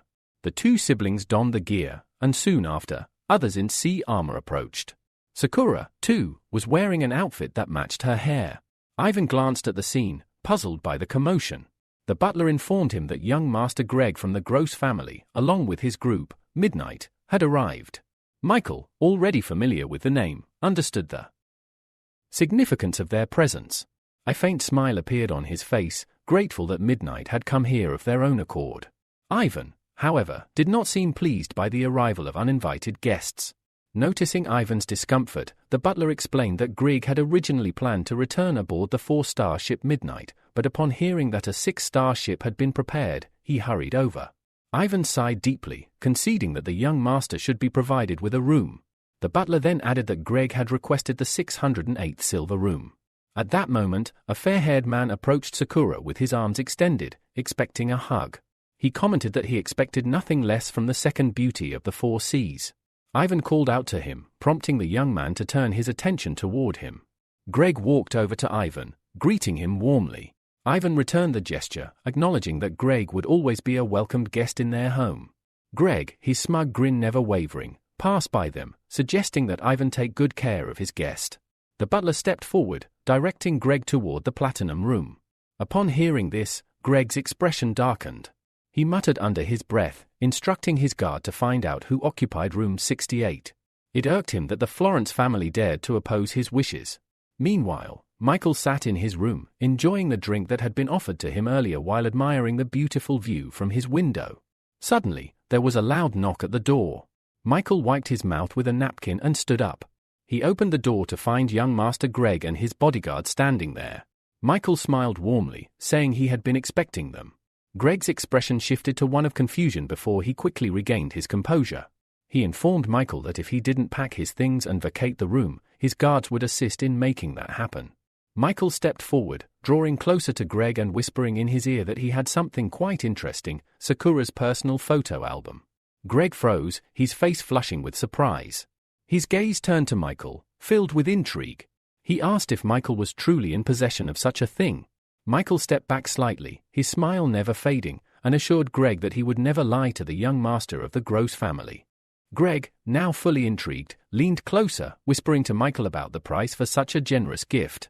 Michael suggested they look at the photos first, and then he would set a price. Greg nodded, then ordered his guards to stay outside. The two of them entered the room, closing the door behind them. Greg impatiently demanded to see the album. However, as Michael turned to retrieve it, he felt a strange sensation. Using his ability, Michael entered Greg's mind, sifting through his memories in search of useful information. A few moments later, Michael managed to extract the memories of Uncle Greg. He discovered that, although Byron had once played a secondary role within the family hierarchy, something had changed recently. Byron had gained both power and authority, quickly becoming one of the key figures in the family. As Michael sifted through the memories, he realized that despite Byron's careful and cautious nature, he had developed a deep connection with his nephew, to the point of brainwashing him. The young man had been completely subjugated by his uncle. Michael approached Greg and, with a serious tone, ordered him to behave more appropriately toward the young master of the Gross family from now on. He also instructed Greg to engage more actively with Byron, as he could very well be a member of some organization. Greg bowed deeply, agreeing to pay more attention to the events within his family and to keep Michael informed of anything noteworthy. After bidding Michael farewell, Greg left the room. Outside, the security guard who had been standing watch asked if they should begin removing Greg's things. Greg struck the man on the head, questioning why they were still concerned about such things when they were already in the platinum room. The confused guard bowed and apologized for his mistake, and the two of them walked away. Several hours later, the ship began its journey toward the island. Michael and Lucia stood together, gazing at the night sky. Lucia, her eyes lighting up, noticed land on the horizon and excitedly asked what it was. Michael answered that it was an independent customs office. Suddenly, they heard footsteps approaching from behind. Turning around, they saw a man who introduced himself as the manager of the customs office. Michael tensed immediately, realizing that he hadn't sensed the man's presence. Ivan stepped forward to greet the newcomer, shaking his hand. Richard, the manager, smiled as he mentioned that when the head of the Florence family first visited their customs house, he had been certain that one day he would return. Once the ship docked, Richard invited everyone to join him for dinner. During the meal, the girls surrounded Michael, almost instantly, preventing him from moving. Proposals for exchanging numbers came from all sides. Michael, feeling a little confused by the attention, tried to gently decline their advances. Anna, watching the scene from the side, was not pleased. She was furious that Michael was choosing to associate with the other girls rather than her beautiful sister. Sakura, sensing Anna's discomfort, explained that they weren't on good terms, so Anna shouldn't be too upset. Suddenly, Lucia, in a burst of energy, began shoving her way through the crowd, determined to rescue her brother. When she finally reached Michael, she grabbed his hand and pulled him away. With a grin, she suggested that instead of standing around, they should all go to the famous Rushka Hotel and have some fun. Anna's eyes lit up at the suggestion, quickly adding that the hotel's special event was extremely popular among the people of the Four Seas. Curious, Michael asked what the event entailed. Before anyone could answer, another girl appeared by his side, silently pointing to his cheek, where a trace of lipstick from someone's kiss remained. Blushing, Michael quickly took out a handkerchief to wipe it away. Alexa, folding her arms across her chest, sighed heavily, remarking that he would find out for himself soon enough. Later, their group arrived at the Rushka Hotel, where the event was already in full swing. They were led into a spacious room decorated in a marine theme, with a large aquarium on one of the walls, filled with fish of various sizes. As more guests gathered, the host thanked everyone for coming to the mermaid party. Curious, Michael turned to Sakura and asked if she had the ability to transform into something. With a mysterious smile, Sakura replied that he would find out soon enough. Anna, suddenly excusing herself, mentioned that she needed to change clothes. She instructed Michael and the others to wait while she did so, and the other guests remained seated, eagerly awaiting the main event. Without warning, multiple holes appeared in the aquarium's wall, and water surged into the room in turbulent streams. The guests reacted with joy, but Michael, still confused, couldn't understand what was happening. A man standing on the stage, shielded by glass, announced that the party had officially begun and that everyone should prepare to become mermaids. Now even more bewildered, Michael instinctively held his breath, unsure of what was going on. He turned around as Anna's cheerful voice rang out, asking why Michael hadn't transformed yet. As he looked around, he noticed other girls who had sprouted mermaid tails and were moving easily in the water. Then, Michael felt a strange sensation in his body. He looked down in surprise to find his own tail, marveling at the transformation. To his delight, he discovered that he didn't need to hold his breath underwater, he could breathe freely. Overjoyed by this newfound ability, he eagerly decided to explore the waters and test out his new form. Suddenly, a strange sound caught Michael's attention. A massive shark burst through the wall, charging directly toward them. The guests, overcome with panic, scrambled to swim away, desperate to escape the monstrous creature. But the shark was relentless, not willing to let its prey escape so easily, and it pursued them with terrifying speed. Michael observed the creature closely, trying to determine whether it was a real monster or simply a human transformed. As the shark drew near, he activated his ancient dragon ability.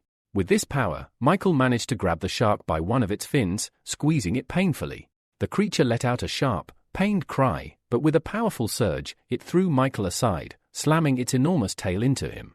The blow sent a thin stream of blood flowing from Michael's mouth, and he clutched his chest, feeling a sharp pain. It didn't take long for Michael to realize that this shark had likely been sent to test his and Lucia's fighting strength. He decided to first analyze the creature's tactics before formulating a plan to defeat it, knowing that revealing too much strength too early could be dangerous. Alexa, unable to stand by idly, created a weapon and launched an attack on the monster.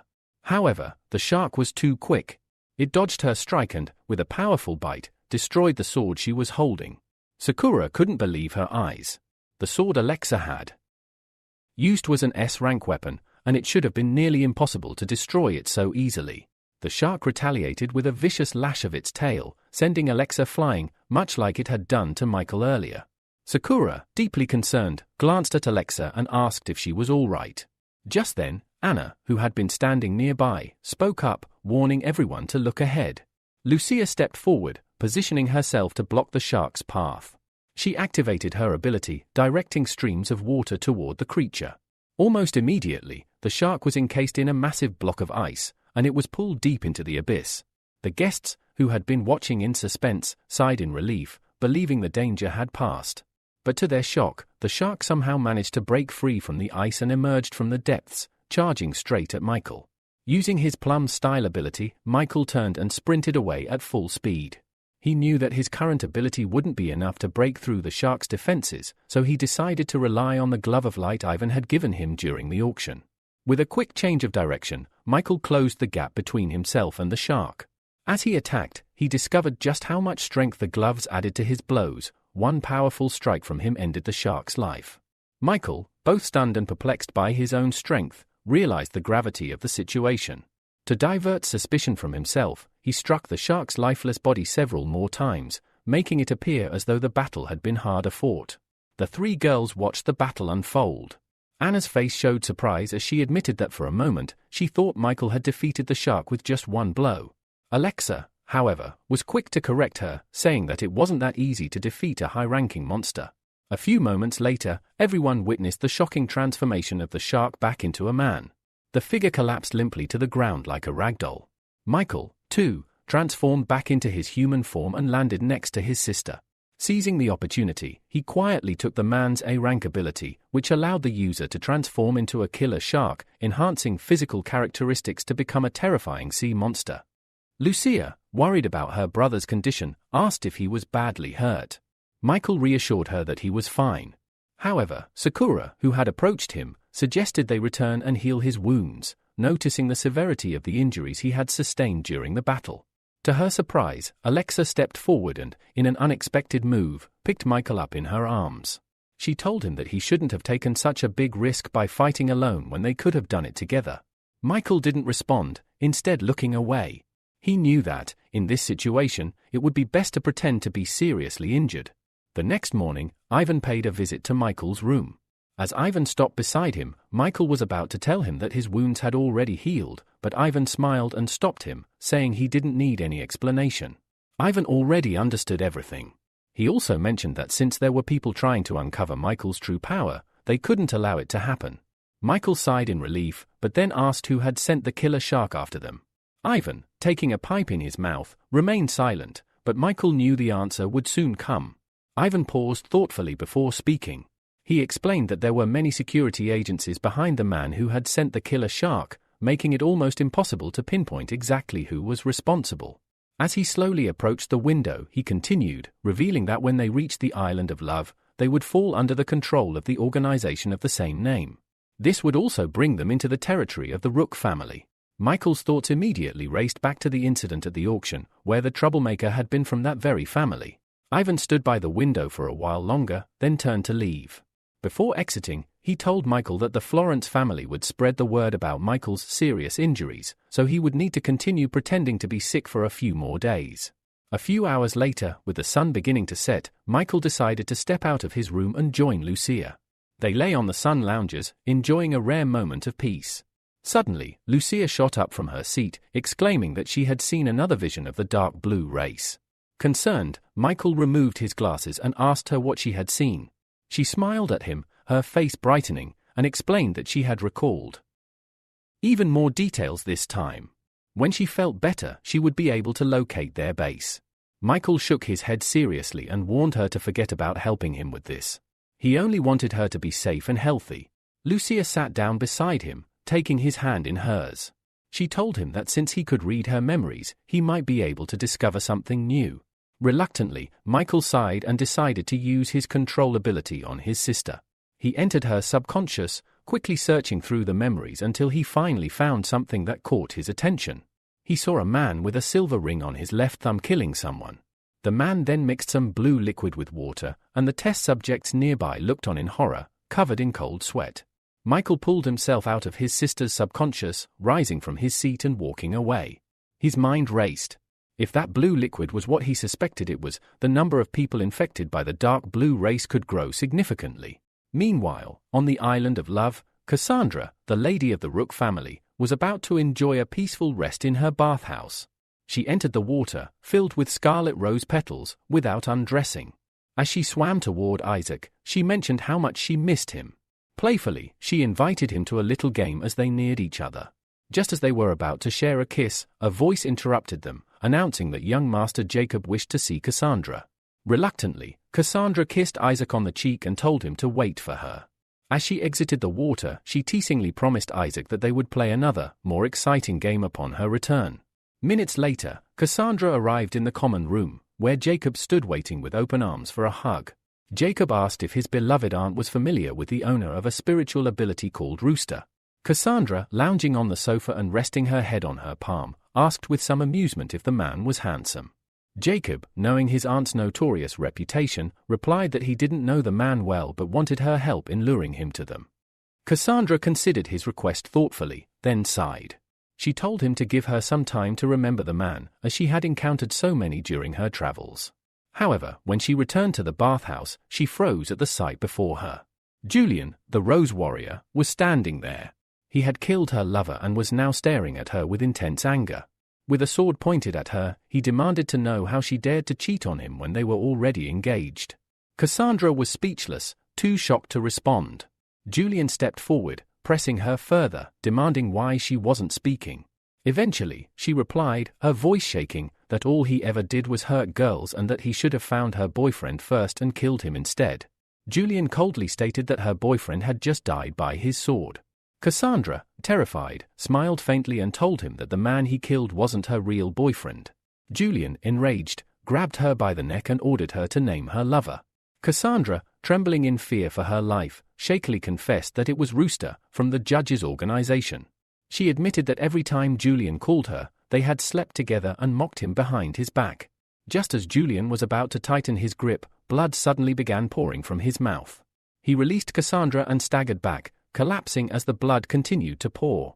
Cassandra watched in stunned silence, realizing that someone, or something, had intervened at the exact moment she had spoken. The undead mage looked at Cassandra and spat, warning her that she had gone too far and swearing that one day, he would kill her. Meanwhile, Michael was feeling a bit tired after pretending to be sick all day. The eerie fog surrounding the ship only added to his unease. He could sense that something was amiss, but couldn't quite figure out what. Just moments later, he saw a boat approaching their ship, and Alexa appeared on board. She called out to Michael, telling him that they needed to head to the captain's cabin immediately. The pirate ship was drawing near. Following her lead, Michael entered the captain's cabin, where Vincent, the captain, was briefing everyone. He revealed that the approaching pirates were known as the Shooting Star Pirates, led by an S-rank user, the Undead Mage. Vincent further explained that the pirate leader had 3 important subordinates, the Charming Fox, the Seaweed Monster, and the Tyrant of the Deep Sea. Vincent bowed, asking the heroes for help, as the entire ship and its passengers would be in danger if the pirates captured them. Ivan, thinking carefully, noted that the pirates were likely testing the strength of both the Florence family and the judge's organization. He warned Michael to be extra cautious. Michael appreciated Ivan's concern but pushed aside his thoughts of sentimentality, deciding that now wasn't the time. He said that he and Lucia would handle the undead mage, while the others could take care of the rest. However, Sakura stepped forward, blocking Michael's path.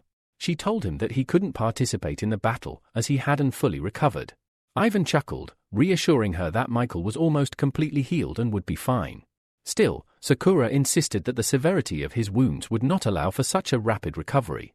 Michael scratched the back of his head, saying they needed to stop arguing and deal with the pirate attack before it was too late. Suddenly, the sirens wailed, and alarm bells rang throughout the ship as the pirate ship came dangerously close.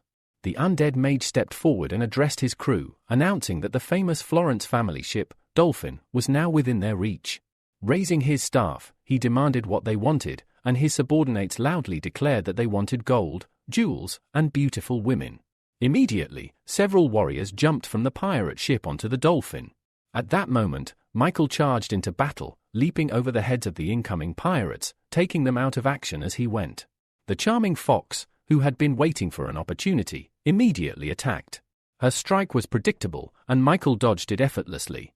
Irritated, she taunted him to stop being a coward and face her like a real man. But Michael didn't need to dodge, as her spiritual skill was far too weak against his 3rd spiritual stage. He quickly grabbed her by the neck. The Charming Fox's expression shifted to a satisfied grin.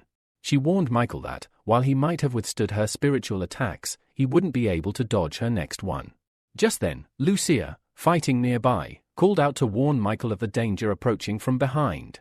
A skeleton, revived and wielding a huge saber, was charging directly at him. Without hesitation, Michael turned, positioning the Charming Fox in front of him. The skeleton's attack landed squarely on her, ending her life. A green pearl emerged from her body, and Michael seized it, muttering that she had killed too many people. He hoped she would have better luck in her next life. Meanwhile, Sakura was engaged in a fierce battle with the Tyrant of the Deep Sea. She moved swiftly, evading his powerful blows, but the tyrant called to his brother, the Seaweed Monster, to use his trap.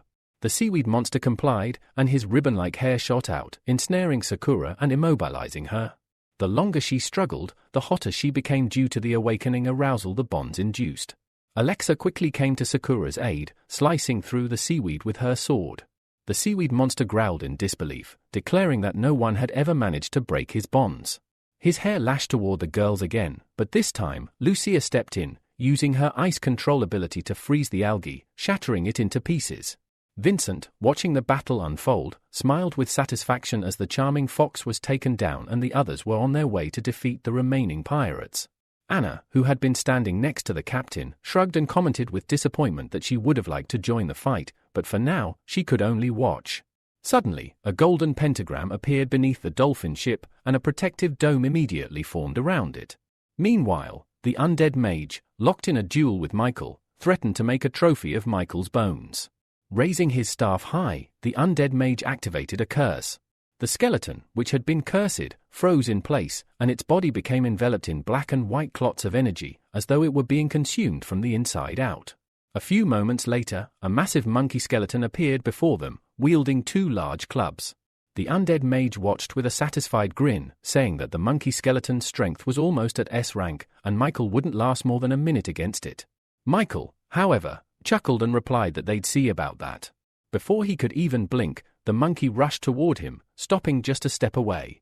It swung both of its clubs where Michael should have been, but the hero was quick enough to dodge. In one swift motion, Michael jumped onto the back of the monkey skeleton. The skeleton, unwilling to stand still and let its target escape, swung its tail at him. Michael, having anticipated the threat, jumped backward just in time. Realizing that he needed to get rid of the tail to take out the spine, Michael materialized gloves of light. As the monkey's tail swung at him again, he used the gloves to block the attack with ease. The monkey quickly retracted its tail, trying to attack him from another angle.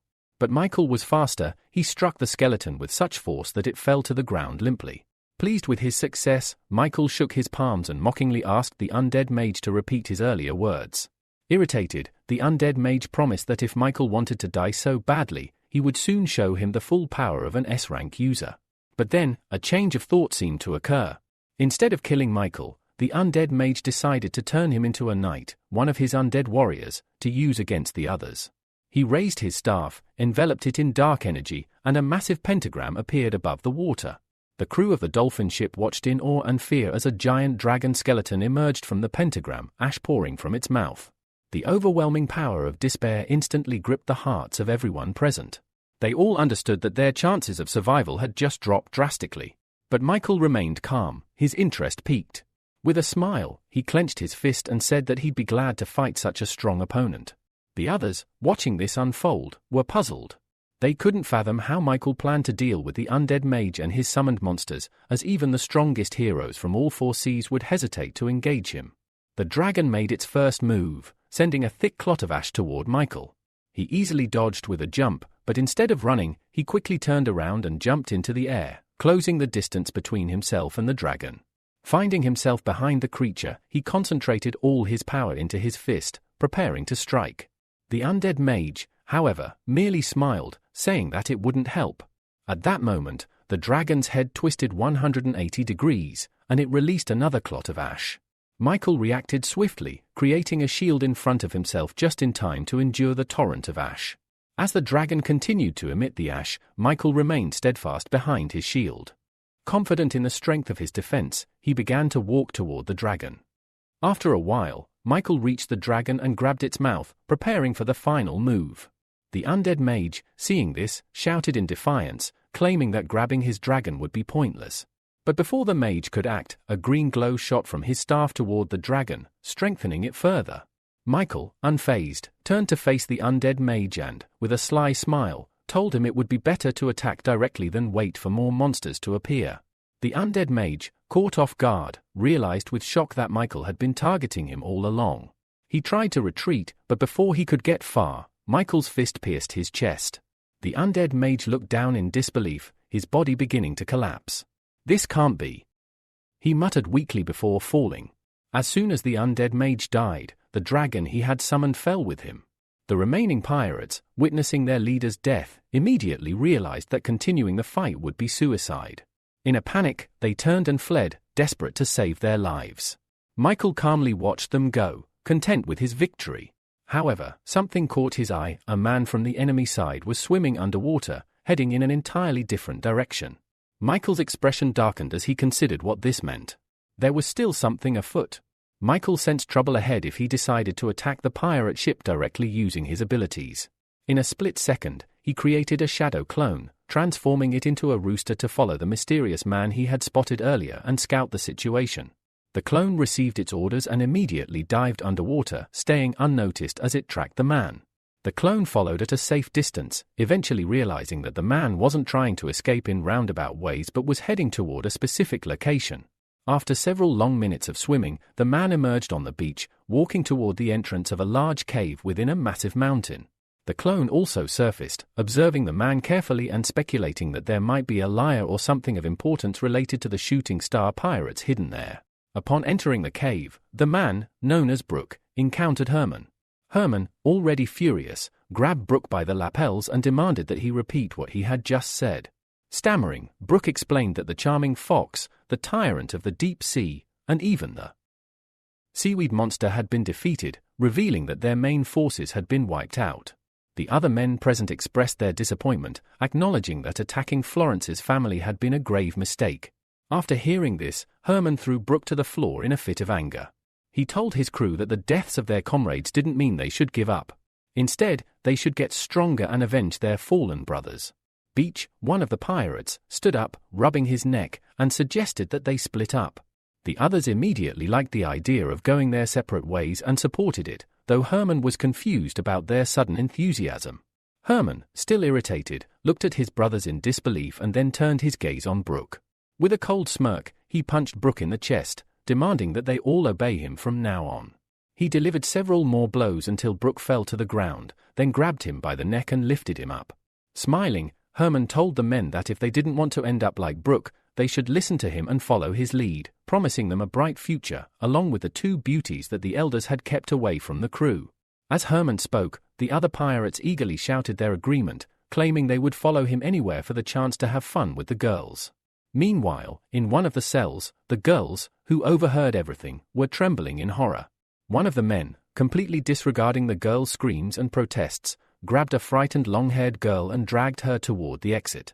He threw her to the ground, and her desperate cries echoed through the cave, but the man paid no attention, driven solely by his lust.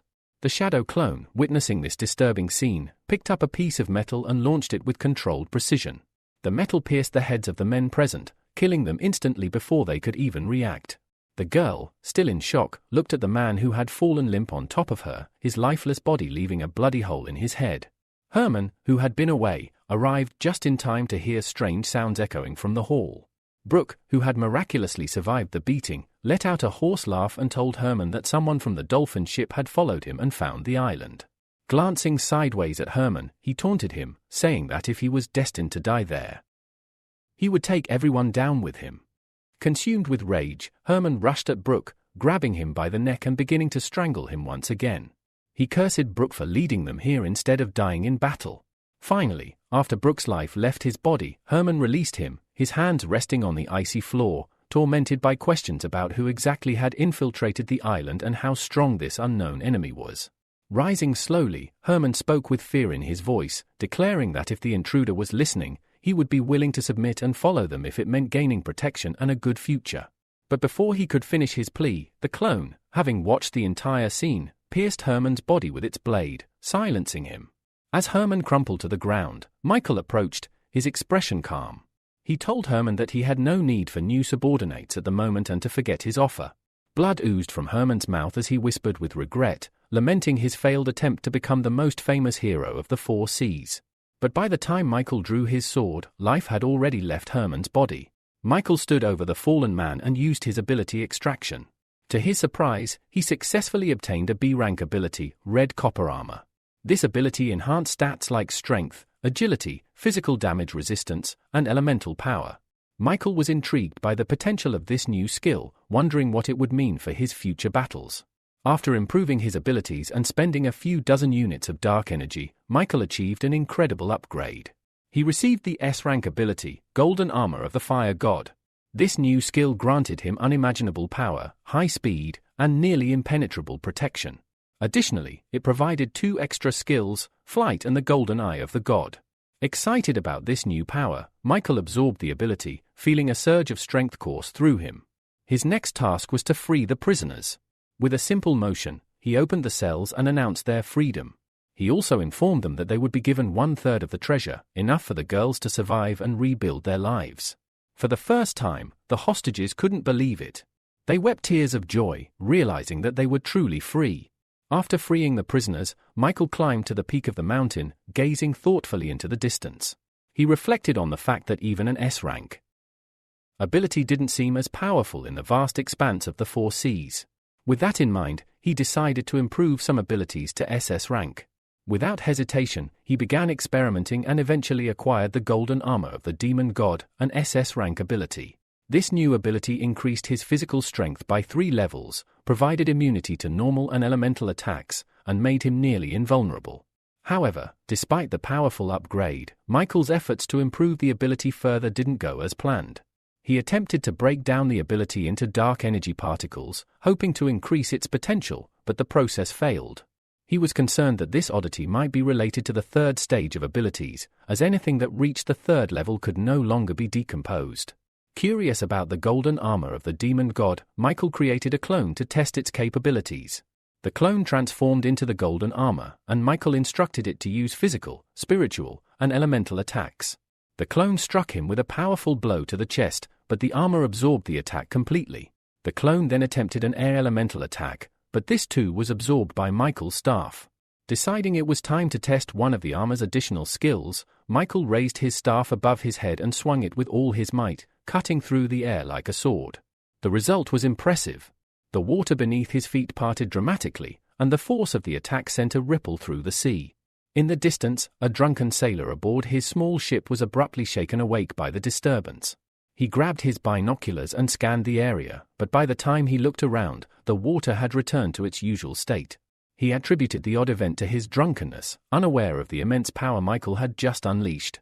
Michael, thoroughly impressed by the results, decided to try his flying abilities. With a swift motion, he put away his staff and propelled himself into the air, diving into the sea like an arrow. As he submerged, golden beams shot from his eyes, incinerating any fish that crossed his path. Meanwhile, the drunken sailor continued observing the ocean, still clueless about the events unfolding beneath the surface. The next day, the dolphin ship arrived at one of the islands in the 8th archipelago. When Michael asked about who was in charge, Ivan informed him that the K-Union ruled this region, led by their powerful leader, Julian, the S-Spring Sword. Ivan cautioned Michael not to underestimate Julian's power, as the K-Union had often sought to take Florence's position after their fall. Upon reaching the port, Julian and his daughter were waiting for them. After shaking Ivan's hand, Julian expressed his honor in meeting a member of Florence's family. Michael noticed the intense gaze of Julian's daughter, Vivian, and when their eyes met, she blushed. Michael, confused by her attention, quickly turned to Julian, who asked Ivan to introduce his companion. Ivan explained that Michael was his gifted student. Julian, sizing Michael up, commented that the young man appeared to be very strong and would likely carve out his place in the 4th Sea soon. He then introduced Vivian, who was ranked 43rd in the 4th Sea. Julian, ever the matchmaker, suggested that the 2 young people should get to know each other, and he linked their hands, causing both Michael and Vivian to feel awkward. Julian further explained that the K-Union had prepared a banquet and a comfortable hotel for them, where they would be taken next. With a smile, Julian released their hands and led them toward the hotel, his gaze sharp and calculating. Michael, still processing the events, followed along, eager to see what challenges and opportunities lay ahead. Later, Michael was enjoying himself at a banquet arranged in his honor. Drinks were constantly offered to him, but despite the persistent offers, he repeatedly refused. A couple of hours later, he returned to his room, so drunk that he could barely stand and collapsed onto the bed. Not long after, someone knocked at his door. When he opened it, he saw Vivian standing there. Without looking at him, she suggested they go to a beautiful place on the island, asking if Michael would like to join her. Surprised, Michael asked if it would be just the 2 of them, and Vivian confirmed that no one else would be joining them. Michael smiled and politely declined, apologizing for being too tired, and suggested they go another time. He quickly shut the door in her face, despite her protests. Meanwhile, a tense conversation was unfolding in Julian's office. His sister was furious about the situation, but Julian was resolute, saying that without sacrifices, there would be no gain. He believed using Vivian was the only way to lure Michael into their trap. One of the men promised that he could strip Florence's family of the support of the judges, making the K-Union a full-fledged organization. Julian, prepared to sacrifice his daughter for the cause, remained firm in his decision. Vivian, however, managed to find her way into Michael's room. When she entered, Michael, still disoriented from the alcohol, laid her down on the bed and covered her with a blanket. He knew very well that Vivian had not drunk enough to be this intoxicated, so he was puzzled as to why she seemed so out of it. As time passed, he began to feel increasingly hot and his mind grew hazy. Thinking a cold shower would help him regain his clarity, he got into the shower, but when that didn't work, suspicions began to form in his mind. Suddenly, the bathroom door opened, and Michael froze. Vivian, now completely naked, entered the room and complained about feeling too hot. Without hesitation, Michael rushed out of the shower, wrapped her in a sheet, and quickly covered her modesty. She leaned closer to him, whispering that his body was cool and that she felt better with him. Michael, realizing the situation was out of hand, sighed and muttered that since things had escalated this far, he had no choice. With one swift move, he knocked Vivian out, putting an end to the bizarre scene. Half an hour later, Michael sat fully dressed and sober, his mind clear. He was almost certain that both he and Vivian had been drugged. He was fortunate that his third-stage spiritual power could suppress the effects of the drugs. Vivian lay on the bed, bound with ropes. Michael sighed deeply, trying to figure out who could have been behind this devious plot. Neither the people from Delphinus nor the K-Union seemed to have any reason to drug them, especially since Vivian was Julian's biological daughter. Suddenly, the door to his room swung open, and in walked an enraged Julian and his sister, Augustina. They were both taken aback by the sight in the room. The anger they had initially felt was quickly replaced by surprise and confusion. Michael's expression mirrored theirs. He had not expected them to arrive so suddenly. Augustina immediately rushed to Vivian's side, screaming as she untied the ropes that bound her niece. Michael's eyebrows furrowed as he realized it was Julian and Augustina who had orchestrated the drugging, waiting outside all this time. If the drug had not worn off, things might have ended disastrously. Vivian slowly began to stir, her eyes fluttering open. When she saw her aunt, she immediately hugged her tightly, sobbing uncontrollably. Through her tears, Vivian admitted that she almost made a huge mistake. But as the tears dried, she pulled away from Augustina and looked at her father in confusion, asking why he was there. Augustina, unsure of what to say, looked away. Breaking the silence, Julian angrily scolded his daughter, telling her she should show respect to her elders. Vivian, no less furious, shot back, pointing to Michael and accusing her father of going too far. She explained that she had promised to get closer to Michael, but she hadn't expected her father to drug them both to force the situation. Vivian's voice wavered with anger as she demanded to know what kind of father would send his own daughter to bed with a stranger. Augustina, now visibly distressed, pulled her niece close and looked at her brother with a mix of anger and disappointment. She firmly told him that both of them were to blame for what had happened and that the situation needed to end here. Julian stood there, his face unreadable, while Vivian, still holding back her tears, remained in her aunt's embrace. The tension in the room was palpable, and it seemed that Julian's plans were now unraveling in front of him. After the emotional outburst, Augustina gently promised Vivian that from now on, if anyone ever tried to use her for their own purposes again, she would protect her and never allow them to hurt her. These words struck a deep chord in Vivian's heart. This was exactly what she had always longed to hear. Tears welled up in her eyes once more, and she clung even tighter to the one person who had truly stood by her side.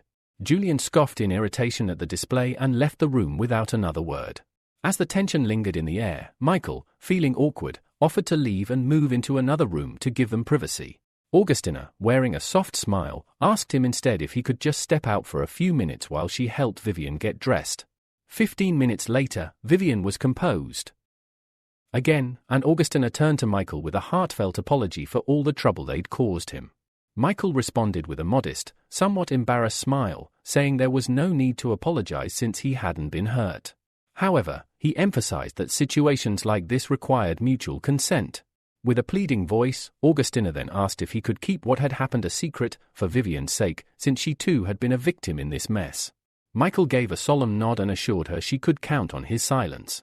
Upon hearing this, Augustina visibly relaxed and expressed her hope that despite everything, they might still come to understand and cooperate with each other in the future.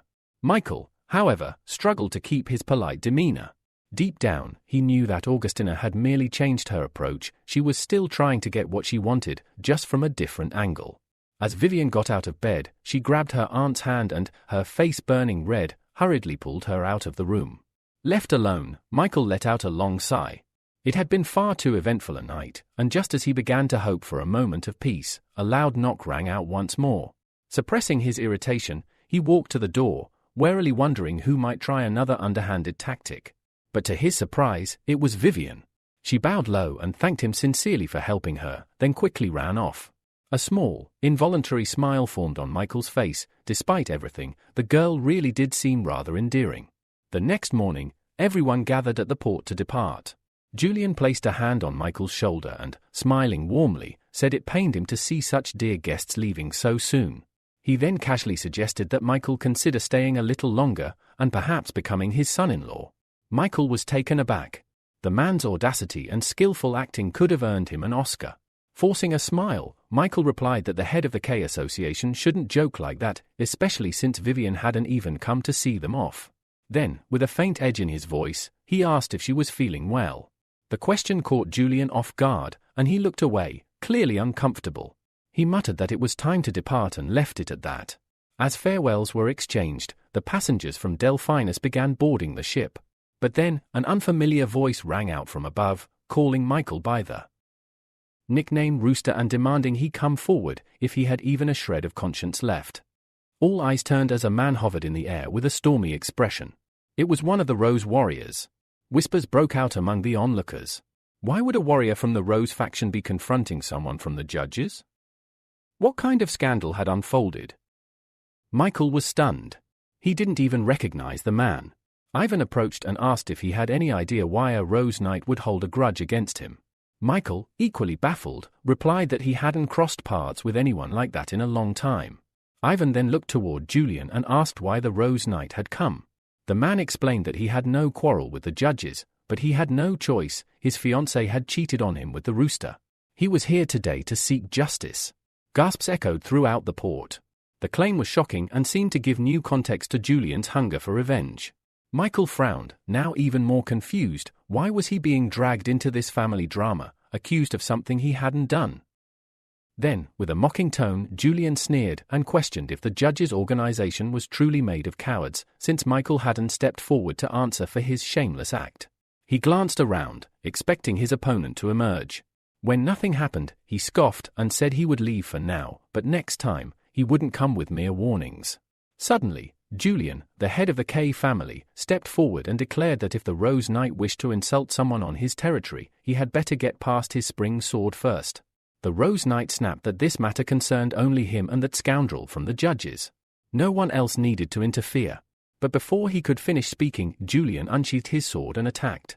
The Rose Knight blocked the blow with little trouble, then looked at Julian in disbelief, asking why he was getting involved in someone else's quarrel and risking even more trouble for himself. Julian responded firmly, declaring that he would never allow anyone to lay a hand on a member of the judges while he stood there. Then, turning sharply, he shouted to Ivan to set sail immediately. He would hold off the intruder himself and buy them time to escape. The Rose Knight narrowed his eyes, a smirk forming on his lips. "Then I guess I have no choice," he muttered darkly. But before he could act, a chilling voice rang out inside his head, his master's voice. The command was absolute: bring the Rooster to me, alive or dead. Waste no time on irrelevant trash. Fail, and none of you will escape the consequences. A cold sweat broke across the warrior's brow. The order was clear: eliminate the target, no matter the cost. If he wanted to continue his life as a knight and avoid the wrath of his master, he had to deal with Michael right now. Suddenly, he felt something odd at his feet. Looking down, confusion spread across his face.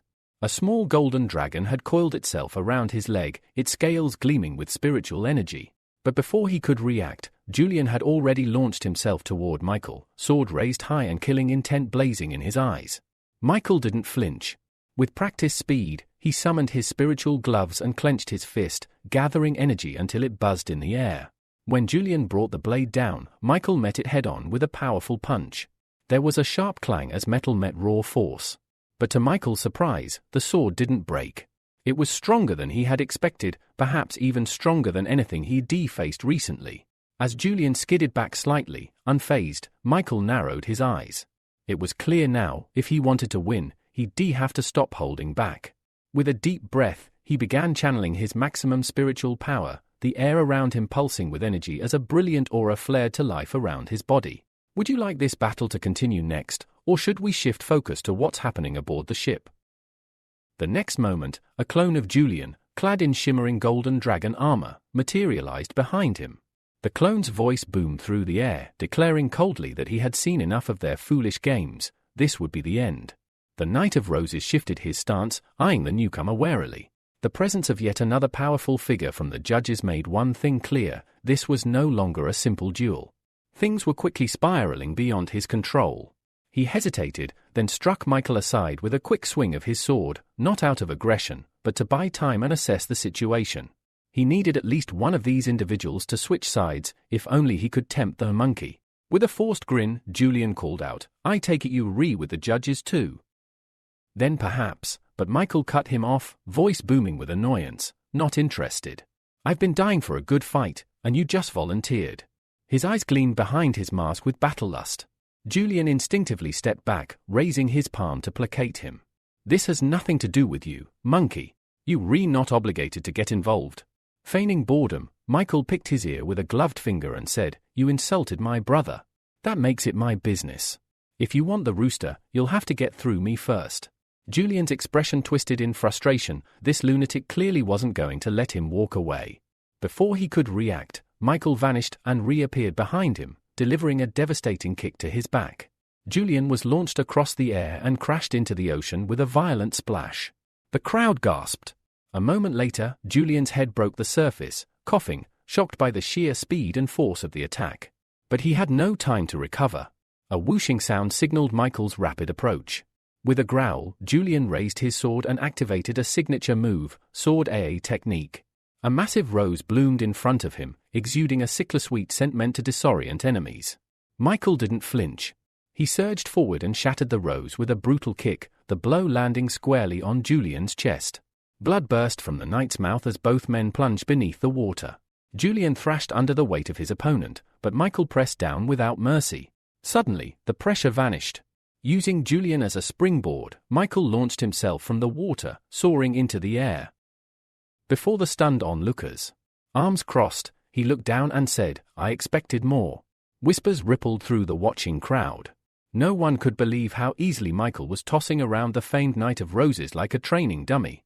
Julian, still coughing beneath the waves, finally understood. The rumors were true, the Zodiac warriors of the judges were monsters. And if even one of them was this powerful, opposing their organization could be suicide. High above, a hidden figure stirred among the clouds, the Dragon of Fury. He had watched silently so far, but if the man with the serial numbers was truly in danger, he would be forced to intervene. Back on the battlefield, Michael taunted Julian again, daring him to show his true power. Driven by rage, Julian erupted from the sea and roared, "I'll show you a technique that'll burn the arrogant right off your face."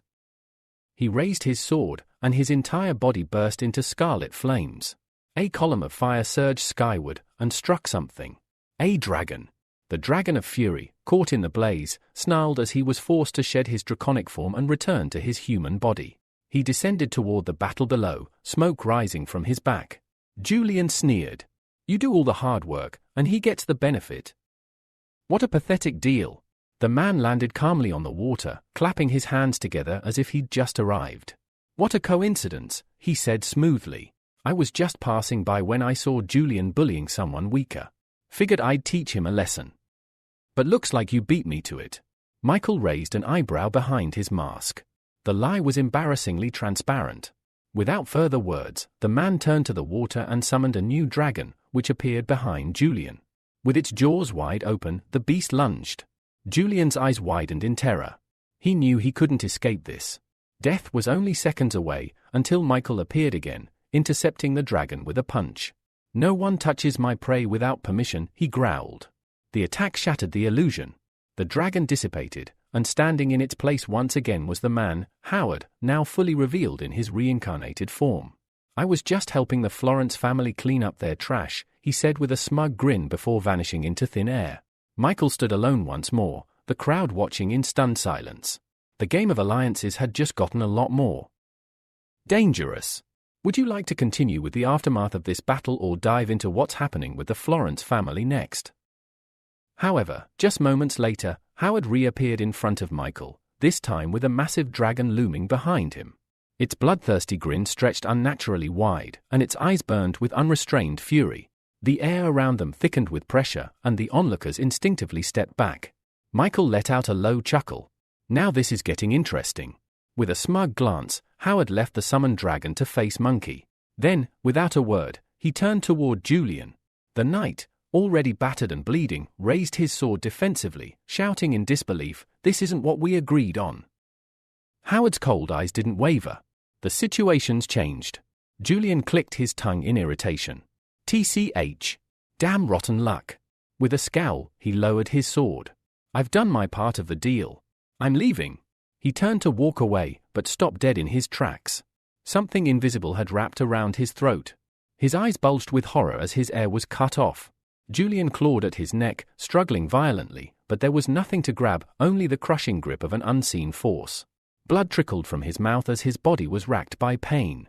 Panicked and desperate, the knight raised his blade with a trembling hand and pointed it at himself. With a final shout, he declared, "Then I'll drag this monster to hell with me." Without hesitation, he sliced his own neck, along with the invisible entity strangling him. Blood sprayed into the air, and his sword fell with a metallic clatter. Julian collapsed lifelessly to the ground. The once proud Knight of Roses was no more. Nearby, Alexa watched in stunned silence. What was that thing?" she asked, still staring at his corpse. Sakura's face was pale. Howard's third summon. An invisible dragon. Would you like to continue with what happens next, perhaps the confrontation with the dragon left to fight Michael? The hero spun his staff in his palm, golden eyes fixed on the titanic green dragon before him. The summoned beast floated above the water like a god of destruction, radiating overwhelming power.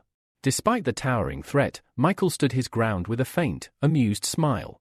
Pointing his staff at Howard, he declared coldly, "You've broken the law by killing a man with a serial number." But Howard simply laughed. "I didn't kill anyone," he said with a smirk. "Julian committed suicide." Michael's gaze narrowed as he studied the man's clothing. It matched the attire Lucia had once seen worn by the dark blue race, a detail that ignited a dangerous suspicion. Was Howard one of them? A grin curled on Michael's lips. "Then maybe, this fight will actually be interesting." Howard's smile didn't fade. "You'll drop that arrogant tone once you realize who you're facing." Sensing the invisible dragon's approach, Michael suddenly said, "That trick won't work on me." The moment the dragon realized it had been detected, it appeared in full form, roaring and lunging at its target. Michael, unmoved, activated the golden eye shard, and through the slits in his mask, twin beams of golden energy blasted forward. The beam struck the dragon head-on, damaging it severely. The beast shrank and reappeared beside its master, breathing heavily. Howard stared down at the dragon. "I'll make him pay for this," he growled. He transferred more energy into the creature, which swelled in size again. Then, without another word, Howard vanished, leaving Monkey alone with the enraged dragon. On the shore, Ivan asked nervously, "Can he handle it alone?" That thing's ranked 25th in strength. Michael's real body, still watching from afar, simply smiled. "Don't worry. The monkey's instincts are unmatched. He doesn't lose due to carelessness." Already in motion, Michael's clone was a blur of motion, blitzing around the dragon and landing attack after attack. Dozens of strikes later, the dragon faltered, its defenses wide open. Without hesitation, he fired another golden eye shard, the beam flying straight into the monster's gaping mouth. The dragon vanished in a burst of light. Howard's calm shattered. His brows furrowed in fury. "You'll regret this," he muttered. He raised his hands and invoked a powerful incantation. A massive glowing circle formed on the water, a pentagram shimmering at its center. With a deafening roar, a massive green dragon emerged, far larger than any of the previous summons. Its scales gleamed with ancient power, and its golden eyes immediately focused on Howard. The dragon spoke. "It's been 10 years since I was last summoned. Did you prepare an offering this time?" Howard flinched. "Please, give me 10 days. I'll offer 10% more than last time." The dragon extended a claw, one bent finger raised. 7 days. And I want 20%. Howard clenched his teeth but nodded. "Fine. Then kill the monkey." The dragon accepted, rising into the sky with a titanic flap of its wings. Hovering above Michael, it stared down. "Do you want to die with your body intact, or should I just eat you now?" Sakura gasped. "That's no ordinary summon. It's a spiritual ancient being." Lucia turned to Ivan. "Can that thing be trusted?" Ivan's face darkened. Last time it helped fight monsters, it ate over a dozen high-level heroes. If Monkey loses, everyone here dies. Concern flickered across Lucia's face. Despite her faith in her brother's strength, this dragon was different. Back on the battlefield, Michael continued twirling his staff slowly in his palm, calm and unshaken, eyes never leaving the colossal threat before him. The battle with the ancient dragon was about to begin. "Would you like me to continue with the fight scene next?" The monkey smirked. "Simple," he said, gripping the smaller dragon tightly. "The real one always tries to run after losing." A flash of fear crossed the dragon's eyes as Michael tightened his grip. The clone had served its purpose, but the real target had never escaped his gaze. With a flick of his wrist, Michael flung the creature into the air, his golden eyes shining with power. A moment earlier, the battlefield had echoed with the roars of the ancient green dragon, a mighty force not seen in a decade. But now, silence. The dragon was gone, dissipated by Michael's final devastating strike. The staff, now glowing faintly from the energy it had absorbed, shrunk back to its normal size and settled calmly in the hero's palm. Michael turned back toward the others as the sky began to clear. "It's over," he said simply, his voice echoing across the now still waters. Sakura exhaled the breath she had been holding. He really did it." Lucia nodded slowly. "That wasn't just a win. He completely crushed a being summoned from a different spiritual realm." Ivan wiped the sweat from his brow. "If that dragon had won, we'd all be dead." But Michael didn't bask in the praise or victory. His gaze remained fixed on the spot where Howard had vanished, splintered into a dozen fake dragons to escape. "He'll be back," he muttered. "And next time, he won't just summon something. He'll come in full force, with the powers of the dark blue race." Still, he cracked his neck and rested the staff on his shoulder. "Let him come." His eyes narrowed with determination. "I'll be waiting. Would you like me to continue from here with what happens after the battle, or focus on the dark blue race's next move?" Michael calmly replied that he not only knew the man's location but also his true identity. Then, without hesitation, he asked what it felt like to be a traitor. The moment those words hit, the man, Howard, instantly transformed, slipping free from Michael's grip. Desperation surged through Howard as he looked at Michael and shouted that he was just an ordinary man fighting for the people. His voice tried to sound confident, but a flicker of doubt passed across his face, and it was enough to betray him. Michael wasn't fooled. He pointed straight at Howard, accusing him of using such words only to justify his own crimes, claiming innocence to avoid judgment. But it wouldn't work. Michael seized him by the neck, tightening his grip as he growled that he would never believe the lies of a man like him. Even on the brink of death, Howard refused to use the power of the dark blue race. Instead, he pressed his palms against Michael's hands, trying to break free, but it was futile. Michael's grip only tightened. "It's time you show your true colors," Michael said coldly. Choking, Howard croaked out that he was from the Trose family. He threatened that if his nephew learned of what happened, he would ensure none of the judges survived. Lucia, watching nearby, was clearly displeased. This was a man who carried the title of a mighty hero, yet here he was, unable to defeat an enemy and now resorting to name-dropping, hoping his powerful family connection would save him. Sakura stepped forward, revealing more. Howard's nephew, she explained, held the 5th ordinal number. His name was John Trose, also known as the God of Wind. He commanded the defense front of the 4 Seas, led the Free Army, and headed the trade union. The revelation surprised even Michael's sister, who awkwardly coughed and suggested they forget what she had just said. Back in the tense moment, Howard continued to struggle against Michael's unrelenting grip. Then, without warning, the very man they had just spoken about, John Trose, appeared. Clad in a formal suit, he immediately assessed the situation. Seeing his uncle in danger, he addressed Michael directly. "Are you really going to kill him?" John asked, his tone sharp. Michael glanced at him, smirking. "Is it that obvious? Or do you think I'm just putting on a show?" John gave a nervous smile. "You're surprisingly calm." Howard reached toward his nephew, pleading for help. But John, amused, reminded him of something. The last time Howard left the island, he had sworn never to ask for help again. Then, with a grin, John asked whether the dragon Howard had summoned, one that supposedly needed sacrifices, could withstand a battle with the top 20. But Howard snapped that this wasn't the time for jokes. He had already summoned the dragon, and Michael had already killed it. That changed everything. John's interest in his uncle evaporated. Instead, he turned to Michael and, intrigued, asked if he would be interested in working for him. Michael gave a firm no. He explained that he had sworn loyalty to the cause when he joined the judges. He scratched his ear, clearly ready to move on. If that's all, he said, step aside and don't interfere. A smirk tugged at John's lips. Raising an eyebrow, he reminded Michael that if he killed a high-ranking official like Howard without sufficient reason, he'd be breaking the law, and arrested immediately. John stepped closer. Are you sure you can beat me? Michael locked eyes with him, calm as ever. Not now, he said. But in the future? Anything's possible. John laughed, folding his arms. Then let him go, for now.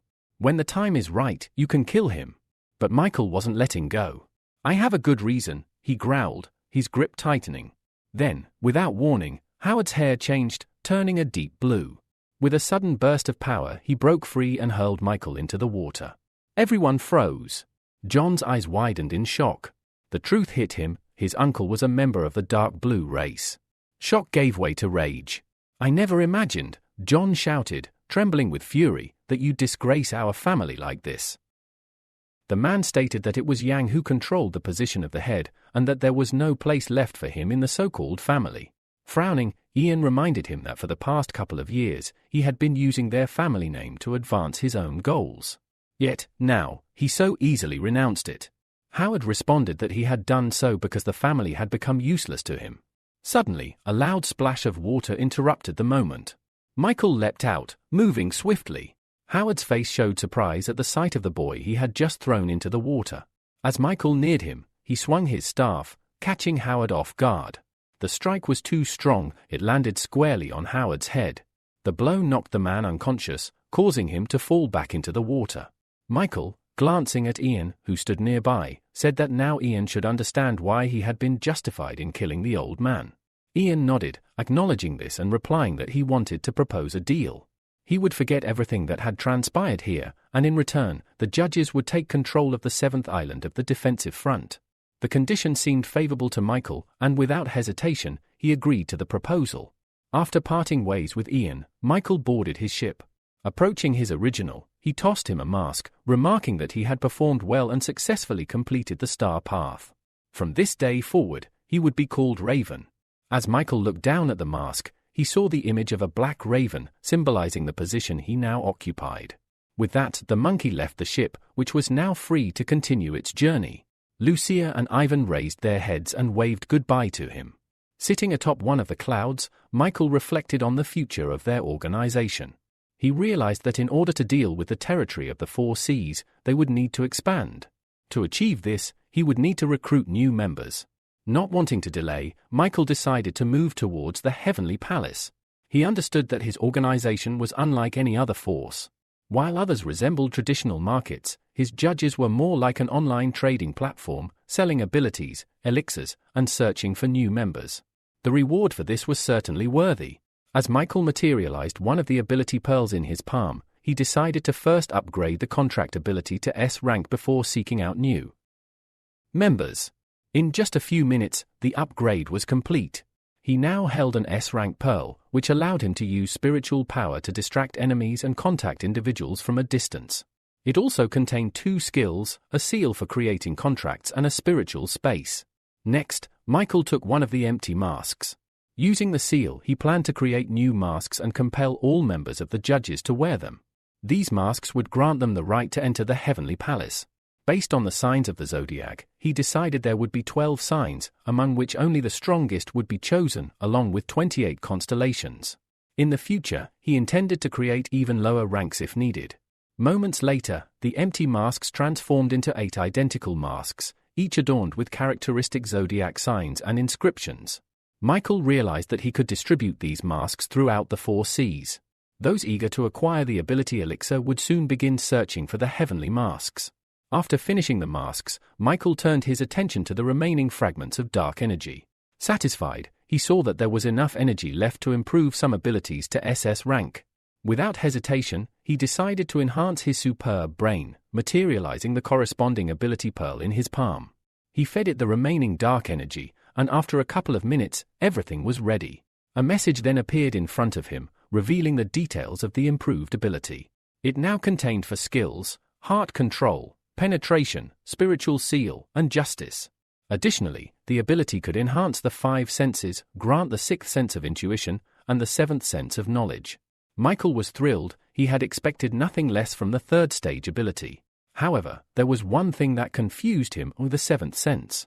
He had never encountered anything like it before. Curious, Michael closed his eyes and activated the skill, eager to understand what the 7th sense was and how it functioned. At that moment, Michael's mind was filled with thoughts about the creation of mankind. Unexpectedly, those thoughts began to sharpen and take on form, growing more vivid with each passing second. He stood motionless for a few moments, sensing something materializing from the depths of his consciousness. When he opened his eyes, he saw before him a dark mass of energy, pulsing and flickering as it slowly began to take shape. From that swirling energy emerged a beautiful, dark-haired girl. Her appearance was striking. She wore only a top and a short skirt made from the same dark energy that had formed her.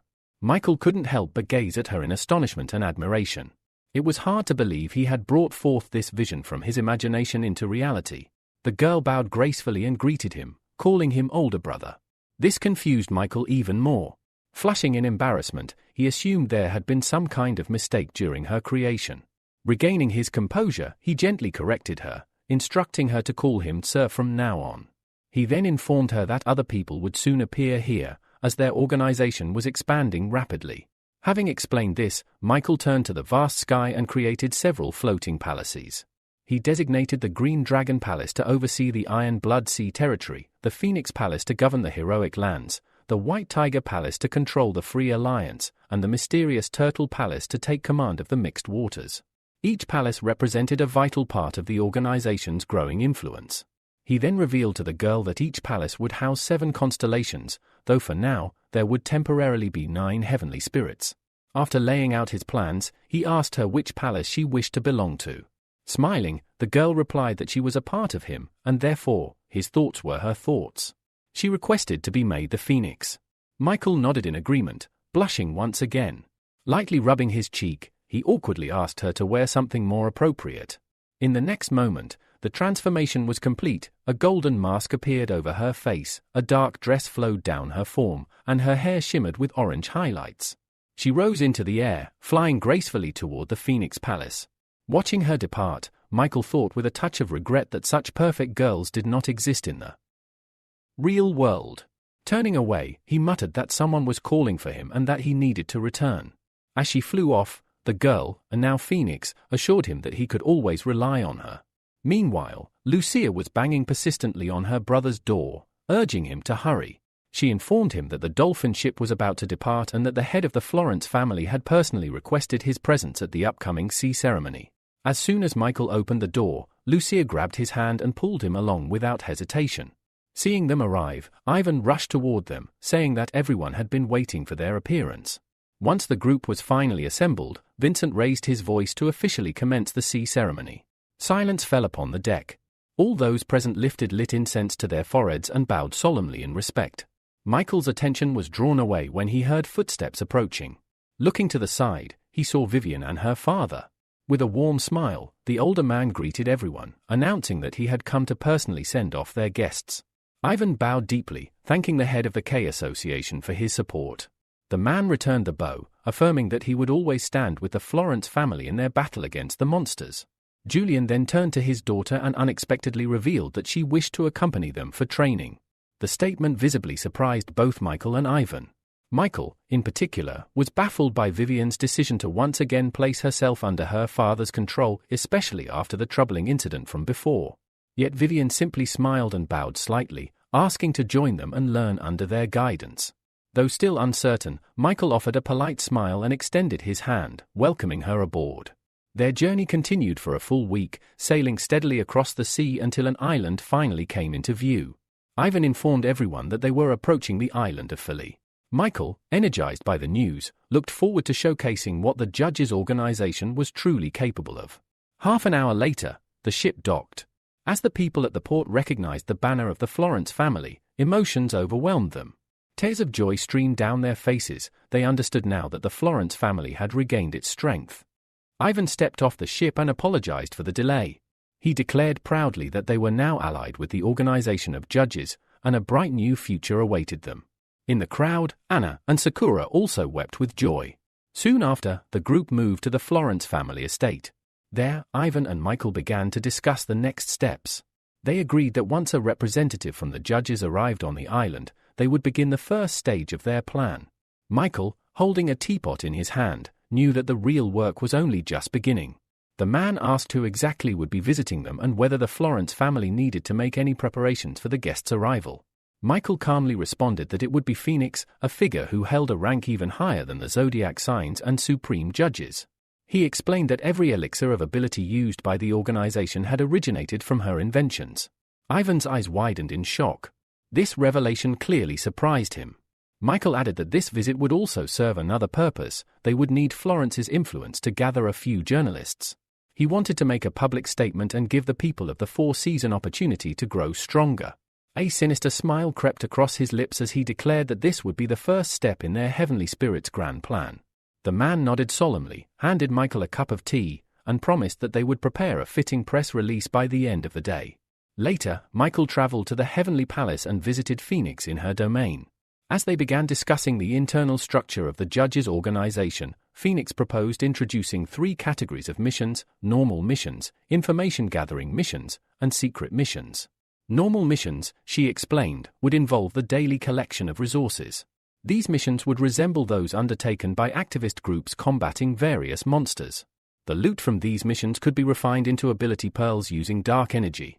A portion, specifically 10%, could be converted into points, which would then be used to upgrade weapons.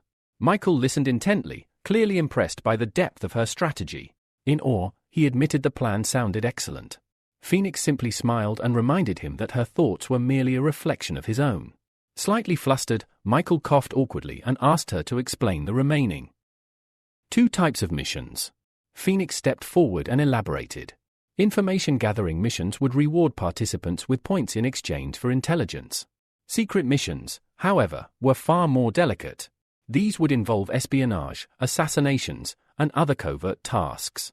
Each mission would require specific coordinates and timing. Once initiated, all relevant data would be transmitted via a spirit mark.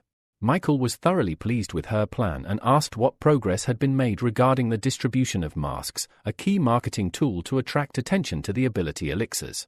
Glancing at her watch, Phoenix smirked and revealed that the first weapon would be unveiled very soon. Meanwhile, on Candy Island, deep among the livestock, a young boy lay asleep in the damp hay. Tears streamed endlessly from his eyes, the memory of what happened to his sister etched painfully into his heart. Swearing to himself, he vowed that one day he would become strong enough to rescue her from the demonic cave. Suddenly, a flash of lightning lit the sky, followed by a crash of thunder that startled him awake. Panicked, he looked around frantically, only to spot a strange, glowing mask floating beside him. The mask, surrounded by crows and radiating an eerie light, seemed to pulse, its glow growing wider and more intense. Before he could react, the space around him warped. In the blink of an eye, he was transported into a mysterious chamber. In front of him stood a massive brown door. Fear overtook him. He thought he had died. Then, the door creaked open, and out stepped a sleeper-looking Michael, wearing a snake mask. Michael approached him, ruffled his hair, and casually said, "You're a heavenly star now. But if you keep crying like this, you might not live long." He then asked for the boy's name. After a moment's hesitation, the boy quietly replied, "Amorn."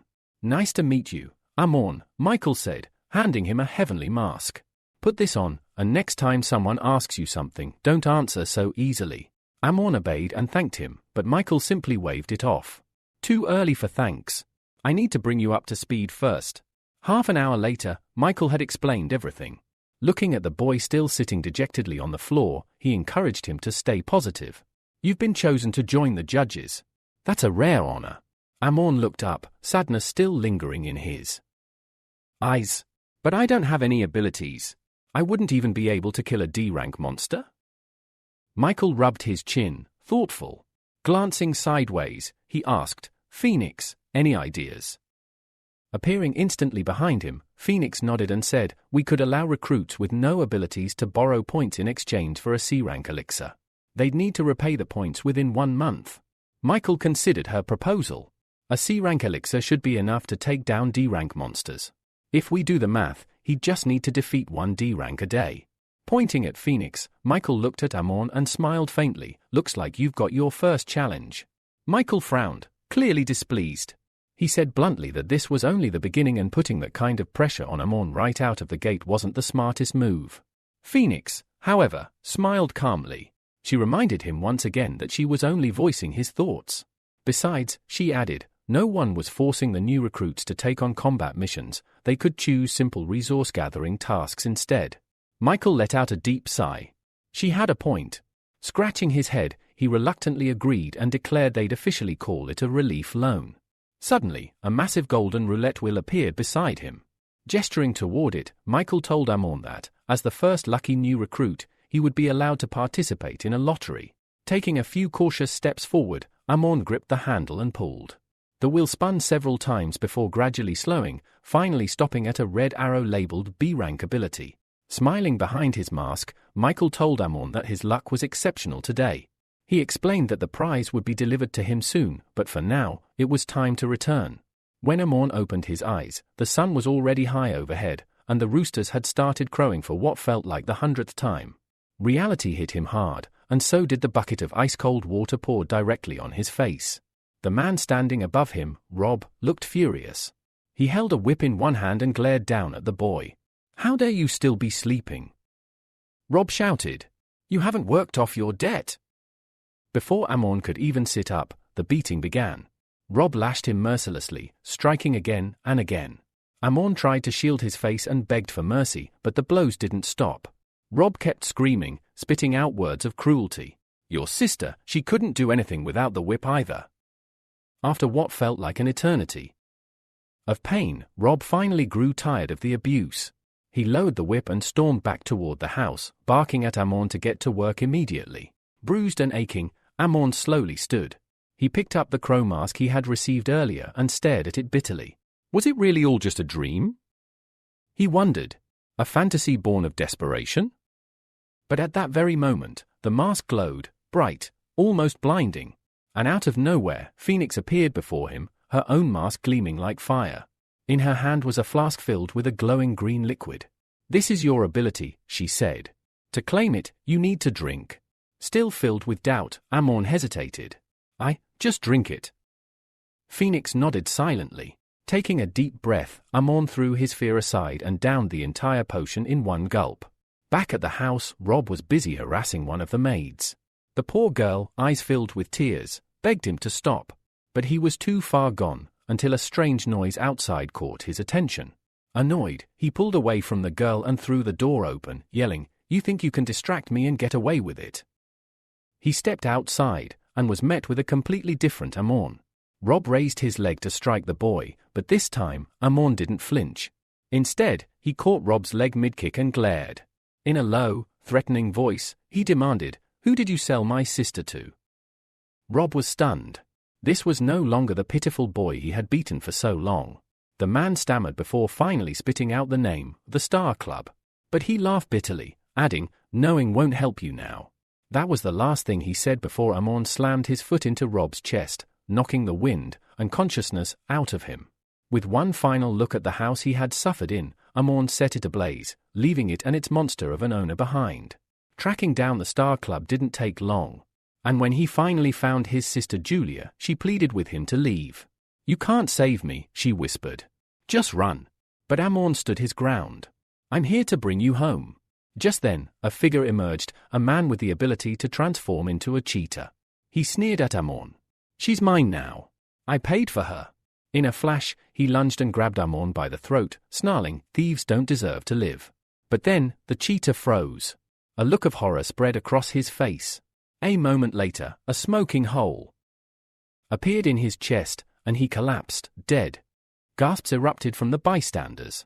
Whispers filled the air about the masked figure, about his impossible strength, and about the organization he might belong to. The rumors began to swirl. Was he the judge?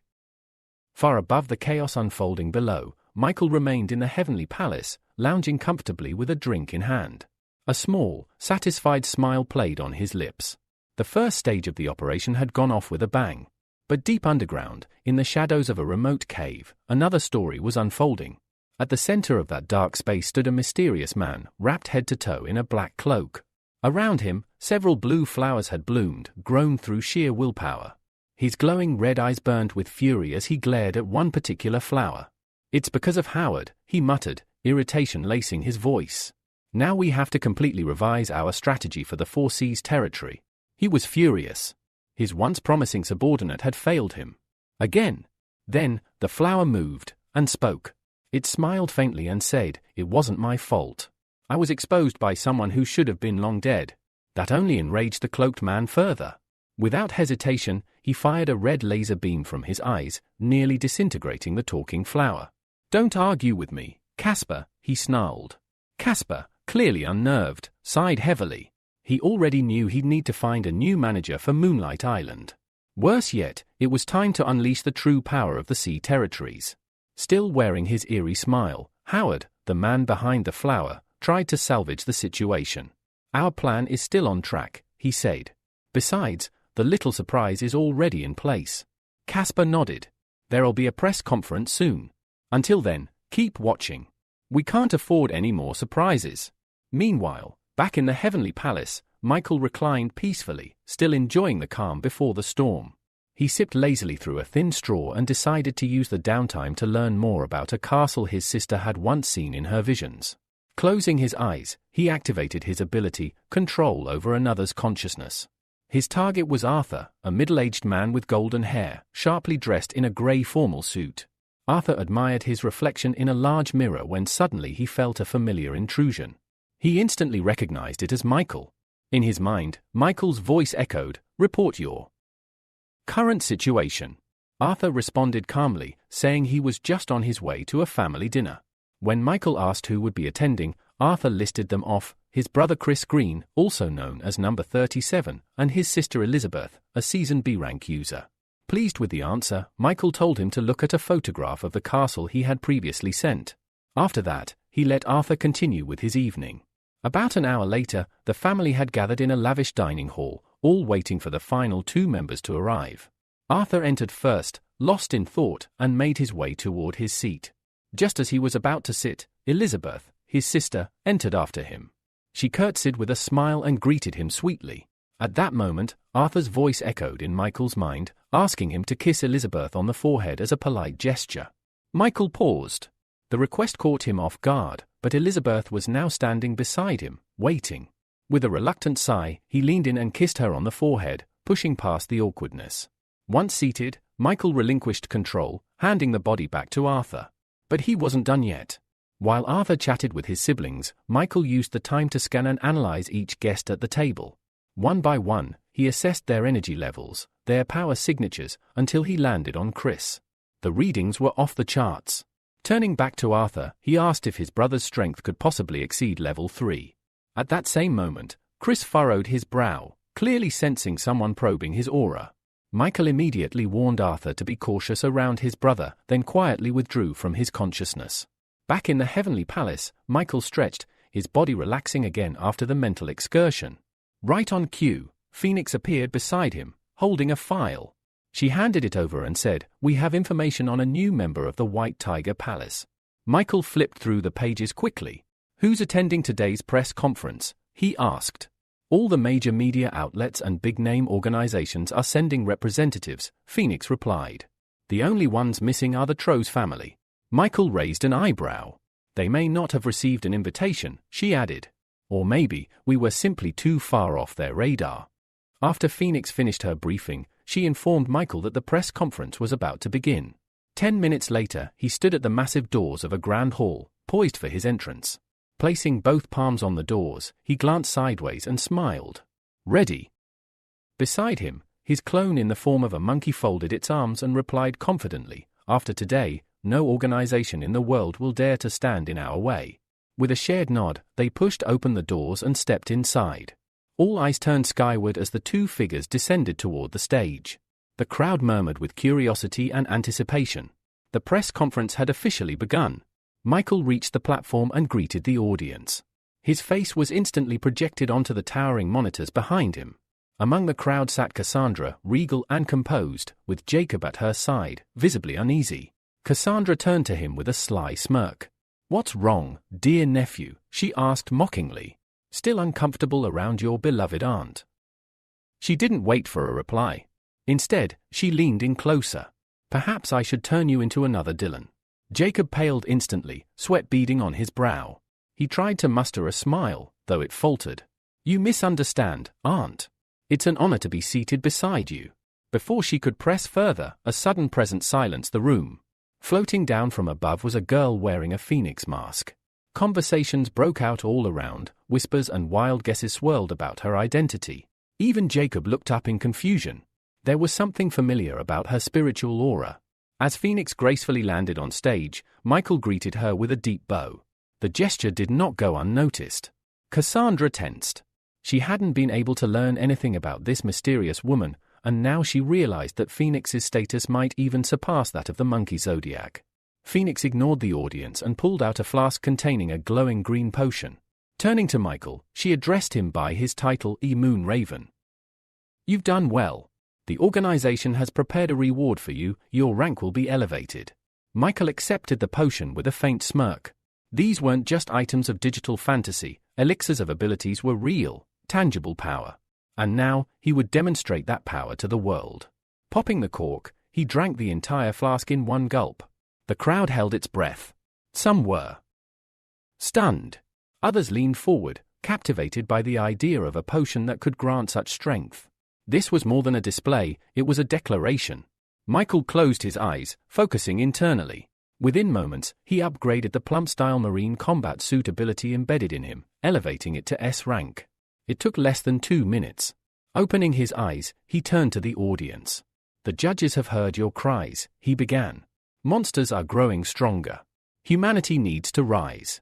He then revealed the core of the plan, the Heavenly Spirits Project. 36 vacant positions would be made available, each granted a Heavenly Spirit mask. These were sacred artifacts imbued with unique abilities. The offer sent shockwaves through the room. Eyes lit up with desire.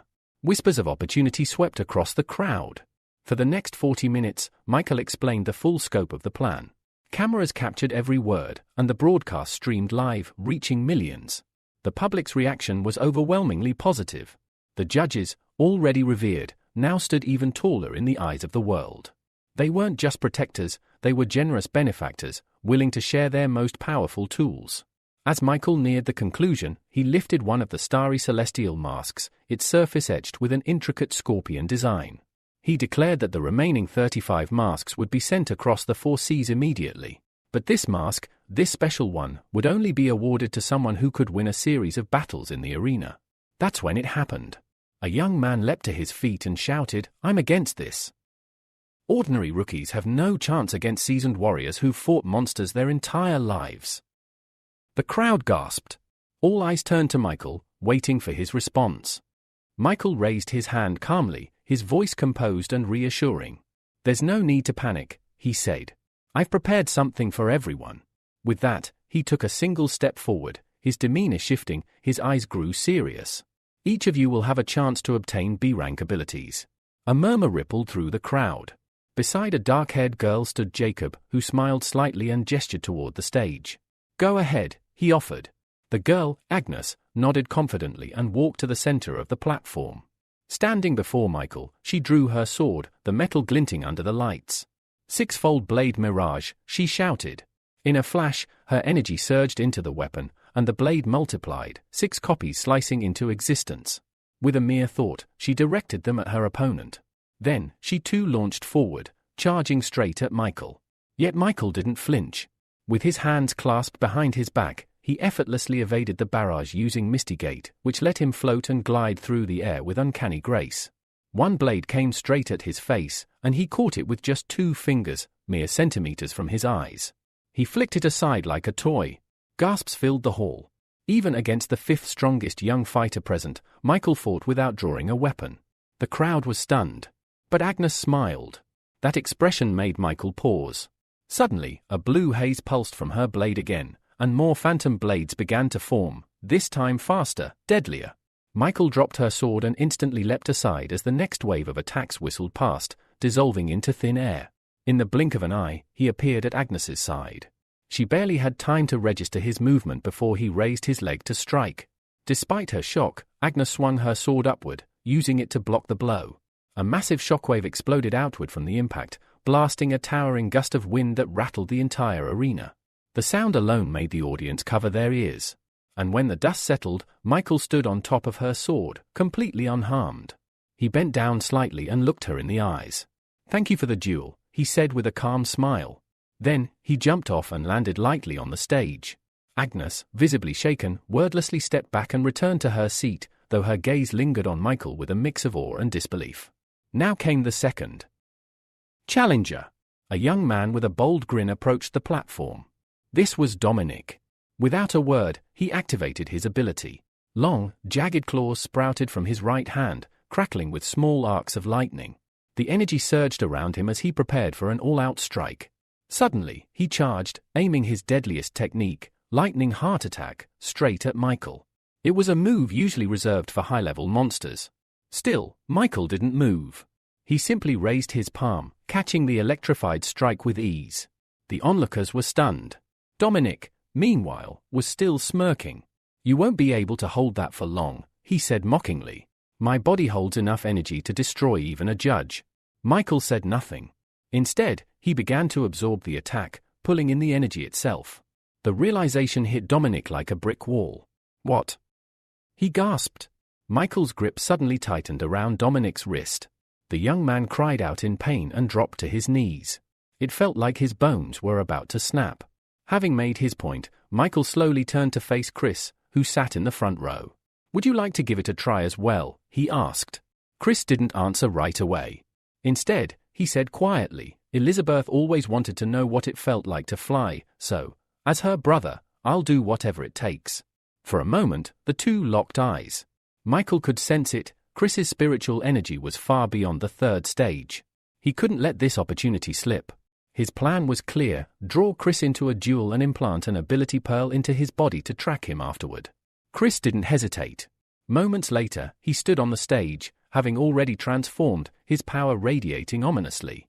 Michael's smile returned. With a flick of his hand, he summoned the gloves of enhancement, slipping them on in preparation. He knew his opponent's ability, the Bloody Viscount, was vulnerable to holy light and garlic-based energy. Holding a small F-rank ability pearl between his fingers, Michael lunged first. His goal was simple: to slip the pearl into Chris's body without him noticing. Just as Michael struck, Chris leapt back, narrowly avoiding the sneak attack. Michael's attempt to implant the ability pearl had failed. Unfazed, he chased after Chris at terrifying speed, closing the distance with ease. But Chris was just as quick, darting away each time, so fast that only glowing trails of energy marked their passing. For minutes, their chase continued in a blur of motion. Then, without warning, Michael deactivated his gloves and returned to the center of the stage. He was clearly annoyed. Chris hadn't landed a single hit. All he'd done was dodge. Enough was enough. Activating the Sea Blast ability, Michael raised his leg and brought it down like a guillotine toward his opponent. Just as the blow landed, Chris's body shifted into a mass of red slime, his head vanishing before the foot made contact. The resulting shockwave surged forward, knocking an old man's grey hair clean off and slamming into a far wall with a booming echo. The slime spread across the floor and then began to rise as a red haze, a sign of Chris's regeneration. Seconds later, he reappeared, completely intact and unharmed. Seizing the opportunity while Chris was still reforming, Michael stepped in quickly. He struck a gentle blow to Chris's chest, catching him off guard, and in that instant, he transferred the ability pearl. It slipped in without a trace. Not even Chris noticed. Michael knew the man was concealing his true strength. But he, too, was a master of deception. He raised his arm again and swung, this time toward Chris's head. Chris recovered just in time to block the strike, raising his arms instinctively. Michael was blasted backward, skidding across the stage and landing on his feet. Holding his chest, he coughed theatrically and said with a smirk, "I expected nothing less from the strongest in our territory." Chris had managed to sell his power perfectly, and Michael, playing his part, took out a flask of elixir and held it out. "You've earned this," he said. "A fair reward for a fair fight." Chris looked at the flask in confusion. He hesitated, glancing over to Elizabeth, his younger sister. Then he called out to her. "If you still want to, you can drink this." Michael stood silently, arms crossed, watching intently. This would be a first, someone not on the judging committee drinking the ability elixir. Without hesitation, Elizabeth uncorked the bottle and drank every drop. A few seconds passed. Then, she floated into the air, wide-eyed, her mouth open in disbelief. She was flying. Joy and wonder radiated from her as she soared above the stage. The audience watched in stunned silence. No one could believe it, the elixir worked. Michael turned back to the crowd and spoke with pride. "You've all witnessed it. The effectiveness of the ability elixir, with your own eyes." He paused, then extended his arm toward the seats. "Let's move on to the next stage. Casper of the camping family, you're up." Casper rose immediately, laughing as he soared into the air and landed on stage with flair. "I'll be the one to claim the mask," he declared boldly. But before he could begin, another voice interrupted. A man stood up from the crowd and shouted, "Dylan of the Chamber of Commerce deserves to go first." The audience began murmuring in confusion. Michael's gaze turned toward the man who had spoken. Something about him was off. His eyes were vacant, his presence cold and strange. Even Cassandra, observing from the side, muttered in disgust, "He looks like a puppet with that stupid expression. But whatever, he'll be dead soon anyway." Meanwhile, Casper activated his ability and charged straight toward Dylan, who hadn't even taken a step. "Then I'll show you my special move." Casper roared. With one blow of his palm, he sent Dylan flying across the stage like a ragdoll. The impact shocked everyone, even Jacob, who froze in disbelief. Just how powerful was Casper? As Casper turned back to face Michael and bowed respectfully, something unexpected happened. Dylan rose to his feet again. But this time, he held two massive sledgehammers, one in each hand. "This isn't over," Dylan growled. In a single leap, he reached Casper and swung a spiked hammer at his head. Casper narrowly dodged, but not unscathed. A thin stream of blood trickled from his chin. Wiping it away, Casper's eyes burned with rage. Then, with a loud cry, he charged back in, fists flying in a storm of relentless, furious punches. After a relentless barrage of punches, Casper's attack finally came to a stop. Dylan collapsed limply, bloodied and unmoving. But it wasn't over. With a guttural scream filled with rage and agony, Dylan forced himself back onto his feet. The sheer energy he released cracked the floor beneath him, fractures spiderwebbed outward, and nearby screens shattered into pieces. Fragments of stone levitated into the air as if drawn by a magnetic force. Then, without warning, a dark blue slime began creeping across his face, coating his head, then rapidly spreading down his body. A heartbeat later, he vanished. Before Casper could even react, Dylan reappeared in front of him, fully transformed. The blue-coated monster drove a brutal punch into Casper's chest, hard enough to make him cough blood. Casper staggered, his eyes wide. He had no idea what Dylan had become, or what this slime-covered form even was. Then chaos erupted.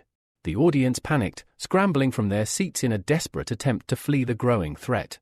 As the blue creature turned its gaze toward Phoenix, it lunged, preparing to strike her down. But Phoenix didn't move. She stood still, completely calm, even as the monster closed the distance. Just as the attack was about to land, a figure intervened, a blur of motion stepped in front of her. Monkey had arrived. He caught the strike meant for Phoenix with one hand and, in a single fluid motion, hurled the slime creature across the stage. A golden staff materialized in his grip, and without pause, he hurled it like a javelin. It struck its target, pinning the creature to the ground with immense force. From behind Monkey, Cassandra stepped forward, smiling coldly. "The judge organization is useless," she scoffed. Her gaze lingered on Monkey. "You're all pathetic." Just then, the slime creature exploded into several blue shards, breaking free from the weapon's hold. The pieces reformed into a massive fist that wrapped around Monkey, crushing him in its grip before slamming him into the floor with a deafening crash. While the stage shook, black, flame-like markings appeared across Cassandra's face. She turned her attention to Phoenix. With a smile that didn't reach her eyes, she stepped closer. "I think you'd be perfect for my little flock of night ravens." Before Phoenix could respond, two black beams shot from Cassandra's eyes, striking her head-on. Phoenix tried to block it, but the darkness overwhelmed her and dragged her into a dream realm of Cassandra's creation. Suddenly, Phoenix found herself surrounded by floating skulls. One bit into her hair. Then, she opened her eyes. A wave of blinding light pulsed outward from her body, scattering the skulls like dust. Cassandra frowned, now visibly unnerved. Even third-tier elite heroes can't break my illusions. And yet you. Before she could finish, Phoenix fell hard onto something solid. This time, she was in a sunlit meadow, wildflowers stretching in every direction, clouds drifting slowly overhead. Peaceful. Serene. But it didn't last. The flowers around her morphed into carnivorous monsters, mouths wide open, lunging for her. They wrapped around her, trying to consume her completely. In the sky, the image of Cassandra's grinning face appeared, clearly pleased by Phoenix's apparent helplessness. But again, her expectations were shattered. Phoenix's body ignited with golden flames, burning through the monstrous plants in an instant. Cassandra's smile faded. Her voice cracked with disbelief. She sent Phoenix into another dream, this time dragging her deep into an ocean abyss, falling endlessly into the cold dark. Phoenix somehow broke free. Then came fire, an illusionary world consumed by flame. But Phoenix was untouched, unbothered by the searing heat. Then, ice. She was frozen solid in an instant, encased in a massive block of ice. It looked final. Cassandra smirked, convinced she's D1. But the ice cracked open, and Phoenix emerged once more. Cassandra's confidence crumbled into horror. Nothing worked. No illusion could hold her. And that's when Phoenix struck back. The dream world collapsed around them, disintegrating like glass. Cassandra, stunned and breathless, asked in a trembling voice, What kind of monster are you?" A moment later, Phoenix returned to reality. Before her sat Cassandra, now completely drained, slumped on the floor in exhaustion. Phoenix stepped closer and, without anger or arrogance, asked simply, "What's your real name?" There was silence. Then Cassandra, hesitant, whispered her name. Phoenix gave a small nod. "Then listen well. What you've done, it's a grave offense against honor." She narrowed her eyes. "Your trial begins now." Phoenix raised her hand, her voice steady as she commanded, "Fire torture." Instantly, flames engulfed Cassandra's entire body. The fire raged, relentless and unyielding, as Cassandra's cries of agony echoed through the air. Her skin charred and blackened, burning alive in a merciless inferno. But then, something strange happened. Cassandra's body transformed into blue slime, her form dissolving and rising from the fire. Soaring into the air, she shouted in defiance, "One day, I will have my revenge." But Michael, watching from the sidelines, only chuckled darkly. He had already anticipated her escape. With a quiet whisper, he revealed the truth. He had sealed her in with his spiritual power. Every attempt to escape was futile. Meanwhile, Chris wasn't about to let her go either. Without hesitation, he threw down his stretchy cloak, which enveloped the slime in a sweeping motion, trapping it within. Desperate, Cassandra writhed within the fabric, but Chris controlled the cloak with precision, ensuring she couldn't break free. However, the situation suddenly spiraled out of control. Chris's cloak vanished, leaving him staring in shock and horror. Before he could react, Michael stood before him, holding the cloak tightly, the slime prisoner still inside. With a deep sigh of relief, Michael remarked, "The hero is truly a force to be reckoned with." Cassandra, now trapped and running out of air, began to change her appearance again. The lack of oxygen soon forced her into a deep, unfeeling sleep. Michael eyed the man standing before him with growing suspicion. Why hadn't he used his vampire energy to finish this? The question gnawed at him, but his focus shifted. He turned to the cloak with the blue slime inside. A thought crossed his mind, a new experiment. Without wasting a moment, Michael activated his ability extraction. Moments later, a green pearl materialized in his palm, the S-rank ability of the dark blue slime race. Its potential was overwhelming, its attacks vast and varied. Michael smiled to himself, pleased with the results of his experiment. Meanwhile, Phoenix, her task complete, reported back. "The problem has been dealt with." She glanced at Michael, her voice cool as she added, "Now, I'll take my leave." From the wreckage, the monkey emerged, still covered in sticky slime. With a look of distaste, he wiped his hand off, clearly disgusted by the residue. He tossed a casual arm over Michael's shoulder and grinned. "Time to go, my friend. You can handle the rest."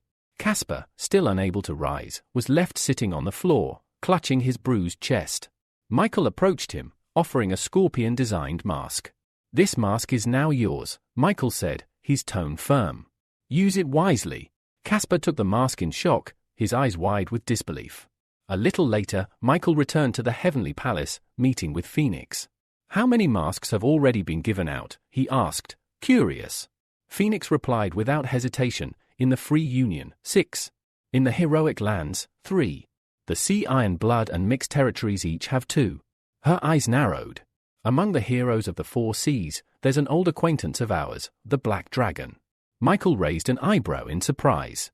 "When did he move to the 4 seas?" Phoenix smirked. "I can think of a way to get rid of him." Michael shook his head. "No need. He may be useful to us. And there's still room for him within our ranks." He then materialized an ability pearl and held it out, the gleam of satisfaction in his eyes. "We've collected quite a few S-rank pearls. It's time to upgrade the Parallel World Cube to SS rank." Without another word, he moved swiftly to upgrade the ability. Some time later, the pearl in Michael's palm ascended to SS rank, granting him the ability to store and move objects across parallel worlds.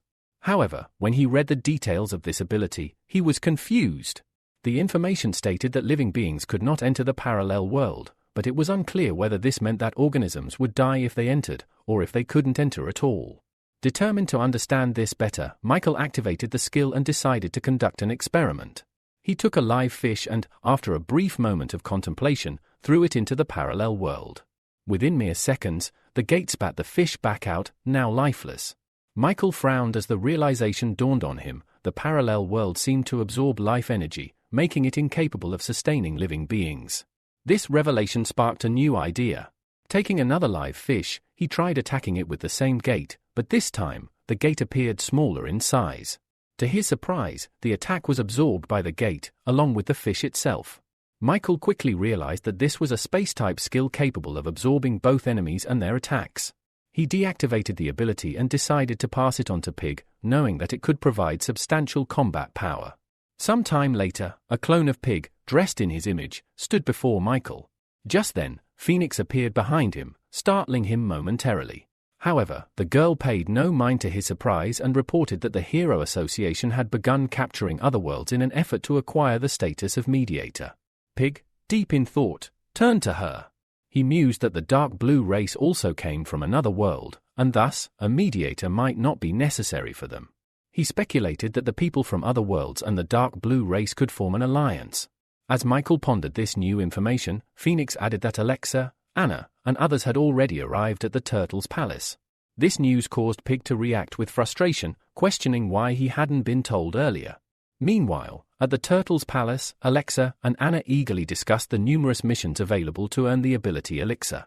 Anna noted that, by the rules, she would need to kill about 18 monsters to acquire the S-rank Elixir. Sakura, with an indifferent expression, stated that it sounded too difficult, while Alexa tactfully remained silent. Lucia, standing nearby, pointed out that Sakura shouldn't be so certain, as there were also missions for collecting resources, rescue operations, and special assignments. These, though easier than monster hunting, still offered generous rewards. Their conversation was abruptly interrupted when a portal materialized before them. Michael emerged, now clad in a raven costume. He made it clear that he had called them to discuss the Zodiac sign plan and the loan they would receive as startup capital. Anna and Sakura exchanged surprised glances, unable to contain their curiosity. Excitedly, Sakura asked if this meant they could now buy the ability Elixir. Michael confirmed that this was indeed the case. At that moment, a large table appeared beside him, displaying a list of all available abilities.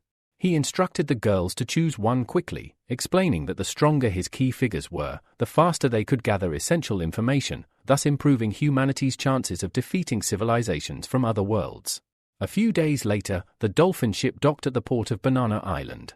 Michael disembarked with the Florence family's butler, who informed him that this would be the last island where they could rest before reaching the 5th defensive front. Michael nodded, kneeling down to take in the view of a picturesque river.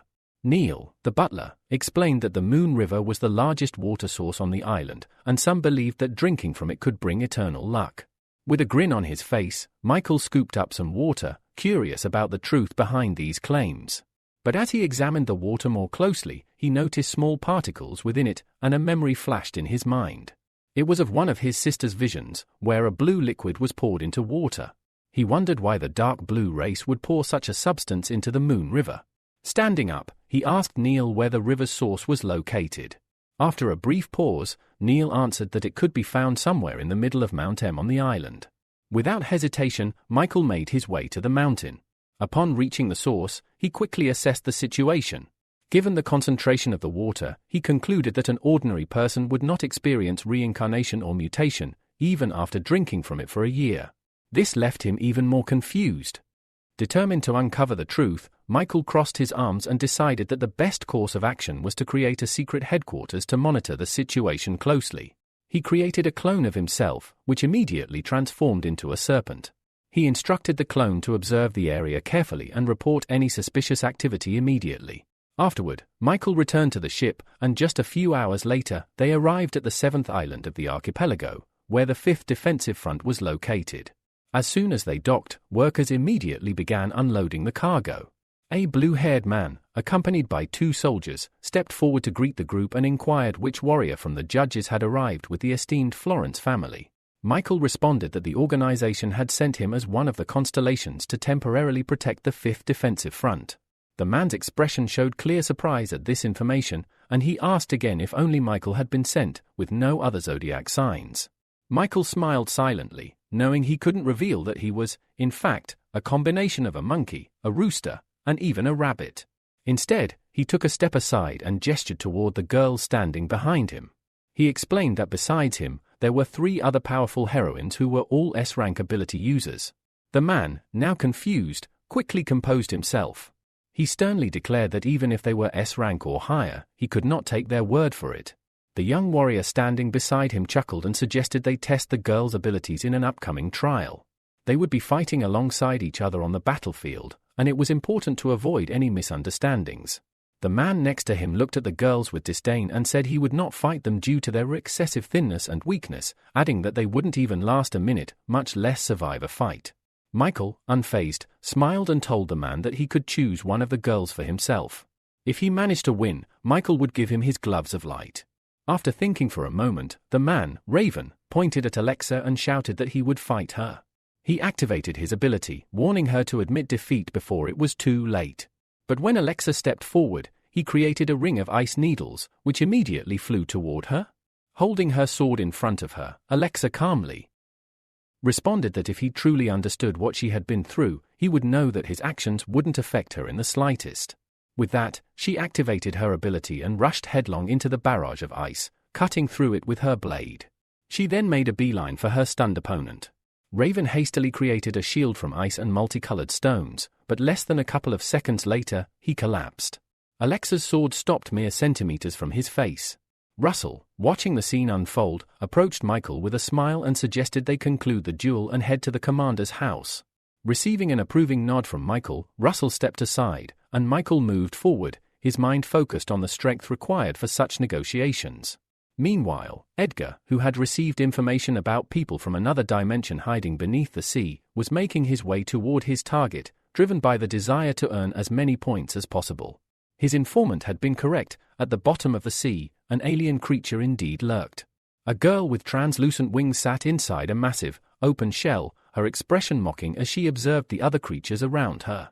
She thought to herself that her kind was far too foolish. Despite their vast strength, they often found themselves associating with pitiful, small creatures, wasting their potential. As she looked at the shell, she muttered that if the authorities hadn't sent beings like them to train others, they would have long since been wiped out by those with their own plans and ambitions.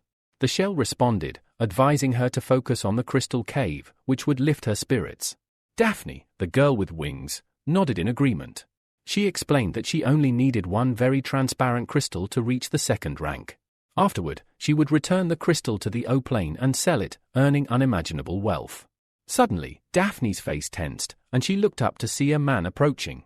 The shell immediately slammed shut and began to drift away. But the black dragon had no intention of letting its prey escape. It released a stream of dark purple energy from its palm. The shell barely had time to move before its body was engulfed in the alien energy. Opening her mouth, Daphne spit out an arrow, armed with a bow, and fired it at Edgar. He only needed to move slightly to the side to avoid the attack. However, this was no ordinary arrow. The moment it struck his back, it immediately turned around, heading straight back toward him. Edgar had not anticipated such an attack, and as a result, he was unable to avoid the homing arrow that came from behind. Daphne chuckled, remarking that no one had ever managed to escape from her homing arrows. Just as the arrow pierced Edgar, it suddenly began to transform into a rapidly growing tree. Seizing this opportunity, Daphne jumped back into the shell, her voice dripping with contempt as she taunted him. She said that he was too foolish to have decided to fight her without even possessing a shred of magic. With that, the shell quickly swam away. A little later, Phoenix approached Michael, handing him a recording of the entire incident, which he had received from the Black Dragon. Michael frowned slightly after watching it and commented that if humanity intended to take on their own people, they would first need to become much stronger. He was well aware that the people from the O-Plane were not only masters of energy manipulation but also excelled at enhancing their abilities. Phoenix, noticing his concern, reassured him that fortunately, more and more new geniuses were emerging among humans. Turning his gaze to her, Michael asked how the Heavenly Spirit's plan was progressing and whether everyone had received their masks yet. Phoenix replied that 3 sea otters had already donned their masks, but the scorpion mask had been stolen by members of the Tro's family. Meanwhile, Yang stood amidst the scattered limbs of a slain monster, holding a scorpion mask. He turned to the girl standing next to him and told her that he was leaving the mask for her. He also cautioned her not to cross the boundaries of the Judges Aran organization. Adele took the mask, eyeing it with a thoughtful expression. She hesitated before saying that if the judges had acquired the technology to create ability elixirs, they needed to conquer this organization to prevent the technology from falling into the hands of other families. Yang, turning his back to her, replied that they shouldn't rush. He suggested they wait for the right moment when the judges' organization would be most vulnerable. Adele, still holding the mask, asked if she could bring him the ability elixir she had recently exchanged. He shook his head and replied that there was no need for that, as he still had matters to attend to within the clan. Meanwhile, one of the strongest warriors of the 4 seas, ranked among the top 3, was meditating in solitude, putting his thoughts in order. Adele approached him, stopping beside him, and explained that although his father had given her the mask, she was now giving it to him so that he could verify the authenticity of the elixir of abilities. She placed the mask next to Stefan and added that he should not wear it, as he was the heir to the Tro's family's trading legacy and should not risk himself by involving the Iron Blood Army headquarters. At the same time, another significant conversation was taking place in the Commander-in-Chief's office at the headquarters of the Iron Blood Army. RY, a member of the Tro's family, had been tasked with dealing with the judges. He nodded weakly, accepting the order. Meanwhile, the Hero Association was on high alert, sitting around a game of Go, as their leaders discussed how the people from another world were becoming increasingly powerful, while their own heroes were growing weaker. If this trend continued, they feared humanity would soon find itself in a hopeless situation. Looking at his friend, Maurice commented that he believed the man was right. He noted that meditation seemed to be the only way to save humanity, but they could not teach this method to others, unlike the people from another world who had somehow managed to do so. Miles, not taking his eyes off the board, pointed out that the much-discussed elixir of abilities could potentially replace the need for meditation. Maurice, having been observing his friend's progress, thoughtfully replied that while he had heard of the elixir, they still did not know if it could create masters equal to their own strength. Miles, with a laugh, suggested that it would be even better if they could surpass them. That way, they would have no reason to worry. As they continued their game, they decided not to intervene for now, leaving the matter of the judges' organization to Maurice's student. Michael received the recording of the incident as well. After watching it, he concluded that they too needed to focus on learning more about how people from other worlds were leveling up and adopt their methods. Later, Stefan called his younger brother to him. Without getting up from his lotus position, he asked if his brother had managed to obtain the ability. Leon responded enthusiastically, stating that he had chosen the Dragon Messenger ability. Afterward, Leon scratched the back of his head, expressing his gratitude. He said he never would have imagined that, thanks to Stefan, he would have such an incredible opportunity. Just then, Phoenix appeared in front of them. Stefan immediately tensed up, clearly concerned that he hadn't sensed her approach. Without acknowledging him, Phoenix turned to Leon and asked if he was ready to take the elixir of abilities. Surprised, Leon nodded slightly. In the next moment, a flask containing the potion appeared in his hand. He looked at his brother uncertainly and asked if he should drink it now. Stefan gave his approving nod, and Leon, steeling himself, drank the unpleasant-tasting potion in one swift gulp. He discarded the empty flask, eager to test his new ability. He quickly drew a summoning circle on the floor and focused his energy. As the circle absorbed some of his power, a small dragon emerged from the portal. Leon's eyes filled with tears of joy, overwhelmed by the fact that he had just summoned a real dragon. At that moment, Stefan called out to Phoenix and said he had a question. He stood up from his seat and stated that the task of the heavenly spirits was to kill monsters, and he knew that some of their corpses were used as ingredients for the ability elixir. Wanting to confirm his suspicions, he asked if this crucial element was the so-called activator in alchemy. Phoenix replied that in their organization, they didn't call it an activator but an ability gene. Hearing this, Stefan frowned slightly, sensing there was more to learn about this process. Michael, observing the exchange, found Stefan intriguing. He saw potential in him as a promising subordinate. Meanwhile, Snake, who was carrying out his mission, was reading a book in his secret base when Michael suddenly appeared beside him. Smiling, Michael commented on how cozy the place was. Afterward, he handed Snake an SS-rank plasma ability pearl that would allow him to control plasma. This pearl contained 3 skills: Plasma Storm, Plasma Worm, and Plasma Apocalypse. Suddenly, Snake sensed something and closed his eyes. He told Michael that the F-rank ability pearl had detected activity in Chris's body on Banana Island, and that he would need to investigate what had happened. By activating his human control ability, Snake transferred into Arthur's body, where he found himself at an internal meeting with the members of the 7 Greens. Standing in front of everyone, Chris expressed his displeasure that after the Florence family's defeat, the organization had lost the chance to obtain a third-tier elite. He hoped that now, his family members could become worthy masters of the dark blue race. He argued that only by making sacrifices could they save humanity. Michael listened carefully, trying to understand why Chris was trying to present humanity's betrayal in such a noble light. His thoughts were interrupted when a boy suddenly jumped up from his seat, shouting that he didn't want to become a monster and begging to be let go. Chris immediately lost his temper at the boy's boldness and demanded to know who dared to call him a monster. The boy, undeterred, frowned and replied that he was afraid of Chris. In a swift movement, Chris grabbed the boy's hand, seething with anger.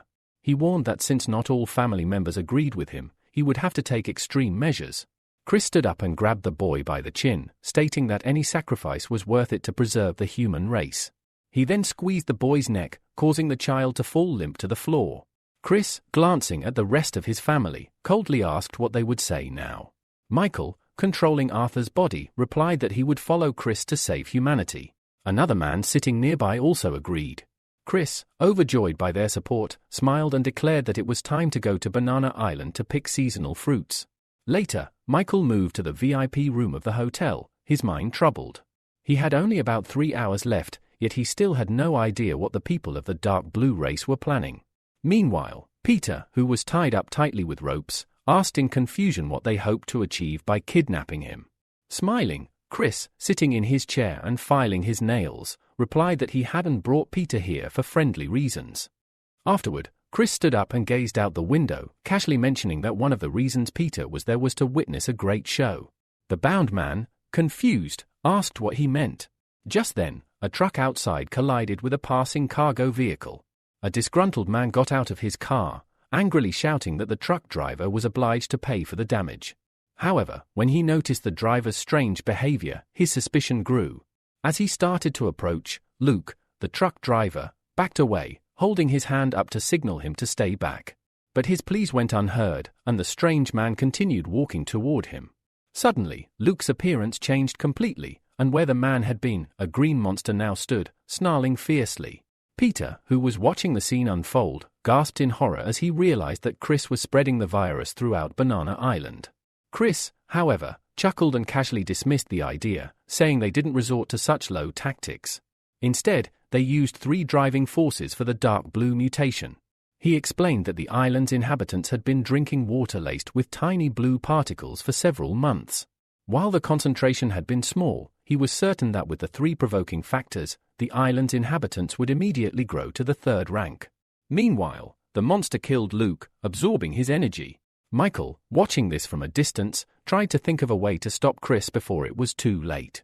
Just then, Peter managed to break free from his ropes and shouted that he was willing to die but would never allow Chris's plans to succeed. He charged at Chris, but Chris quickly leapt up, dodging the attack. Then, Chris launched a counterattack, sending a blue bolt of energy flying from his palm. Peter didn't seem to notice the attack until it pierced his hand, like an arrow, leaving him in pain. As soon as the arrow disappeared, he gripped his hand, his face contorted in confusion. Chris was relentless, creating 3 more arrows of the same energy and firing them at Peter. 2 of the arrows pierced Peter's arms, while the last struck his chest, pinning him to the floor. Chris looked at him with a smug smile and said that he would sever all of Peter's limbs and break the neural connection in his brain, turning him into food for the dark blue race. He then turned to his uncle, telling him to deal with Peter while he checked on the other 3. Peter, immobilized and in immense pain, looked at Chris with terror in his eyes as the man walked away. Michael didn't rush to intervene, carefully analyzing the situation. He concluded that the only thing he could do now was help Peter restore his nervous system, arms, and legs. Turning to Byron, Michael explained that Peter was a hereditary master and that there was a high probability that they would need to make an effort to stabilize his condition. Byron responded confidently, saying everything would be fine, as Chris had already injured Peter, and only the spiritual power of the 3rd stage could stabilize his condition. Arthur, holding the rope that had been on the floor, grinned and said that for safety's sake, he would play it cautiously. Peter, staring at him angrily, asked how they could sit by and calmly watch humanity being destroyed. Michael's voice was laced with disdain as he responded that food should remain food. Without saying another word, he began to cleanse his right hand of the blue particles, feeling the sensation of being able to move his hand again. Peter looked at Arthur in confusion, unable to understand why he was doing this.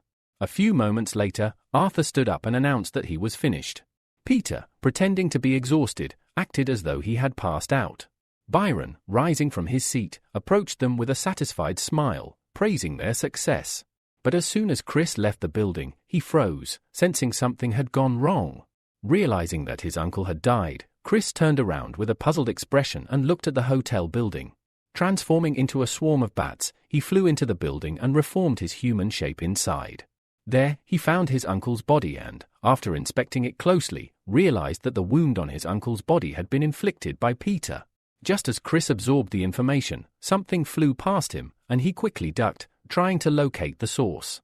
He frantically searched the area, but failed to notice the shadow slipping behind him. Peter, seizing the opportunity, attacked Chris from behind. At that very moment, Chris's form scattered into many dark clots. Michael, pulling himself away from the wall, focused on the situation. Chris appeared before him, saying with frustration that he never would have expected to be so wrong again. This was the 3rd time he had felt the spiritual power of the Phoenix. Then, his tone shifted, and he yelled that when he arrived on the island, Arthur was already completely under the control of the judges. Now, he was convinced of it.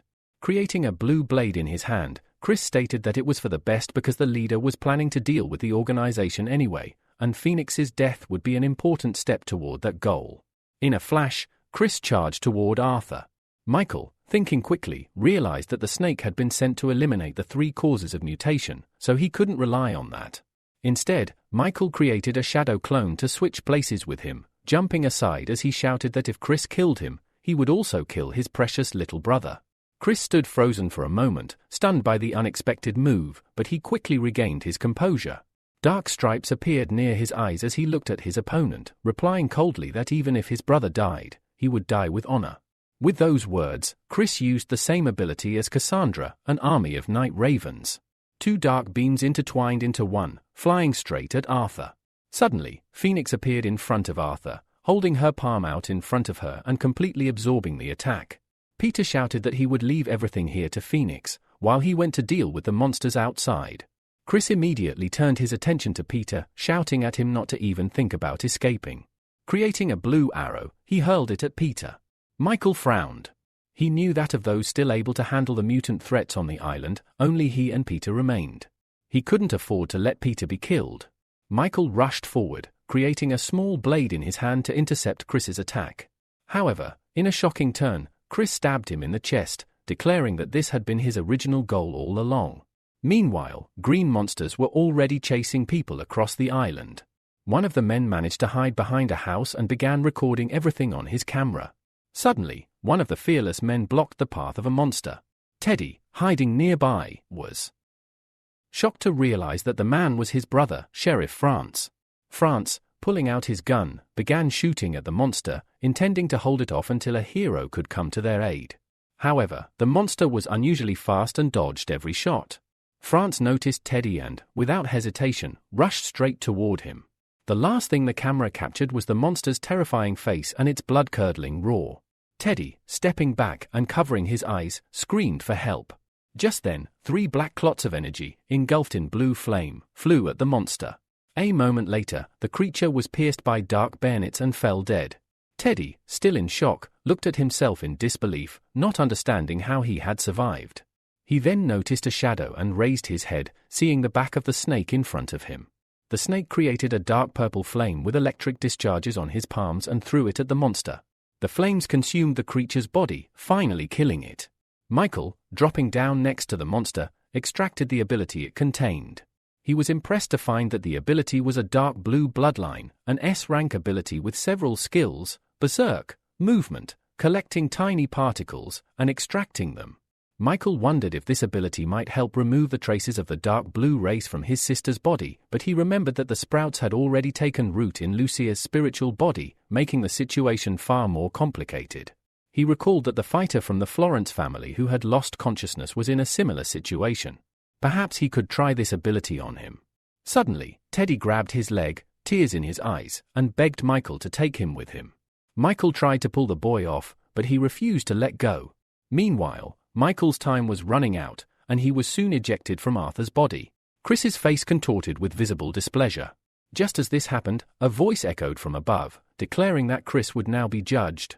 Chris looked around frantically, trying to locate the source of the voice. At that moment, Phoenix appeared in the air above him and asked, "Do you admit your guilt for everything you've done?" Chris didn't answer immediately, his face twisted in confusion as he grabbed his head in frustration. Phoenix, however, didn't wait for him to respond. With a deep sigh, she placed her palm in front of her and unleashed her lightning attempt technique. Golden bolts of lightning pierced Chris's body, causing him to scream in agony. The sheer intensity of the pain brought him to his knees, unable to withstand it any longer. He hissed in displeasure, barely managing to mutter that if this continued, he would be forced to abandon this body. Phoenix, unmoved, remained silent and flew out through the broken window. The lightning disappeared shortly after, and Chris, recovering from the excruciating pain, crawled toward his dead brother. Grief and rage consumed him as he held his brother's lifeless form in his arms. His anger seethed, and he swore vengeance. In a burst of motion, he transformed into a bat and flew away, his mind set on revenge. Meanwhile, the people in the vicinity were cornered by a monstrous creature, trembling in fear as it drew closer. At that moment, Peter arrived just in time to aid them. With a powerful blow to the monster's head, Peter sent it crashing to the ground in front of the terrified onlookers. The creature struggled to get back up, but Peter held it down with all his strength, shouting for the others to run while he kept the monster at bay. However, the monster managed to break free, growling fiercely as it rose to its feet. Peter, unable to stay on the creature's head any longer, was knocked away by a swipe of its paw. He flew further into the air, crashing through a window and into an empty apartment. The monster roared in fury, losing its prey, and the man inside the apartment, struggling to rise, realized he had no choice but to use his final trump card. Rising to his feet, his body was soon engulfed in bright flames. A furious scream erupted from him as he endured the searing pain, gathering all the flames into his fist. With one last surge of power, he launched himself at the monster, piercing its chest with a mighty blow. Those watching immediately recognized the attack. It was the signature move of the E-hand fist fighter. A satisfied smile appeared on Peter's face as the monster fell dead. But as he turned around, a sharp pain suddenly pierced his head. Chris had plunged his blue blade into Peter's skull, delivering his long-awaited revenge. Without a hint of mercy, Chris threw Peter's lifeless body to the ground. The people who had been watching in terror stood frozen, unable to move as they gazed at Peter's dead body. Chris descended from above and grabbed Peter's hand, dragging him toward the fallen monster. With a cruel smile, he opened his mouth and began absorbing the remaining life force from Peter's body. Chris savored the moment, watching as the monster's wounds quickly healed and it rose to its feet once more. The creature let out a terrifying roar as it reanimated. Chris was ecstatic, eagerly absorbing the monster's energy.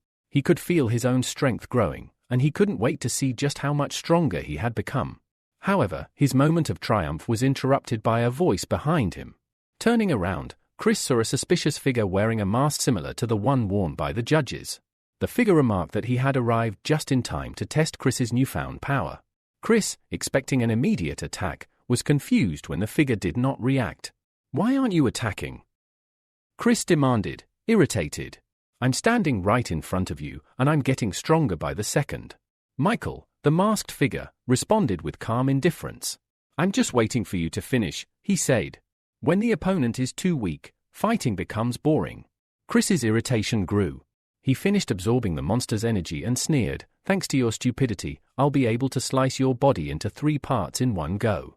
In the blink of an eye, a blue blade materialized in Chris's palm, and with a determined shout, he charged at Michael. He proclaimed that the power of the 3rd stage was now concentrated in his hands. Michael, however, did not attempt to dodge the attack. As the blade pierced his body, his entire form turned into a shadow, and several arrow-shaped shadows covered in blue flames separated from him. The shadows all rushed at Chris at once. Chris quickly created a shield, blocking the attack, but the force of it left him with no time to react before Michael ran at him, launching a counterstrike. Chris easily dodged the blow, but the situation rapidly escalated when blue lightning bolts began emanating from Michael's body. Plasma balls shot toward Chris, forcing him to disintegrate into a swarm of black bats.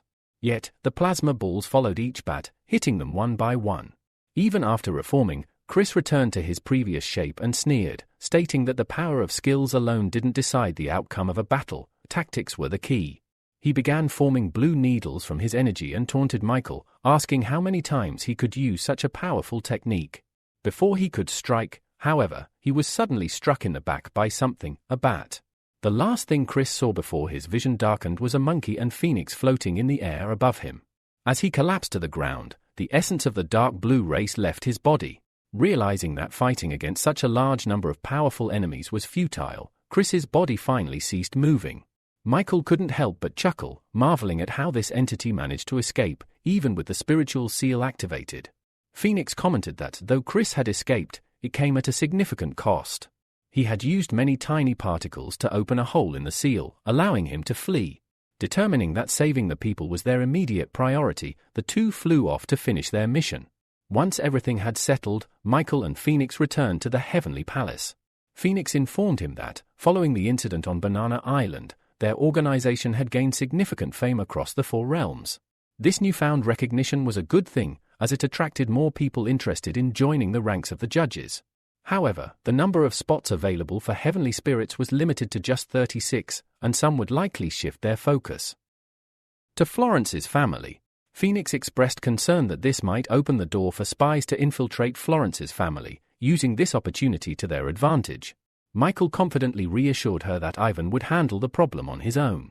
With that settled, Michael turned toward the exit, saying it was time to return to the city of El. Dressed in a rooster costume, he reached his hometown in a matter of hours, landing on the roof of a building. He spread his arms wide and inhaled deeply, savoring the familiar smell of the city that he had missed so much. After a moment of quiet reflection, he decided to focus on more pressing matters, namely improving his metal control ability to SS rank. With every passing second, the pearl of the ability lost its emerald color, becoming gray. The enhanced ability now extended to a range of 30,000 meters and could affect metal weighing up to 1 million tons. Additionally, it contained a new skill, Divine Metal, a highly compressed substance with incredible power. As Michael marveled at the improvement in his abilities, something caught his attention. He looked down and saw a massive black fox with 3 tails on the roof of a neighboring building. The creature had just destroyed a window and was now searching inside for its prey. A girl inside the house trembled in fear as the monster's fanged mouth loomed dangerously close to her. Suddenly, the monster leapt toward the girl and ran downstairs. At the same moment, a man fell from the broken window, screaming in terror. A drone hovering above the building announced that their city was under attack by an S-rank monster and that all available A-rank heroes were needed to eliminate the threat. The man plummeting to the ground had already resigned himself to his fate, but as he fell, a stone slab appeared beneath him, cushioning his fall and saving his life. Below, a red car had parked near the building, and 2 figures emerged, Austin and Pavel, both armed with swords. Without hesitation, the lazy swordsman charged at the monster, while Austin began transforming into a werewolf, his t-shirt tearing as he did so. The battle for the city was about to intensify. The TV presenter reported that every time a monster of this level appeared, the city suffered colossal destruction. Now, they could only hope that the heroes could hold out until an S-rank hero arrived. Meanwhile, the fox opened its mouth and conjured a ball of dark green energy, launching it directly at Pavel. He swiftly dodged, leaping to the side. However, his attention shifted back to his partner, who had already completely transformed. Holding the monster's paw back with sheer strength, he shouted at Pavel that now was the perfect opportunity to attack. Pavel nodded and rushed at the fox. Just as his blade was about to make contact, the fox leapt out of the way, quickly distancing itself. It swung its tails vigorously in an attempt to strike the swordsman, then locked eyes with him. The fox opened its mouth once more, unleashing a deafening roar. At that moment, an arrow shot through the air and struck the fox directly in its eye.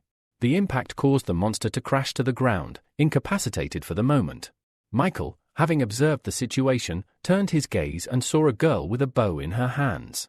It didn't take him long to recognize her, Lulu, the A-rank heroine. However, there was something unusual about her. Through his spiritual scanning, he realized that her ability had improved to S rank and even reached the second stage within a very short time. This caught Michael's attention. Meanwhile, the TV presenter updated the public, mentioning that thanks to the timely arrival of the heroes, there had been no casualties. Additionally, according to eyewitnesses, a mysterious man in a mask who used metal attacks was helping the heroes.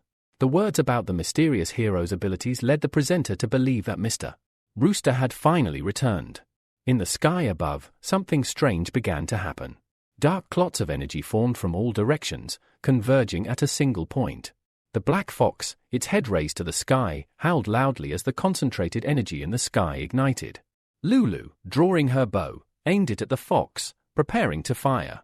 But before she could release the arrow, the fox leapt backward and landed on one of the nearby buildings.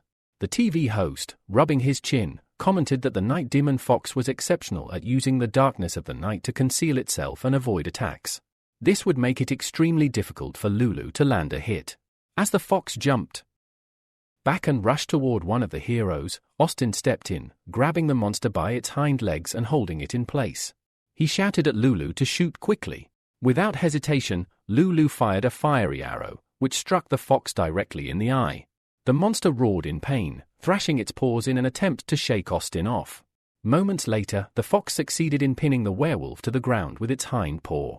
As the fox's paw pressed down on him, tears welled up in Austin's eyes. Bitterly, he murmured that he would soon die without ever having the chance to meet his godfather again. Just then, a voice shouted, calling Austin an idiot. With confusion in his eyes, Austin slowly raised himself on his hands, asking who dared to insult him. At that moment, a metal plate flew toward the fox's head, hitting it with full force. Michael, dressed as Mr. Rooster, hovered in the air above the fallen monster, looking down at it. Tears of joy filled Austin's eyes as he realized that his godfather had answered his prayers and come to save him. Michael descended to the ground and approached Lulu, complimenting her on her excellent shot. Without waiting long, he flew back into the air, soaring away to continue his mission. Meanwhile, in the television building, the presenter, Cooper, called Valaria over. He placed his hand on her shoulder and praised her for her work on the report about the metal savior, saying it was crucial for their coverage. Flustered, Valaria awkwardly thanked him for his support, stating that if there was nothing else required of her, she would leave. Just as she turned to walk away, the presenter called out to her once more. He approached her and said that Valeria had been doing very well lately and would undoubtedly become the chief reporter soon. Smiling, the girl thanked him again for the praise. To this, the man replied that instead of thanking him, she could simply have dinner with him. Valeria hesitated a little, apologized, and was about to refuse when suddenly, Michael appeared next to her. Before she could say anything, he told the man that she wouldn't be able to share the meal because he had already promised his girlfriend a romantic dinner. The confused girl looked at Michael and asked what he was doing there. He quietly replied that he had come to pick her up. Tears of gratitude welled up in her eyes, and she nodded weakly at him. After that, they turned and headed toward the exit. While walking, Valeria asked how long he could stay in town this time. Hugging her a little tighter, Michael replied that she shouldn't worry because this time, they would have enough time to be together. Valeria beamed with happiness and suggested going to a new Japanese store that had opened nearby. Michael watched the pair from the sidelines, deciding that it would be best to leave his clone with her for now. Meanwhile, Austin had already returned to the Olympus office. When he saw Michael sitting in his chair, a happy smile appeared on his face, and he said he had missed him. Michael nodded and asked if Austin would like to go with him to the territory of the Four Seas. Surprised, Austin asked if he had misheard. Michael replied that they were going to where the Masters and the elite lived, then turned to Austin and asked what he thought about the proposal. Austin knelt before Michael and bowed low, thanking him for his concern. Michael lifted him to his feet and told him that there was no need for thanks. However, he warned Austin that his current ability rank might become an issue because it was too low.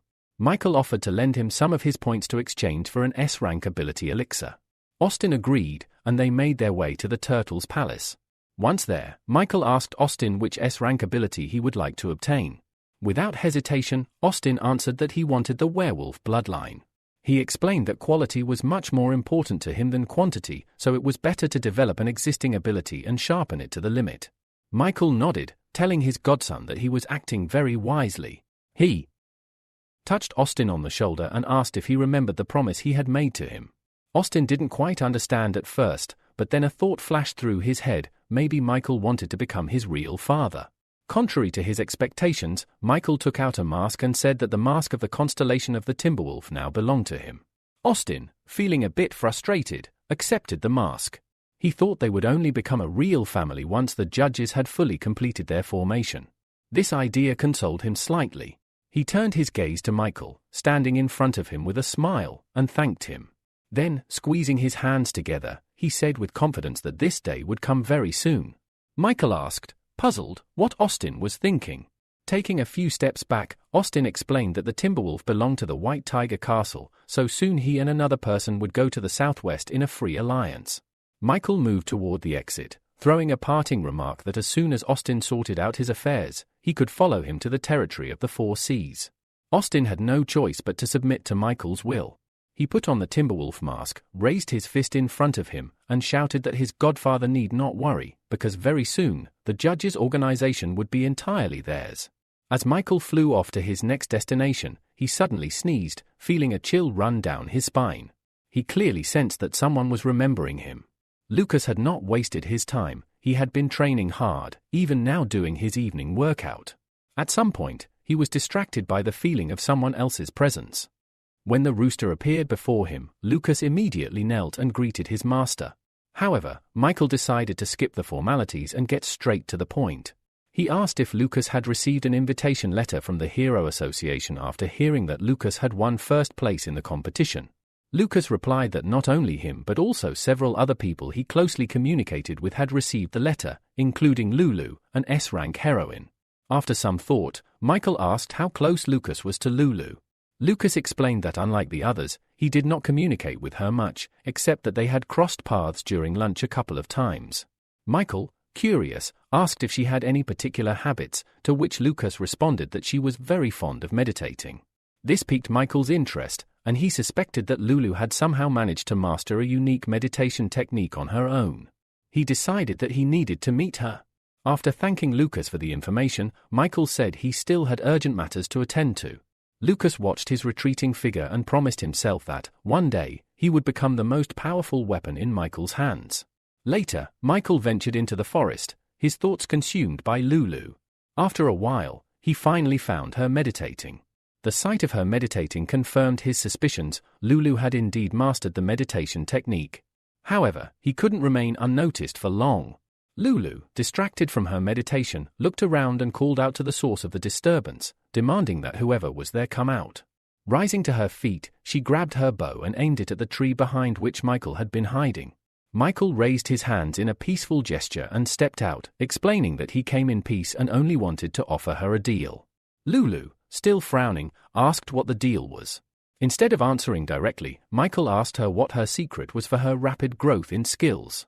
Lulu was embarrassed, realizing that she had been exposed. After a brief silence, Michael proposed a deal. He could make her an SS rank hero, offer her lifelong protection by the judge organization, and grant her endless luck that would never run out. Intrigued, Lulu asked if SS rank was the next rank after S, and Michael confirmed that it was, in fact, the third rank. She then asked, with some suspicion, why the judge organization needed her secret since they already had a method to make people SS rank. Michael stepped aside and explained that the ability elixir could only enhance a limited number of people, and their main purpose was to increase humanity's overall combat readiness. Still plagued by doubts, Lulu asked if Michael was really telling the truth. When he nodded, she sighed and clenched her fists. She then lowered her head and confessed that she had discovered by pure chance that her spiritual skill meditation could improve human strength in a very short amount of time. She also added that her hunting magic meditation wasn't universal and was only suited for her specific abilities. Michael thought for a moment and then asked if the technique was capable of developing only Lulu's unique skills. Lulu nodded weakly. Michael sighed again and scratched the back of his head, admitting that it wasn't a big problem for him. He had already devised a plan in his head in which, with the help of the hunting magic meditation and copies of Lulu's abilities, he could create a powerful army. Lulu, noticing that Michael seemed lost in thought, waved her hand in front of his face to snap him out of it. Once she had succeeded, she told him that if his offer was still valid, she accepted it and chose to accept lifelong protection from the judges. Michael nodded and materialized a mask, handing it to her. He explained that it was the constellation of the Phoenix Castle, the lunar deer, and that in case of danger, Lady Phoenix would come to her aid. Lulu gratefully accepted the mask, but still felt the need to clarify that her meditation method was not universal and only worked for her. Michael assured her that she didn't need to worry, he just needed a sample of her ability gene to create an elixir. Afterward, he would share her magic hunting bow skill with others, solving the problem.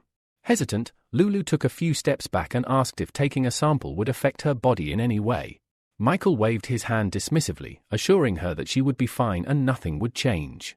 Reluctantly, Lulu decided to trust the rooster and take the risk. She lay down on the cool stone, closed her eyes, and Michael approached her, placing a hand on her stomach. He told her not to resist mentally to ensure everything went smoothly. Lulu nodded without opening her eyes. Moments later, Michael told her that everything was ready and she could get up. Lulu sat on the stone, unsure of what to make of the situation.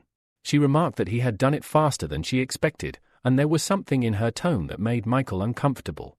Though irritated, he pushed his feelings aside. Some time later, Michael was transported to the turtle's castle, where he studied the scroll that Lulu had given him. After carefully reviewing the instructions, doubts crept into his mind about whether this method would truly work. Still, with no other options, he decided to try following the steps to understand how the meditation collected dark energy. As Michael meditated, golden streams of energy separated from his body and began to be absorbed into the scroll. He concentrated hard, directing his energy inside it. Meanwhile, in the real world, countless monsters were causing havoc. The three-eyed demon god had been fighting an extremely agile enemy, but he grew tired of playing around and decided to end their battle with one shot from his bow. The arrow flew at incredible speed toward the target, but the phoenix soared upward, evading the strike. Back in meditation, Michael began to feel the effects of the method. Sweat poured down his face as he realized that while this technique helped F-rank individuals quickly break through to D-rank, it didn't work as well for him, as he was used to absorbing dark energy on a much larger scale. For ordinary people, however, this method would likely be more effective. The flow of meditation and the body's spiritual power could enter and exit with ease, preserving the dark energy and allowing people to freely collect cubes of dark energy for use. Despite this, Michael was left with questions. How much energy could they store? Where did the power of meditation come from, especially for people from another world? He realized that the only way to answer these questions was by mastering the meditation method of another world or conducting an investigation on the plane of O. A few days later, Austin arrived in the lands of the Four Seas and caught up with Michael. Michael informed him that they were now on the territory of a free union, the seventh island of the archipelago of the Fifth Defensive Front, which their organization had long been tasked with defending. He explained that they were going to meet other members of the judges. Creating a metal shield, Michael and Austin soared into the air. Austin clung to Michael, too afraid to look down.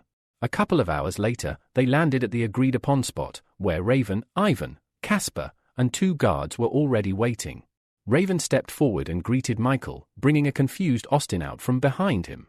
He introduced Austin as the Timberwolf and asked that they take care of him from now on, as he was Michael's dear godson. Austin looked around at the people present, expressing hope for a successful collaboration. Raven addressed him by name and said he was glad to welcome him there. Austin, completely confused, turned to Michael and asked what he should do now that his name had been revealed. Michael patted his godson on the shoulder and reassured him that he didn't need to worry. He had personally trained Raven and shared some information with him before they arrived. Michael explained that Raven was responsible for defending the Fifth Front, which was why Austin had been sent there to learn from such an outstanding fighter. This explanation made Austin realize that his godfather wasn't on the best terms with Raven due to the latter's arrogance, and thus, Michael couldn't fully control him. He also understood the true reason he was sent there. Michael was worried that his pawn would get out of hand. A joyful smile appeared on Austin's face as he realized that his godfather trusted only him. Looking at Raven, Austin assured him that he understood everything and would help him get everything back. Michael watched in disbelief as Austin ran up to his clone, giving him a joyful hug. Michael doubted that Austin truly understood the situation and had a strong feeling he would be trouble. With a sigh, he walked up to Ivan, telling him that they needed to talk in private. The two of them immediately moved to a reception area where they could discuss their matters. Michael began the conversation by telling Ivan that their organization wanted to conduct an experiment and asked if Florence's family was interested. Ivan wasn't quick to give an answer, asking for more details before making such an important decision. When Michael asked if Ivan knew anything about meditation, Ivan's face showed surprise, and he asked in disbelief if the judges were familiar with the method.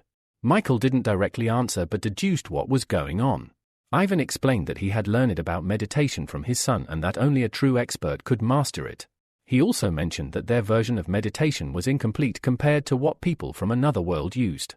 Michael, in turn, explained that their organization now possessed the meditation of hunting magic, which could help ordinary people develop new skills. To speed up the process, they planned to use a low-ranking elixir. Ivan then asked how Florence's family could assist them. Michael explained that for the first experiment, they would need 100 young men and women, preferably the most stable and capable of withstanding heavy loads. Ivan smiled, saying Michael needn't worry as he already had someone in mind and that they would have only a week to choose the best candidates. The only thing left was to agree on a place for the meeting. Michael immediately answered, saying they would meet on Banana Island. After his meeting with Ivan, Michael went to the Heavenly Palace, where Phoenix greeted him and reported that she had managed to find out something about the scroll of archery. With Michael's approval, Phoenix explained that she had learned that during meditation, the spiritual power changed due to the body's absorption of dark energy. However, the true form of dark energy, when collected into cubes, was strikingly different. Phoenix suggested calling it magical energy. As the magical energy flowed into the body, it followed a specific stream, and as the ability strengthened, most of it disintegrated into the true dark energy form. She also explained that the scroll of archery didn't just regulate the process of collecting dark energy but could also use it for individual skills related to specific abilities. Michael smiled, realizing that the scroll had irreplaceable value. He decided to try creating his own version using Lulu's spiritual power and the scroll. With that thought, he closed his eyes, focusing entirely on the task. The scroll left in the turtle's palace began to emit a golden glow. Michael then opened his eyes, announcing that transferring to the space of the Heavenly Palace and visualizing the process would make it easier. At that very moment, the same scroll appeared in the air in front of the meditating students. Michael was pleased to see that everything was going as planned. Just as he was about to leave, Phoenix called out to him and asked what the name of the group from Turtle Castle would be. With a smile, Michael replied that the most fitting name would be the Hunting Magic Squad. A week later, the chosen students arrived at Banana Mountain, where the Black Dragon was already waiting for them. Everyone present felt a sense of fear, even avoiding looking at him, as they could feel the overwhelming aura of power emanating from him, as though he had just returned from a battlefield. Suddenly, two more people entered the clearing, Stefan and Ray. Attention quickly shifted to Ray and his mask. Everyone knew the mask was stolen, but until now, no one had been able to identify the culprit. Disgruntled whispers filled the air but were silenced as Michael, in the guise of Rooster, arrived at the clearing and announced that everyone had gathered. The Black Dragon, surprised, asked if the judges had sent Michael to take samples of the ability genes. Michael smiled and said he was glad to meet them again after so long. Ignoring the question, the Black Dragon approached Michael, stating that now, he was in no way inferior to him and that the day would come when he would defeat him. Michael held back a laugh, replying in a stern voice that he would look forward to that day. Afterward, Michael patted Edgar on the shoulder and said they would start with him. Michael could physically feel Edgar tense up and advised him to relax his muscles and not resist with his spiritual power. Stefan came closer, carefully watching every action of the rooster. His goal was to understand how Michael extracted the ability gene so he could pass the technology on to his family. After holding Edgar's hand for a few seconds, Michael informed him that he was finished and could go free. Edgar was surprised by how quickly the process had gone. Michael chuckled and asked the Black Dragon if he had expected him to skin Edgar to get the gene. Stefan bit his lip in displeasure. He didn't understand what had happened or why he hadn't felt anything during the extraction. Determined to figure it out, Stefan tensed, thinking he would understand everything next time. However, the same confusion persisted with the next person. The gene extraction continued until evening. Once all the extractions were done, Michael informed them that the organization would create an elixir with improvements for them and send it through a parallel world. As Michael prepared to leave the island, Stefan raised his hand, calling out to him. He shouted that he still had some questions about the study of ability genes. Michael stopped and looked at him, explaining that he couldn't answer any further questions because the genes were closely connected to the elixir, which he couldn't reveal. Stefan stood up, swearing on the honor of his family that he would not tell anyone about what he heard. He then whispered that he had some secret information and offered to exchange it. Michael thought for a moment and asked why Stefan was so interested in the ability genes. Stefan smiled and asked if Michael knew that the top heroes of the Four Seas used something similar. He explained that even his father, the god of storms, used a technique similar to meditation. Stefan continued, saying that the strongest heroes followed different paths, known as the path. After pondering, Michael asked if Stefan would like to use the information from the judges to find his own path. Stefan was silent for a few moments, and Michael continued, offering to help Stefan advance in meditation if he truly wanted to. With a smile, Michael put his arm over Stefan's shoulder and told him that the judges would soon conduct an experiment called Hunting Magic Meditation on Banana Island. Stefan was ecstatic that the rooster had taken a step toward him and said he would share any information he had if the judges needed it. Michael chuckled contentedly behind his mask and suggested Stefan find a quiet place where they could discuss everything over a cup of tea. Left alone, Ray watched the two leave, bewildered. Slowly recovering from the shock, he took a few steps forward and called after them, but they had already flown off, completely forgetting about him. A week later, a ship docked at Banana Island late at night. Emma woke up the guy who had fallen asleep on board and told him it was time to get up. She briskly walked off the ship, and Ethan, who had just woken up, hurried after her, asking her to wait.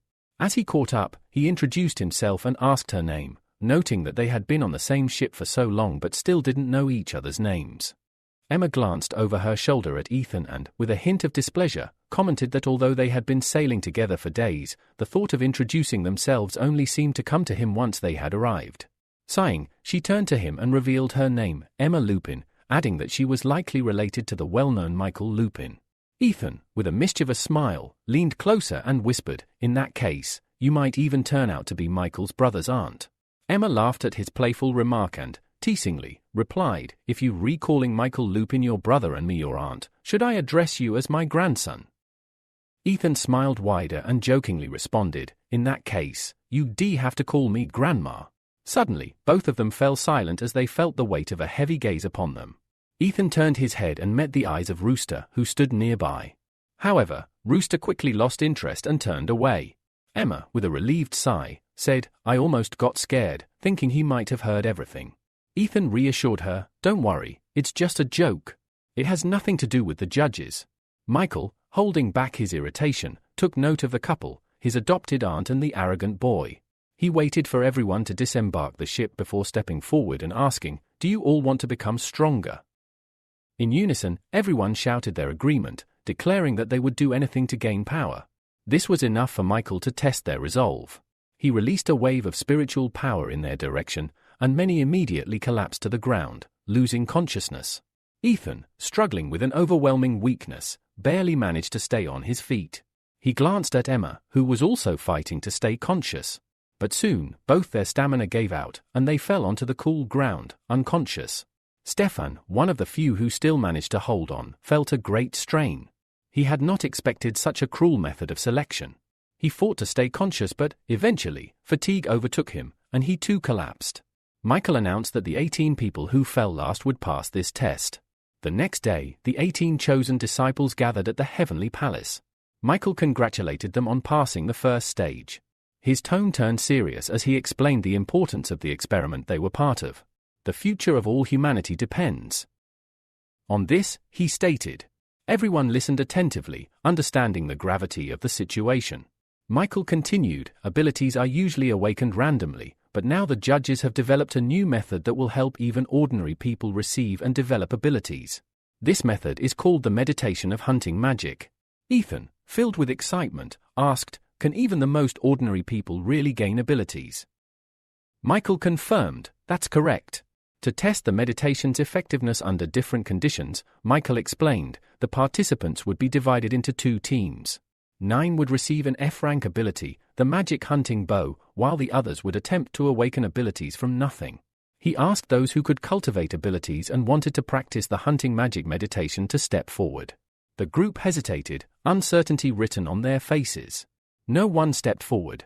Seeing their reluctance, Michael decided to use mind control.